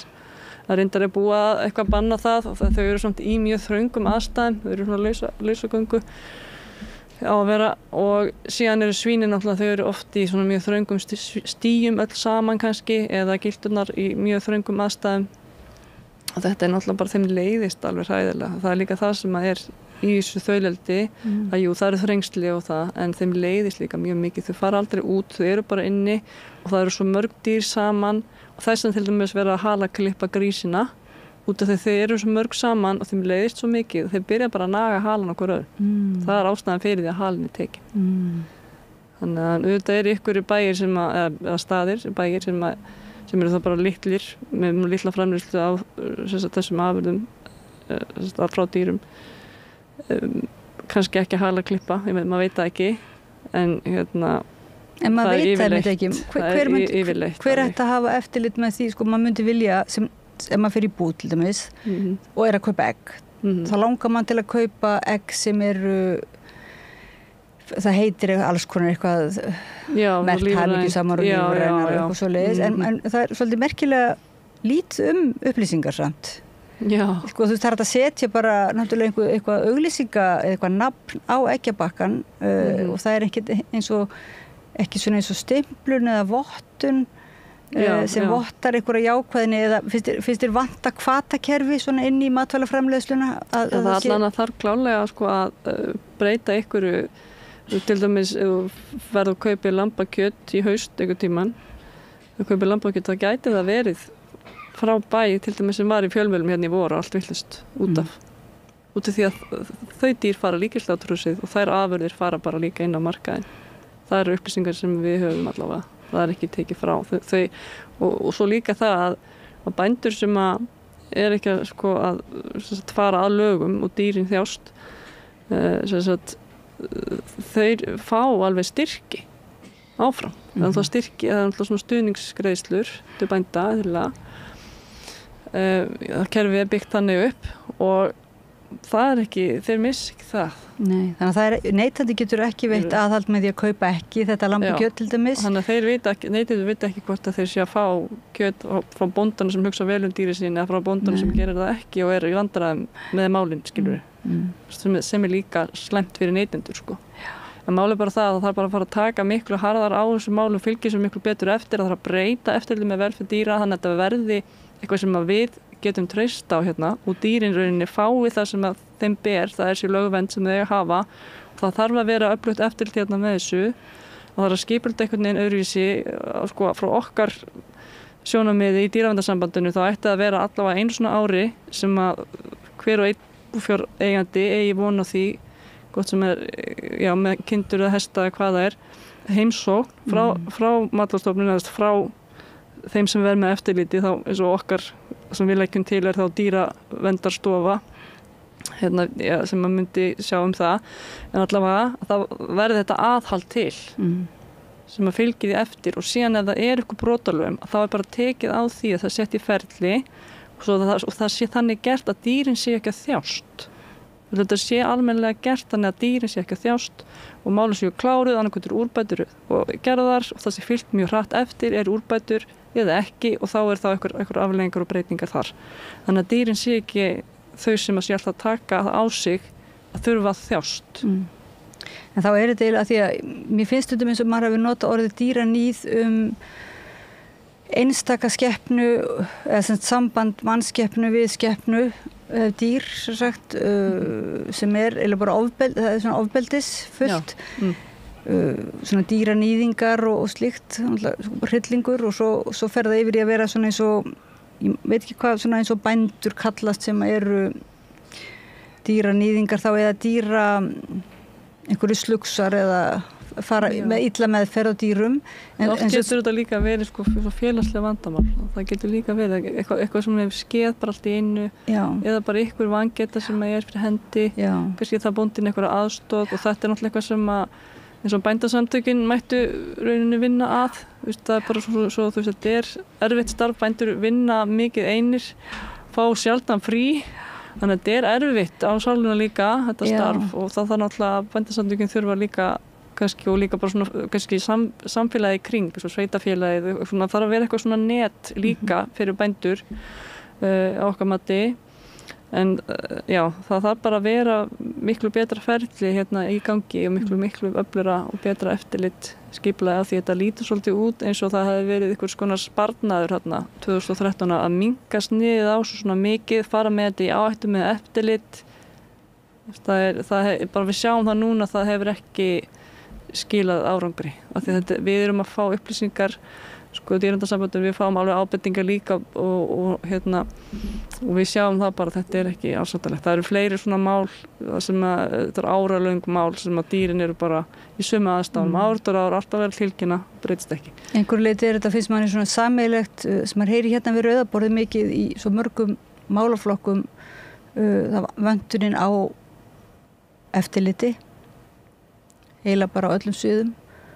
og vöntunin á eftirfylgni með góðum, ef það eru góðar aðgerðir þá vantar eftirfylgnina en það sem ég var að hugsa áðan með þetta dýraníð sko, það er einmitt það svolítið leiðinlegt þegar að þessi dómur yfir þá kannski sem eiga ekki bara dýrin eiga bátt heldur mannskepnundan líka eiga bátt sem sagt vegna einhverja og eiga þá kannski ekki skilja að vera að kalla dýranýðingar en þetta er allavega vanræksla á sér stað á svæðinu en svo finnst manni eins og kannski dýranýðshugmyndin,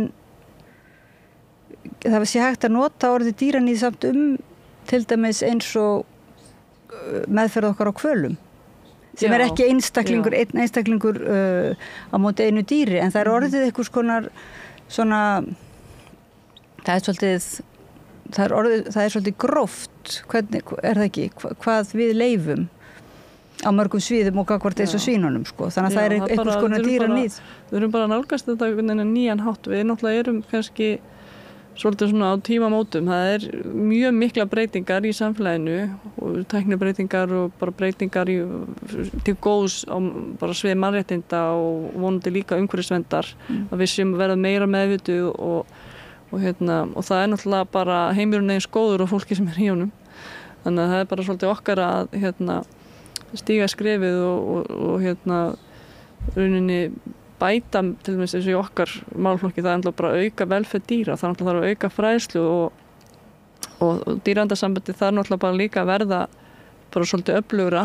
Við erum 6 manns sem erum í stjórninni og við þurfum eignast starfsmann og helst starfsmenn eða starfsfólk og bara byggja upp öflugt félag sem er bara félag dýravenna sem er málsvari dýrana í samfélaginu sem veitir svona þrýsting, yfirvöldum þrýsting. Þau náttúrulega eru að vinna sitt starf, yfirvöld og þau náttúrulega eru líka vissulega málsvara dýrana, Matvælastofnun á að vera það náttúrulega.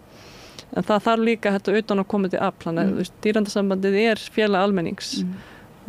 Getur við bent hlustendum og áhorfendum á vefslóð eða einhvern stað til þess að ef mann vilja gerast félagar til dæmis? Já, það er dýravend.is, það er að gerast félagi þar og einn er þetta að gerast bakhjarl dýraverndarsambandsins og þá er maður orðinn dýravendari sem veitir svona mánaðarlegan stuðning og það er unni það fé sem við erum að nota þá til að geta haft starfsmann. Finnst þér að fara eftir aldri, finnst þér yngra fólk vera meðvitaðra dýravernd eða er þetta bara ákveðnum svæðum, hefur tekið eftir einhverju svona sem? Það er mjög mikil hreyfing hjá ungu fólki, mikil aukning á meðvindun bara hjá ungu fólki dýravelferð, mjög mikið ungu fólki sem er til dæmis að borða minna af dýraafurðum eða ekki, er þá grænmetisætur eða vegan, þannig að það er alveg mikil áhugi í ungu fólki. En það er líka eldra fólki og dýraverndarsambandið er búið að vera til mjög lengi. Þannig að við erum alveg líka með eldri félögum sem hafa verið félaga lengi. Sko. Má ég spyrja þig sjálfa svona undir lokin, hvernig kom til að þú fórst að beita þér og vinna svona markvisst í þessu máli? Já, ég bara síðan ég var krakki þá hef ég alltaf haft rosalega mikinn áhuga á dýrum. Ég var svo lánsum að fá hest í jólagjöf þegar ég var 11 ára. Ég og systir mín fengum hest og eftir það þá bara var ekki eftir snúið, það snýðist bara allt þennan hest og mér þótti svo vænt hann og ég vildi að hún liði alltaf sem best og svo bara kviknaði þessi áhugi á dýrum og ég ákvaði að ég ætlaði að vinna fyrir dýravelferð, vissum ekki hvernig, þannig sem ég fór í menntaskóla var ég alltaf að skipta ég byrjaði að vera með teiknimyndafyrirtæki og fræða fólk dýravelferð og ég ætlaði að vera lögfræðingur, ég ætlaði að vera dýralæknir, ég ætlaði að vera fjölmiðlamaður, svo alltaf að tala dýrin sko. Svo endaði þetta þannig ég fór í hestafræði því það var náttúrulega bara mínar ær og kýr, það voru hestar og það var alveg dásalega skemmtilegt að fara á Landbúnaðarháskólann og Hólaskóla að læra það. En þegar ég var 18 ára þá var internetu svona frekar nýlegt svona þessum árum og þá rækst ég á mjög frumstæða heimasíðu sem hét dýravend.is og þá var það áttræð kona sem var formaði félagsins þá, hún Sigríður Ásgeirsdóttir heitinn sem var með þessa heimasíðu áttræð og sinnti félagann, hún var ein að sinna því og var alveg að gera sitt besta sko með hennar aldur og fór oft í blöðin og var að benda mál og mjög flott kona og ég hef samband við hana því ég tók þátt í friðarástefnu þegar ég var 20 og í Ráðhúsinu og mér langaði svo að dýraverndarsambandið yrði þar með kynningu eftir ráðstefnuna og var alveg rosa stressuð að hringja í hana, ég held bara ég myndi ekki hafa mig í það og svo hringdi ég hana og hún bara já ég er bara til að koma og vera með þér og kynna dýraverndarsambandið þarna og ég held að ég hef aldrei bara eins stolt á ævinni að sitja við hliðin á henni þarna á ráðstefnunni og svo bara kynntist ég henni og hún fræddi mig ég fór oft í heimsókn til hennar og hún fræddi mig dýraverndarsambandið og starf félagsins og svo bara síðan þá hef ég alltaf verið svona viðlóðandi félag, ég hef verið nokkru sinnum í stjórn og svo bauð ég mig fram sem formann 2022 og hef verið síðan og ég bara stórhuga og bara rauninni bara mjög þakklátt öllum þessum frumherjum þessa sambands og svona fólki sem hefur verið áður eins og henni að bara láta þennan draum þeirra rætast rauninni, taka þátt í því að láta þennan draum rætast, að við séum með mjög bara öfluga og góða dýravernd á Íslandi sem bara við getum verið stolt af og færa þetta bara svona á næsta skref svolítið og getum það. Getur ekki Ingunn sem að hún bað fyrir því að þannig að þú hefur eiginlega svona komið inn í bæinn. Já, ég allan myndi vilja gera mitt besta þannig að þessum bænum hennar sé svarða sko. Hún var bara alveg ótrúlega kona og vann mikið fyrir félagið og til dæmis gaf félagið út tímarit sem heit Dýravendarinn, það mjög margir sem kannast við það, svona kannski eldra fólk. Það var gefið út 1915 til 1983 og kom út bara mörgur sem ári svona tímarit sem að hún vildi að sagði sko, það er svo gríðarlega mikið að fræða fólk dýravelferð og sérstaklega krakka að þau alveg með sér samkennd með dýrum því þá byggjum við upp betra samfélag og líka bara betra samfélag fyrir dýrin að þau séu ekki að þjást og þeim líði vel þannig að það var svona hennar sín og hún læði út pening fyrir því sko, hún bara ég skal borga það hún var alveg frábær kona. Og merkilegt að þú kemur síðan innan úr friðarpælingunum inn í dýraverndina. Hver svona tengsl dýraverndar og friðar? Já, þetta var svona bara starf sem ég tók þátt í þarna og var mjög gaman að vera með í. Þetta var svona friðarhreyfing, þetta var svona ráðstefna fyrir ungt fólk frið í heiminum. Og ég bara hafði svo mikinn áhuga á dýravelferð, ég bara ákvaða að tróða því þannig inn. Já, maður finnur alveg tengslinn sko, en það er ekki alveg, það er ekki augljóst tengsl. Nei, en það var þannig. En það er bara raunverulega, friðurinn byggist á samkennd manna á millum og raunverulega friðurinn, við kannski tölum ekki nógu oft það að friðurinn geti líka grundvallast á því að við værum með samkennd gagnvart dýrum og vera í friðsamlegu samskiptum, eitthvað svoleiðis eða hvað? Algjörlega. Og ég held það bara líka að því meiri samkennd gagnvart dýrum því betra bara verður samfélagið okkar. Því þá erum við bara með þessu umhyggju fyrir þeim sem eru mállausir. Dýrin eru það, þau geta ekki varið sig og bara að þau séu partur af samfélaginu okkar og ég held bara að okkur líði bara öllum betur, ekki bara dýrum með það. Já, sagði allir sem hafa verið svo heppnir að fá að vera í tengslum við dýr, skynja það einmitt fljótt að þetta eru skyni getar verur og það er svona yfirleitt mjög bara upplífgandi og heilandi að vera nálægt dýrum og vera í samskiptum við dýr, þótt að samskiptinni séu ekki gegnum orðin. Já, það er algjörlega þannig, sammála því. En þá held ég verðum að hætta ekki í dag og við bara verðum að leggjast á bæn að Íslendingar verði sannlega við megum vera dýravinir í framtíðinni, samtíð og framtíð. Já, og svo ætla dýraverndarsambandið að halda upp á þennan stóra áfanga að vera 110 ára. Við ætlum að gera það núna í nóvember. Við ætlum að gera það núna 16. nóvember og í salnum í Kópavogi og Forseti Íslands ætlar að opna að setja afmælishátíðin okkar og við erum rosalega þakklátt fyrir það og bara hafa svolítið fögnuð. 16. nóvember, það er afmæli Jónasar Hallgrímssonar, hann var nú aldeilis dýravinur og skrifaði, það er mikil, eins og þú sagðir í dýravininum, það er mikil tengsla milli skálda og rithöfunda og dýravina. Meðal annars í þessu tímariti. Þannig að þetta verður nú skemmtileg uppákoma og eru gaman að heyra af henni til hamingju með afmælið. Takk fyrir. Linda Karin Gunnarsdóttir, formaður Dýraverndar-sambands Íslands sem er 110 ára í ár.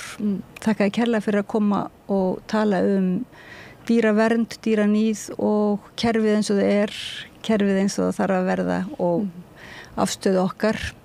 Og þetta var dyggur hlustandi samstöðuverðnar sem að óskaði eftir því að við myndum tala meira dýravernd og ég vona sá sé sáttur og við höldum auðvitað samræðinni áfram.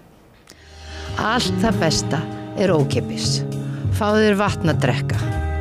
Samstöðin þar sem manneskjurnar koma saman. Þarna fengum við góða áskorun frá Lindu Karen Gunnarsdóttur og það var einmitt viðtal ég kallaði hann til viðtals vegna áskorunar frá hlustenda Sáðstöðvarinnar og áhorfenda sem bað okkur að fjalla meira dýr og dýravernd á Íslandi og svo komið bara lokum úrvalsins. Þú sagðir að þetta væri bitastæðustu viðtölin í byrjun, ég vil nú aðeins segja að það var mjög mikið af öðru bitastæðu efni. Satt.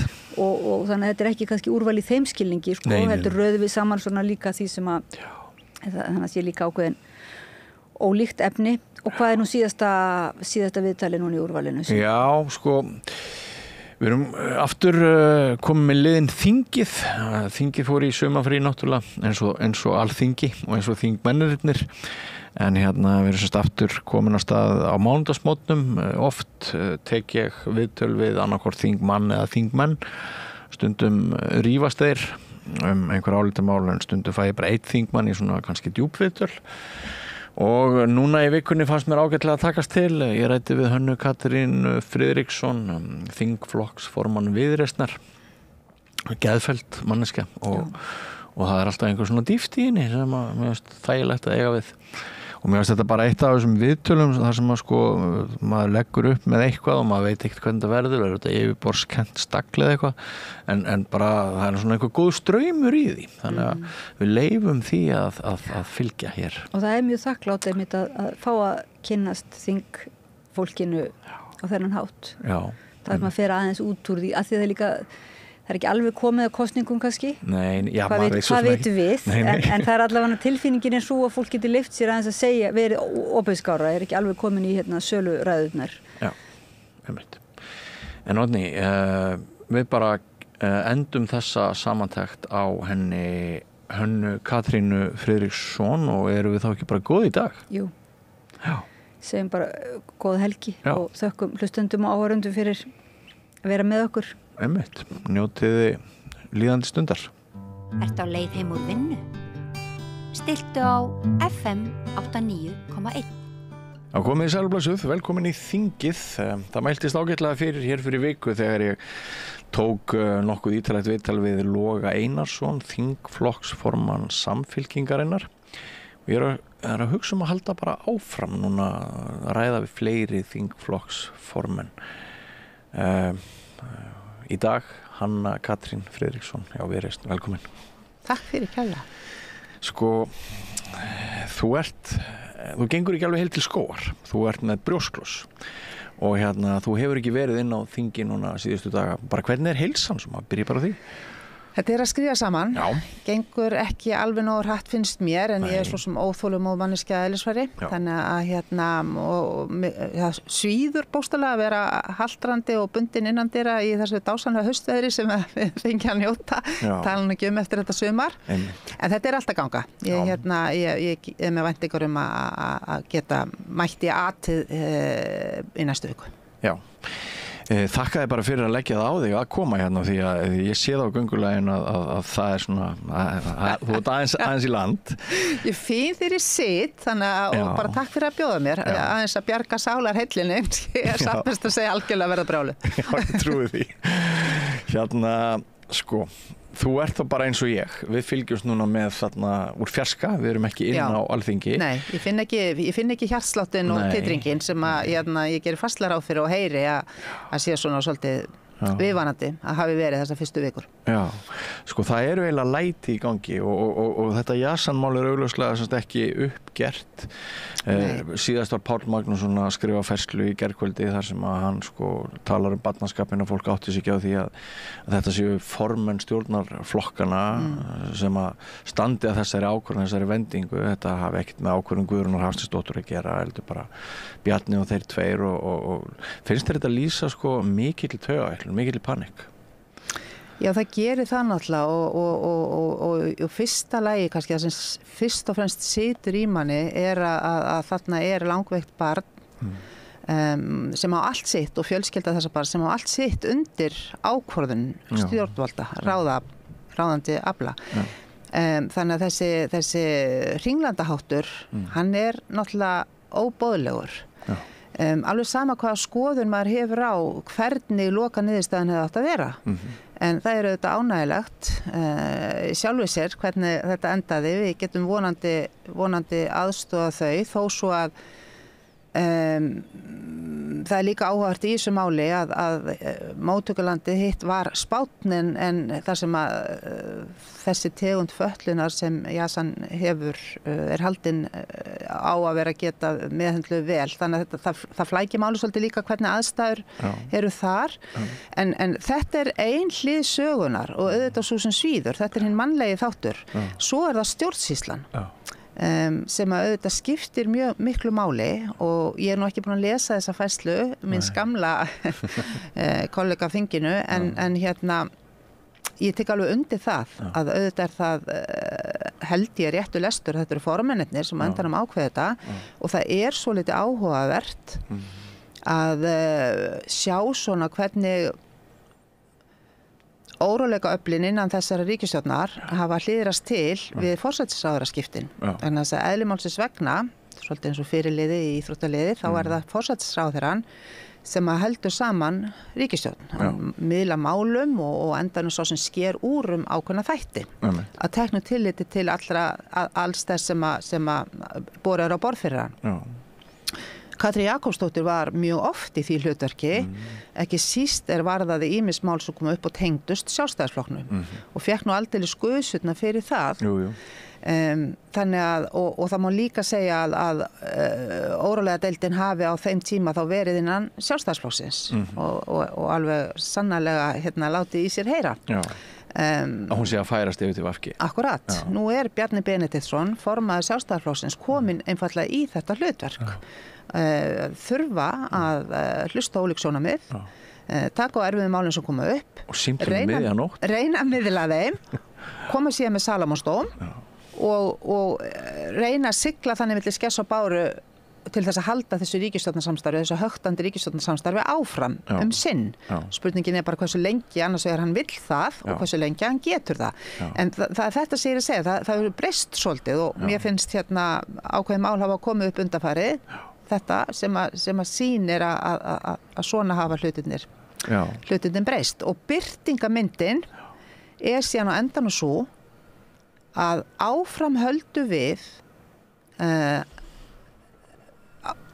áfram staðan svo að þessi innbyrðis átök ríkisstjórnarflokkana eru birtingamynd stjórnmála í landinu en ekki það að það sé samstillt átak að létta heimilum og fyrirtækjum landsins róðurinn. Annars vegar í því erfiða efnahagsástandi sem ríkir og hins vegar í þeim miklu samfélagsbreytingum sem við erum að horfa upp á. Þannig að það það sem gerir þetta svo sorglegt. Samfélagið mallar einhverju lága drifi. Við erum ekki að fá það út úr okkur og samfélaginu sem þyrfti að vera meðal annars vegna sundurlyndis ríkisstjórnarinnar og þetta enginn trúir því í rauninni í dag sem ég hitti að það hafi verið þjóðinni nauðsynlegt að þetta þriggja flokka ríkisstjórnar samstarf að það þyrfti að framlengjast þannig að það endi annarkvort í vor eða næsta haust.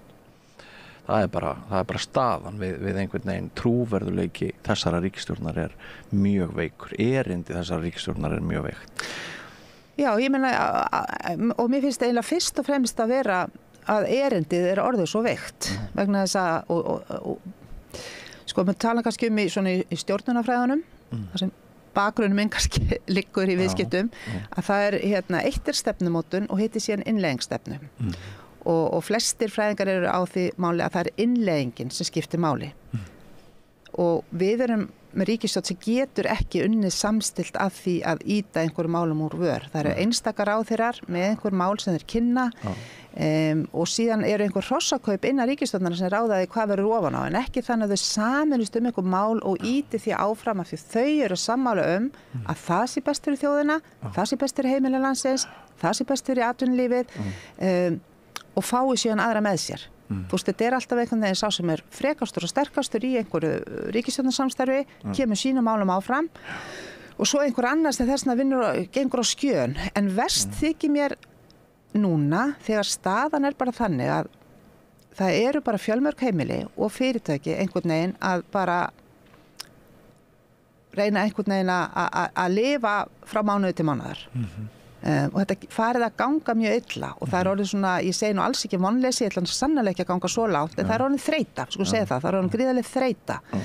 Og þá þá svo vont að mesta þreytan sé þeim sem að leiða. Já. Það er bara svo vont, það er svo vont skilaboð og það er svo vont að þetta sé sterkasta birtingamyndin í pólitíkinni. Raunverulega mín einhvern veginn draumsýn að stjórnmálamenn og stjórnmál sjáist sem minnst. Þeirra verkefni að láta hlutina ganga. Svo stíða þau auðvitað fram með einhver skilaboð þegar þarf, en þetta bara, hlutirnir eiga bara að ganga eins og velsmurt kerfi, það óskastaðan, en ekki þannig að einhvern veginn, þú veist, þetta er bara orðið svo drefleiðinlegt. Já, mér dettur í hug sko eitt hlutverk stjórnvalda á hamfara tímum. Það eru sko ákveðnar efnahagslegar hamfarir hjá bara mörgum einstaklingum og fjölskyldum út af vaxtastig Seðlabankans og því hvernig eignir brenna upp og í þessum brjálæðislegu vöxtum og sko eitt hlutverk stjórnmálamanna gæti verið að taka utan sína þjóð. Hughreysta hana, biðjast afsökunar á því að ástandi sé eins og það tala fólk út úr vandanum, segja við vonumst til þess að þessu linni, en það mikilvæga hlutverk góðra stjórnmálamanna, við höfum ekki séð mikið til þess núna undanfarið. Nei, og ég ætla ekki að sko ég velkist ekki neinu vafa það að þeir stjórnmálamanna sem við nú erum starfandi, þeir vilja vel.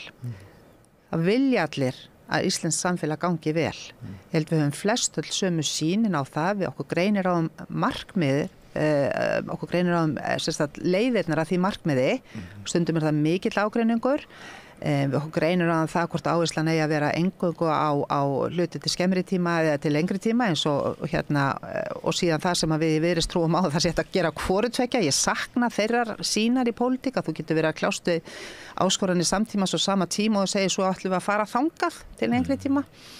En það einhvern veginn þannig að orkan fer bara einhvern veginn í þessi innbyrðis átök og kýtingar og það er það sem við erum endalaust að sjá boðið upp á þetta í fjölmiðlum inn á þingið og nú veit ég þetta við erum að takast á. Það er ekki það sem ég er að meina, ég er ekki að tala um hugmyndafræðilega ágreining, hann meira segja fellir í skuggan fyrir þessum innbyrðis átökum og ég er alveg sammálaður í því að það er ekki nokkur maður sem trúi því og ég held að það sé nái inn í raði stjórnarflokkana að þetta stjórnarsamstarf sem áframhaldandi stjórnarsamstarf eftir kosningarnar 21 hafi verið annað en vilji forystu manna flokkana til þess að sitja áfram í stólunum. Og til þess að svo mætti vera þá var meira að segja ákveðnum verkefnum sem verið hafði ágreiningur á fyrra kjörtímabili bara hent eins og Miðhálendis þjóðgarði eða sameiningu sveitarfélaga eða hvað nú sko. Þannig að menn tóku bara stóru málun út af þau mál og heldur svo áfram að láta hlutina malla og vonuðu það besta og það var bara ekki, mönnum varði ekki á ósk sinni bara. En þú segir eflaust réttilega að fólk vilji allt þið besta í stjórnmálum, bursið frá því hvaða flokki það en þið hafi nú samt sko reynt að aðgreina ykkur og eruð með því náttúrulega að deila á suma valdaflokka hér á landi með því að leggja áherslu á það að þið hafið almannahagsmuni að leiðarljósi og þá það að segja að aðrir flokkar hafi haft of mikið af sérhagsmunum að leiðarljósi og ég held að það sé náttúrulega þurfum nú ekki að fara mjög langt til þess að við áttum okkur á því að stundum nú kannski svolítið stutt á milli sérhagsmuna og íslenskra stjórnmála. En þið eruð mörg ykkar eru fyrrum sjálfstæðis fólk í Viðreisn. Þið viljið gangi í ESB. Þið eruð sá armur að hluta sem vill Evrópusamstarf og á sama tíma og það svona eitt af hryggjarstykkjunum í ykkur, sú stefna, þá sáuðu þarna systurflokkin, ef maður getur sagt sem svo í þessari ástöðu, pakka svolítið því stefnumáli niður. Þá ég að tala Kristrúnu Frostadóttur, Samfylkinguna. Er umræðan ESB svolítið landlaus sem stendur, sko? Nei, hún er sannlega ekki landlaus. Hún á heimili hjá okkur í Viðreisn og hjá ákveðnum hreyfing. Evrópurhreyfingin er mjög öflug samtök, nokkura ára gömul, þar sem fólk er sannlega ekki bara úr Viðreisn, heldur úr öllu litrófi stjórnmálana, myndi ég segja, og síðan auðvitað bara alls konar fólk sem að ekki tengi sér einu stjórnmálaflokki, sem náttúrulega hryggjarstykki í íslensku samfélagi, gleymist stundum, En já, við erum eini flokkurinn sem talar mjög ákveðið fyrir því að íslensk þjóð á að fá að greiða atkvæði það hvort að haldið skuli áfram vera inngöngu í Evrópusambandið og síðan að þeim loknum, þegar fyrir liggur niðurstaða að það sé bara farið í þetta ferli. Og það tengist því sem ég var að nefna áðan að stjórnmálamenn þurfa að hafa sín bæði til lengri og skemmri tíma.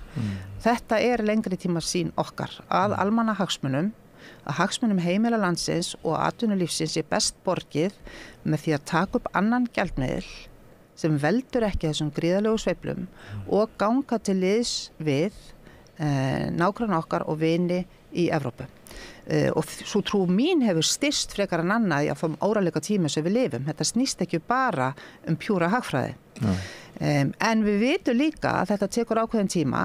Við gerum reyndar, tökum ekki undir það að þetta sé einhverjar áratugir sem einhver áhrif af slíku jákvæð áhrif myndu koma vegna sem leiða ákvörðunin tekin, þá fer efnahagsstjórnin að taka mark af því. En ég held svo að það er einn af göllunum svolítið við stjórnmálin er að hvað okkur vex í augum þessi framtíð, en þetta söngurinn, Viðreisn rífilega 8 ára gamall flokkur, stjórnmálflokkur, þó svona svo kallaður hugmyndafræðilegur bakgrunni sé nokkrum árum eldri. En þegar við komum fram á sjónarsviði í kosningunum 2016 og síðan aftur í kosningunum 2017 og aftur í kosningunum 2021, þá var svona hlegið á okkur í kappræðum, í kosningabaráttunni fyrir það að vera alltaf með augun á þessari framtíð. Þú veist, það þótti bara fyndið. Hvað er að ykkur? Við erum í núinu, sko. Framtíðin sem var 2016 er hinn harði veruleiki sem fyrirtæki og heimilin landsins er að kljást við í dag. Þú veist, þetta er ekki lengri í burtu. En enga síður, þá erum Viðreisn, við höfum bara talað fyrir því að við þurfum ákveðnar lagfæringar í dag. Það þarf að auðvitað horfa á heimilin í dag og til lengri tíma. Við vorum líka í framtíðinni þegar við tölum það í fjárlagaumræðinu 2018 og 2019 að ríkið þyrfti að sýna aðhald, hugsa til mögru árana því það var mikill uppgangur. Við studdum COVID-aðgerðir, það er að segja ríkisstjórnarinnar með því að veita fjárhagslega aðstoð til heimila, til fyrirtækja, til að halda hjólunum gangandi. Við vörum við því að þau dróðu ekkert saman seglin eins og nágrannar þjóðir okkar í Evrópu þegar COVID-tímanum lauk, heldur veittu fjármagninu að miklu leyti til lánsfjármagni ríkissjóðs í ýmislegt annað. Verðbólgu hvetjandi þá. Akkúrat. Þannig að það er heldur ekki sanngjarnt að segja að við séum bara að líta til framtíðar. Við erum sannlega því. En þetta er það sem við höfum verið að tala stanslaust. Við styðjum allar aðgerðir núna til að aðstoða heiminn í núinu við þessa erfiðu aðstæður. Hvort sem það eru vaxtabætur eða aðrar barnabætur eða annað, að bæti í það. Þannig að fyrirtæki það verður að létta heimilunum róðurinn. Við erum á móti því að ríkisstjórnin ætlar að láta þetta úrræði sem þýðir skattfrjáls úttekt séreignarsparnaðar inn á höfust- og húsnæðislána renna út áramótin. Það er ekki tímabært. Heimilin eru ennþá að bara reyna að halda höfðinu fyrir ofan yfirborðið. Og ég bara vona að þetta hafi verið, ég trú ekki þegar ég heyri fjármálaráðherra að tala að þetta nýtist best sterk efnuðu eignafólki. Þakið á þessu úrræði. Það er nú líka bara í þínu DNA að það sé háverðbólga.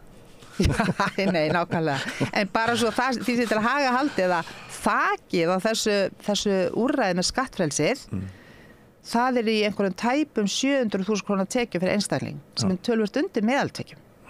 Þetta nú sterkefnið einstaklingarnir. Þannig að þetta ekki, og talandi DNA sko, ég held samt sko, það náttúrulega að gera grína þessu, en ég held samt að þessi frekar sko, maður á frekar að hugsa að þetta sorglegt, að þetta eiginlega ákveðið sannleikskorn í þessu hjá honum. Íslendingar hafa búið við þetta svo lengi. Þannig að það að sorglega við þetta. Ég upplifði samt að þetta væri svolítið skortur og það sem maður geti sagt bara tilfinningagreind, að sko bara öll þau heimili sem eru blóðug núna, bara blóðið rennur niður veggina út af þessum, þau heimili sem skulda, bara barnafjölskyldur sem skulda og heldu að þau getu eignast húsnæði sem eitthvað sem að engu ungu fólki dettur í hug í dag núna að þau getu eignast. Það engin leið fyrir ungt fólk að sjá fyrir sér húsnæði á höfuðborgarsvæðinu nema að þau eigi sterkríka foreldra, bara ekki nokkur leið.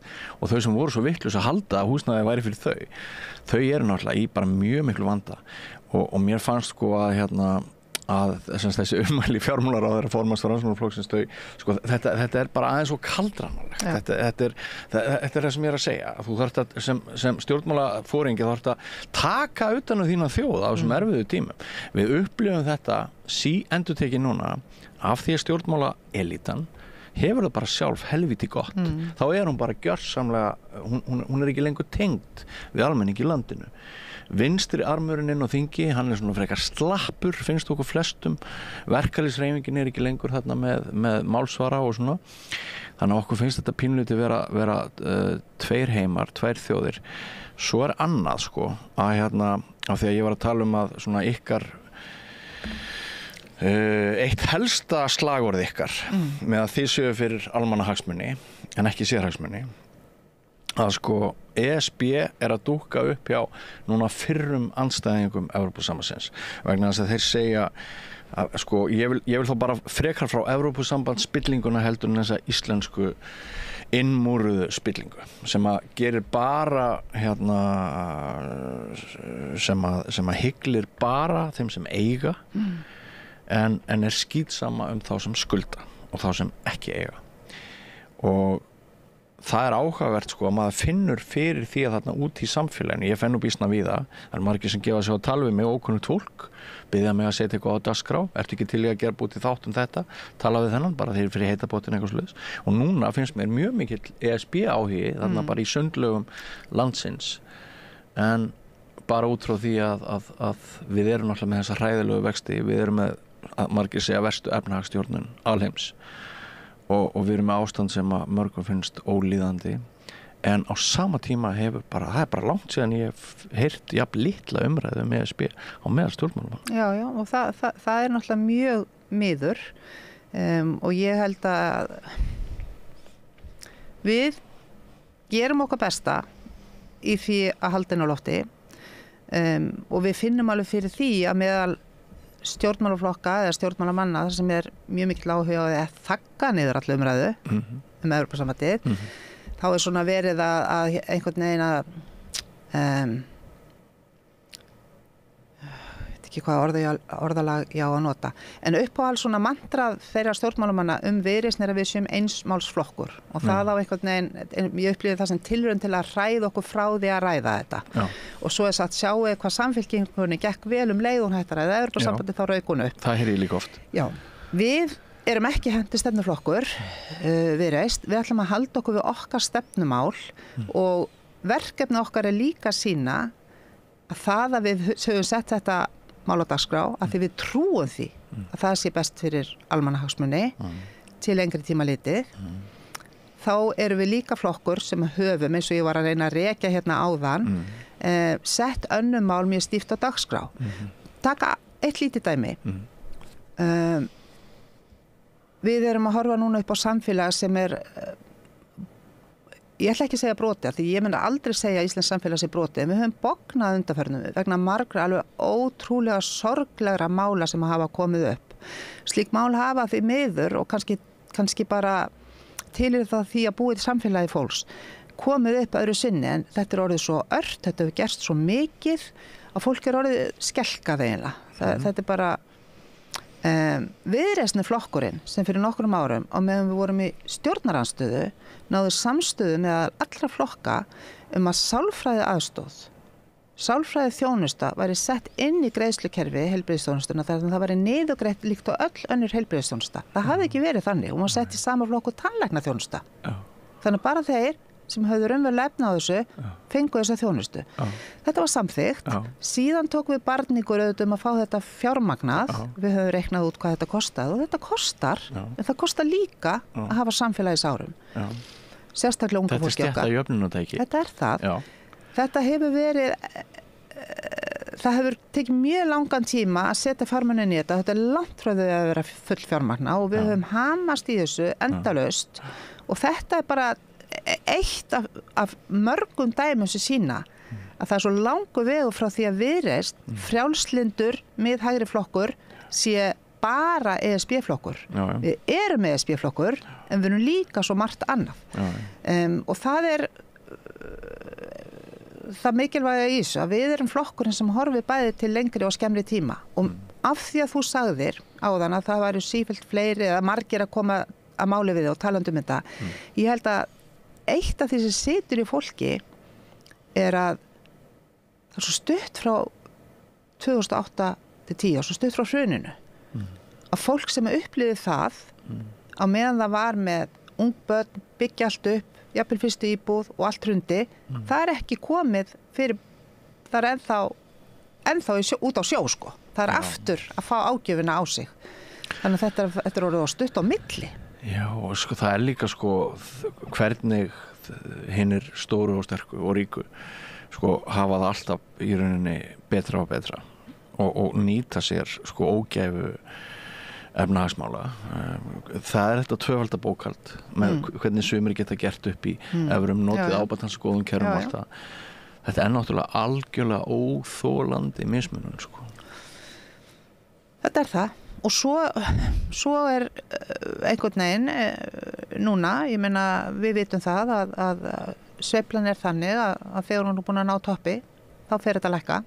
Verðbólgan mun fara niður hér, ef ekki á næstu mánuðum þá á þessu ári og vextir munu fara niður. Og hættan, ég ætla að segja hættan er að fólk gleymi því að það sem fer niður næ líka botni og þá fer þetta upp aftur. Það eru hagsveiflur allstaðar en þessi gjaldmiðill okkar gerir að verkjum að hann ýkir hagsveifluna. Fyrir utan það þau tæki sem við notum til að berjast við hana verðtryggingin og annað og svo vextirnir. Þetta er fólki of þungt. Þetta er óþægilega þungt fyrir þorra almennings og fyrirtækja. Ég heyrði slúðursögu daginn. Láttu vaða. Já, ég læt vaða sko. Þú reyndar í veikindafríinu. Þú í veikindafríinu heima getur náttúrulega borið viðbýtu. Ég veit ekkert um það. Ég er ekki nýr á þingjast.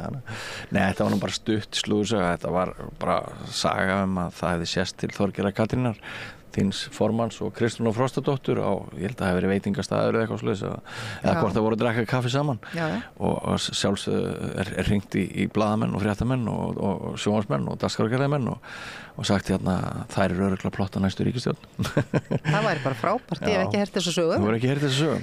Nei, en við fáum okkur kaffi þvert á flokka og eitthvað hafa þær verið að tala. Ég meina það er alveg rétt. Þú mér var svolítið gaman að því áðan hvað þú fórst sko, ég held að hafa allir verið punktur á milli þegar þú segir Viðreisn er klofin út úr Sjálfstæðisflokknum og er systurflokkur Samfylkingar. Það er sennilega bara mjög kjartgóð lýsing. En allavega þá er það alveg ljóst að það eru margir strengir þarna og ég er líka alveg sannfærð það að Samfylkingin hefur ekki lagt Evrópusambandið á hilluna þó að það sé einhvern veginn komið í rassvasann akkurat núna. Það eru margir þar innandyra sem að sjá þetta sem réttu leiðina áfram.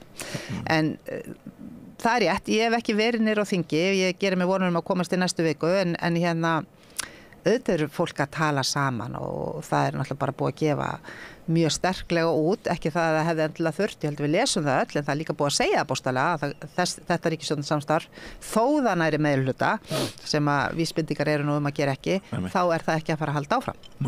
og það þýðir auðvitað, það eru allir að tala saman og það sem er... Það eru allir að tala við alla nú þegar. Já, ég segi þá, en það er líka eitt sem hefur einkennt þetta kjörtímabil, allavega út frá minni reynslu sem svo sem ekki löng í pólitíkinni, að í staðin fyrir að hugsa bara og vita, nema eitthvað meiri háttar gerist, meiri háttar, þá eru kosningar þarna.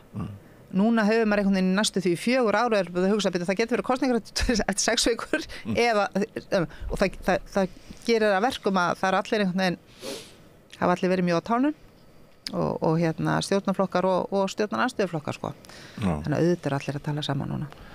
Ein sviðsmynd er rædd, það er þið og Samfylkingin segjum að þið fáið, þú verið sannlega ánað með 10-11%. Það væri meira en aðrir frjálslyndu flokkar í Evrópu að fá þess staðana, þannig að já. Samfylkingin, hún gæti fengið 25, ég varst nú að þau verði hærri en það. En þeir eru þá komið saman með 36 og svo er nú ýmislegt sem bendir til þess að miðflokkurinn gæti verið, þið gæti búið til 3 flokka ríkisstjórn með miðflokknum. Kemur það til greina? Það er mjög sérstök samsetning, en ég held að ég veit að þetta hljómar þessi að ganga óbundin til kosninga en það þýðir auðvitað bara það sem það þýðir. Maður þarf að sjá að því þessar tölu sem þú nefnir, það eru líka endurspegluð auðvitað bara vilja kjósenda og síðan ég held að ég geti fullyrt að svo lengi sem ég hef eitthvað með að segja, þá myndi þetta allavega vera þannig að stjórnarsáttmáli þeirra ríkisstjórnar sem Viðreisn mun eiga aðild að mun vera skýr. Það mun vera minna blaður og það mun vera skýr skilaboð hvað þessir flokkar sem hafa komið sér saman að vinna saman, hverju þeir ætli sér að ná fram. Og síðan myndi hver flokkur að minnsta kosti Viðreisn fara í sitt bakland og útskýra við náðum þess og þessu og við töldum það mikilvægara að þó við þurftum, skilur þú, bara þar maður sé heiðarlegu við kjósendur en fel ekki einhverju 20 blaðsíðna plaggi einhverju hluti. Ég held að það sé það sem að skapar óánægju hjá kjósendu þegar þeirra flokkur endir í einhverju stjórnarsamstarfi. En aftur að þessari spurningu, ég get bara ekki svarað henni, það liggur alveg fyrir að út frá mörgum hugmyndafræðilegum þáttum eru við og Samfylking nálægt hvort öðru. Ég átta mig ekki ennþá á í hvaða leið Kristrún er að taka, í hvaða átt Kristrún er að taka flokkinn, til dæmis efnahagsmálin, það verður bara komið ljós. Að mörgu leyti er Viðreisn ekki fjarri miðflokknum, þeir hafa til dæmis verið nálægt okkur undanfarin ár þegar við erum að tala að það þurfa að nýta fjármuni ríkisins betur og markvissar. Í öðru málum er himinn og haf á milli okkar. Þannig að ég held ekki að þetta sé allavega það fyrsta sem fólki dytti í hug. Nei. En með því að við sjáum þessar fyrrum risavöxnu stofnanir í íslensku þjóðlífi eins og Sjálfstæðisflokkinn sem að gat gengið nánast að vísu 40, 50, 60% atkvæðamagni í borgarstjórnarkosningum og svona, að með því að við sjáum þau mælast með 13-14% núna sem er ótrúlega tala og með því að við sjáum svona ýmsar aðrar sviptingar þá áttu við náttúrulega okkur öll á því að verkefnið að mynda nýja ríkisstjórn það er sumpart snúnar. Þetta var einfaldara þegar þú varst með helmingaskipta flokkana, bara gömlu valdaflokkana, Framsókn og Sjálfstæðisflokkin og sko ef við lítum á ráðandi stjórnmálamenn sem framkvæmdastjóra þjóðfélags þá var einfaldara áður að vera bara formaður Sjálfstæðisflokksins og formaður Framsóknarflokksins og þeir voru bara með þetta gigg heldur en í dag. Sko 3 flokkar er líklegt, er það ekki? Sýnist þér það ekki?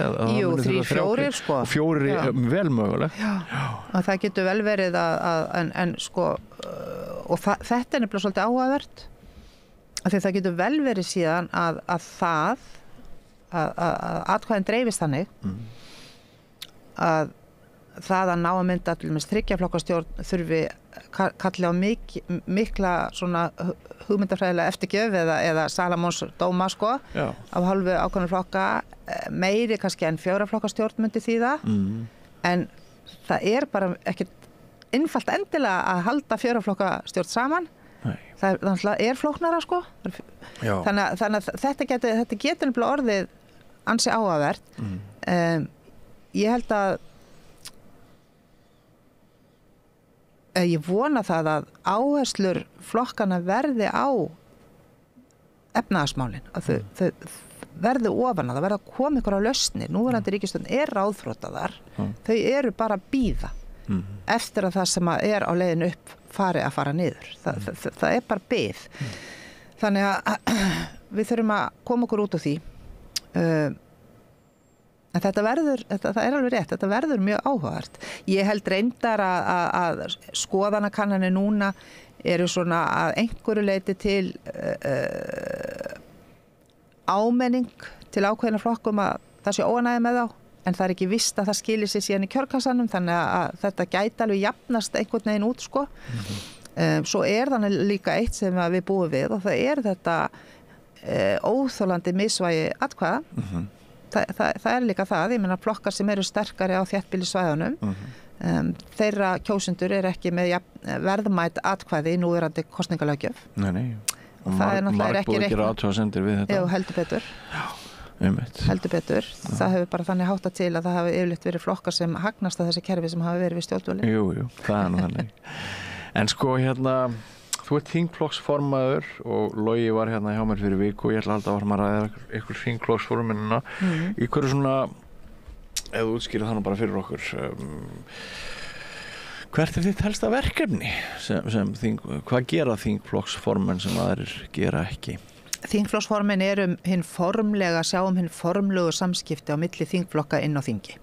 Það felur í sig formlega fundi með forseta Alþingis sem eiga sér stað á mánudagsmorgnum fyrir þingvikuna, þar sem farið yfir helstu verkefni vikunar og þingflokksformenn einstaka flokka ber að skila bara sínum þingmönnum eitthvað sem að uppi, eitthvað sem betur mætti fara, eitthvað umhverfisefni eða einhver áherslaatriði eða minna á eitthvað eða hvaða sem það nú Þessa fundi situr líka skrifstofustjóri Alþingis, Ragnar.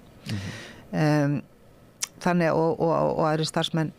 Þannig að það hinn formlega hlið þessi samskipti og þau eru mest náttúrulega í upphafi þingvetrar og síðan fyrir lokin fyrir jólahlé og svo fyrir sumarhlé. Þá bókstaflega verið að semja þinglok og fara yfir þau mál sem eftir að afgreiða og þingflokksformenn stjórnarflokkana koma með einhvern lista og við ræðum saman og þetta svona þetta reyndar alveg heilmikil vinna. Maður miklar tarnir þingflokksformanna á þessum tímum. Síðan eru auðvitað þingflokksformenn líka halda utan eigin þingflokk, skipa þingmönnum í samræðu við formenn niður í nefndir, fastanefndir þingsins og halda svona utan verkefni. Fara allt niður í það að skipuleggja hverjir fara upp í hvaða ræður í hvaða málaflokkum og svo framvegis. Við njótuðum þess í Viðreisn að vera með sterkan hóp, þannig að ég hef nú ekki þurft að beinlínist að hlutast mikið til það. Við erum treystum okkur í hvað sem en þetta er svolítið verkefnin, þannig að þetta getur tekið býsna mikil tíma og ég hef verið þingflokksformaður frá því ég kemur á þing. Satt með fyrsta fund og hafði ekki hugmyndum í hverju verkefni snerist, en svo sem vanur stjórnandi á atvinnulífinu, en ég fekk gott ráð frá vinkonu minni sem þá var farin af þingi og hafði verið þingflokksformaður sem sagði umfram allt mátti ekki gleyma að vera sjálf þingmaður. Og mátti ekki vera svo upptekinn að við annars vegar að halda öllu gangandi á milli þingflokkana svo þingið, þetta virki þingstörfin og síðan hins vegar að halda öllu gangandi inn í þínum eigin þingflokki að þú gleymir að þú ert þarna líka sko og ég verði alveg að viðurkenna það hafa alveg komið stundir sem ég hef gleymt því. En þá dúkkar þessi varúðarorð alltaf upp í frá Röggur Ríkars upp í huganum. Ekki gleymast þér. Heyrðu Hanna Katrín, það búið að vera gaman að spjalla við þig en svona rétt í lokin, sko, eru þið öll með pólitíska ferðartösku bara Í forstofunni núna hérna í þeim skilningi sko að líður þér eins og að þessi stjórn gæti bara liðast í sundur hvenær sem Þú varst að segja áðan að nú þegar væri í rauninni allir farnir að tala við alla. Já, akkurat. Sko ég held, og ég get ekki svarað þessu öðruvísi, en ég held að sé fullu vilji hjá formönnum flokkana 3 að klára veturinn. Og ég merki það er alls konar ástæðu fyrir því. Það er náttúrulega þannig að flokkarnir standa allir illa í skoðanakönnunum. Ef einn þeirra var á leiðinu upp þá væri kannski staðan öðruvísi. En ég held líka, ég meina ég vona að við séum að horfa fram á einhverja slökun í vöxtum, ef ekki við næstu vaxta ákvörðun þá það næstu. Það er allt að kólna, það er mikið og svona vaxta ákvarðanir koma fram það seint að ég sé ekki annað inn í myndinni að maður horfir á hagtölurnar. Og þá vonandi eru þau hjól farin að snúast og auðvitað vill ríkisstjórnin sitja það lengi að hún getur sagt við erum búin að redda þessu. Fyrir kosningar. En svo geta þetta komið upp mál, ég held, og svo, það er það sem ég held. Síðan hitt, að flesta ríkisstjórnir springa á einhverju ófyrirsöðu. Og það getur bara mjög auðveldlega gerst. Þannig að, jú, þetta er svolítið góð líking. Þið fara ekki heim og pakki bara. En okkur líður svolítið eins og það hafi sko legið nálagt í Jassan-málinu sko, nema það hafi bara verið aðvörun. Og hérna, en mér líður eins og maður er búin að vera lengi í þessum brasa. 4 áratugir síðan ég byrjaði að fjalla eitthvað pólitík. Mér líður eins og það sé eitthvað ósagt í þessu máli. Mannúðin var stórkostleg og frábært og gott að það var hægt að bjarga lífi þessa drengs, en það er ekki bara manngæska, það er einhver pólitík hann að bakvið og hérna mögulega var verið að senda bara einhver skilaboð en er ekki einfalt að sjá það fyrir sér að Vinstri grænir myndu njóta þess helst að láta sprengja á einhverju svona prinsipmáli umfram hina flokkana. Já, sko, í aðra röndir er alveg hægt að segja það. En svo hins vegar er hægt að benda á reynsluna hjá Bjartri framtíð, að því þegar upp í staðið, þá vill flest fólk, og við mögulega sem lifum og hræðumst í pólitík, hvort sem það er beinlis sem kjörum fulltrúi eða hérna, fjölmiðlamaður sem hefur hræst í þessum bransa lengi og að við kannski ofmetum hversu involverað fólk almennt er í pólitík. Ég held nefnilega að sé ekki eins og við höldum. Það vill bara láta hlutina virka. En svo náttúrulega höfum við ekki í langa tíma verið með slaka ríkisstjórn, þannig að það kemur inn í myndina líka sko. Þú veist, það er allt upp í loft sko. Þannig að hérna, en ég held kannski, ég tek undir þetta með þér að það liggur eitthvað í loftinu. Já. Og þetta er ekkert sem maður er að búa til, við erum með mælingar sem sýna það að traustið á þessari ríkisstjórn er afskaplega lítið. Og stemningin er engin og það eru margar vikur síðan ég hitti einhvern mann, hvort sem það er framsóknarmaður, sjálfstæðismaður eða vafkimaður, sem er bara ánægður með ríkisstjórnina. Ég held að við þurfum að fara einhver ára aftur í tíma. Þetta er rosalega vont, af því það er líka þannig og auðvitað heyrir fólk sem er í framlínunni, auðvitað heyraðu þetta bara aðeins stanslaust, ég þekki það sjálf, þú veist, það er engin friður sko, þannig og þá verða menn bara með allan heiminn á herðunum og þetta eru fólki sem er á að vera lyfta upp sko og leiða fólki áfram á mjög erfiðum tímum og það sem eins og við vorum að tala um í upphafi sko, þetta er bara svo vond ásýnd á ríkisstjórninni. Svo vond ásýnd sko, þannig en það er hellingu framundan og ég meina það eru mál og mér langar líka að vera bjassin og ég vona að við náum samstöðu þinginu einhver framfara mál og hérna, þú veist, það er samgöngu áætlun sem eru óunnin frá því að þau réð ekki við það í haust og það er bara samgöngu úrbætur víða land sem bíða og fólk eru uppnæma því það er náttúrulega ekki hægt að byrja útboð fyrir að þetta er klárað. Þannig að vonandi kláruðu það hratt og öruglega og það er orkumálin og guð með góðu biðlistarnir í heilbrigðis- og velferðarmálum við verðum að fara... Menntamálin. Það vantar ekki verkefni. Það vantar nefnilega ekki verkefni. Það er nákvæmlega málið. Og það er ekki gengið þau á meðan menn eru að kýta og kljást innbæris. Það eru bara skilabóðin.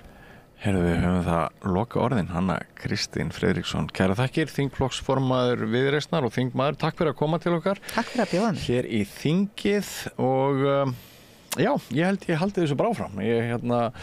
Einhver svona riflildi 3-4 þingmanna sem að minni stundum á Morfís-keppni. Ég ekkert vissum að náist endilega meira út úr því heldur en því að vera svona maður og mann, en við sjáumst aftur í þinginu eftir viku.